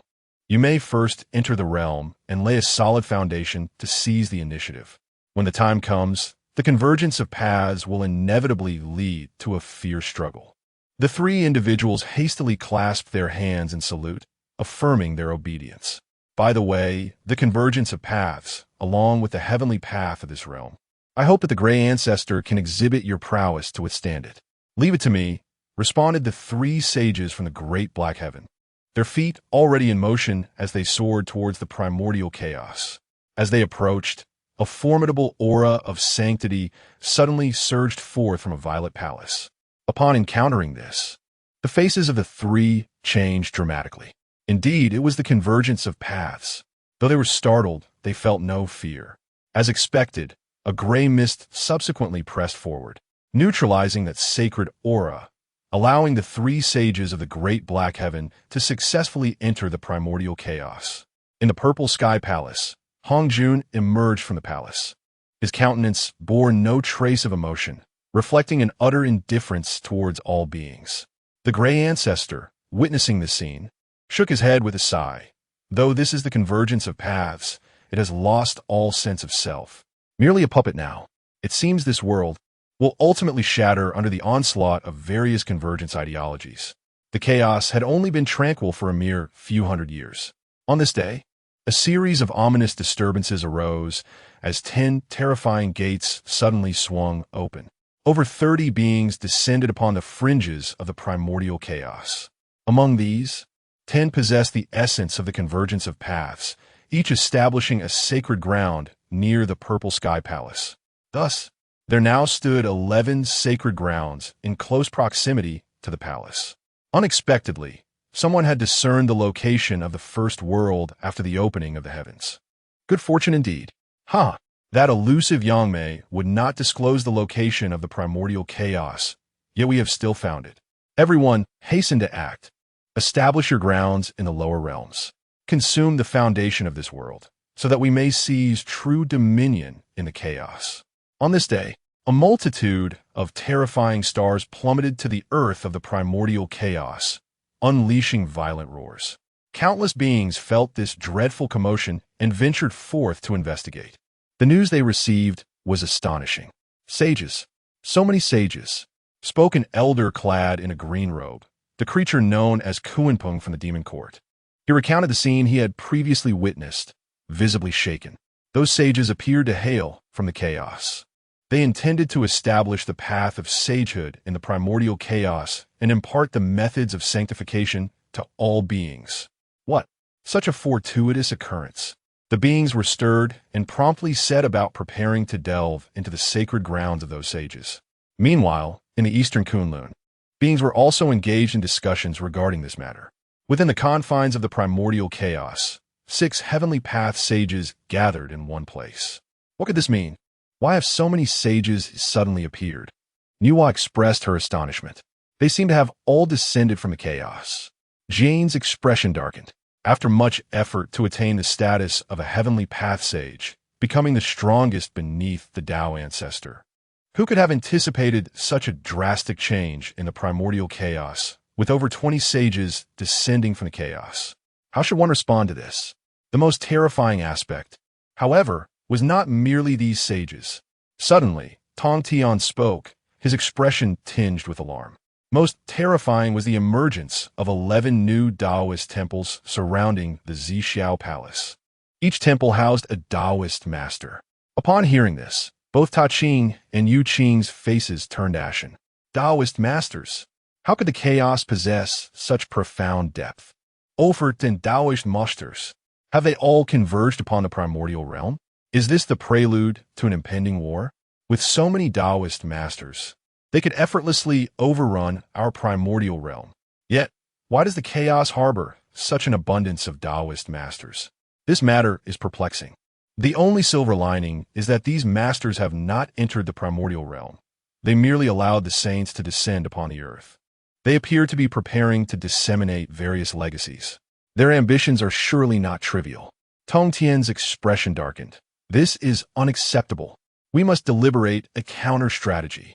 Taishang nodded in agreement. Indeed, we must discuss it. By the way, Sister Inhua, please swiftly reach out to the life saint of the Eastern Sea. The upheaval in the primordial realm is unprecedented. We must unite. Chapter 63. The great power descends upon the Purple Palace in the turbulent times of the primordial era. On the remote Fengsuan Island in the East Sea, Qin Yu sat beneath the ancient tree of life, facing a middle-aged man shrouded in demonic energy, none other than the formidable Tianma Luo Ho. Lord Tianma, it seems we have both underestimated the situation. With so many harmonizing Tao beings appearing in the primordial world, all our plans are rendered futile. Qin Yu sighed softly. Previously, he had intended to lure a sage to the primordial realm to enact a grand strike for his own ascension. Yet now a multitude of sages had arrived, accompanied by 11 harmonizing Tao beings. How could he possibly achieve his objectives? Luo Ho echoed Qin Yu's sentiments with a sigh. This is indeed beyond my expectations. According to legend, when chaos was first parted, the primordial world emerged as the first realm. How then did so many harmonizing Tao beings come into existence? Luo Ho provided an explanation. It is said that they emerged from the fissures of chaos. In ancient times, Pangu split the chaos, thus giving rise to the primordial realm. However, the fissure still exists and connects to a vast region beyond chaos, known as the heavenly realms. This heavenly realms appears to be one of the realms formed after the fall of the Honghuang, holy beings of the great Tao. Qin Yu was taken aback, as this revelation was indeed mind-boggling. Yet, given their origin from the Honghuang, it began to make sense. Luo Ho continued, you must be wondering why. With so many harmonizing Tao beings descending, they do not overrun the primordial realm. This is because the holy beings of the great Tao from the heavenly realms currently cannot enter chaos. Only when the primordial saints from the heavenly realms have devoured enough of the heavenly Tao within the chaos and altered various rules can the great Tao step foot here. Luo Ho lamented, when the great Tao eventually enters, everything will be upended. Are we then required to prevent these sages from disseminating the Tao in the primordial realm, lest the great Tao disrupt the chaos and cause tremendous upheaval? Such a prevention is impossible. Luo Ho shook his head. My demonic avatars have already infiltrated over a dozen chaotic worlds. These worlds were formed from the fallen essence of the great Tao after the demise of the 3,000 most powerful demonic gods.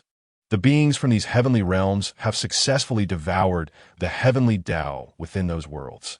This indicates that the other realms are gradually succumbing to their influence. The fate of the primordial realm cannot alter the inevitable entrance of the great Tao into chaos. Finally, Luo Ho advised, Qin Yu, prepare well. The future of the primordial realm will be tumultuous, yet fraught with hidden currents. Harmonizing Tao beings, holy beings of the great Tao, and the heavenly realms beyond the fissures of chaos. Qin Yu pondered deeply, feeling as though events were spiraling beyond his control. Yet, there was little he could do, for this matter pertained to the broader upheaval of chaos itself. Though he had attained the status of a sage, he could only navigate the currents of these monumental changes. There was no point in overthinking. It was best to focus on diligent cultivation. Critical reward system. Host, Qin Yu. Magical power level. Primordial Great Luo Golden Immortal, 4th Heaven. Body refinement level.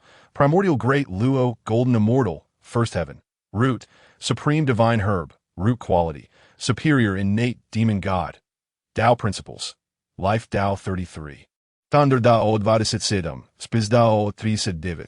Primordial Dao 27. Defense Dao 17. Remaining laws are minimal. Details available upon request. Original divine abilities. Rebirth. Heart of Devouring. Opening the Heavens technique. Pan Huang's Protective Mystic Light. Divine Idol. Ancient Tree of Life. Strength Assessment. You can suppress beings of the 6th Heaven of the Saint Realm. Over the past 30,000 years, Qin Yu has not indulged in idleness. Not only has his magical power ascended to the 4th Heaven of the Saint Realm, but his body refinement, bolstered by the fortuitousness of martial arts, has also successfully stepped into the realm of saints. Presently, Qin Yu possesses the capability to slay beings of the 6th Heaven of the Saint Realm. Thus, even amidst the tremendous upheaval in the primordial world, Qin remains largely unperturbed. However, while Qin remains calm, others are in disarray. He felt a vibration from within his robes. Upon inspection, it was a message from Yuhua, Life Saint. A calamity has erupted in the primordial world. The 6 saints of heaven have gathered. Please hasten to the Eastern Kunlun to confer on strategies. It will be prudent to investigate. Previously, over 20 saints descended and dispersed throughout the primordial realm. Qin was preparing to venture out to ascertain the current state of the primordial world, and it conveniently aligned with the need to discuss potential future developments with the 6 saints of heaven. At the moment Qin set forth, in the heart of the Eastern Sea, there lay a colossal immortal island, known as Penglai, one of the 3 immortal islands overseas. On the other side was Yingzhou. These 2 islands had now wholly transformed into the sanctuary of the Eastern Prince. Today, the Eastern Prince was hosting a guest of the highest stature. To his surprise, the absolute heaven saint had graced the purple mansion with his presence. The Eastern Prince's expression turned serious as he respectfully saluted the visitor. The guest, a middle-aged man clad in a white robe exuding an air of arrogance, offered no response to the Eastern Prince's greeting. Instead, he surveyed the surroundings and boldly seated himself upon the Eastern Prince's throne. Witnessing this scene, the Eastern Prince felt a twinge of dissatisfaction. However, this individual was a superpower that had descended during the great upheaval in the primordial realm and claimed to be the absolute heaven saint. Despite the Eastern Prince being a formidable figure in the late stage of quasi-sainthood, he could not help but feel apprehensive and respectful in the presence of such an entity. Thus, even as the absolute heaven saint occupied a seat that rightfully belonged to the Eastern Prince, he dared not voice any objections. At this moment, the Eastern Prince was quite curious as to why this saint from the chaos had descended upon the Purple Mansion. The absolute heaven saint, seated upon the throne, casually remarked, "I have heard that you are the most formidable power in the Eastern Sea." The Eastern Prince replied, "I dare not claim such." Before he could elaborate, the absolute heaven saint frowned and waved his hand dismissively. "No need for your trivialities. I have but one purpose for coming here." The Eastern Prince took a deep breath and responded, "Please speak." The Supreme Being of absolute heaven proclaimed, "I seek to find an individual known as the Taoist of life. Since you are a formidable force in this primordial realm, you must have heard of his name. I have been informed that this Taoist of life resides somewhere in the Eastern Sea. However, despite my extensive inquiries, I have yet to uncover his whereabouts. I implore you to dispatch your subordinates forthwith to locate the sanctuary of the Taoist of life, and upon discovery, immediately notify me." The Eastern King was taken aback.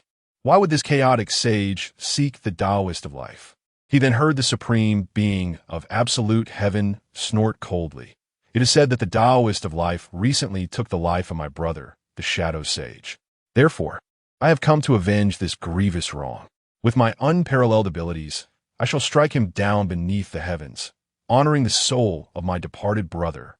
The Supreme Being of absolute heaven cast a glance at the Eastern King and concluded, "Should you succeed in this endeavor, I shall bestow upon you the method to attain sainthood."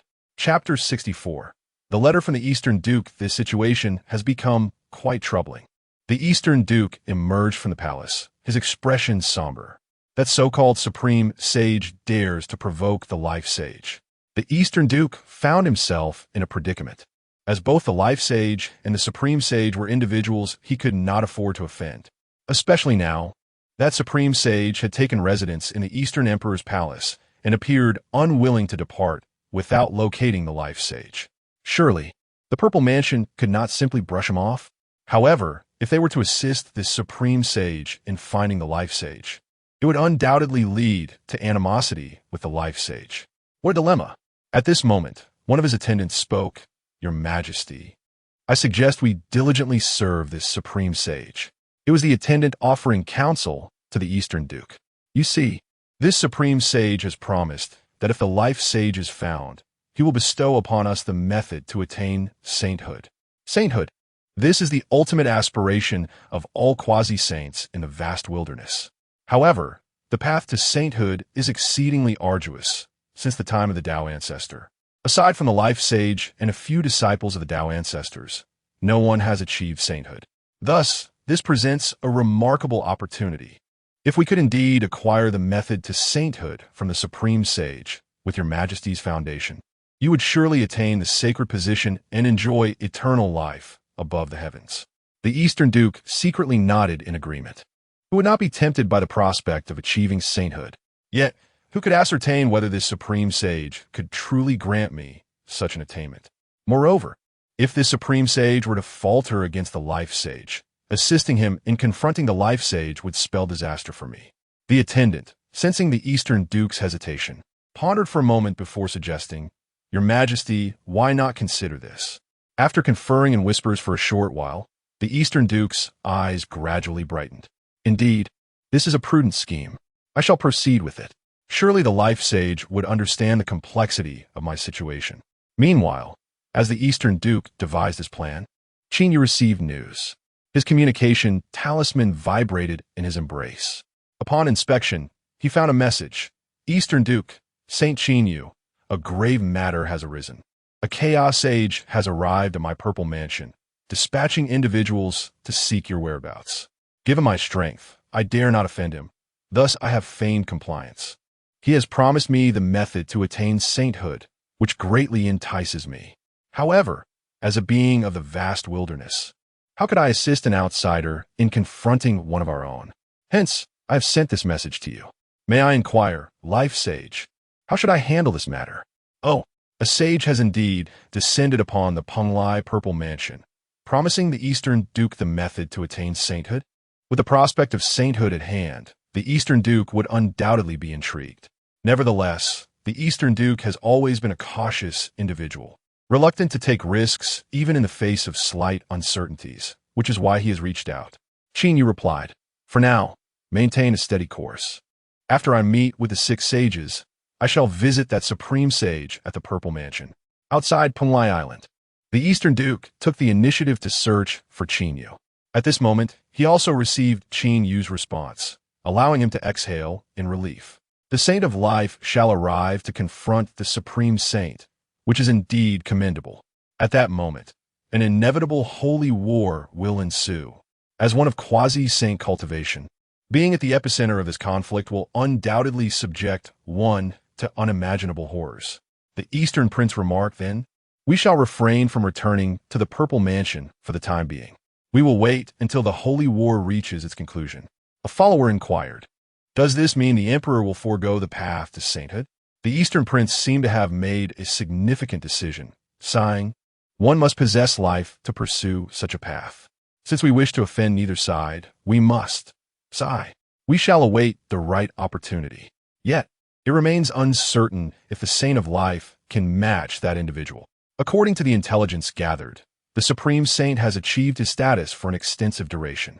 In contrast, the Saint Qin has only been a saint for a mere few millennia, a time insufficient for any substantial advancement. It appears that the odds of victory for the Saint Qin are quite slim." As the Eastern Prince pondered this, his entourage began to voice their thoughts.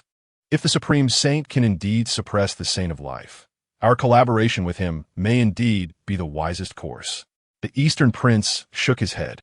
"What if the Saint of Life calls upon the other 6 saints of our primordial realm? It is prudent to observe for now.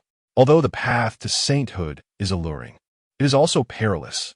With the current upheaval in the primordial realm, there are ample opportunities for ascension, and we need not take such reckless risks.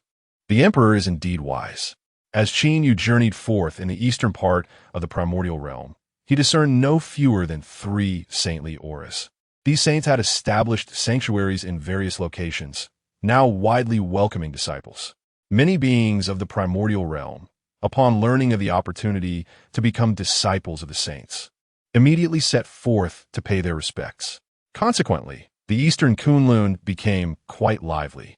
Qin also keenly observed that as these beings entered the sanctuaries, the fortune of the primordial realm began to flow predominantly toward them. This is a contest of doctrinal supremacy. Qin understood why these beings entered the realm without conflict, solely to transmit sacred teachings. They seek to uproot the very essence of the primordial realm.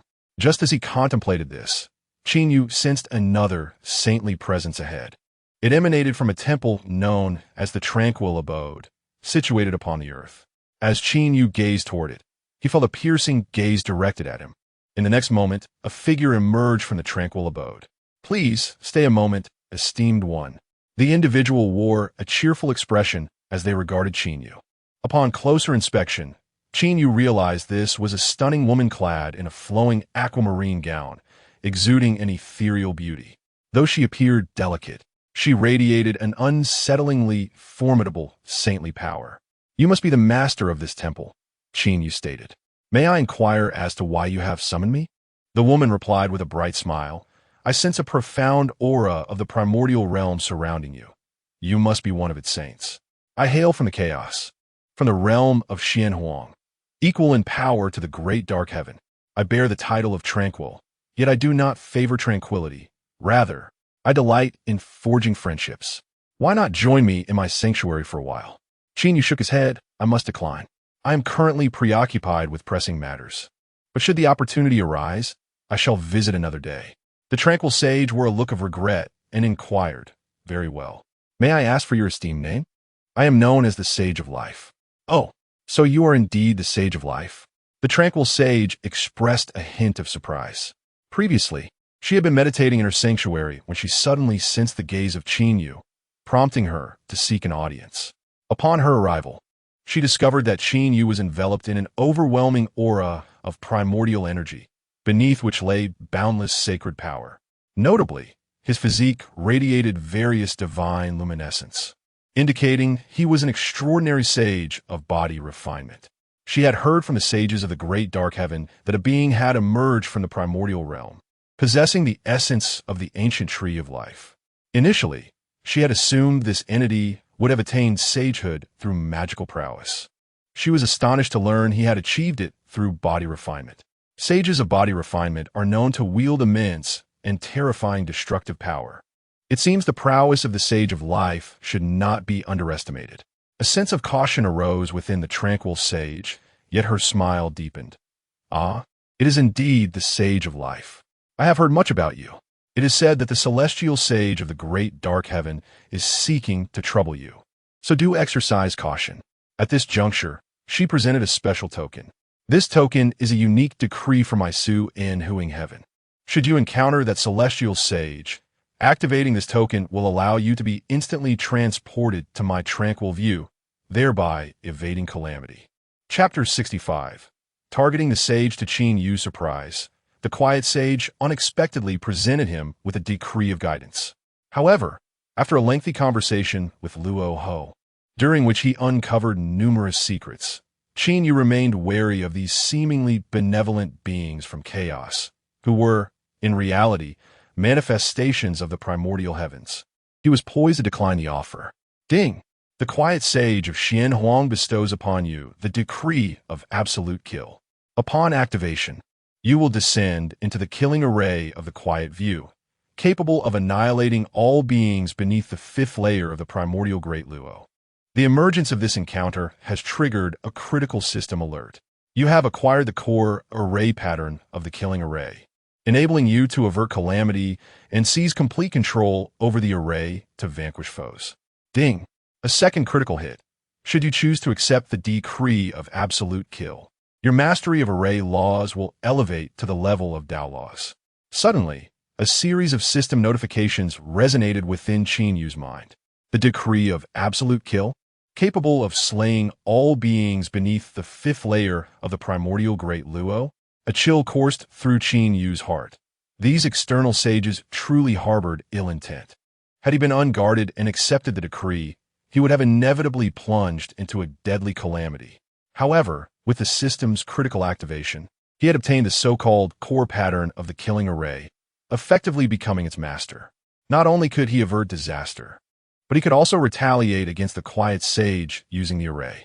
Meanwhile, the system presented a second critical opportunity.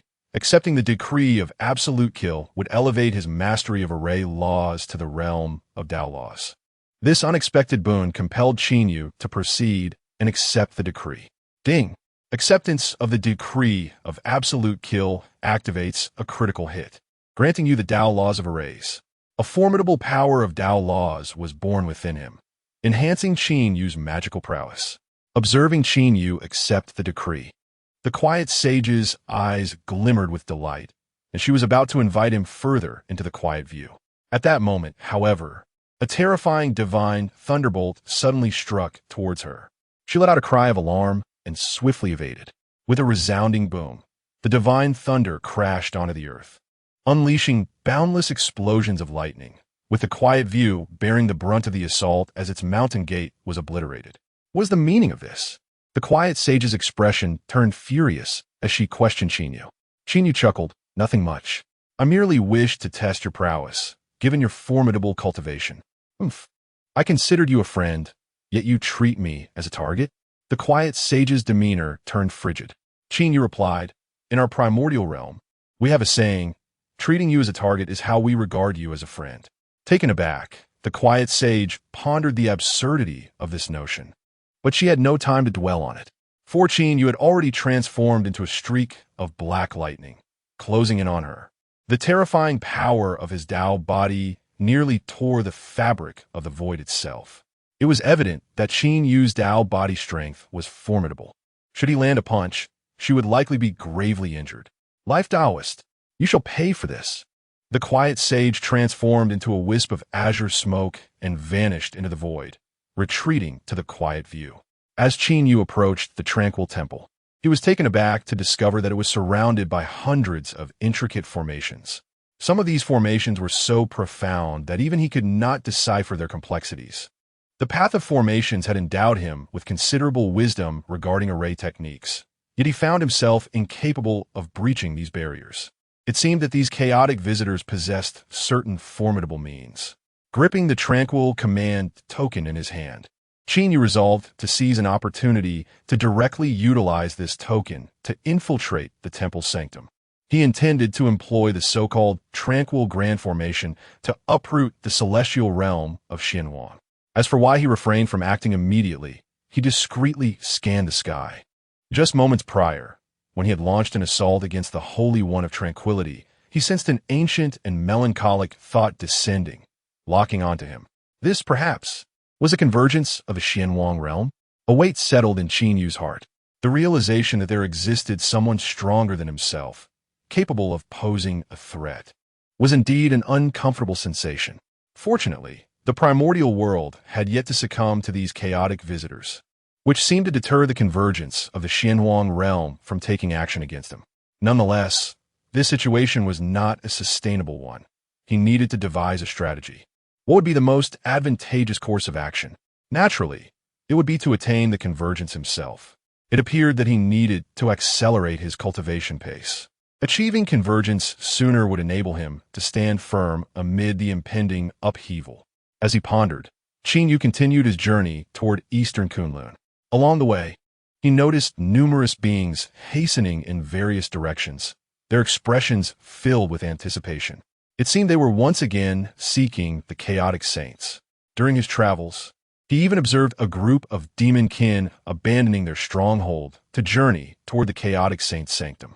A demon deity was scolding them, but to no avail. Alas, this marks the 10th stronghold in the East to experience such a situation. If this continues, our demon court may well face extinction. The demon deity sighed repeatedly. His companion, equally resigned, replied, "What can we do? These chaotic saints possess extraordinary power. The saints of our primordial world do not dare to argue with them. We can only allow them to establish their sanctums and recruit disciples within our realm." Initially, the demon deity remarked, "If this persists, we might as well seek another affiliation." The influence of the chaotic saints was vast, having paraded through the primordial realm for so long, while the local saints remained utterly silent, seemingly too intimidated to confront them. Reflecting on the once invincible demon Emperor Tai Yi and Emperor Dijuan, who dared not utter a word upon witnessing the exodus of powerful beings from numerous strongholds, it became clear that ordinary demon kin had little reason to cling to the demon court. Seeking another affiliation, without aspirations of becoming a saint, would still be a significant fortune if one could attain the status of a quasi-saint. It warrants careful consideration. Qin Yu stood in the sky, quietly observing all of this. Before continuing on his path toward Eastern Kunlun, the chaotic saints had already begun to rise in power. If the primordial world failed to respond, it would likely find itself on the brink of disintegration. At this moment, Qin Yu, while traversing his path, noticed a group of beings resembling demons hastening toward the chaotic sage's sanctuary. At the forefront stood a robust figure, a man of considerable girth and strength. Qin Yu felt an uncanny familiarity with this man's aura. Could it be Xiongpai? A sense of astonishment washed over him. Xiongpai, during the era of Honghuang, had been one of his subordinates.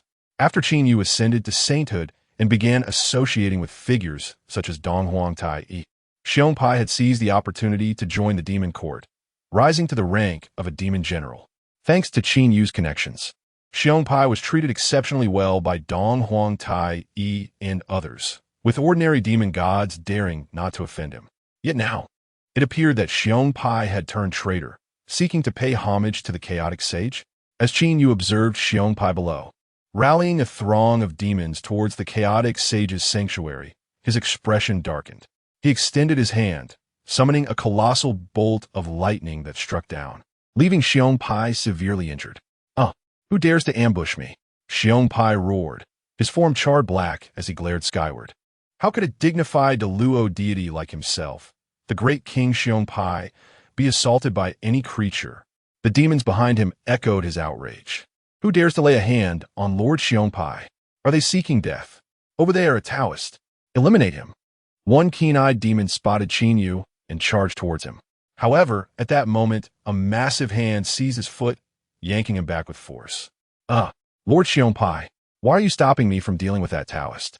This demon, bewildered to find Xiongpai as his captor, was caught off guard when Xiongpai delivered a resounding slap, leaving him dazed. Get away. This man is my elder brother. If you dare to harm him, I shall obliterate you.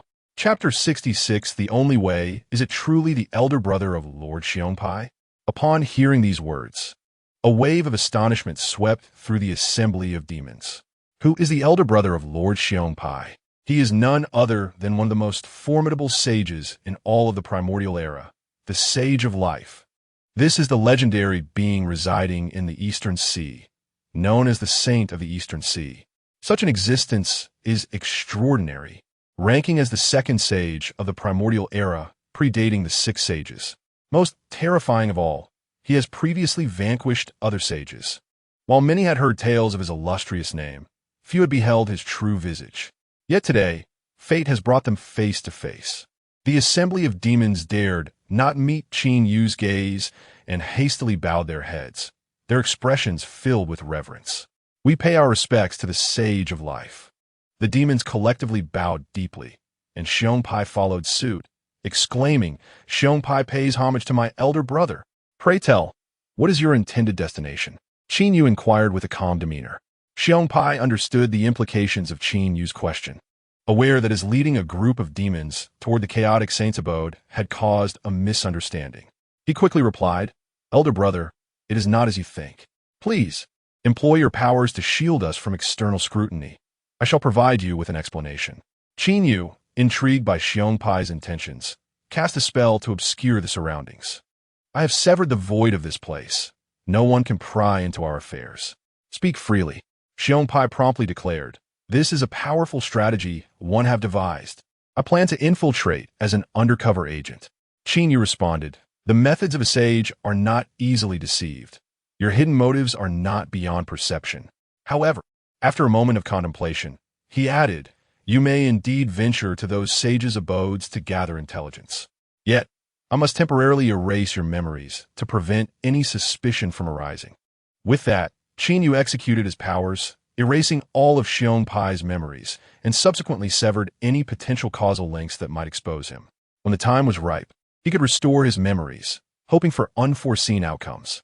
Qin Yu then applied the same technique to the group of demons, erasing their memories before departing. Shortly after Qin Yu's exit, Xiongpai and the others regained consciousness. What just transpired? Why is everyone here? I just slipped into unconsciousness. We were about to embark on a visit to the sage's abode. It seems that is the case. We shall no longer remain as demons. We aspire to become disciples of the chaotic saint. Meanwhile, within the Eastern Kunlun, the sages, including Nuwa, were conferring on their strategies. At present, numerous chaotic sages have established their abodes throughout the primordial era. Shall we not intervene? Tong Tian expressed his frustration. How can we intervene? Are we to wage war against them? Guan Distai Soyeth. The combined strength of those sages could easily overwhelm the primordial era. Although these chaotic sages are currently setting up their abodes and competing for the fortune of the primordial era, we have not yet reached a point of no return, affording us some respite. Brother Taiji, what are your thoughts? Jane turned to Laozi. Laozi shook his head. At present, I too cannot conceive a viable solution. Yuan Shi furrowed his brow and remarked, the most crucial issue lies not with these Honghuang de Luo, but rather with the 11 beings of the Tao, united beyond the 33 heavens. Upon hearing this, the remaining 5 saints felt a tremor in their hearts. Indeed, the Chaos Saint was not the most terrifying aspect. The true horror resided in those 11 beings of the Tao united. Previously, I had visited the Zixiao Palace to pay my respects to teacher Hongjun. Yuan Shi continued, before the Zixiao Palace, I had observed those 11 palaces, and each one emanated an aura that filled me with immense dread. Just a single wisp of their essence could damage the Tao heart of a sage of heaven. The terror of the Tao united is, without a doubt, beyond imagination. Does this mean that our Honghuang is truly in peril? Zhuan Ti lamented, his face drawn with concern. Nuwa inquired, Brother Yuan Shi, did Teacher Hongjun offer any insights? Yuan Shi shook his head. Teacher Hongjun did not provide an answer. It seems that even Teacher Hongjun may have no solutions. The 6 saints felt a weight in their hearts. Although Teacher Hongjun possessed formidable strength and was the mightiest in Honghuang, he too would likely be powerless against the onslaught of those 11 beings of the same realm. At this moment, Nuwa's heart stirred as she gazed towards the heavens. There, a portal of space had opened, and Qinyu was descending. The Sage of Life had arrived. Nuwa's spirits lifted, and she hurried to greet him. The 3 pure ones and the other 5 saints quickly rose to their feet. Upon meeting the Sage of Life, they asked, Sage of Life, have you come to witness the changes across the lands? With so many saints descending upon our Honghuang, what shall we do? Especially in the west, where 4 saints have arrived. Our western realm is already barren, and now we are losing territory and fortune. Zhuan Ti wiped away tears, filled with sorrow. Enough. Qinyu waved his hand. I am aware of the situation. I have come to propose a strategy for us to cope. Oh, the prospect of a strategy from the Sage of Life piqued everyone's interest. They glanced at Qinyu, pondering what a mere Heaven Tao level sage could offer against such formidable foes.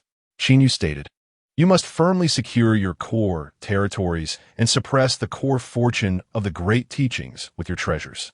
Yuan Shi frowned, but this merely buys us time. As more and more beings from Honghuang join the Tao fields of those chaos sages, our situation will become dire, even if it only delays the inevitable. Qinyu replied, at the very least, it prolongs the time before Honghuang is conquered. After securing the core fortune, we must contemplate how to enhance our cultivation. Qinyu continued, if we can all advance to the Tao United Realm, how can we possibly be outmatched by these chaos invaders? All advancing to the Tao United?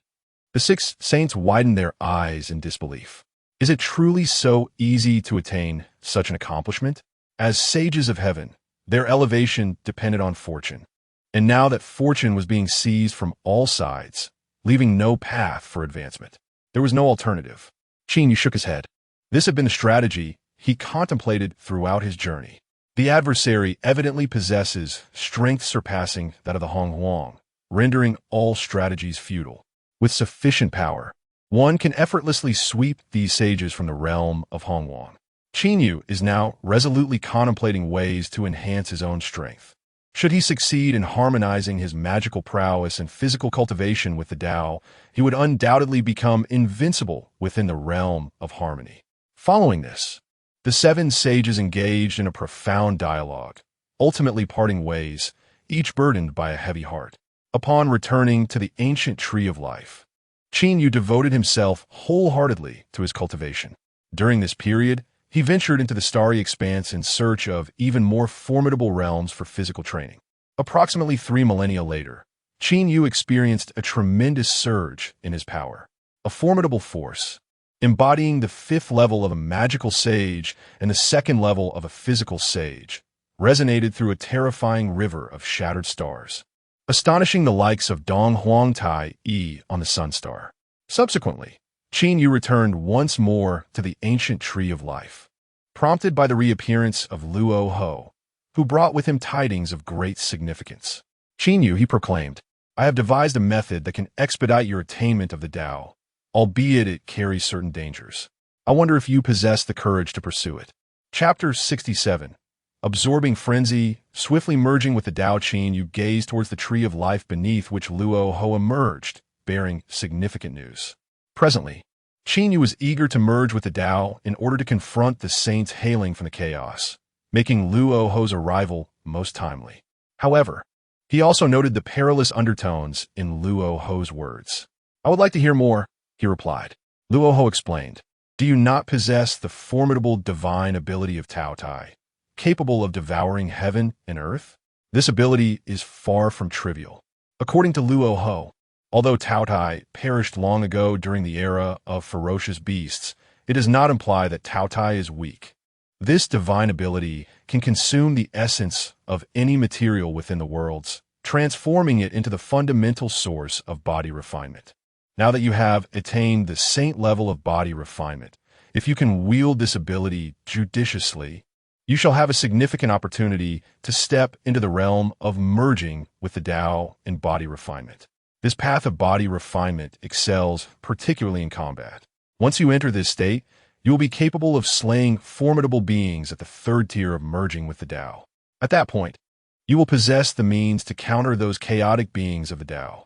Indeed, Qin Yu nodded in agreement. Luo Ho continued, the method involves your direct entry into the chaos, utilizing the ability to consume heaven and earth to absorb various chaotic substances for your enhancement. As for the so-called dangers, Luo Ho elaborated, within the chaos, there exist numerous realms of the Great Darkness and the Honghuang, among the 11 chaotic heavens. They have established various sanctums throughout the chaos. Almost every few steps you take, you are likely to encounter disciples belonging to those 11 factions. Should you enter the chaos to absorb various materials, it will undoubtedly create a significant stir, attracting the attention of living beings. Moreover, in the chaos, there is no protection akin to that of the primordial era. Others will not be constrained and can act against you at will. Upon hearing this, Qin Yu comprehended the gravity of the situation. While he remained in the primordial realm, those chaotic beings would have reservations and refrain from attacking him. However, should he venture into the chaos, they could freely take his life. Nevertheless, with my mastery of spatial laws, I can come and go without a trace. I am confident in my ability to safeguard myself, Qin Yu mused. Luo Ho, perceiving the expression on Qin Yu's face, understood his resolve. It seems you have made your decision. Excellent. I shall await your good news. Should you encounter danger in the chaos, I will offer my assistance. Although I cannot help you extensively, everything will depend on you. Qin Yu nodded. I am grateful, Lord Tianma. I shall make my preparations and then proceed. Very well. After Luo Ho departed, Qin Yu meticulously prepared and promptly initiated his actions. The current situation left no room for delay, and he was resolute in his determination.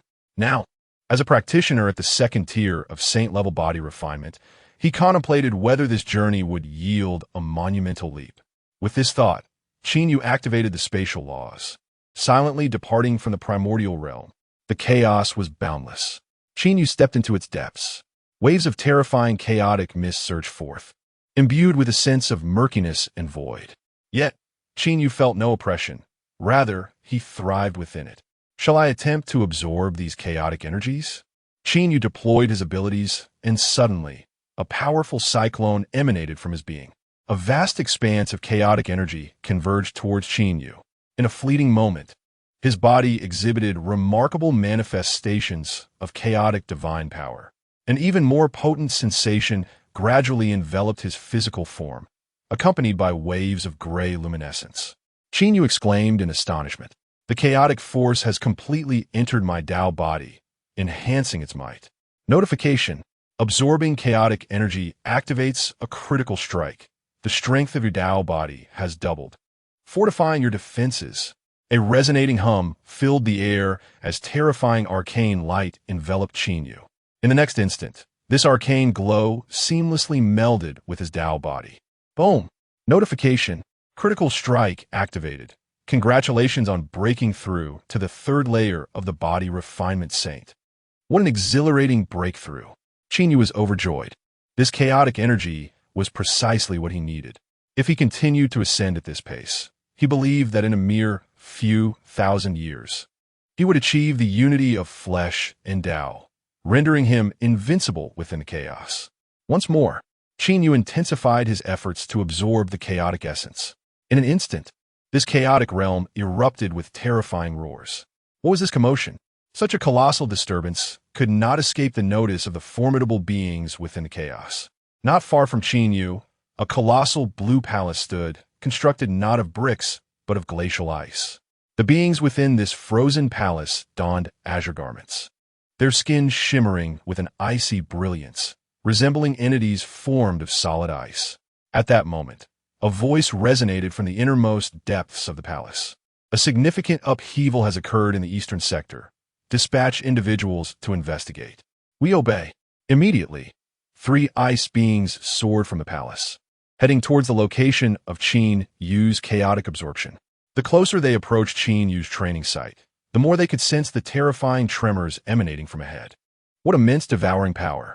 One of them remarked, furrowing his brow. Is a formidable practitioner of the devouring Tao currently cultivating? The devouring Tao is a notably potent and domineering principle among the myriad paths.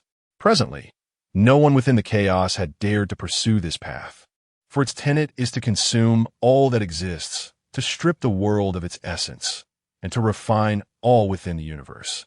Hence, this path is inherently repelled and reviled by all sentient beings. It often leads to the extermination of any who dare to tread this path by the powerful entities of the chaos. However, the aura emanating from this being was extraordinary. A presence of the primordial great Luo level. Another ice being scoffed, I did not expect that a life form has quietly cultivated the devouring Tao to such a level. The final ice being shook his head, yet he is not solely a practitioner of the devouring Tao. Rather, he wields it to refine his body. Behold, he continued, pointing ahead. There, at the heart of the devouring force, stood a young man clad in a gray robe, absorbing various chaotic energies to temper his physical form. Observing his physique, one could discern the faint apparitions of various dragon forms emerging. The 3 ice beings were taken aback. A cultivator of the 3rd tier of the body refinement saint. This represents the pinnacle of the lower 3 realms of the body refinement saints. The terrifying force contained within this being's physical form is nearly sufficient to contend with a 4th-tier magic saint. However, he poses no threat to us. As long as he is not a body refinement saint who has integrated the laws into his body, he shall never be our adversary. Upon reaching this conclusion, the 3 ice beings advance towards Qinyu. Not only is this entity's uninvited approach to the frozen realm of the path unwelcome, but the devouring path he practices is also not permitted to exist within the chaos. The 2 taboos committed by this being have already sealed his fate. That is, death. Chapter 68. The opening slash of heaven, kill him. At the moment the command was uttered, the conversation among the 3 ice beings ceased. In an instant, they transformed into 3 bolts of blue lightning, roaring toward Qinyu. The power radiating from their bodies revealed an astonishing strength, equivalent to the 4th level of the primordial Tao. This terrifying force stirred the very fabric of the cosmos, unleashing a cacophony of ominous sounds. Qinyu had long sensed the approach of these 3 entities and was already poised for action. Indeed, as Luo Ho had foretold, this chaotic realm was fraught with peril. Just as he had begun to absorb the chaotic energy, he found himself beset by the assault of 3 formidable primordial beings. Moreover, their strength was not merely that of ordinary primordial Tao practitioners, but of the 4th level. It appeared that these individuals were also powerful entities from the 11 heavens of chaos, although their specific origin remained unknown. Qin Yu's thoughts raced like lightning as he contemplated his next move while preparing to counter the assault of the three primordial beings. With a surge of force, he shattered the void, piercing through the chest of one of the saints. Such formidable power. The saint's expression shifted dramatically. Engaging him in close combat was unwise. It would be more prudent to unleash spells and divine abilities to vanquish him. Annihilate. The three ice beings swiftly retreated, each conjuring their unique divine powers. The fundamental divine power. Freeze the world. Ice encased time and space.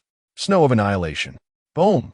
The chaos around them erupted with endless, thunderous roars, accompanied by an overwhelming chill that penetrated to the marrow. Wherever this icy wind swept through, even the incredibly stable, chaotic void crystallized into frost. Within this frost, an overwhelming, destructive, holy power surged forth. It seemed that any being of the third level of the primordial Tao that dared to approach would be instantly frozen to death.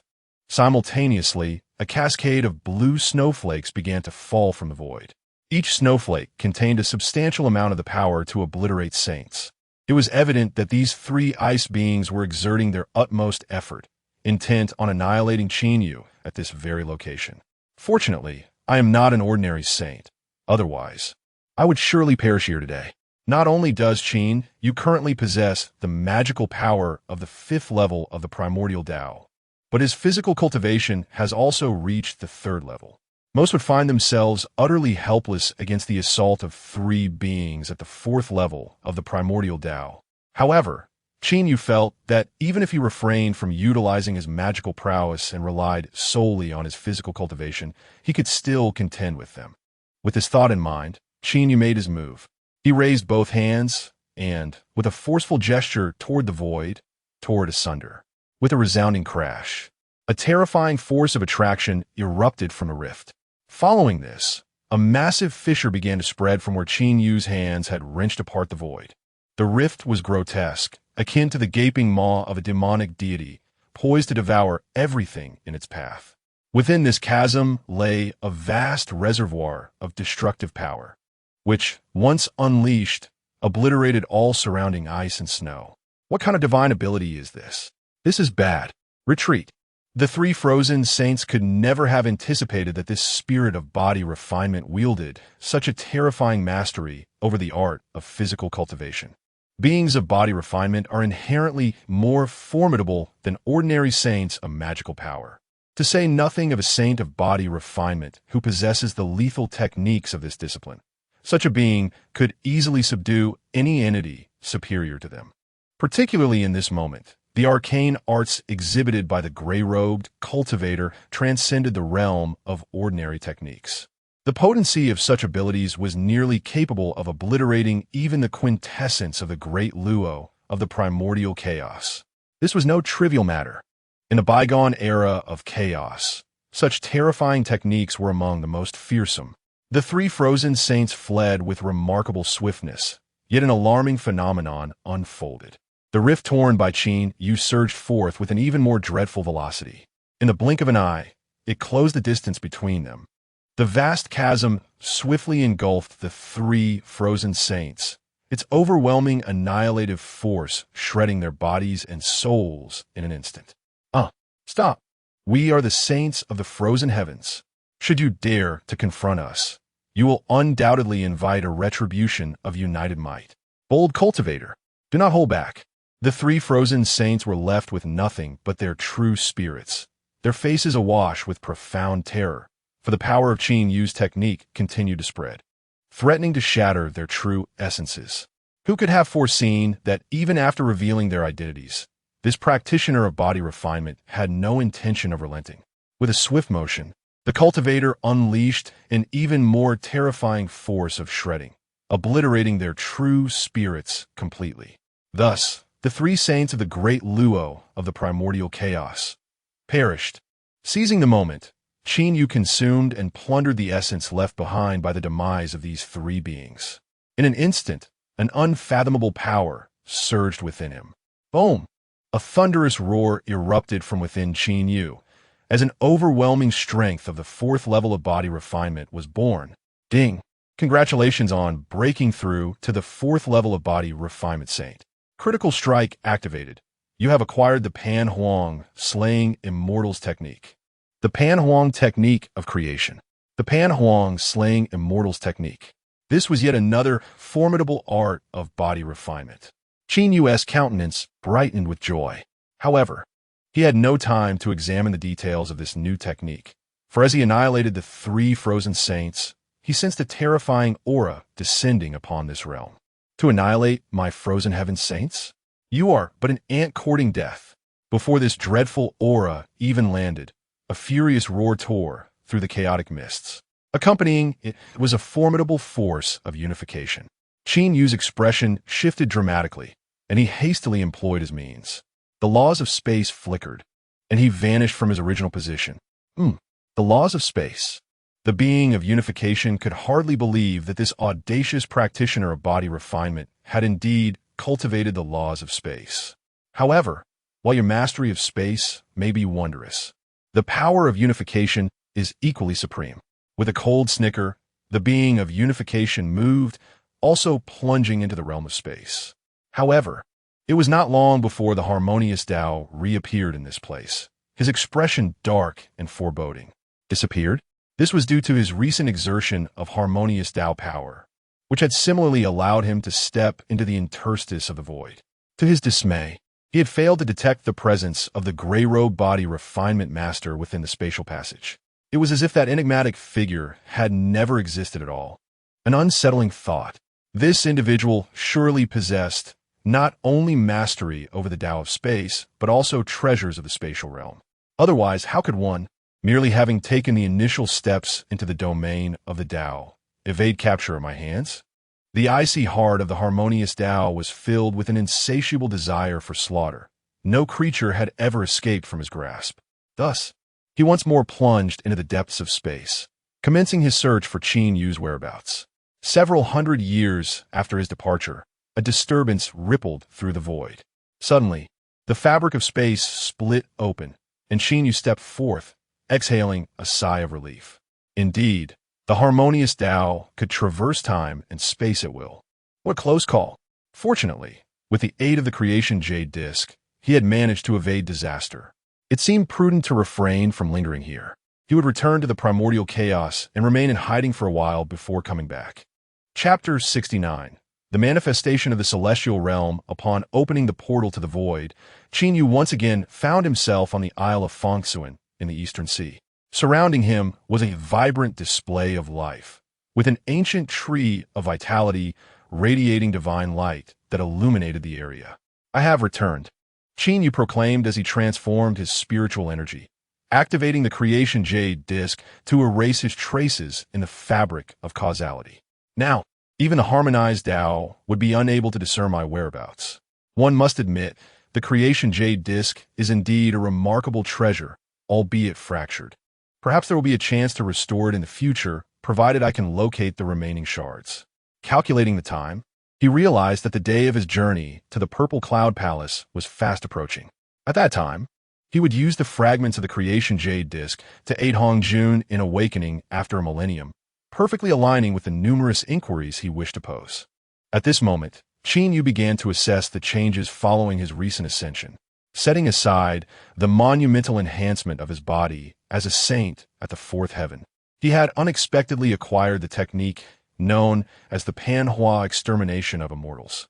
It appeared that this technique was also part of the divine arts contained within the indestructible Panhua.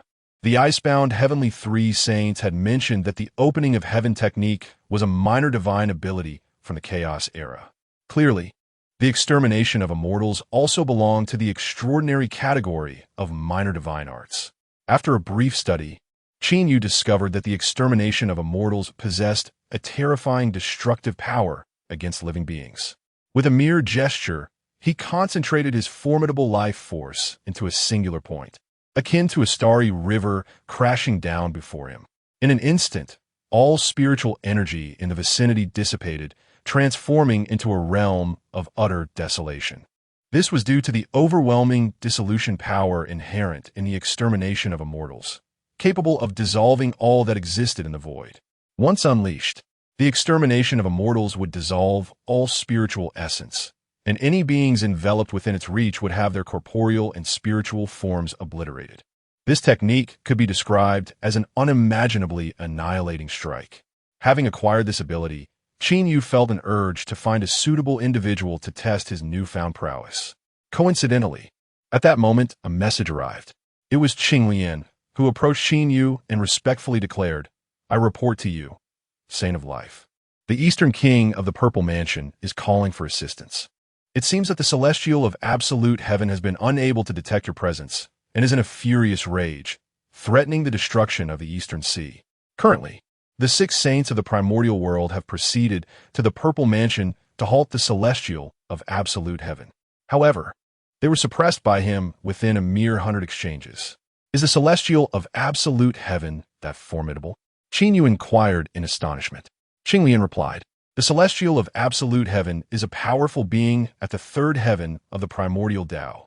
Moreover, he wields a piece of chaos spiritual treasure, making the 6 saints no match for him." Worried, Qing Lian continued, "Saint of Life, it may be prudent for us to retreat from the primordial world. The Celestial seems intent on not resting until he has eliminated you. Given their overwhelming strength, it may be wise to withdraw." "Not necessary." Qin Yu waved his hand dismissively. "A mere 3rd heaven of the primordial Tao does not concern me. Even if the Celestial were at the 4th heaven, I would still be capable of vanquishing him. The only troublesome aspect is that he possesses a chaos spiritual treasure." Unbeknownst to him, after eliminating the formidable figure of Zhu Tian, he pondered how the Taoist of the Great Black Heaven near the Zixiao Palace would react. Qin Yu resolved to confront Zhu Tian in order to gauge the sentiments of these beings. Thus, he decided to traverse the Zifu. With this thought, Qin Yu tore open a rift in space and stepped towards Penglai Island. At that moment, on Penglai Island, an ominous black mist emerged from the void, manifesting terrifying forms. A pitch-black banner stood erect in the heavens, its power seemingly fully unleashed as waves of black energy surged forth, sweeping across the realm like a tempest. Beneath this dark aura, everything was engulfed in shadow. The Eastern King gazed with trepidation at the black banner in the sky and the middle-aged man standing beneath it, none other than the saint of Zhu Tian from the Great Black Heaven. How formidable! The Eastern King's heart trembled. Just moments ago, the saint had wielded this very banner, forcefully casting the 6 saints into the depths of the sea, leaving their fates uncertain. He had initially believed that the arrival of the 6 saints, armed with their treasures, would surely suppress this so-called saint of Zhu Tian. Who could have anticipated such an outcome? Fortunately, the Eastern King sensed that the presence of the 6 saints had not dissipated. Otherwise, a grave predicament would ensue. The Eastern King, indeed, found himself in a grave situation. Beside him, a young man trembled in fear. How could it be that the revered teachers of Taishang had all fallen before this saint of Zhu Tian? The combined might of the 6 saints proved insufficient against a singular opponent. Should word of this spread, what would the beings of the entire primordial realm think? Surely, they would deem allegiance to the 6 saints and the Taoist sect as inferior to that of these chaos saints. In such a case, all fortune and momentum would dissolve into mere illusions. Everything in the primordial realm would be plundered by these saints. Upon hearing this, the Eastern King nodded in agreement. He could distinctly sense that numerous thoughts were fixated upon the Eastern Sea. Among these thoughts, many were familiar, those of the River of Souls, the Ancient One, and the ancestral witches. It could be said that over 70% of the great powers in the primordial realm had turned their gaze toward the Eastern Sea. The outcome of this battle was beyond concealment. Alas, had he known it would come to this, he would have preferred to remain dormant. As long as one refrains from action, one can never be defeated, never appear weaker than others. Even the Eastern King found himself contemplating whether he should immediately pledge loyalty to the saint of Zhu Tian. In the sky, the saint of Zhu Tian radiated the might of his chaos spiritual treasure, looking down upon the ocean with a disdainful expression. Barbarians. Ultimately, they are but mere barbarians.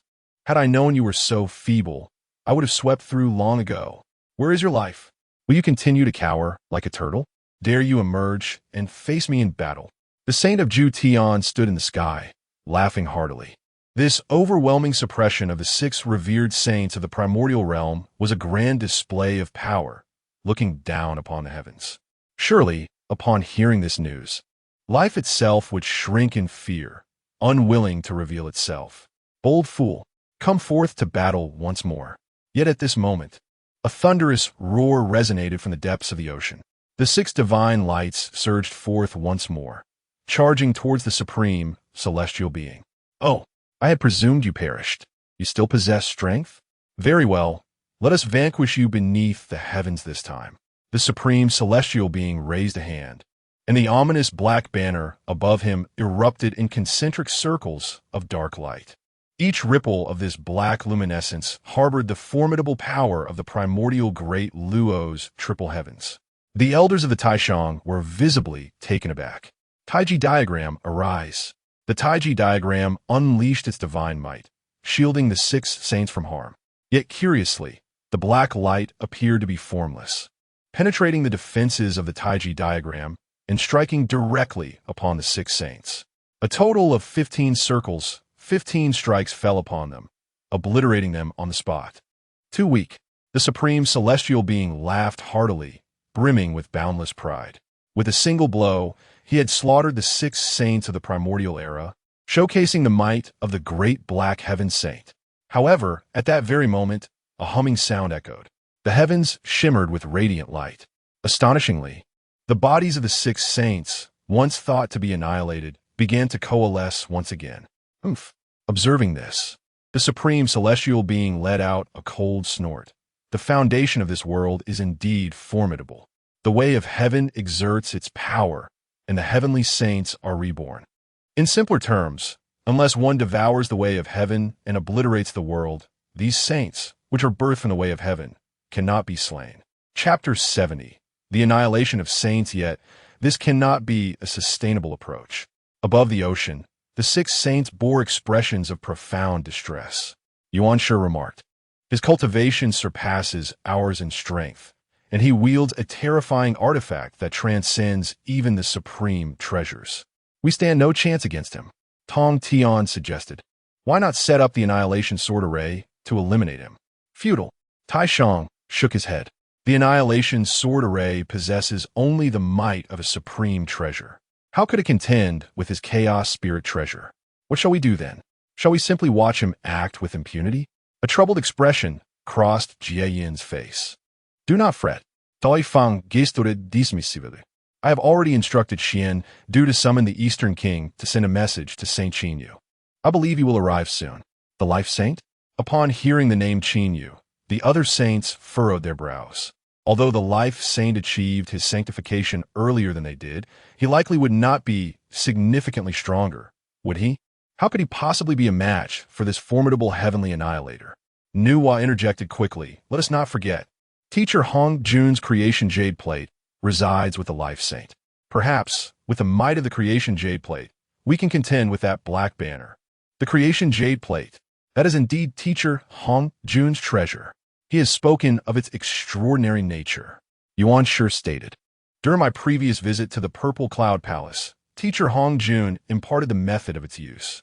If we truly cannot deal with these chaos-born saints, we should summon the Life Saint from the East to activate the creation jade plate. At that point, the fortunes of our teachings may endure eternally, preserving the embers of the primordial. Although it had not come to that yet, as Teacher Hongjun mentioned, the rank of the creation jade plate could rival that of a chaos spirit treasure. It should be on par with the grade of that black banner. There indeed exists a means to confront the heavenly annihilator. The 6 saints collectively exhaled a sigh of relief. Are you discussing life? At that moment, the heavenly annihilator smiled knowingly at the 6 saints. Truth be told, we are not enemies to the death. My intent in destroying the Eastern Sea was merely to draw out the Life Saint. Why not consider this? When that Life Saint arrives, you shall assist me in vanquishing him. Afterward, I shall cease my oppression of you, and I, as the great heavenly annihilator, can promise that even after the dominion of this realm changes hands, you shall endure. The Heavenly Annihilator continued. Your concerns stem from the fear that the primordial will truly be plundered, leaving you uncertain of your fates. I assure you, I can represent the great Heavenly Annihilator and still allocate vast regions to you 6 saints to govern. The primordial at that time will still have the potential to expand infinitely. With these words, the 6 saints were taken aback, secretly acknowledging the audacity and ambition behind the plans of the 11 heavens convergence. The Heavenly Annihilator, perceiving the astonishment in their hearts, felt a surge of pride and added, I will recommend to the Gray Ancestor that a territory no smaller than the current primordial be granted to you 6 saints as a token of gratitude for your allegiance. What say you? Consider it. This. Qing Tui's eyes flickered as he felt a stir of desire. The guide brother mused, I wonder if the place we are assigned to will be more prosperous than the West. Though he had some intentions, he was far more insightful than the one known as Zhuan-Ti. Who could trust his mere words? It is better to wait for the arrival of the Sage of Life to discuss further. The 3 pure ones, Inhua, and the other 4 saints shared similar sentiments, dismissing the words of the Celestial Annihilator. They were obstinate and unyielding. Observing this, the Celestial Annihilator lost all patience. You rely on the protection of the heavenly way, believing you can die and be reborn. Yet I shall see how much of your essence remains after I slay you time and again. With that, the Celestial Annihilator unleashed a devastating assault, a cascade of 15 layers of black light descending upon them, and the 6 saints were once more vanquished in the heavens above. Once, twice, thrice. After nearly 10 times, the vast sky of the primordial realm finally resonated with mournful cries. A torrential downpour of blood rained down, enveloping the entire primordial world in a crimson glow. Saints were falling, and the world was lamenting. It seems our primordial realm is truly on the brink of complete ruin. Fortunately, I have been astute enough to seek refuge within the teachings of the Sage of Tranquility, now serving as a Grand General with the highest status. Alas, it appears our primordial realm is in decline. It would be wise to recognize the times and change our allegiances soon. Great Lamp Deity, could you introduce us to the Sage of Tranquility? Certainly. It was at this moment of discussion among the beings that a spatial gate suddenly opened above the East Sea. Qin Yu stepped forth from within. As soon as he arrived, he sensed the terrifying commotion around him. Looking up, he saw the black banners in the heavens displaying their divine might. A treasure of chaos? Qin Yu quickly discerned the nature of this artifact. It seems these chaotic saints possess considerable depth. Observing the 6 saints being ruthlessly tormented by the Celestial Annihilator, he wasted no time and moved towards the Celestial Annihilator. It is time to cease. Qin Yu spoke calmly. Who?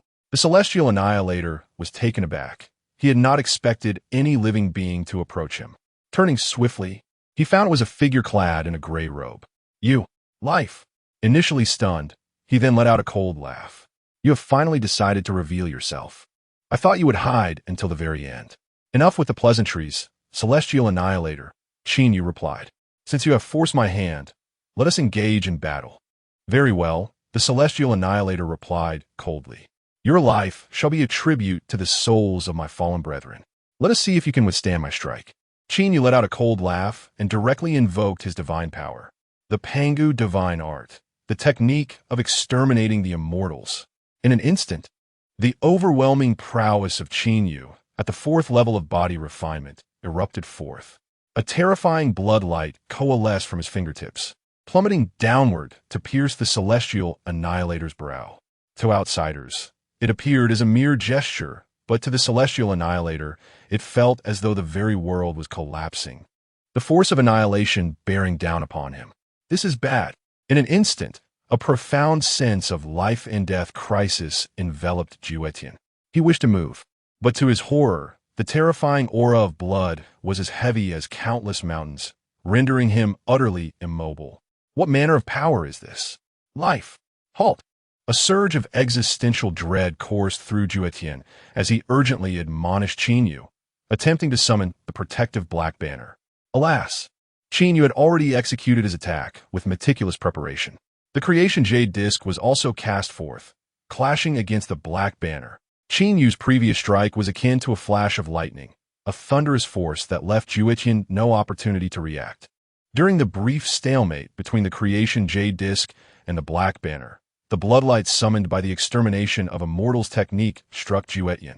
The terrifying force of the blood surging forth, melting his very being. Crack! A fearsome divine thunder descended from the heavens, and the sacred essence of the Saint Juetian was violently scattered across the vast wilderness. The world trembled. A saint has fallen. Chapter 71. A dual loss of wealth and resources. The world erupted in tumult. The sage had perished. At this very moment, all living beings across the realms were utterly unprepared for such a turn of events. The once mighty sage of absolute heaven had subdued the 6 sages of the primordial era. Yet, to everyone's astonishment, the sage of life suddenly appeared and unleashed a divine attack that annihilated the sage of absolute heaven in an instant. What manner of power is this? It is overwhelming. In the surrounding void, the powerful beings of the primordial era, who had been observing in secrecy, were struck with awe and disbelief. Moments ago, the sage of absolute heaven had dominated the 6 sages, vanquishing them no less than 10 times. What staggering might did he possess? Who could have foreseen that the sage Qin Yu would emerge, dispatching his foe with the ease of slaying a mere chicken? It is utterly inconceivable. It appeared to be a manifestation of physical prowess. The ancestral witches of Mount Buzhou recognized the source of Qin Yu's strength. The terrifying vitality radiated like the blazing sun in the sky. No, his power exceeds that of the sun 100-fold, even 1,000-fold. Sage Qin Yu must have attained sainthood through the refinement of his physical form. Di Jiang, Ho Tu, and the others were left astounded. Yet deep within their hearts, they felt a sense of elation. For if there was anyone who would not betray the primordial era, it would undoubtedly be the ancestral witches who revered Pangu. Regrettably, they lacked the strength. Otherwise, they would have rushed to the Eastern Sea to lend their support. Now, with Qin Yu showcasing his divine might and averting the crisis, despite their reluctance to admit it, Di Jiang felt a flicker of gratitude towards him. Meanwhile, the ancient ancestor of the Blood Sea, Ming He, was wide-eyed, shaken to his core. The situation had shifted dramatically. Fortunately, my astuteness prevented me from aligning with those chaotic sages. It seems that after this, I must pay a visit to the Sage of Life. The Sage of Life's instantaneous defeat of the Sage of Absolute Heaven is bound to alter the perceptions of the beings within the primordial era. It is akin to a lost soul suddenly discovering a guiding star. Henceforth, the Eastern Sea shall undoubtedly become the epicenter of activity for the beings of the primordial era. An excitement is sure to ensue. Figures such as Lei Zhe, Jin Yuanzi, and Hong Yun were also shaken, promptly setting off for the Eastern Sea. Simultaneously, within the 33 heavens, the Eastern Emperor Tai Yi was issuing commands. Prepare to relocate, establishing my demon court above the Eastern Sea. In a certain desolate region of the primordial era, the various fiends received the order. Follow me, Qiongqi, to the Eastern Sea. I shall not conceal it from you. I once had an acquaintance with Sage Qin Yu. This time, as we pledge ourselves to his banner, we shall undoubtedly receive tremendous cultivation. The primordial era was ablaze with fervor, with many beings heading towards the Eastern Sea, drawing immense fortune towards Fengsuan Island. As the tides of the primordial era shifted, beyond the 33 heavens, near the Palace of the Purple Clouds, Hong Jun emerged, casting a calm gaze towards the 11 magnificent Taoist sanctuaries nearby. His voice was as indifferent as celestial music. You have arrived early due to unforeseen circumstances, yet now halt in your tracks because of these very changes. The tides of fate have begun to shift. How shall you respond? Humph! From within the grand palace of the dark heaven, a voice of disdain echoed. Hong Jun, the heavenly Tao. Do not forget, I bring with me over 20 sages from the 11 heavens, including those of the 7th heaven and beyond. Capturing your primordial era is merely a matter of time. Another palace chimed in, its voice emanating from the Honghuang heaven. In the serene realm, the quiet observation has subdued over 100 primordial demonic deities. Hong Jun, although you wield the might of the heavenly Tao to obstruct our entry into the primordial realm, you yourself are unable to descend to assist it. Within the frozen palace, a voice echoed. Let us observe how long the life path you have placed your hopes upon can endure. Honghuang remained silent, surveying the surrounding territories. It was evident that a terrifying barrier of worlds surged forth, enveloping all regions near the Purple Sky Palace.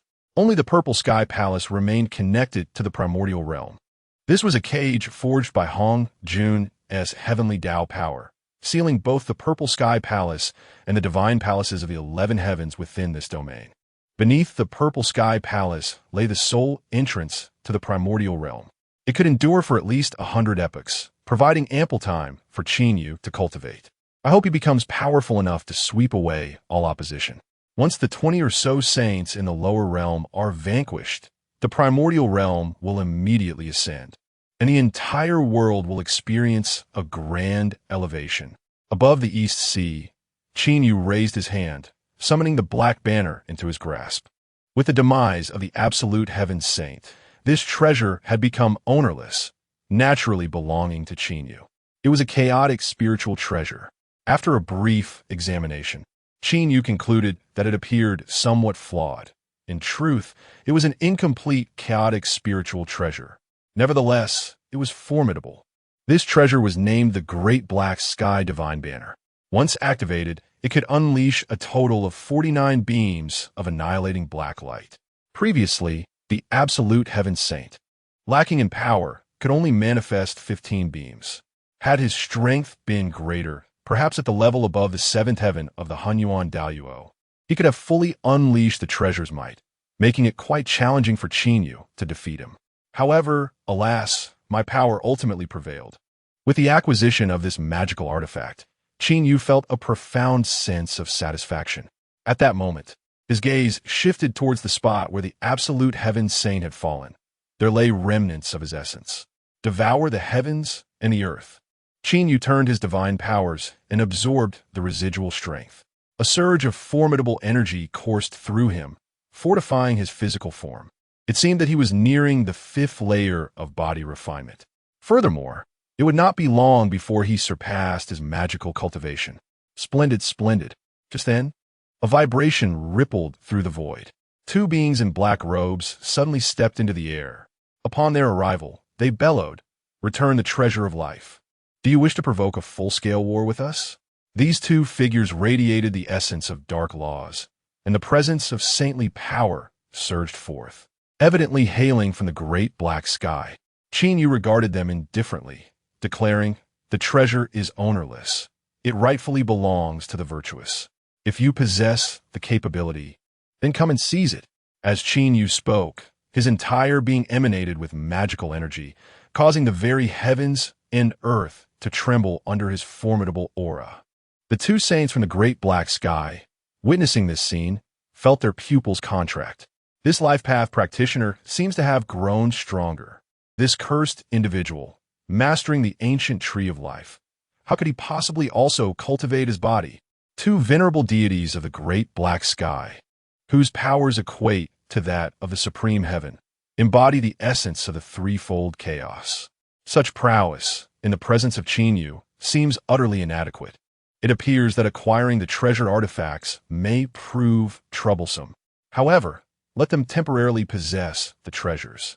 We shall convene with the other 10 celestial sages to seek their assistance in our quest for the treasures. Yet, it seems they harbor intentions of merely spectating from a distance. Thus, I shall engage them in discourse.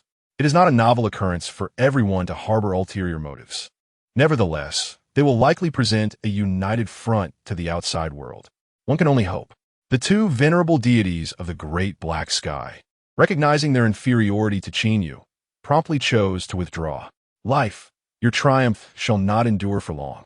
With that, a dense aura of black energy enveloped them, rendering them undetectable even to Qin as they vanished from sight. Another artifact of chaos? Qin pondered thoughtfully. In truth, he had been contemplating whether to eliminate these 2 venerable deities. Alas, they were exceedingly cautious, employing some method of escape that rendered them unreachable. Even Qin found himself at a loss. It matters not. There will be ample opportunities to confront them.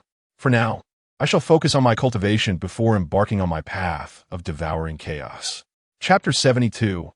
Audacious. Having experienced this battle, Qin Yu savored the sweet fruits of his newfound strength.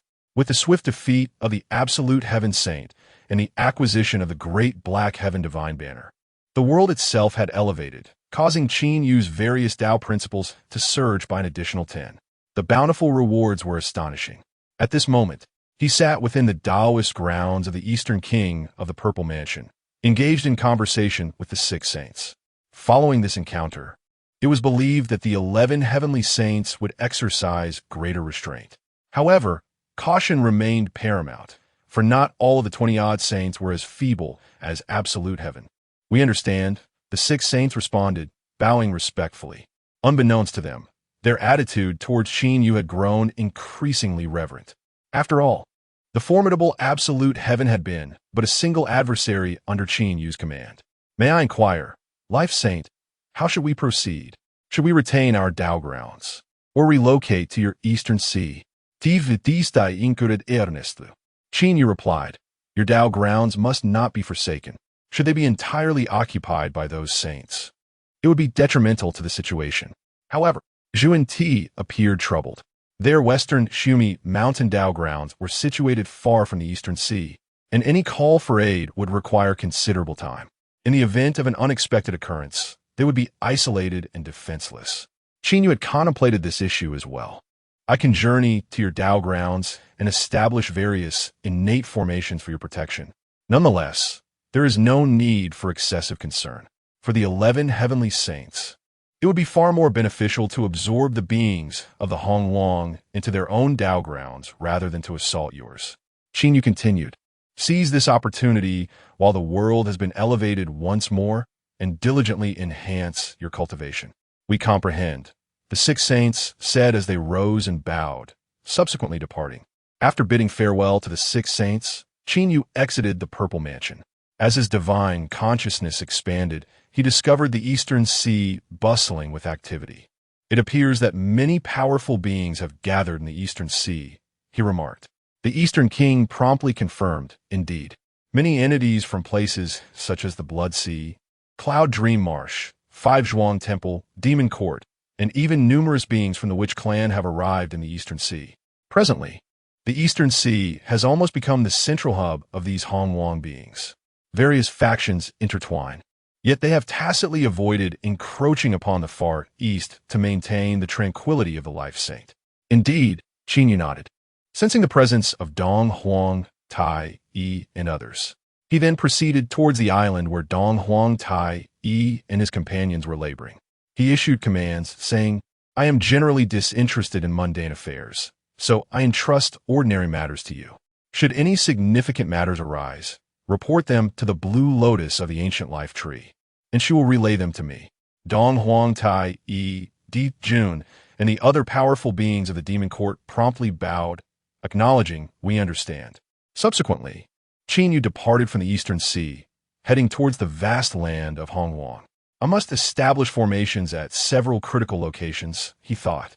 Qin Yu's mastery of the Tao of formations had now reached a remarkable 50 proficiency. Theoretically, once the Tao principles were elevated to 100, he would attain the status of a great Tao. Thus, it could be said that Qin Yu's mastery of the array laws is remarkably formidable. Coupled with the primordial jade disc, he is confident that he can thwart the advances of most saint-level powerhouses. Consequently, Qin Yu journeyed to pivotal locations such as the Eastern Kunlun, Shumi Mountain, Buzhou Mountain, and Zhongnan Mountain, where he established various protective and concealing formations. Subsequently, he remained in the Eastern lands, summoning his 4 disciples, Xianyu, Shenghua, Qixing, and Tianhai, tasking them with gathering the human race and settling them along the shores of the EC. Preparations have been meticulously completed, and for the foreseeable future, no further upheavals are anticipated. During this period, Qin Yu explored the state of the primordial world, despite having slain a saint, which stirred considerable turmoil. A significant number of beings still opted to pledge allegiance to the 11 heavenly saints. This is due to the overwhelming presence of over 20 chaos saints, each being weighed their choices carefully. These individuals are truly lacking in discernment. Master Qin Yu, we look forward to witnessing your grand display of might as you sweep across the world, Xianyu remarked. Qianyu nodded in acknowledgement. You all must also strive diligently. This upheaval requires not only the maneuvering of the upper echelons, but also your own concerted efforts to grow stronger, ensuring that the fortunes of the primordial world endure within our sect. The East Sea grew increasingly vibrant, attracting numerous deities. Qianyu entrusted the care of matters to the demon court, the ancient tree of life, and the human race. He then returned to the sanctuary of the ancient tree of life, preparing to venture once more into the chaos. This time, he was determined to elevate his cultivation to several higher realms. Qianyu had a premonition that by the time he returned, the primordial world would have been completely delineated, marking the onset of a true cataclysmic battle. Prior to that, he needed to enhance his strength to the pinnacle. Once again, Qianyu entered the chaos. A surge of chaotic divine power enveloped him. This time, his arrival was in a direction entirely opposite to his previous journey. However, he sensed a multitude of formidable auras in the vicinity. As predicted by Luo Ho, most regions of the chaos had indeed been occupied by the beings of the 11 heavens. Thus, without any particular selection, Qianyu sat down in meditation, commencing his practice of devouring the heavens and the earth. In an instant, the wildly turbulent chaotic divine power was absorbed by Qianyu. Yet, he realized that the path to advancing to the 5th layer of the body refinement saint was still exceedingly distant. According to the frozen heaven saint, his current 4th layer belonged to the 3rd realm of body refinement saints. It appeared that the accumulation required for elevation was far more daunting than that of the lower 3 realms. Consequently, Qianyu began his search within the chaos, intent on discovering a more substantial source of chaotic energy. Before long, he made a remarkable discovery. A violet star loomed ahead. Such stars are exceedingly rare in the chaos. Upon closer examination, Qianyu found that this violet star contained a chaotic essence that dwarfed the surrounding void by several tens of times. His countenance brightened with joy. Absorbing the chaotic essence from this star would undoubtedly grant him a swift enhancement. He thus employed the technique of devouring the heavens and earth, expending considerable effort to absorb this celestial body.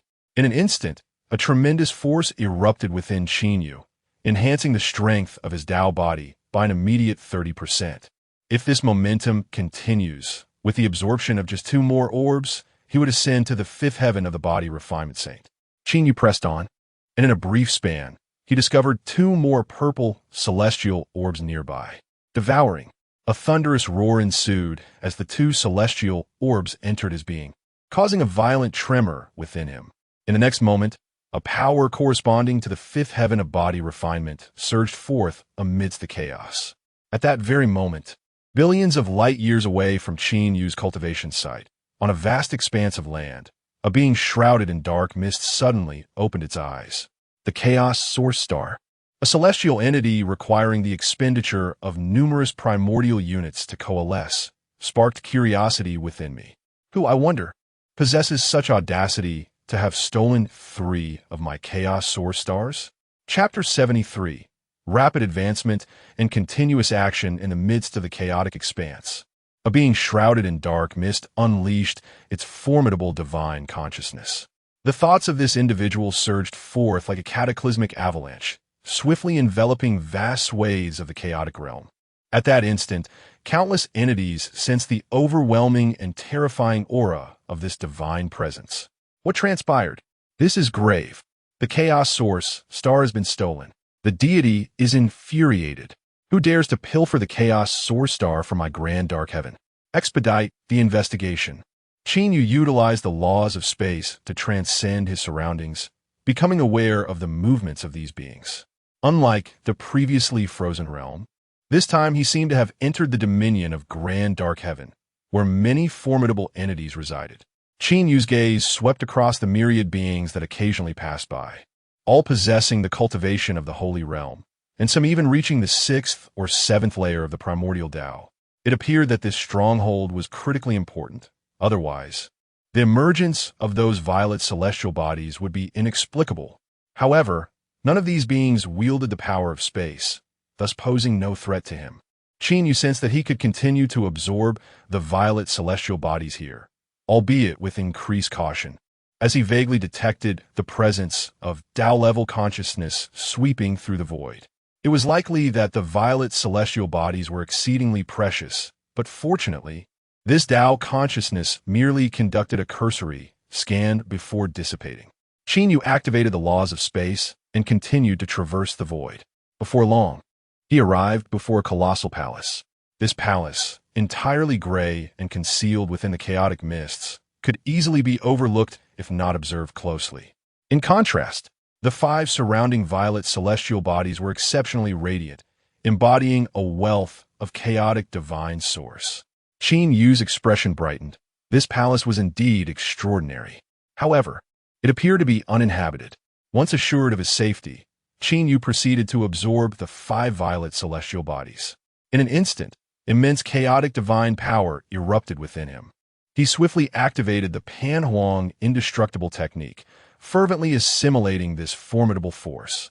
Not long after, a surge of violet light suddenly emanated from his body. In the next moment, his physical cultivation ascended from the 5th layer of the primordial Tao to the 6th.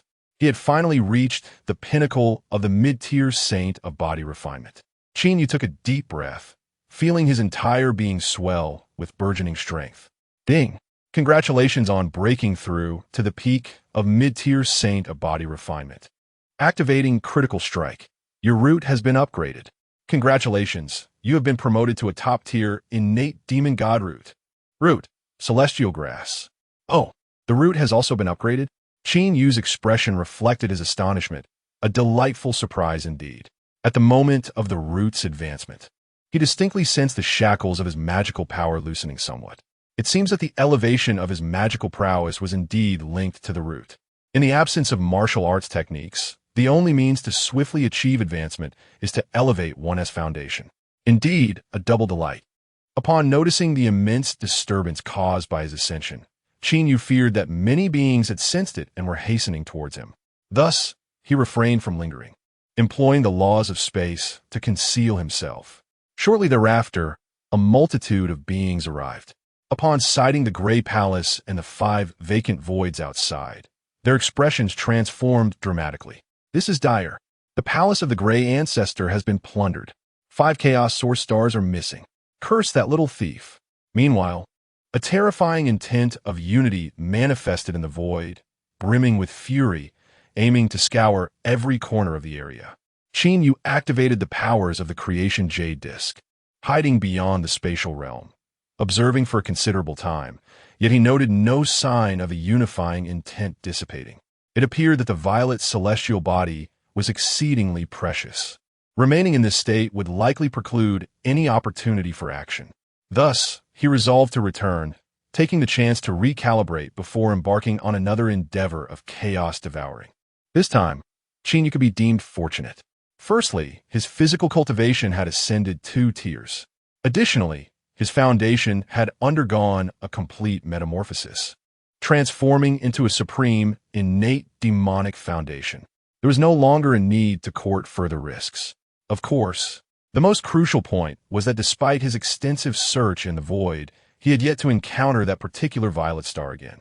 Otherwise, he would have wished to consume as much as possible. Next time, he would explore other realms. One cannot solely rely on a single grand opportunity. In an instant, Qin Yu enacted the laws of space, utilizing fragments of the creation jade disk to erase his causal ties, quietly returning to the primordial chaos. Time swiftly passed, 3,000 years. On this day, within the ancient tree of life's domain, various divine powers erupted. Qin Yu awakened from his seclusion, having thoroughly solidified his cultivation. He had reached the 6th layer of physical refinement, and his magical prowess also attained the 6th layer of saintly cultivation.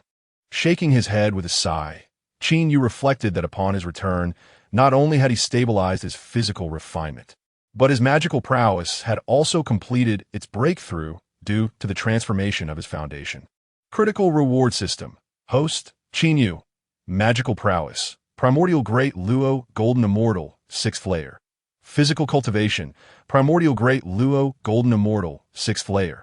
Foundation, stellar grass, foundation grade, supreme innate demonic, laws, life laws 53, thunder laws 57, space laws 59, primordial laws 37, defense laws 27.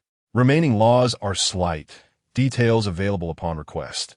Innate divine abilities, rebirth, heart of devouring, heaven-cutting technique, Honghuang protective light, extermination of immortals technique, divine image, ancient tree of life, strength assessment. You can suppress a 9th layer saint. With a plethora of means at my disposal, I stand invincible against the heavenly Tao saints and those of the primordial great Luo realm. Qin Yu felt a sense of elation within, yet he pondered the disparity between his strength and that of the unified beings. However, given the system's capability for assessment, Qin Yu felt that he was still far from being a match for those who had achieved the Tao. It seemed that he must first elevate his strength to the 3rd realm of the body, refining saint, while also enhancing his magical prowess to the 7th sky of the primordial great Luo. At that point, he could ascertain whether there would be any changes in the strength evaluation. In the following moments, Qin Yu had no intention of departing from the primordial world. He observed that the fortunes of the Eastern Sea were currently dissipating significantly, with the entirety of this fortune being transferred to several other realms within the primordial. It was likely due to the teachings of those chaotic saints, who had made considerable advancements. Continuing in this manner was not a viable solution. Fortuitously, Qin Yu's own strength was advancing rapidly, and he was prepared to implement certain strategies to retain and gather the fortunes. First, he planned to establish life sanctuaries across various locations in the primordial world. Secondly, he intended to impart certain cultivation techniques to those who would turn to the Eastern Sea. With these thoughts in mind, Qin Yu promptly set his plans into motion. Chapter 74, Preaching to the Eastern Sea. The Lich's alliance Qin Yu first commanded the human races Xinyu, Shenghua, and others to embark upon the task of gradually establishing the branch of the Palace of Life upon the eastern lands. A group of humans promptly responded, working fervently. Subsequently, Qin Yu summoned Qing Lian, one of his subordinates. I intend to impart teachings to the beings of the Eastern Sea. What is your perspective? Qing Lian, adorned in a flowing white gown, exuded an ethereal grace. Upon hearing Qin Yu's words, her large eyes widened in surprise. My lord Qin Yu, do you intend to counter the Chaos Saints? Qing Lian concurred. Imparting teachings is indeed commendable. The Chaos Saints beyond the Eastern Sea have already bestowed various doctrines upon the beings, leading to significant advancements among them, with many attaining the status of quasi-saints. Among them is one known as the Lamp-bearer, who joined the Tranquil View and became a true disciple of the Tranquil Saint, receiving substantial cultivation support.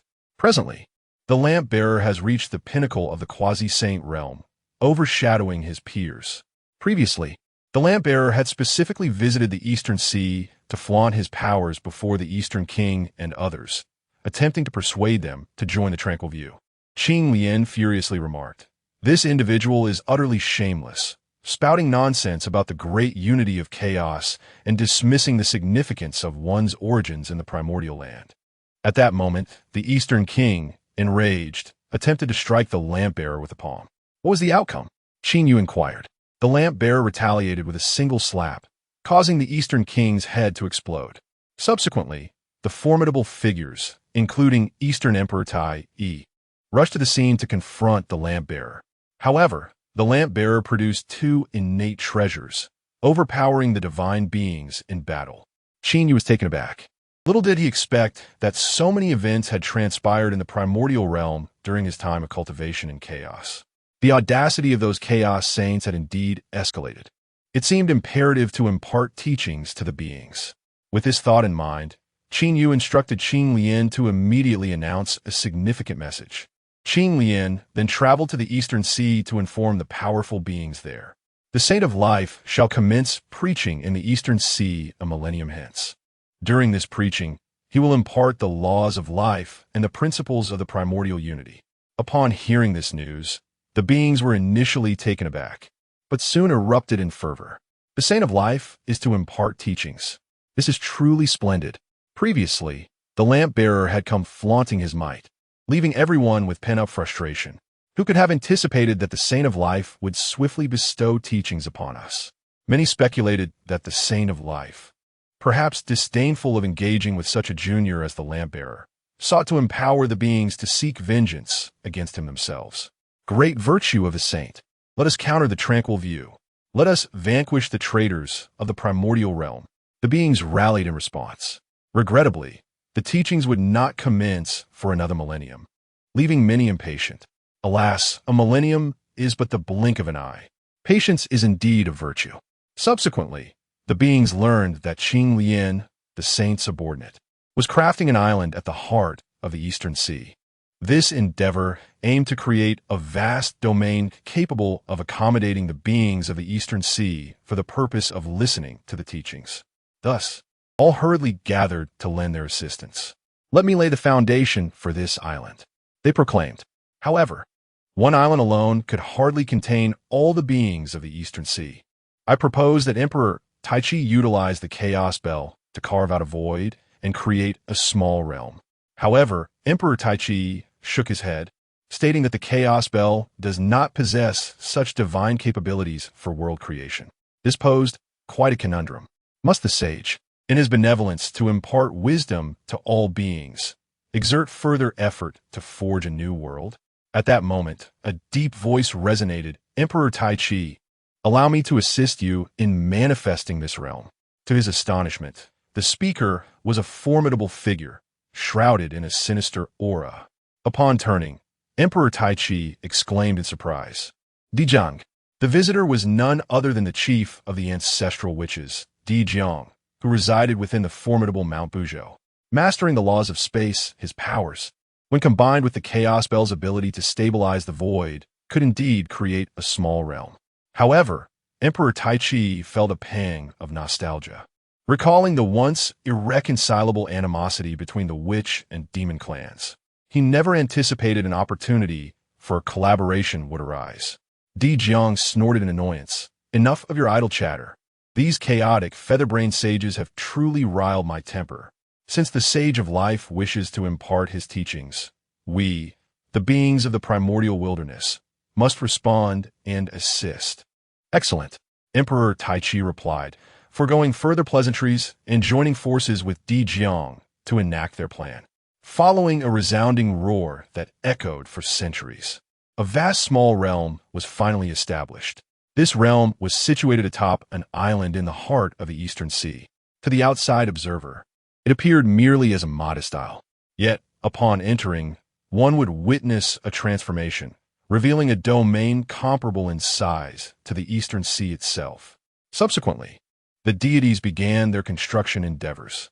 Initially, they erected extensive palaces on the eastern side of this realm, designed as the sanctum for the Sage of Life, Qinyu. In due time, the Sage of Life would occupy this sanctum while we stood within the realm, listening to his teachings. Just then, a voice interrupted. The place you are constructing is rather shabby.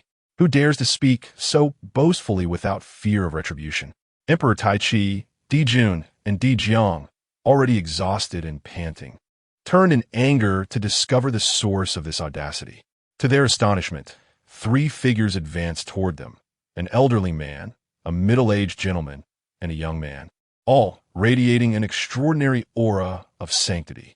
They were none other than the 3 pure ones.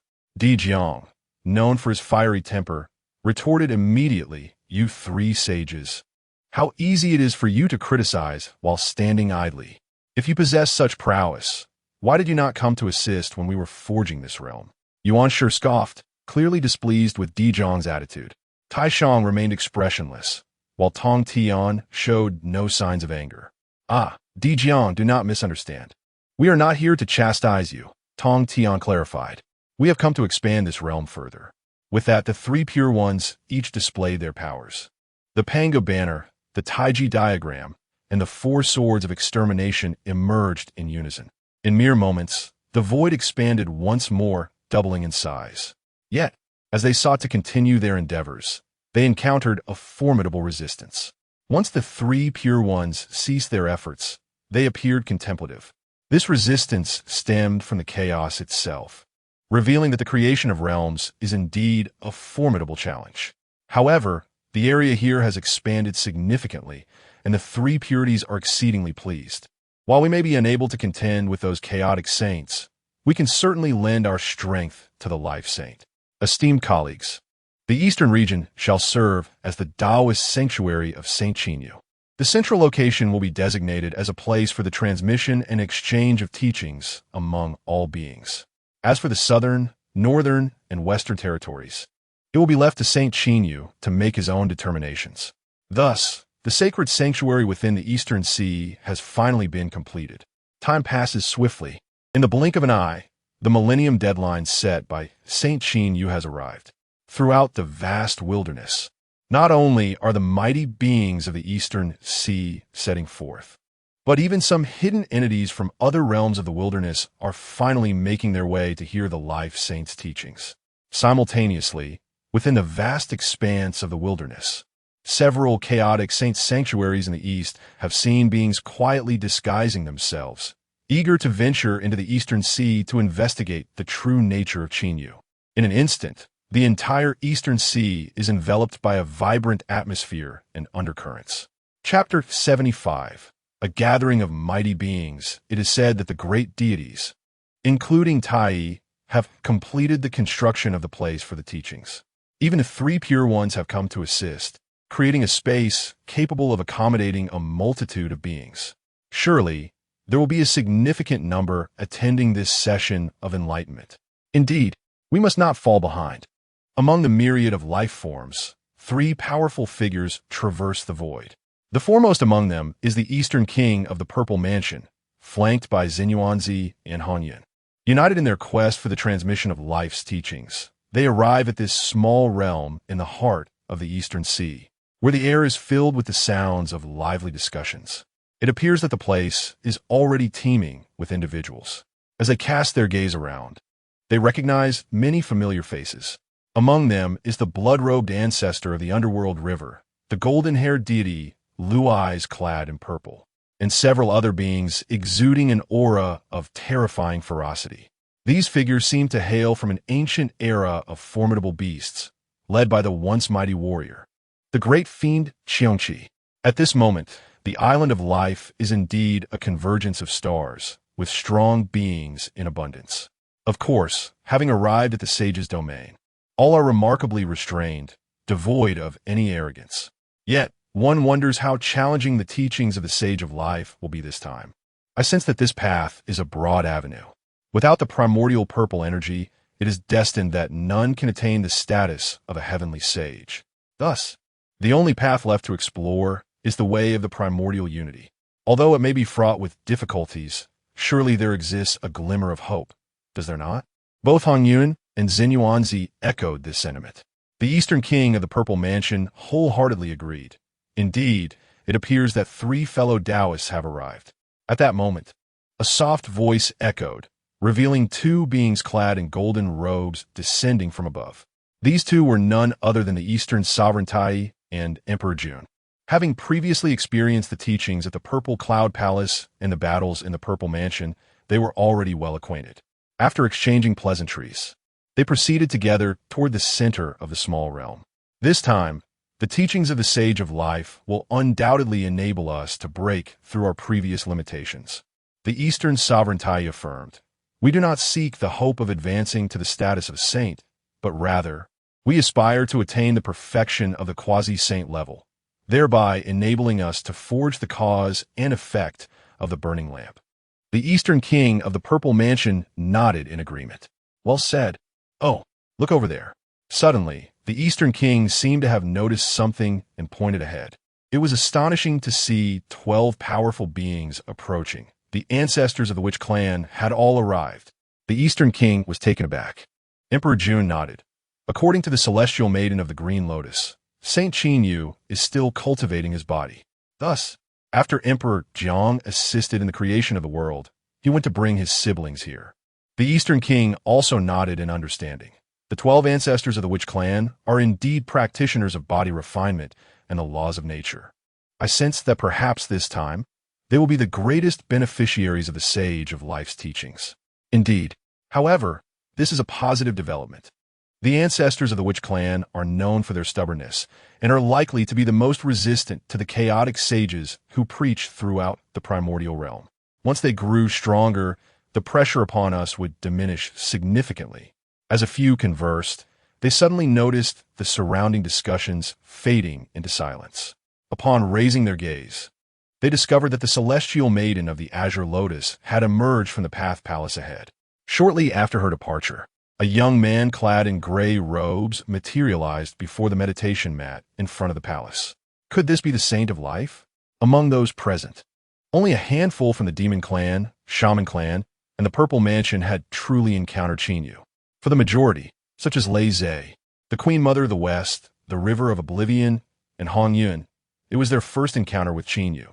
This renowned Saint of Life, said to preside over the Eastern Sea, had long been the subject of widespread acclaim.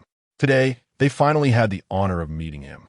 Although Qinyu's aura appeared rather unassuming, it intermittently flickered with the essence of formidable laws, leaving everyone in awed silence as they rose to pay their respects. "We pay homage to the Saint of Life." A thunderous cheer erupted, to which Qinyu responded, "There is no need for excessive formality." He continued, "Recently, the Saint of Chaos has brought calamity to the primordial world. As a saint of the primordial realm, I too must take action. This teaching session is intended to elevate everyone's overall strength. I will divide this discourse into 3 parts: body refinement, magical power, and laws. Each path represents a grand avenue, yet each requires endless effort to reach its pinnacle. The understanding of this teaching lies in your own fortuity." Upon hearing these words, the beings present were internally astonished. Even those who had already pledged allegiance to the Saint of Chaos were taken aback. This Saint of Life was indeed making a grand gesture. His teachings seemed to rival those of the Chaos Saints. Body refinement, the path of mixed elements, the way of laws, such a comprehensive approach. Those who had aligned with the Chaos Saints felt a pang of discomfort, yet there was no turning back. They had already pledged their loyalty. Indeed, while they felt a twinge of regret, it quickly transformed into indifference. The discourse then commenced. Qinyu spoke for a full 10 millennia. During this time, the beings listened with rapt attention. His teachings on body refinement resonated profoundly with the ancestor shamans, who developed a deep admiration for Qinyu. The path laid forth by the saint is remarkably aligned with our shamanic practices. They mused. Indeed, his teachings surpass those of the Tao ancestor, encompassing everything with clarity. So detailed, it appears we have been overly arrogant in the past. We must adopt a more humble approach and learn from the Saint of Life. Yet, it all depended on whether the saint was willing to assist them.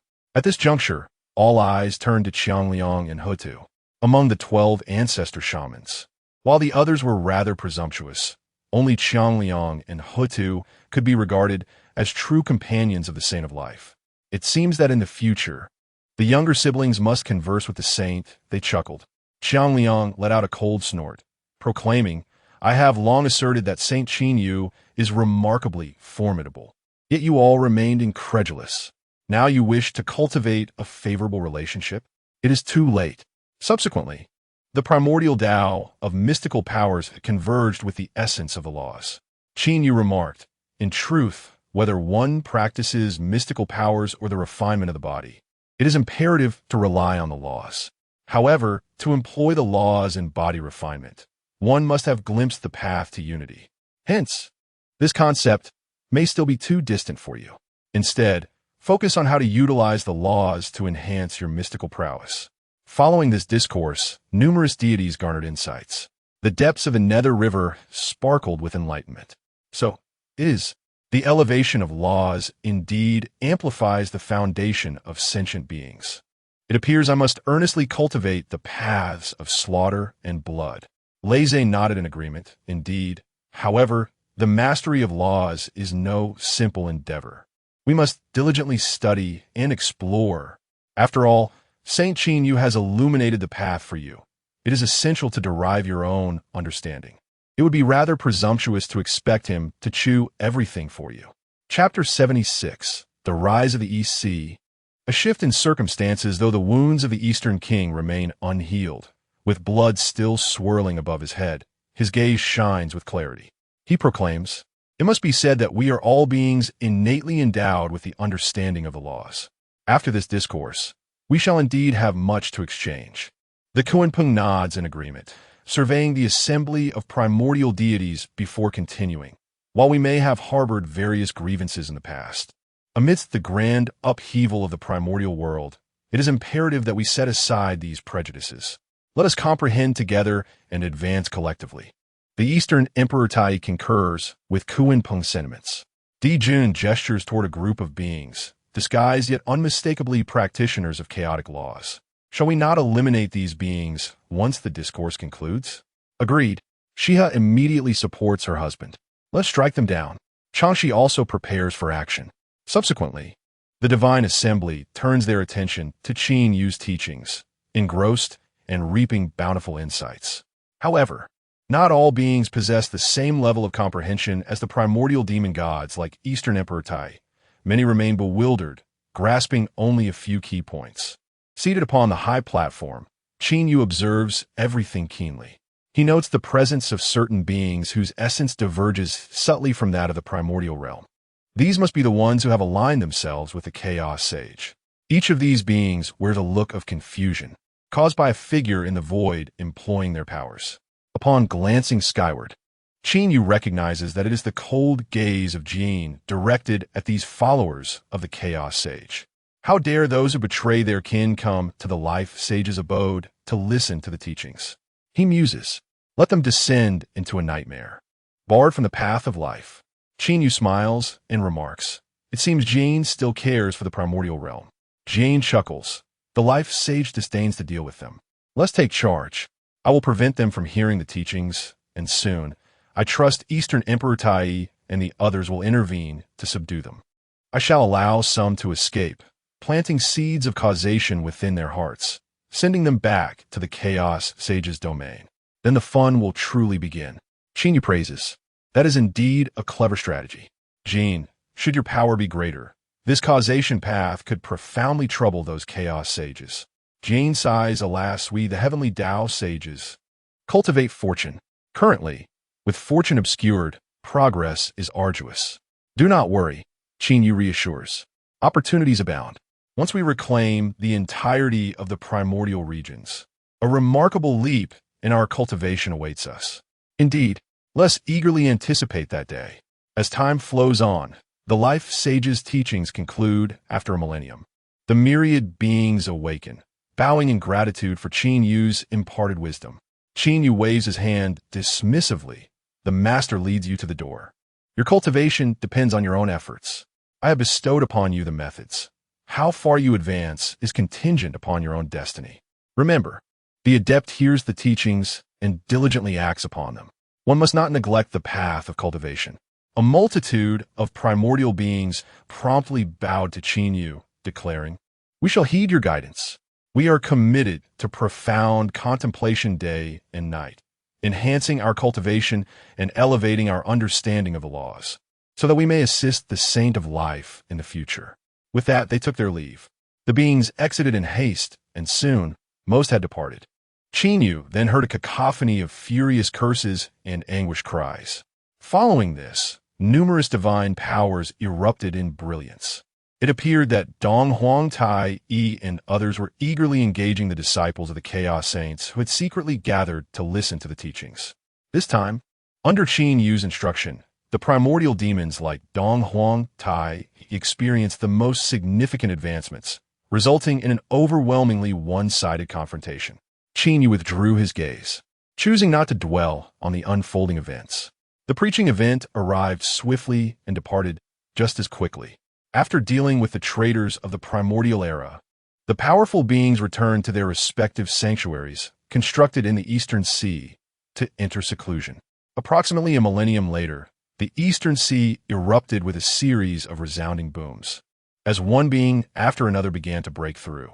At the shores of the Eastern Sea, various extraordinary energies surged forth. A robust figure clad in a beastly robe raised his hands to the heavens as numerous spatial realms emerged around him. These spaces rapidly converged, coalescing within his Tao body. I, Jiang, have received the teachings of the Saint of Life. Today, I officially attained the pinnacle of the mixed Yuan Golden Immortal. Boom! Jiang's declaration ignited a frenzy of ascension. Within the Purple Mansion, boundless purple energy surged, and the purest primordial yang pervaded every corner of Penglai Island. A surge of quasi-saintly completeness emerged. I, Dongwang Gong, have received the teachings of the Saint of Life. I have successfully severed the ties of obsession and stepped into the realm of quasi-saintly perfection. From henceforth, my Purple Mansion shall sweep away countless foes and restore the glory of the primordial era. Upon Dong Wang Gong's proclamation, a resonant laugh echoed from a colossal divine court not far above the Purple Mansion. I, Jun, Tai Yi, have received the teachings of Saint Qinyu. Today, I have finally severed the last remnant of my former self and attained quasi-saintly completion. From now on, our demon court shall solely revere the Saint of Life, and we shall assist him in reaching the zenith of the primordial era. Simultaneously, powerful beings such as the great god of thunder in the southern eastern sea, the ancestor of the underworld in the blood-red palace at the sea's depths, and the queen mother of the west in the western eastern sea also experienced breakthroughs. Some reached the late quasi-saint level, others achieved the pinnacle, and some astonishingly attained quasi-saintly completeness. The aura they emanated not only resonated within the eastern sea, but also spread infinitely, akin to tidal waves sweeping across the primordial lands. In an instant, the entire realm was abuzz with astonishment. Was the preaching of the Saint of Life truly this formidable? Had it indeed spawned such a monumental wave of ascension? At that same moment, those wavering beings resolved to enter the eastern sea and submit to the Saint of Life. However, their arrival at this juncture was naturally too late. Qinyu directly entrusted Donghuang, Tai Yi, and others to govern these beings on his behalf, intending to truly incorporate them into his ranks only after they demonstrated sincerity and achieved merit. Regardless of the circumstances, following Qinyu's impartation of teachings, the East Sea experienced a remarkable surge in power, becoming the focal point for those loyal to the primordial chaos. Consequently, the fortune of the East Sea grew even more formidable, leading to the emergence of several golden dragons of fortune within Qinyu's Taoist temple. With a deep sigh, Qinyu reflected, such an immense fortune can nearly be compared to that of the entire primordial chaos of yore. Upon hearing this, a charming young woman clad in a flowing red gown smiled and remarked, "Indeed, the grandeur of Saint Qinyu's endeavors is truly beyond imagination. I am profoundly impressed." Chapter 77.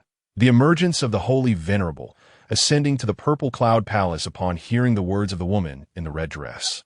Qinyu shook his head and replied, "My abilities? They are merely a manifestation of my realm, allowing me to forge the transformation of myriad beings. If my strength were lacking and my vision limited, I would be incapable of altering the current situation." At this juncture, Qinyu turned his gaze toward the woman. Yet, the Phoenix Goddess is quite different. To attain the world's recognition at such a pivotal moment and transform into the Holy Venerable of the southern wilderness is indeed remarkable. The woman's identity was evidently extraordinary, as she was none other than the Phoenix Goddess from the ancient Dragon Han era, now the Holy Venerable of the Witch and Demon Age. Previously, after Qinyu imparted his teachings, he was informed by Qinglian that a visitor had arrived. Upon meeting, he realized he was in the presence of the illustrious deity from ancient times, Zhuke. In response to Qinyu's praise, Zhuke quickly smiled wryly and waved her hand. "I must decline your commendations. I've only just become a holy venerable. How can I possibly compare to the holy beings of life? It is also a time of great upheaval in the world, necessitating a response. Thus, I've had the fortune to ascend to the status of holy venerable. However, the current situation in the south is fraught with peril. According to Zhuke, 3 formidable forces have descended upon the southern regions: the frozen heaven, the subtle heaven, and the ultimate heaven. They dominate all the ley lines in the south, seizing numerous divine mountains and rivers. Even the once mighty southern Ming volcano, once belonging to my sister Yuanfeng, has now fallen into the hands of these 3 powers."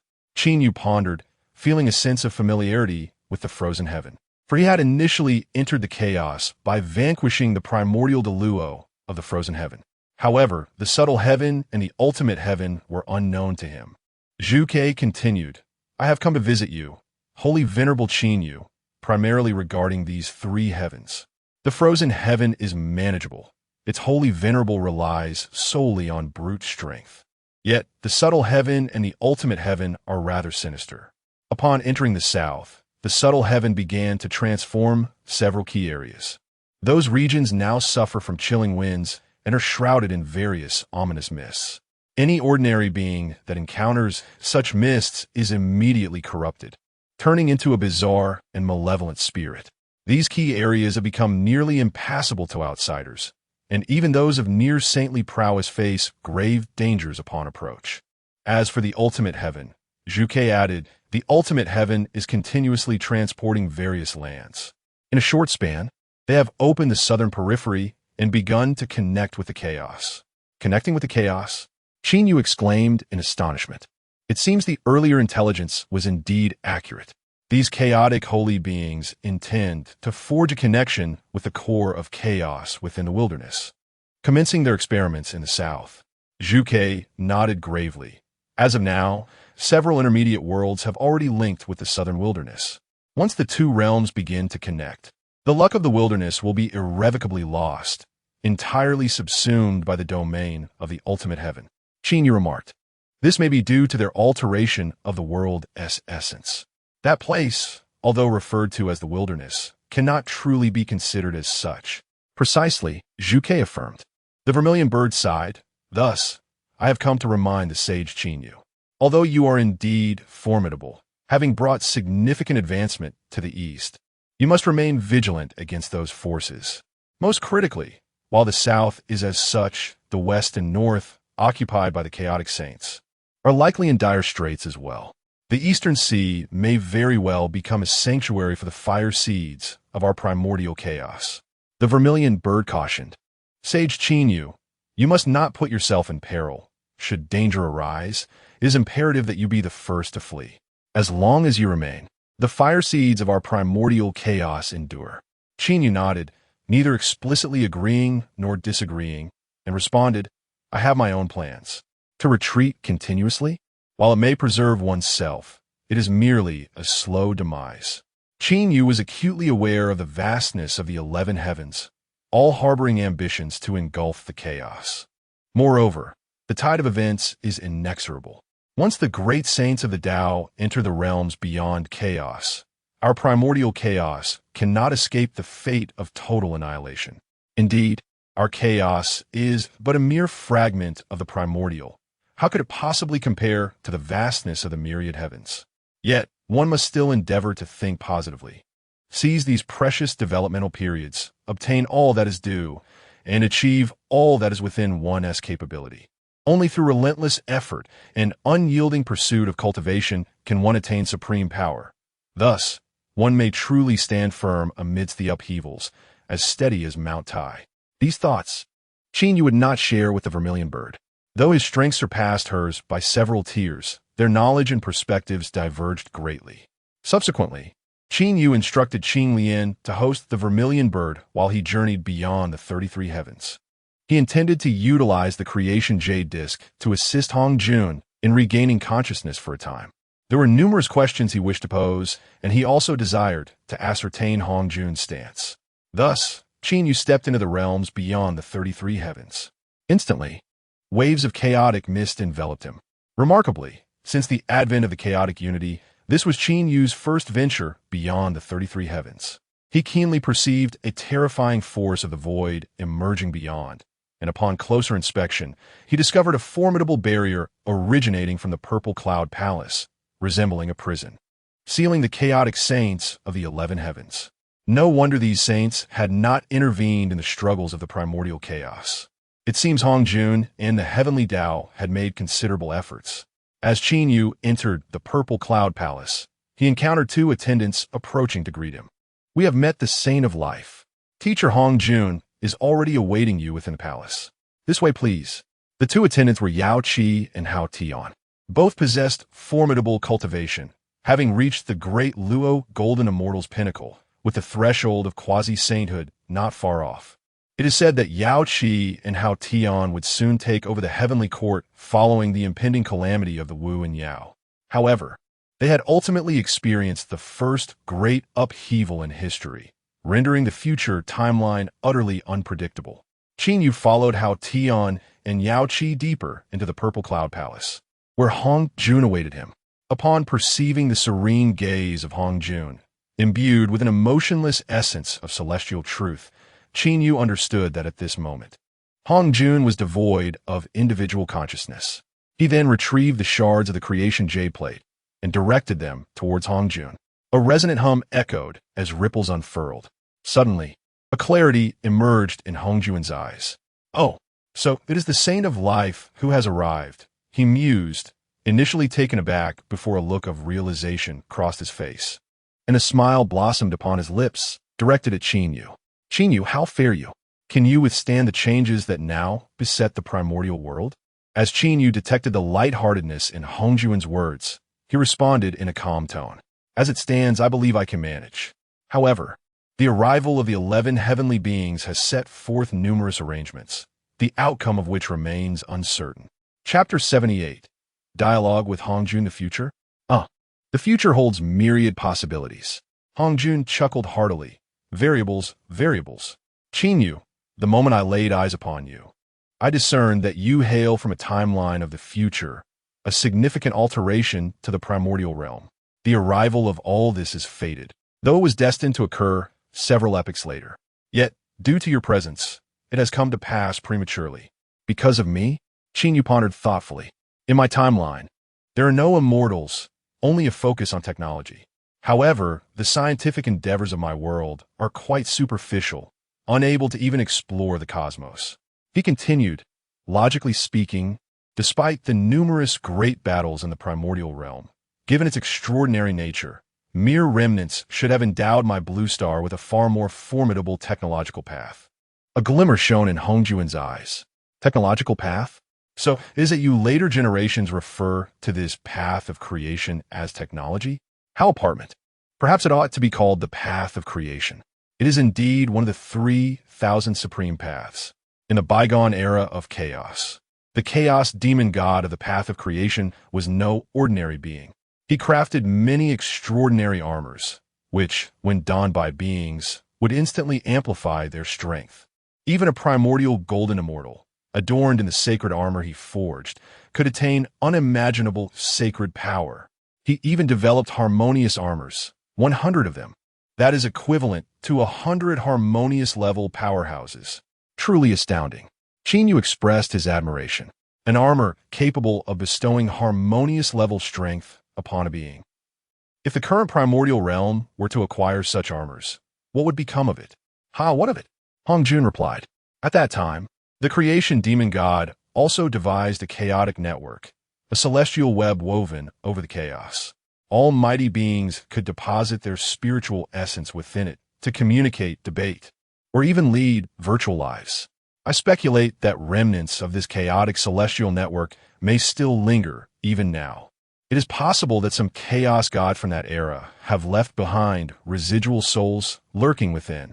Hong Jun continued. That creation demon god was truly extraordinary. He even researched a droplet of water. One drop could slay a chaos demon god at the upper 3 realms of harmonious level. At that time, the 3,000 supreme demons regarded this treasure as a bane, for it had extinguished many of their kin and subordinates. Hong Jun laughed heartily. Eventually, the destruction demon god, Luo Hu, took the lead, uniting with a few others from the Yangmei period, and, accompanied by the 3,000 demons, obliterated that world-destroying water created by the creation demon god. Qin Yu's gaze flickered. What a pity. Such a treasure would be splendid in our primordial realm. Hong Jun, now fully alert, seemed to have been holding back words for quite some time. Hearing Qin Yu's tone of regret, he waved his hand. Do not be. That water is exceedingly sinister. It possesses a tendency to evolve independently, with the potential to breed life. Should it succeed in propagating, chaos would become the dominion of this water species. Enough of that. You did not come here merely to hear me ramble. Let us return to the main topic. Hongjun remarked, Qin Yu, you are doing remarkably well, having preserved the East Sea. He offered counsel to Qin Yu, suggesting that the East Sea serve as the starting point for the primal beings, enabling a counterattack against those chaotic sages. The lower three realms of the Honghuang Daoyuejingxian, specifically the first three heavens, are rather manageable to vanquish. However, the middle and upper three realms present formidable challenges, as they possess various means to continuously resurrect themselves. At this juncture, Hongjun cast a glance at Qin Yu, stating, just like you, who has mastered the path of life. Even if I were to strike, it would be exceedingly difficult to annihilate you entirely. The chaotic sages similarly wield a plethora of analogous abilities. Thus, exterminating them is no simple task. You must strategize and seize opportunities. Competing for fortune is a significant direction to pursue. Furthermore, you must grow sufficiently powerful and attain the Tao, at which point you can ensnare these chaotic sages all at once. Qin Yu grasped the crux of the matter and responded, however, for now, merely controlling the East Sea is insufficient. I aspire to claim the eastern lands as well. A larger territory will yield greater fortune. He added, in that case, not only I, but all primal beings shall also grow stronger due to this shift in power. Hongjun expressed his strong agreement, indicating that he would present Qin Yu with a second direction, the first being fortune, and the second, the overall enhancement of primal beings. As for the Tao, Hongjun gestured towards the 11 palaces in the heavens. At that moment, 11 Taoists emerged from the palaces, their gazes coldly fixed upon the Zixiao Palace. When Qin Yu looked over, he even caught the eye of an aged Taoist clad in gray robes, whose gaze exuded an overwhelming killing intent. For a fleeting moment, Qin Yu felt as though he had plunged into a dim, oppressive realm. The next instant, a disdainful snort escaped Hongjun's lips. Humph. Gray ancestor, do you think I am not here? With a wave of his hand, he struck towards the gray ancestor, dismantling his means instantly and restoring Qin Yu's tranquil heart. That being possesses truly terrifying abilities, Qin Yu remarked with a frown. Hongjun nodded in agreement, stating, indeed. I mentioned that it is difficult for the Tao to eliminate you or those in the middle and upper realms of Honghuang Daoyuejingxian. However, there is another truth I have yet to convey. If anyone can easily eradicate those in the middle and upper realms, it must be the Tao itself. Therefore, do not underestimate these Taoists due to your own resurrection abilities. After all, in the journey of cultivation, the disparity between realms is immense, especially when one is an entire great realm apart. Rest assured, these Taoists are currently obstructed by me and the heavenly Tao, making it arduous for them to step into the primal realm. You have ample time to cultivate. Qin Yu nodded, acknowledging I understand. Subsequently, Qin Yu and Hongjun engaged in casual conversation, during which Qin Yu gleaned some ancient secrets from Hongjun. It was revealed that the primordial being Panga's creation of the heavens might have been misled by the lurking celestial beings in the chaos. Upon hearing this revelation, Qin Yu was profoundly shaken. Does this not imply that the celestial beings have been orchestrating their schemes for ages? Indeed, Hongjun affirmed. Hongyun nodded slightly, along with several old fellows like Yang Mei, surmised that within the higher echelons of the myriad realms, there may exist inheritors of the primordial chaos. Perhaps they seek to piece together the fragments of the primordial, which is why they covet the chaos in which we reside. At this point, Hongjun sighed again, however. Discussing this now serves little purpose. We must focus on solidifying our stronghold in the primordial wilderness. You must continue to grow stronger. Remember this well. A dialogue unfolded, lasting several centuries, before Qin Yu took his leave from Hongjun. Through this exchange, Qin Yu uncovered many secrets, and his desire for strength intensified. Next, Qin Yu naturally prepared to conquer the eastern part of the primordial wilderness, intending to establish it as a stronghold. Chapter 79. The demon god takes action. As for seizing control of the east, an opportune moment has arisen. The grievances between the newly allied Lantern and the Eastern Prince and his companions provide a perfect opportunity. In the past, the Eastern Prince and his allies were thoroughly humiliated by Lantern. However, now that they have gained significant strength, they are bound to seek retribution against him. Thus, Qin Yu has resolved to take advantage of this situation to dismantle the quiet observation and claim some territory in the east. Consequently, he returned to the East Sea to await developments. It was not long before Qin Lian arrived with news. The Eastern Emperor Tai and other powerful beings have significantly bolstered their strength and confidence. After much deliberation, they have decided to confront the quiet observation and seek vengeance against Lantern. However, they harbor concerns regarding the potential intervention of the quiet sage, prompting them to consult me. Qin Yu nodded in understanding. I'm aware. When the time comes, I shall deal with the quiet sage. With this declaration, the Eastern Emperor Tai and the Eastern Prince felt emboldened. The life sage is willing to intervene. What is there to fear from the so-called quiet observation? The might of the life sage is evident to all, instantly putting their minds at ease. The Eastern Emperor Tai then addressed his formidable subordinates, such as Bai Zhe and Kuanpeng, raising his voice in a rallying cry. Today, the Purple Mansion shall ally with the Demon Court to sweep away the quiet observation. He issued a series of commands, swiftly mobilizing countless demon soldiers and generals. These beings gathered in the skies, resembling a dark cloud looming ominously, exuding immense power. The Eastern Prince likewise summoned the elite forces of the Purple Mansion. The two factions transformed into colossal shadows, advancing toward the vast eastern wilderness. They did not attempt to conceal their movement. It was akin to an army of thousands marching through. The inhabitants of the eastern lands were left in awe at the sight. What was unfolding? Where were they heading? Rumor had it that they had received the teachings of the life sage, gaining newfound strength, and were preparing to confront Lantern of the quiet observation. Did they not fear the wrath of the quiet sage? The beings were utterly astonished by the eruption of such a grand event. As for whether the Demon Court and the Purple Mansion would incur the displeasure of the quiet sage, it appeared to be the least of their concerns. A millennium ago, following the emergence of a life sage, there were hints of a doctrinal struggle. Now, as anticipated, the Demon Court and the Purple Mansion have mobilized, targeting the quiet observation.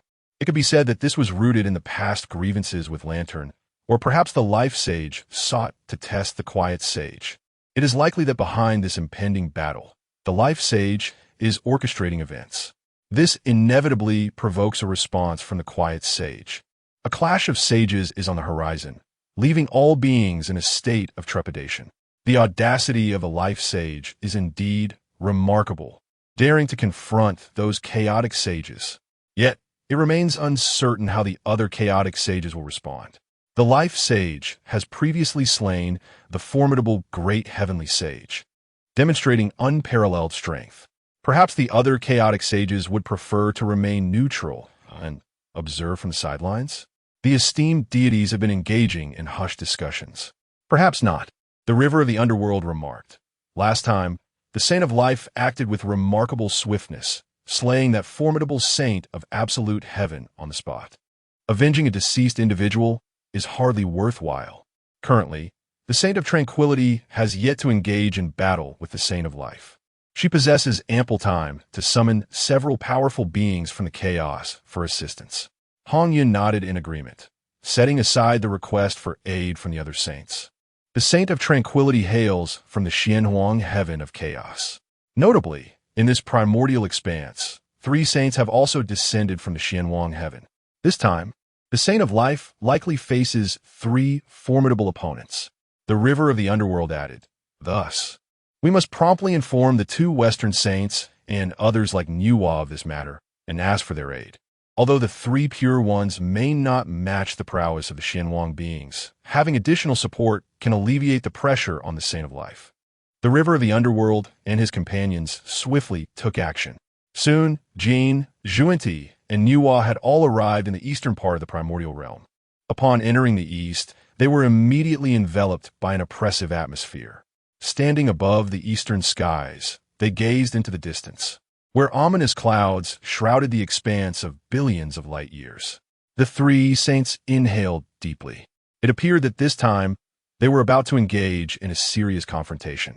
However, the saint from the tranquil view was no ordinary figure. Known as the Saint of Tranquility, it was said that she possessed the strength of the 4th layer of the primordial chaos. She was even more formidable than the saint of absolute heaven. Yet, this was not the most terrifying aspect. Suddenly, a voice echoed. The three saints looked up to find the three pure ones had arrived. They saluted, acknowledging their senior brothers. Jane then inquired, what did the words of the three senior brothers imply? Yuan Shi's expression turned grave as he solemnly declared, the Saint of Tranquility is not the most fearsome. The true terror lies in the two saints who stand behind her. These two saints hail from the Honghuang heaven of chaos, both being superlative beings of the sixth layer of the primordial chaos. The sixth layer of the primordial chaos. Upon hearing this, Jin, Zhuanti, and Nuwa's expressions shifted dramatically. Presently, they were merely at the first layer of the heavenly Tao saints. Even the third layer saint of absolute heaven imposed immense pressure upon them. Who could have anticipated that the strength of the Honghuang heaven was even more formidable? One being of the fourth layer of the primordial chaos. Two beings of the sixth layer of the primordial chaos. How are we to contend with this? Each of these three chaotic saints from the Honghuang heaven could easily suppress us six saints. Moreover, following Qin Yu's slaying of the saint of absolute heaven, these chaotic saints would undoubtedly not underestimate Qin Yu. Thus, I am certain, this time, all three saints from the Honghuang heaven will surely be present. Tan Tian spoke with a heavy tone. Furthermore, it is highly likely that other chaotic saints from the 11 heavens will also arrive. Taishang nodded in agreement, particularly those two saints from the Great Black Heaven who had previously made an appearance. They would likely seize this opportunity to settle accounts with the Saint Qin Yu. That means 5 high-ranking saints are about to descend. Is the Saint Qin Yu truly an opponent we can face? The 6 saints were filled with trepidation. No matter. I can subdue them with but a flick of my finger. Suddenly, a light-hearted laugh echoed through the air. The 6 saints were taken aback, turning to behold Qin Yu, clad in a gray robe, descending from the rift in the void. We have encountered the Saint of Life, they exclaimed, hurriedly paying their respects. Nua spoke first, cautioning, Saint of Life, you must not underestimate the saints of the Honghuang realm. Exercise utmost caution. Though Qin Yu was formidable, the adversaries outnumbered him, each being a high-grade mixed Yuan de Luo, which caused the 6 saints to harbor concerns for his safety. However, Qin Yu raised his hand dismissively, saying, rest assured, I have my own plans. Upon witnessing this, the 6 saints found themselves at a loss for how to further persuade him. After all, in terms of both strength and vision, Qin Yu surpassed them. Perhaps he had already devised some strategy unknown to them. Meanwhile, during the conversation between Qin Yu and the 6 saints, both the Demon Court and the Purple Mansion had encircled the tranquil view, ensuring that no escape was possible. Chapter 80. The battle rages on under the watchful eyes of the multitude. The figure of Randall emerged with an air of defiance, surveying the heavens and the earth with a sweeping gaze. Who did I expect? Merely you rabble. Bold Randall, bellowed Kuanping. Today, the Demon Emperor and the Eastern Sovereign have arrived to strike you down beneath the celestial firmament, to unveil the ancient ties of fate. Do you still dare to flaunt your tongue? Soon, I shall erase you from this realm. Ha, how audacious! It was unexpected that Randall would maintain such an unyielding demeanor. One could only wonder what path he had cultivated, as he exuded an ethereal quality that seemed to transcend the mundane. Yet, upon closer inspection, one could discern a sinister essence lurking beneath this otherworldly aura. In any case, Randall emanated a profound sense of menace. His strength was formidable, and thus, he regarded the likes of Eastern sovereignty with utter disdain. Since you have come to my doorstep, I shall ensure that you are transformed within my serene abode. Prepare yourselves. With that proclamation, Randall transformed into a terrifying beam of divine light, launching himself towards Eastern sovereignty and the others. At the very moment he made his move, the other beings within the serene abode surged forth to confront the might of the Purple Mansion and the Demon Court. As the battle erupted, the sheer number of entities emerging from the serene abode was astonishing, resembling a tidal wave, outnumbering those from the Demon Court and the Purple Mansion significantly. Clearly, the scale of the serene abode had surpassed all expectations. The 6 saints regarded this scene with hidden trepidation. They were aware of the rapid advancement of the chaotic saint, but had not anticipated such an impressive scale. Qinyu remarked, "This is due to the world undergoing various enhancements. The majority of beings have attained a level of ascension. Thus, once inconspicuous entities have grown in strength, leading to a notable increase in the number of powerful beings. It was said that the serene abode was not even the most developed of its kind." Niwa added, "In the other factions of the primordial realm, there are even more rapidly evolving chaotic saint sanctuaries." Upon hearing this, the faces of the 6 heavenly Tao saints were etched with concern. Yet, Qinyu remained unperturbed. Plans were already in motion. The territories would eventually be reclaimed. At that moment, the Demon Court and the Purple Mansion had commenced their battle with the Serene Abode. The resounding booms echoed across the skies, drawing numerous beings to witness the clash. "Jin Yuanzi, we must join the fray." Among the clouds, a group of mighty beings from the Eastern Sea were eagerly preparing to assist in suppressing the Serene Abode. Jin Yuanzi remained silent, but he shook his head. "That will not do. We may have other opponents to contend with." He pointed towards the horizon, where entities of comparable strength to perfected quasi-saints were approaching. As these beings arrived, they laughed with brazen arrogance. "Huh, you think to overwhelm the serene sanctuary with sheer numbers? I, Great Black Heaven, have come to lend my aid.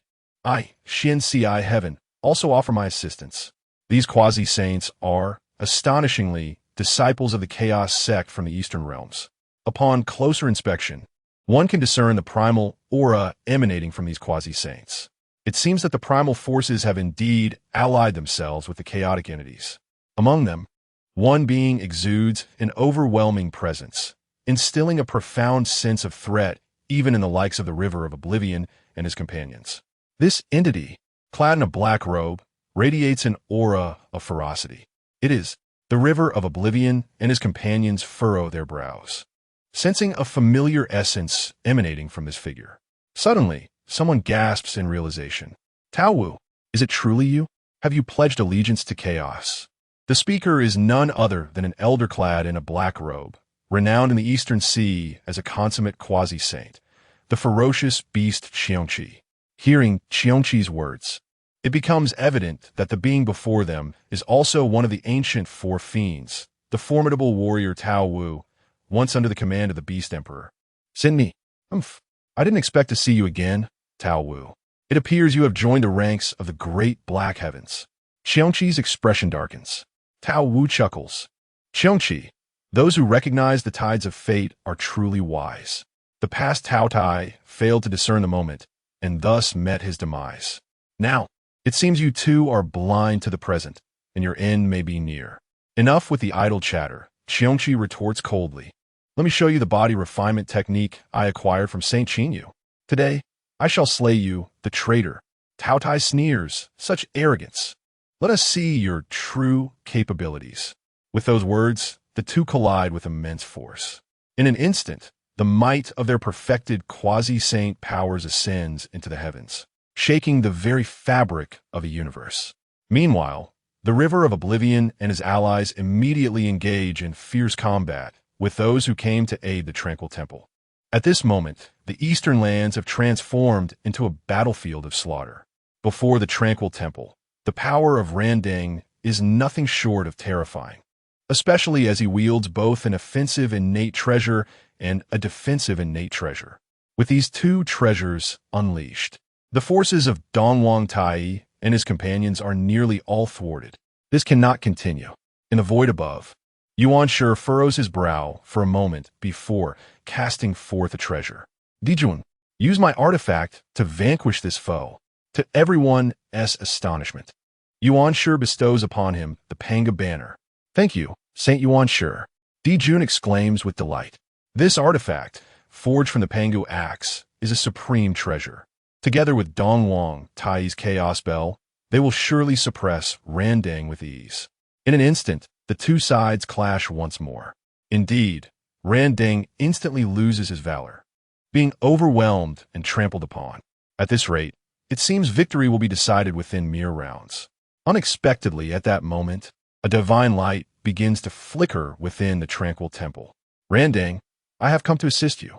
A young man, donned in a red robe with flowing red hair, tears through the void.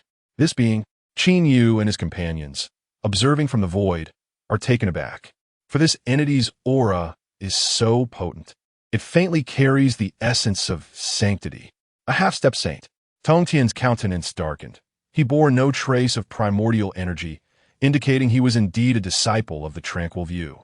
Even Jijin furrowed his brow, realizing that the tranquil view possessed extraordinary depth.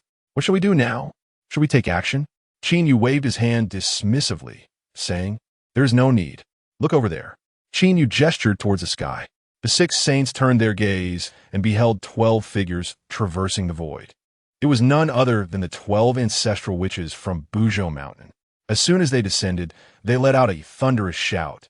"Donghuang Tai, we have come to assist. This wretched creature of the tranquil view shall be dealt with by us." With that, they transformed and positioned themselves at 12 distinct points. In the next moment, with a resounding crash, 12 great banners materialized out of thin air. A vast and formidable aura of malevolence surged forth, and a terrifying grand formation swiftly took shape. The great array of heavenly god slaughter. Chapter 81. Qin Yu takes action, the Dooding Divine Killing Formation. A unique array mastered by the 12 ancestor witches is a formidable killing formation summoned by 12 Dooding Divine Killing flags that invoke the Earth's malevolence. Upon its emergence, a vast surge of ominous energy erupts, obliterating everything in its path. Most terrifyingly, after 3 cycles of operation, this formation can even manifest the true form of Pangu. In this brief span, the Dooding Divine Killing Formation crashed violently upon the Tranquil View Temple. A resounding hum filled the air as brilliant divine light erupted in front of the temple, activating numerous defensive formations. However, the temple itself remained unharmed. It was the creatures who had pledged allegiance to the Tranquil View Temple that suffered dire consequences. One after another, these beings found their bodies corroded by the malevolent energy, shattering into dust. Brazen, Randang fumed, his wrath palpable. 12 ancestor witches, you dare to meddle in this chaos? Very well, do not blame me for my ruthless hand. With that declaration, he raised his hand. Boom! To his astonishment, the ground began to tremble violently. In the next moment, the earth fractured, and colossal figures emerged from the depths. Astonishingly, 4 terrifying giants materialized from the 4 cardinal directions, each towering over 1 billion meters. Each giant exuded an aura steeped in ancient, inexorable might, and most crucially, they all radiated a fierce, ominous presence. At that moment, even Donghuang Tai Yi and Di Jiang felt an intense pressure, as if facing a formidable adversary. What is this? Despite their near-perfect cultivation at the quasi-saint level, they were struck by a sense of trepidation in the presence of these giants. In the void above, Qin Yu and his companions also beheld the emergence of these giants. It seemed to be a form of divine automaton, Qin Yu speculated. These divine constructs possess considerable power, Jiejing remarked in a subdued tone, while the 3 pure ones exchanged solemn glances. They had not anticipated that the Tranquil View Temple harbored such a fearsome weapon. Observe closely. Each of these divine constructs embodies a fundamental principle at its core, Qin Yu pointed out, directing attention to the nearest giant. The 6 saints looked on, and indeed, they could faintly perceive the 4 elemental principles swirling around the giants: earth, wind, water, and fire. Each of these elemental principles is foundational, yet when combined, they hold the potential to create worlds. As the 4 divine constructs began to move, shadows of numerous worlds materialized around them, revealing their extraordinary nature. Each of these constructs possessed an authority surpassing that of a perfected quasi-saint, embodying the might of a half-step saint. Though Randang had grown stronger, he found himself unable to fully command these 4 divine constructs.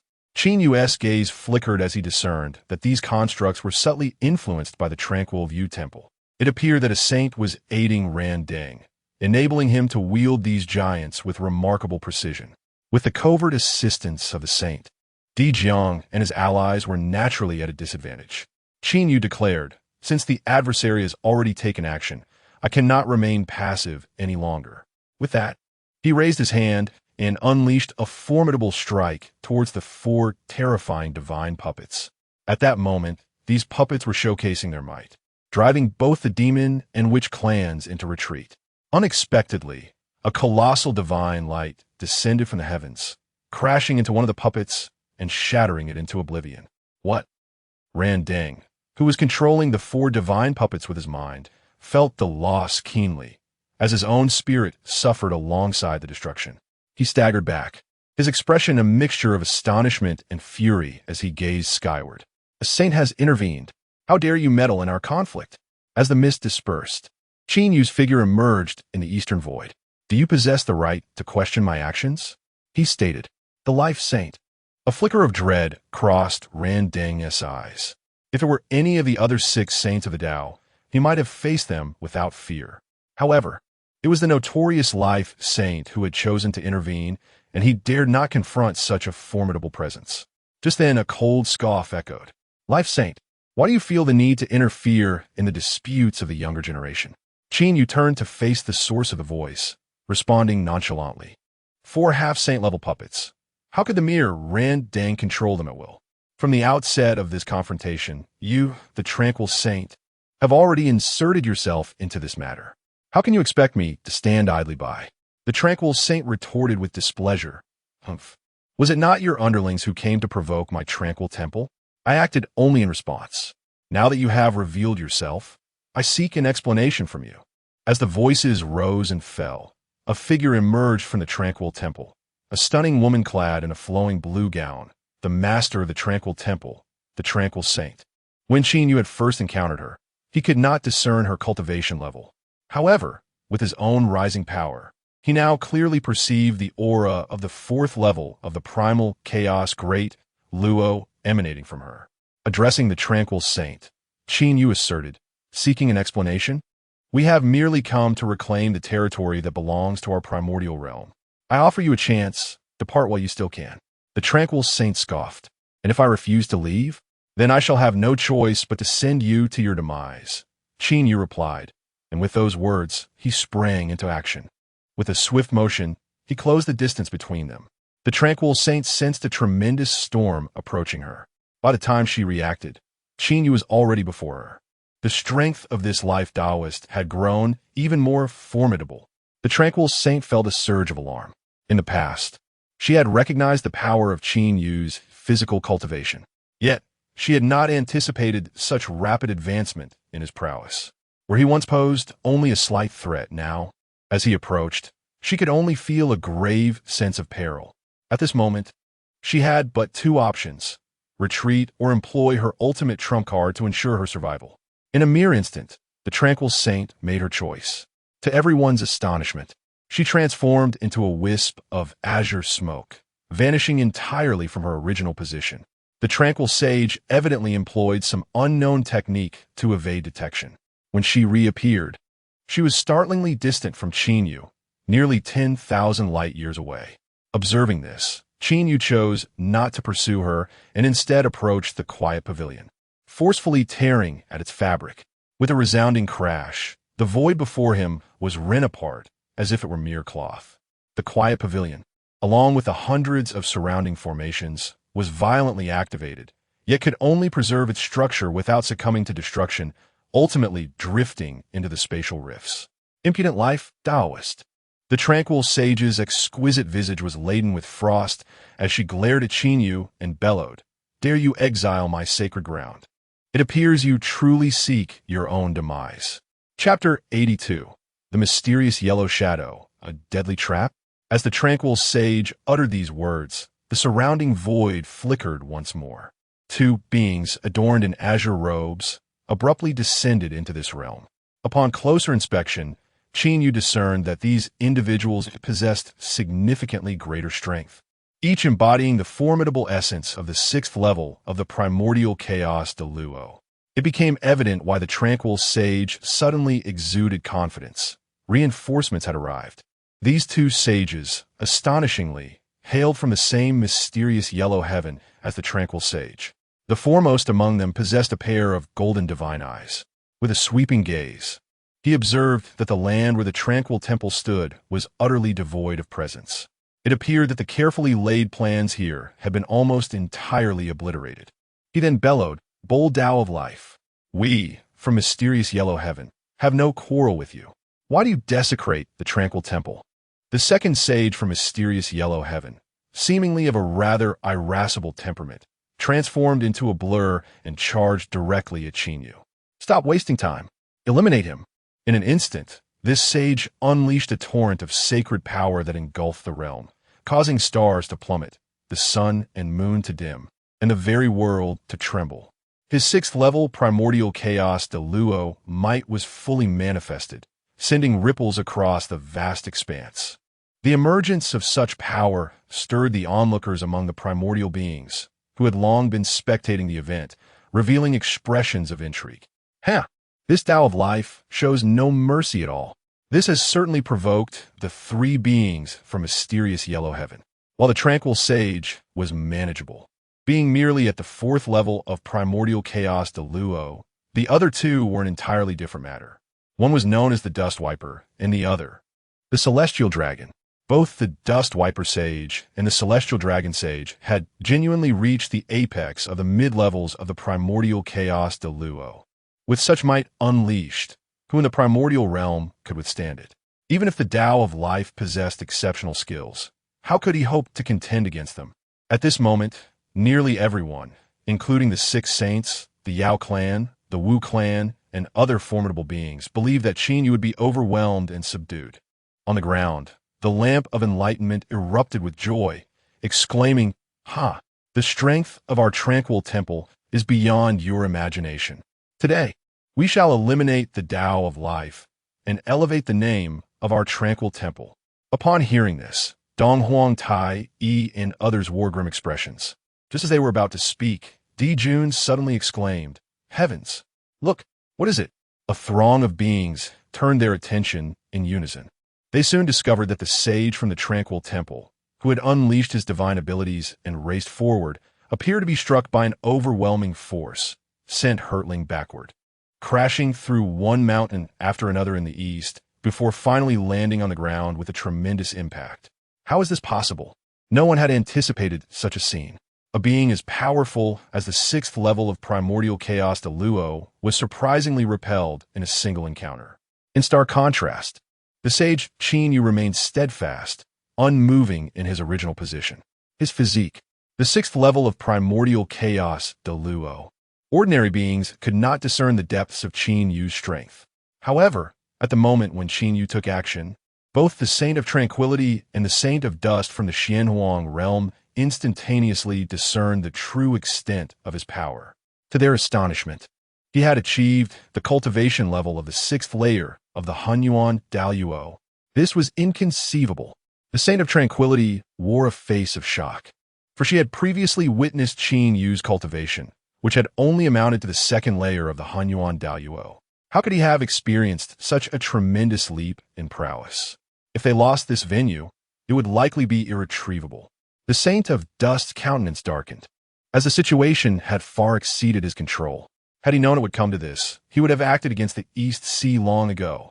I sense that the rapid growth of this being is perhaps a response from the world itself, the Saint of Dust speculated. When the world is on the verge of destruction, there is always a desperate struggle.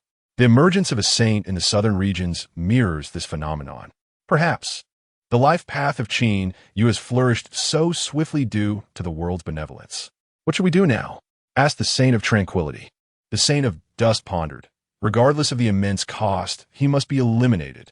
Activate the Honghuang escape array. The Saint of Tranquility was taken aback upon hearing this, but she quickly nodded, "I understand." With that, she began to weave intricate gestures. As she cast her spell, the earth around them suddenly manifested waves of Honghuang energy. These energies rapidly formed intricate array patterns. In the next moment, a grand formation thundered into existence.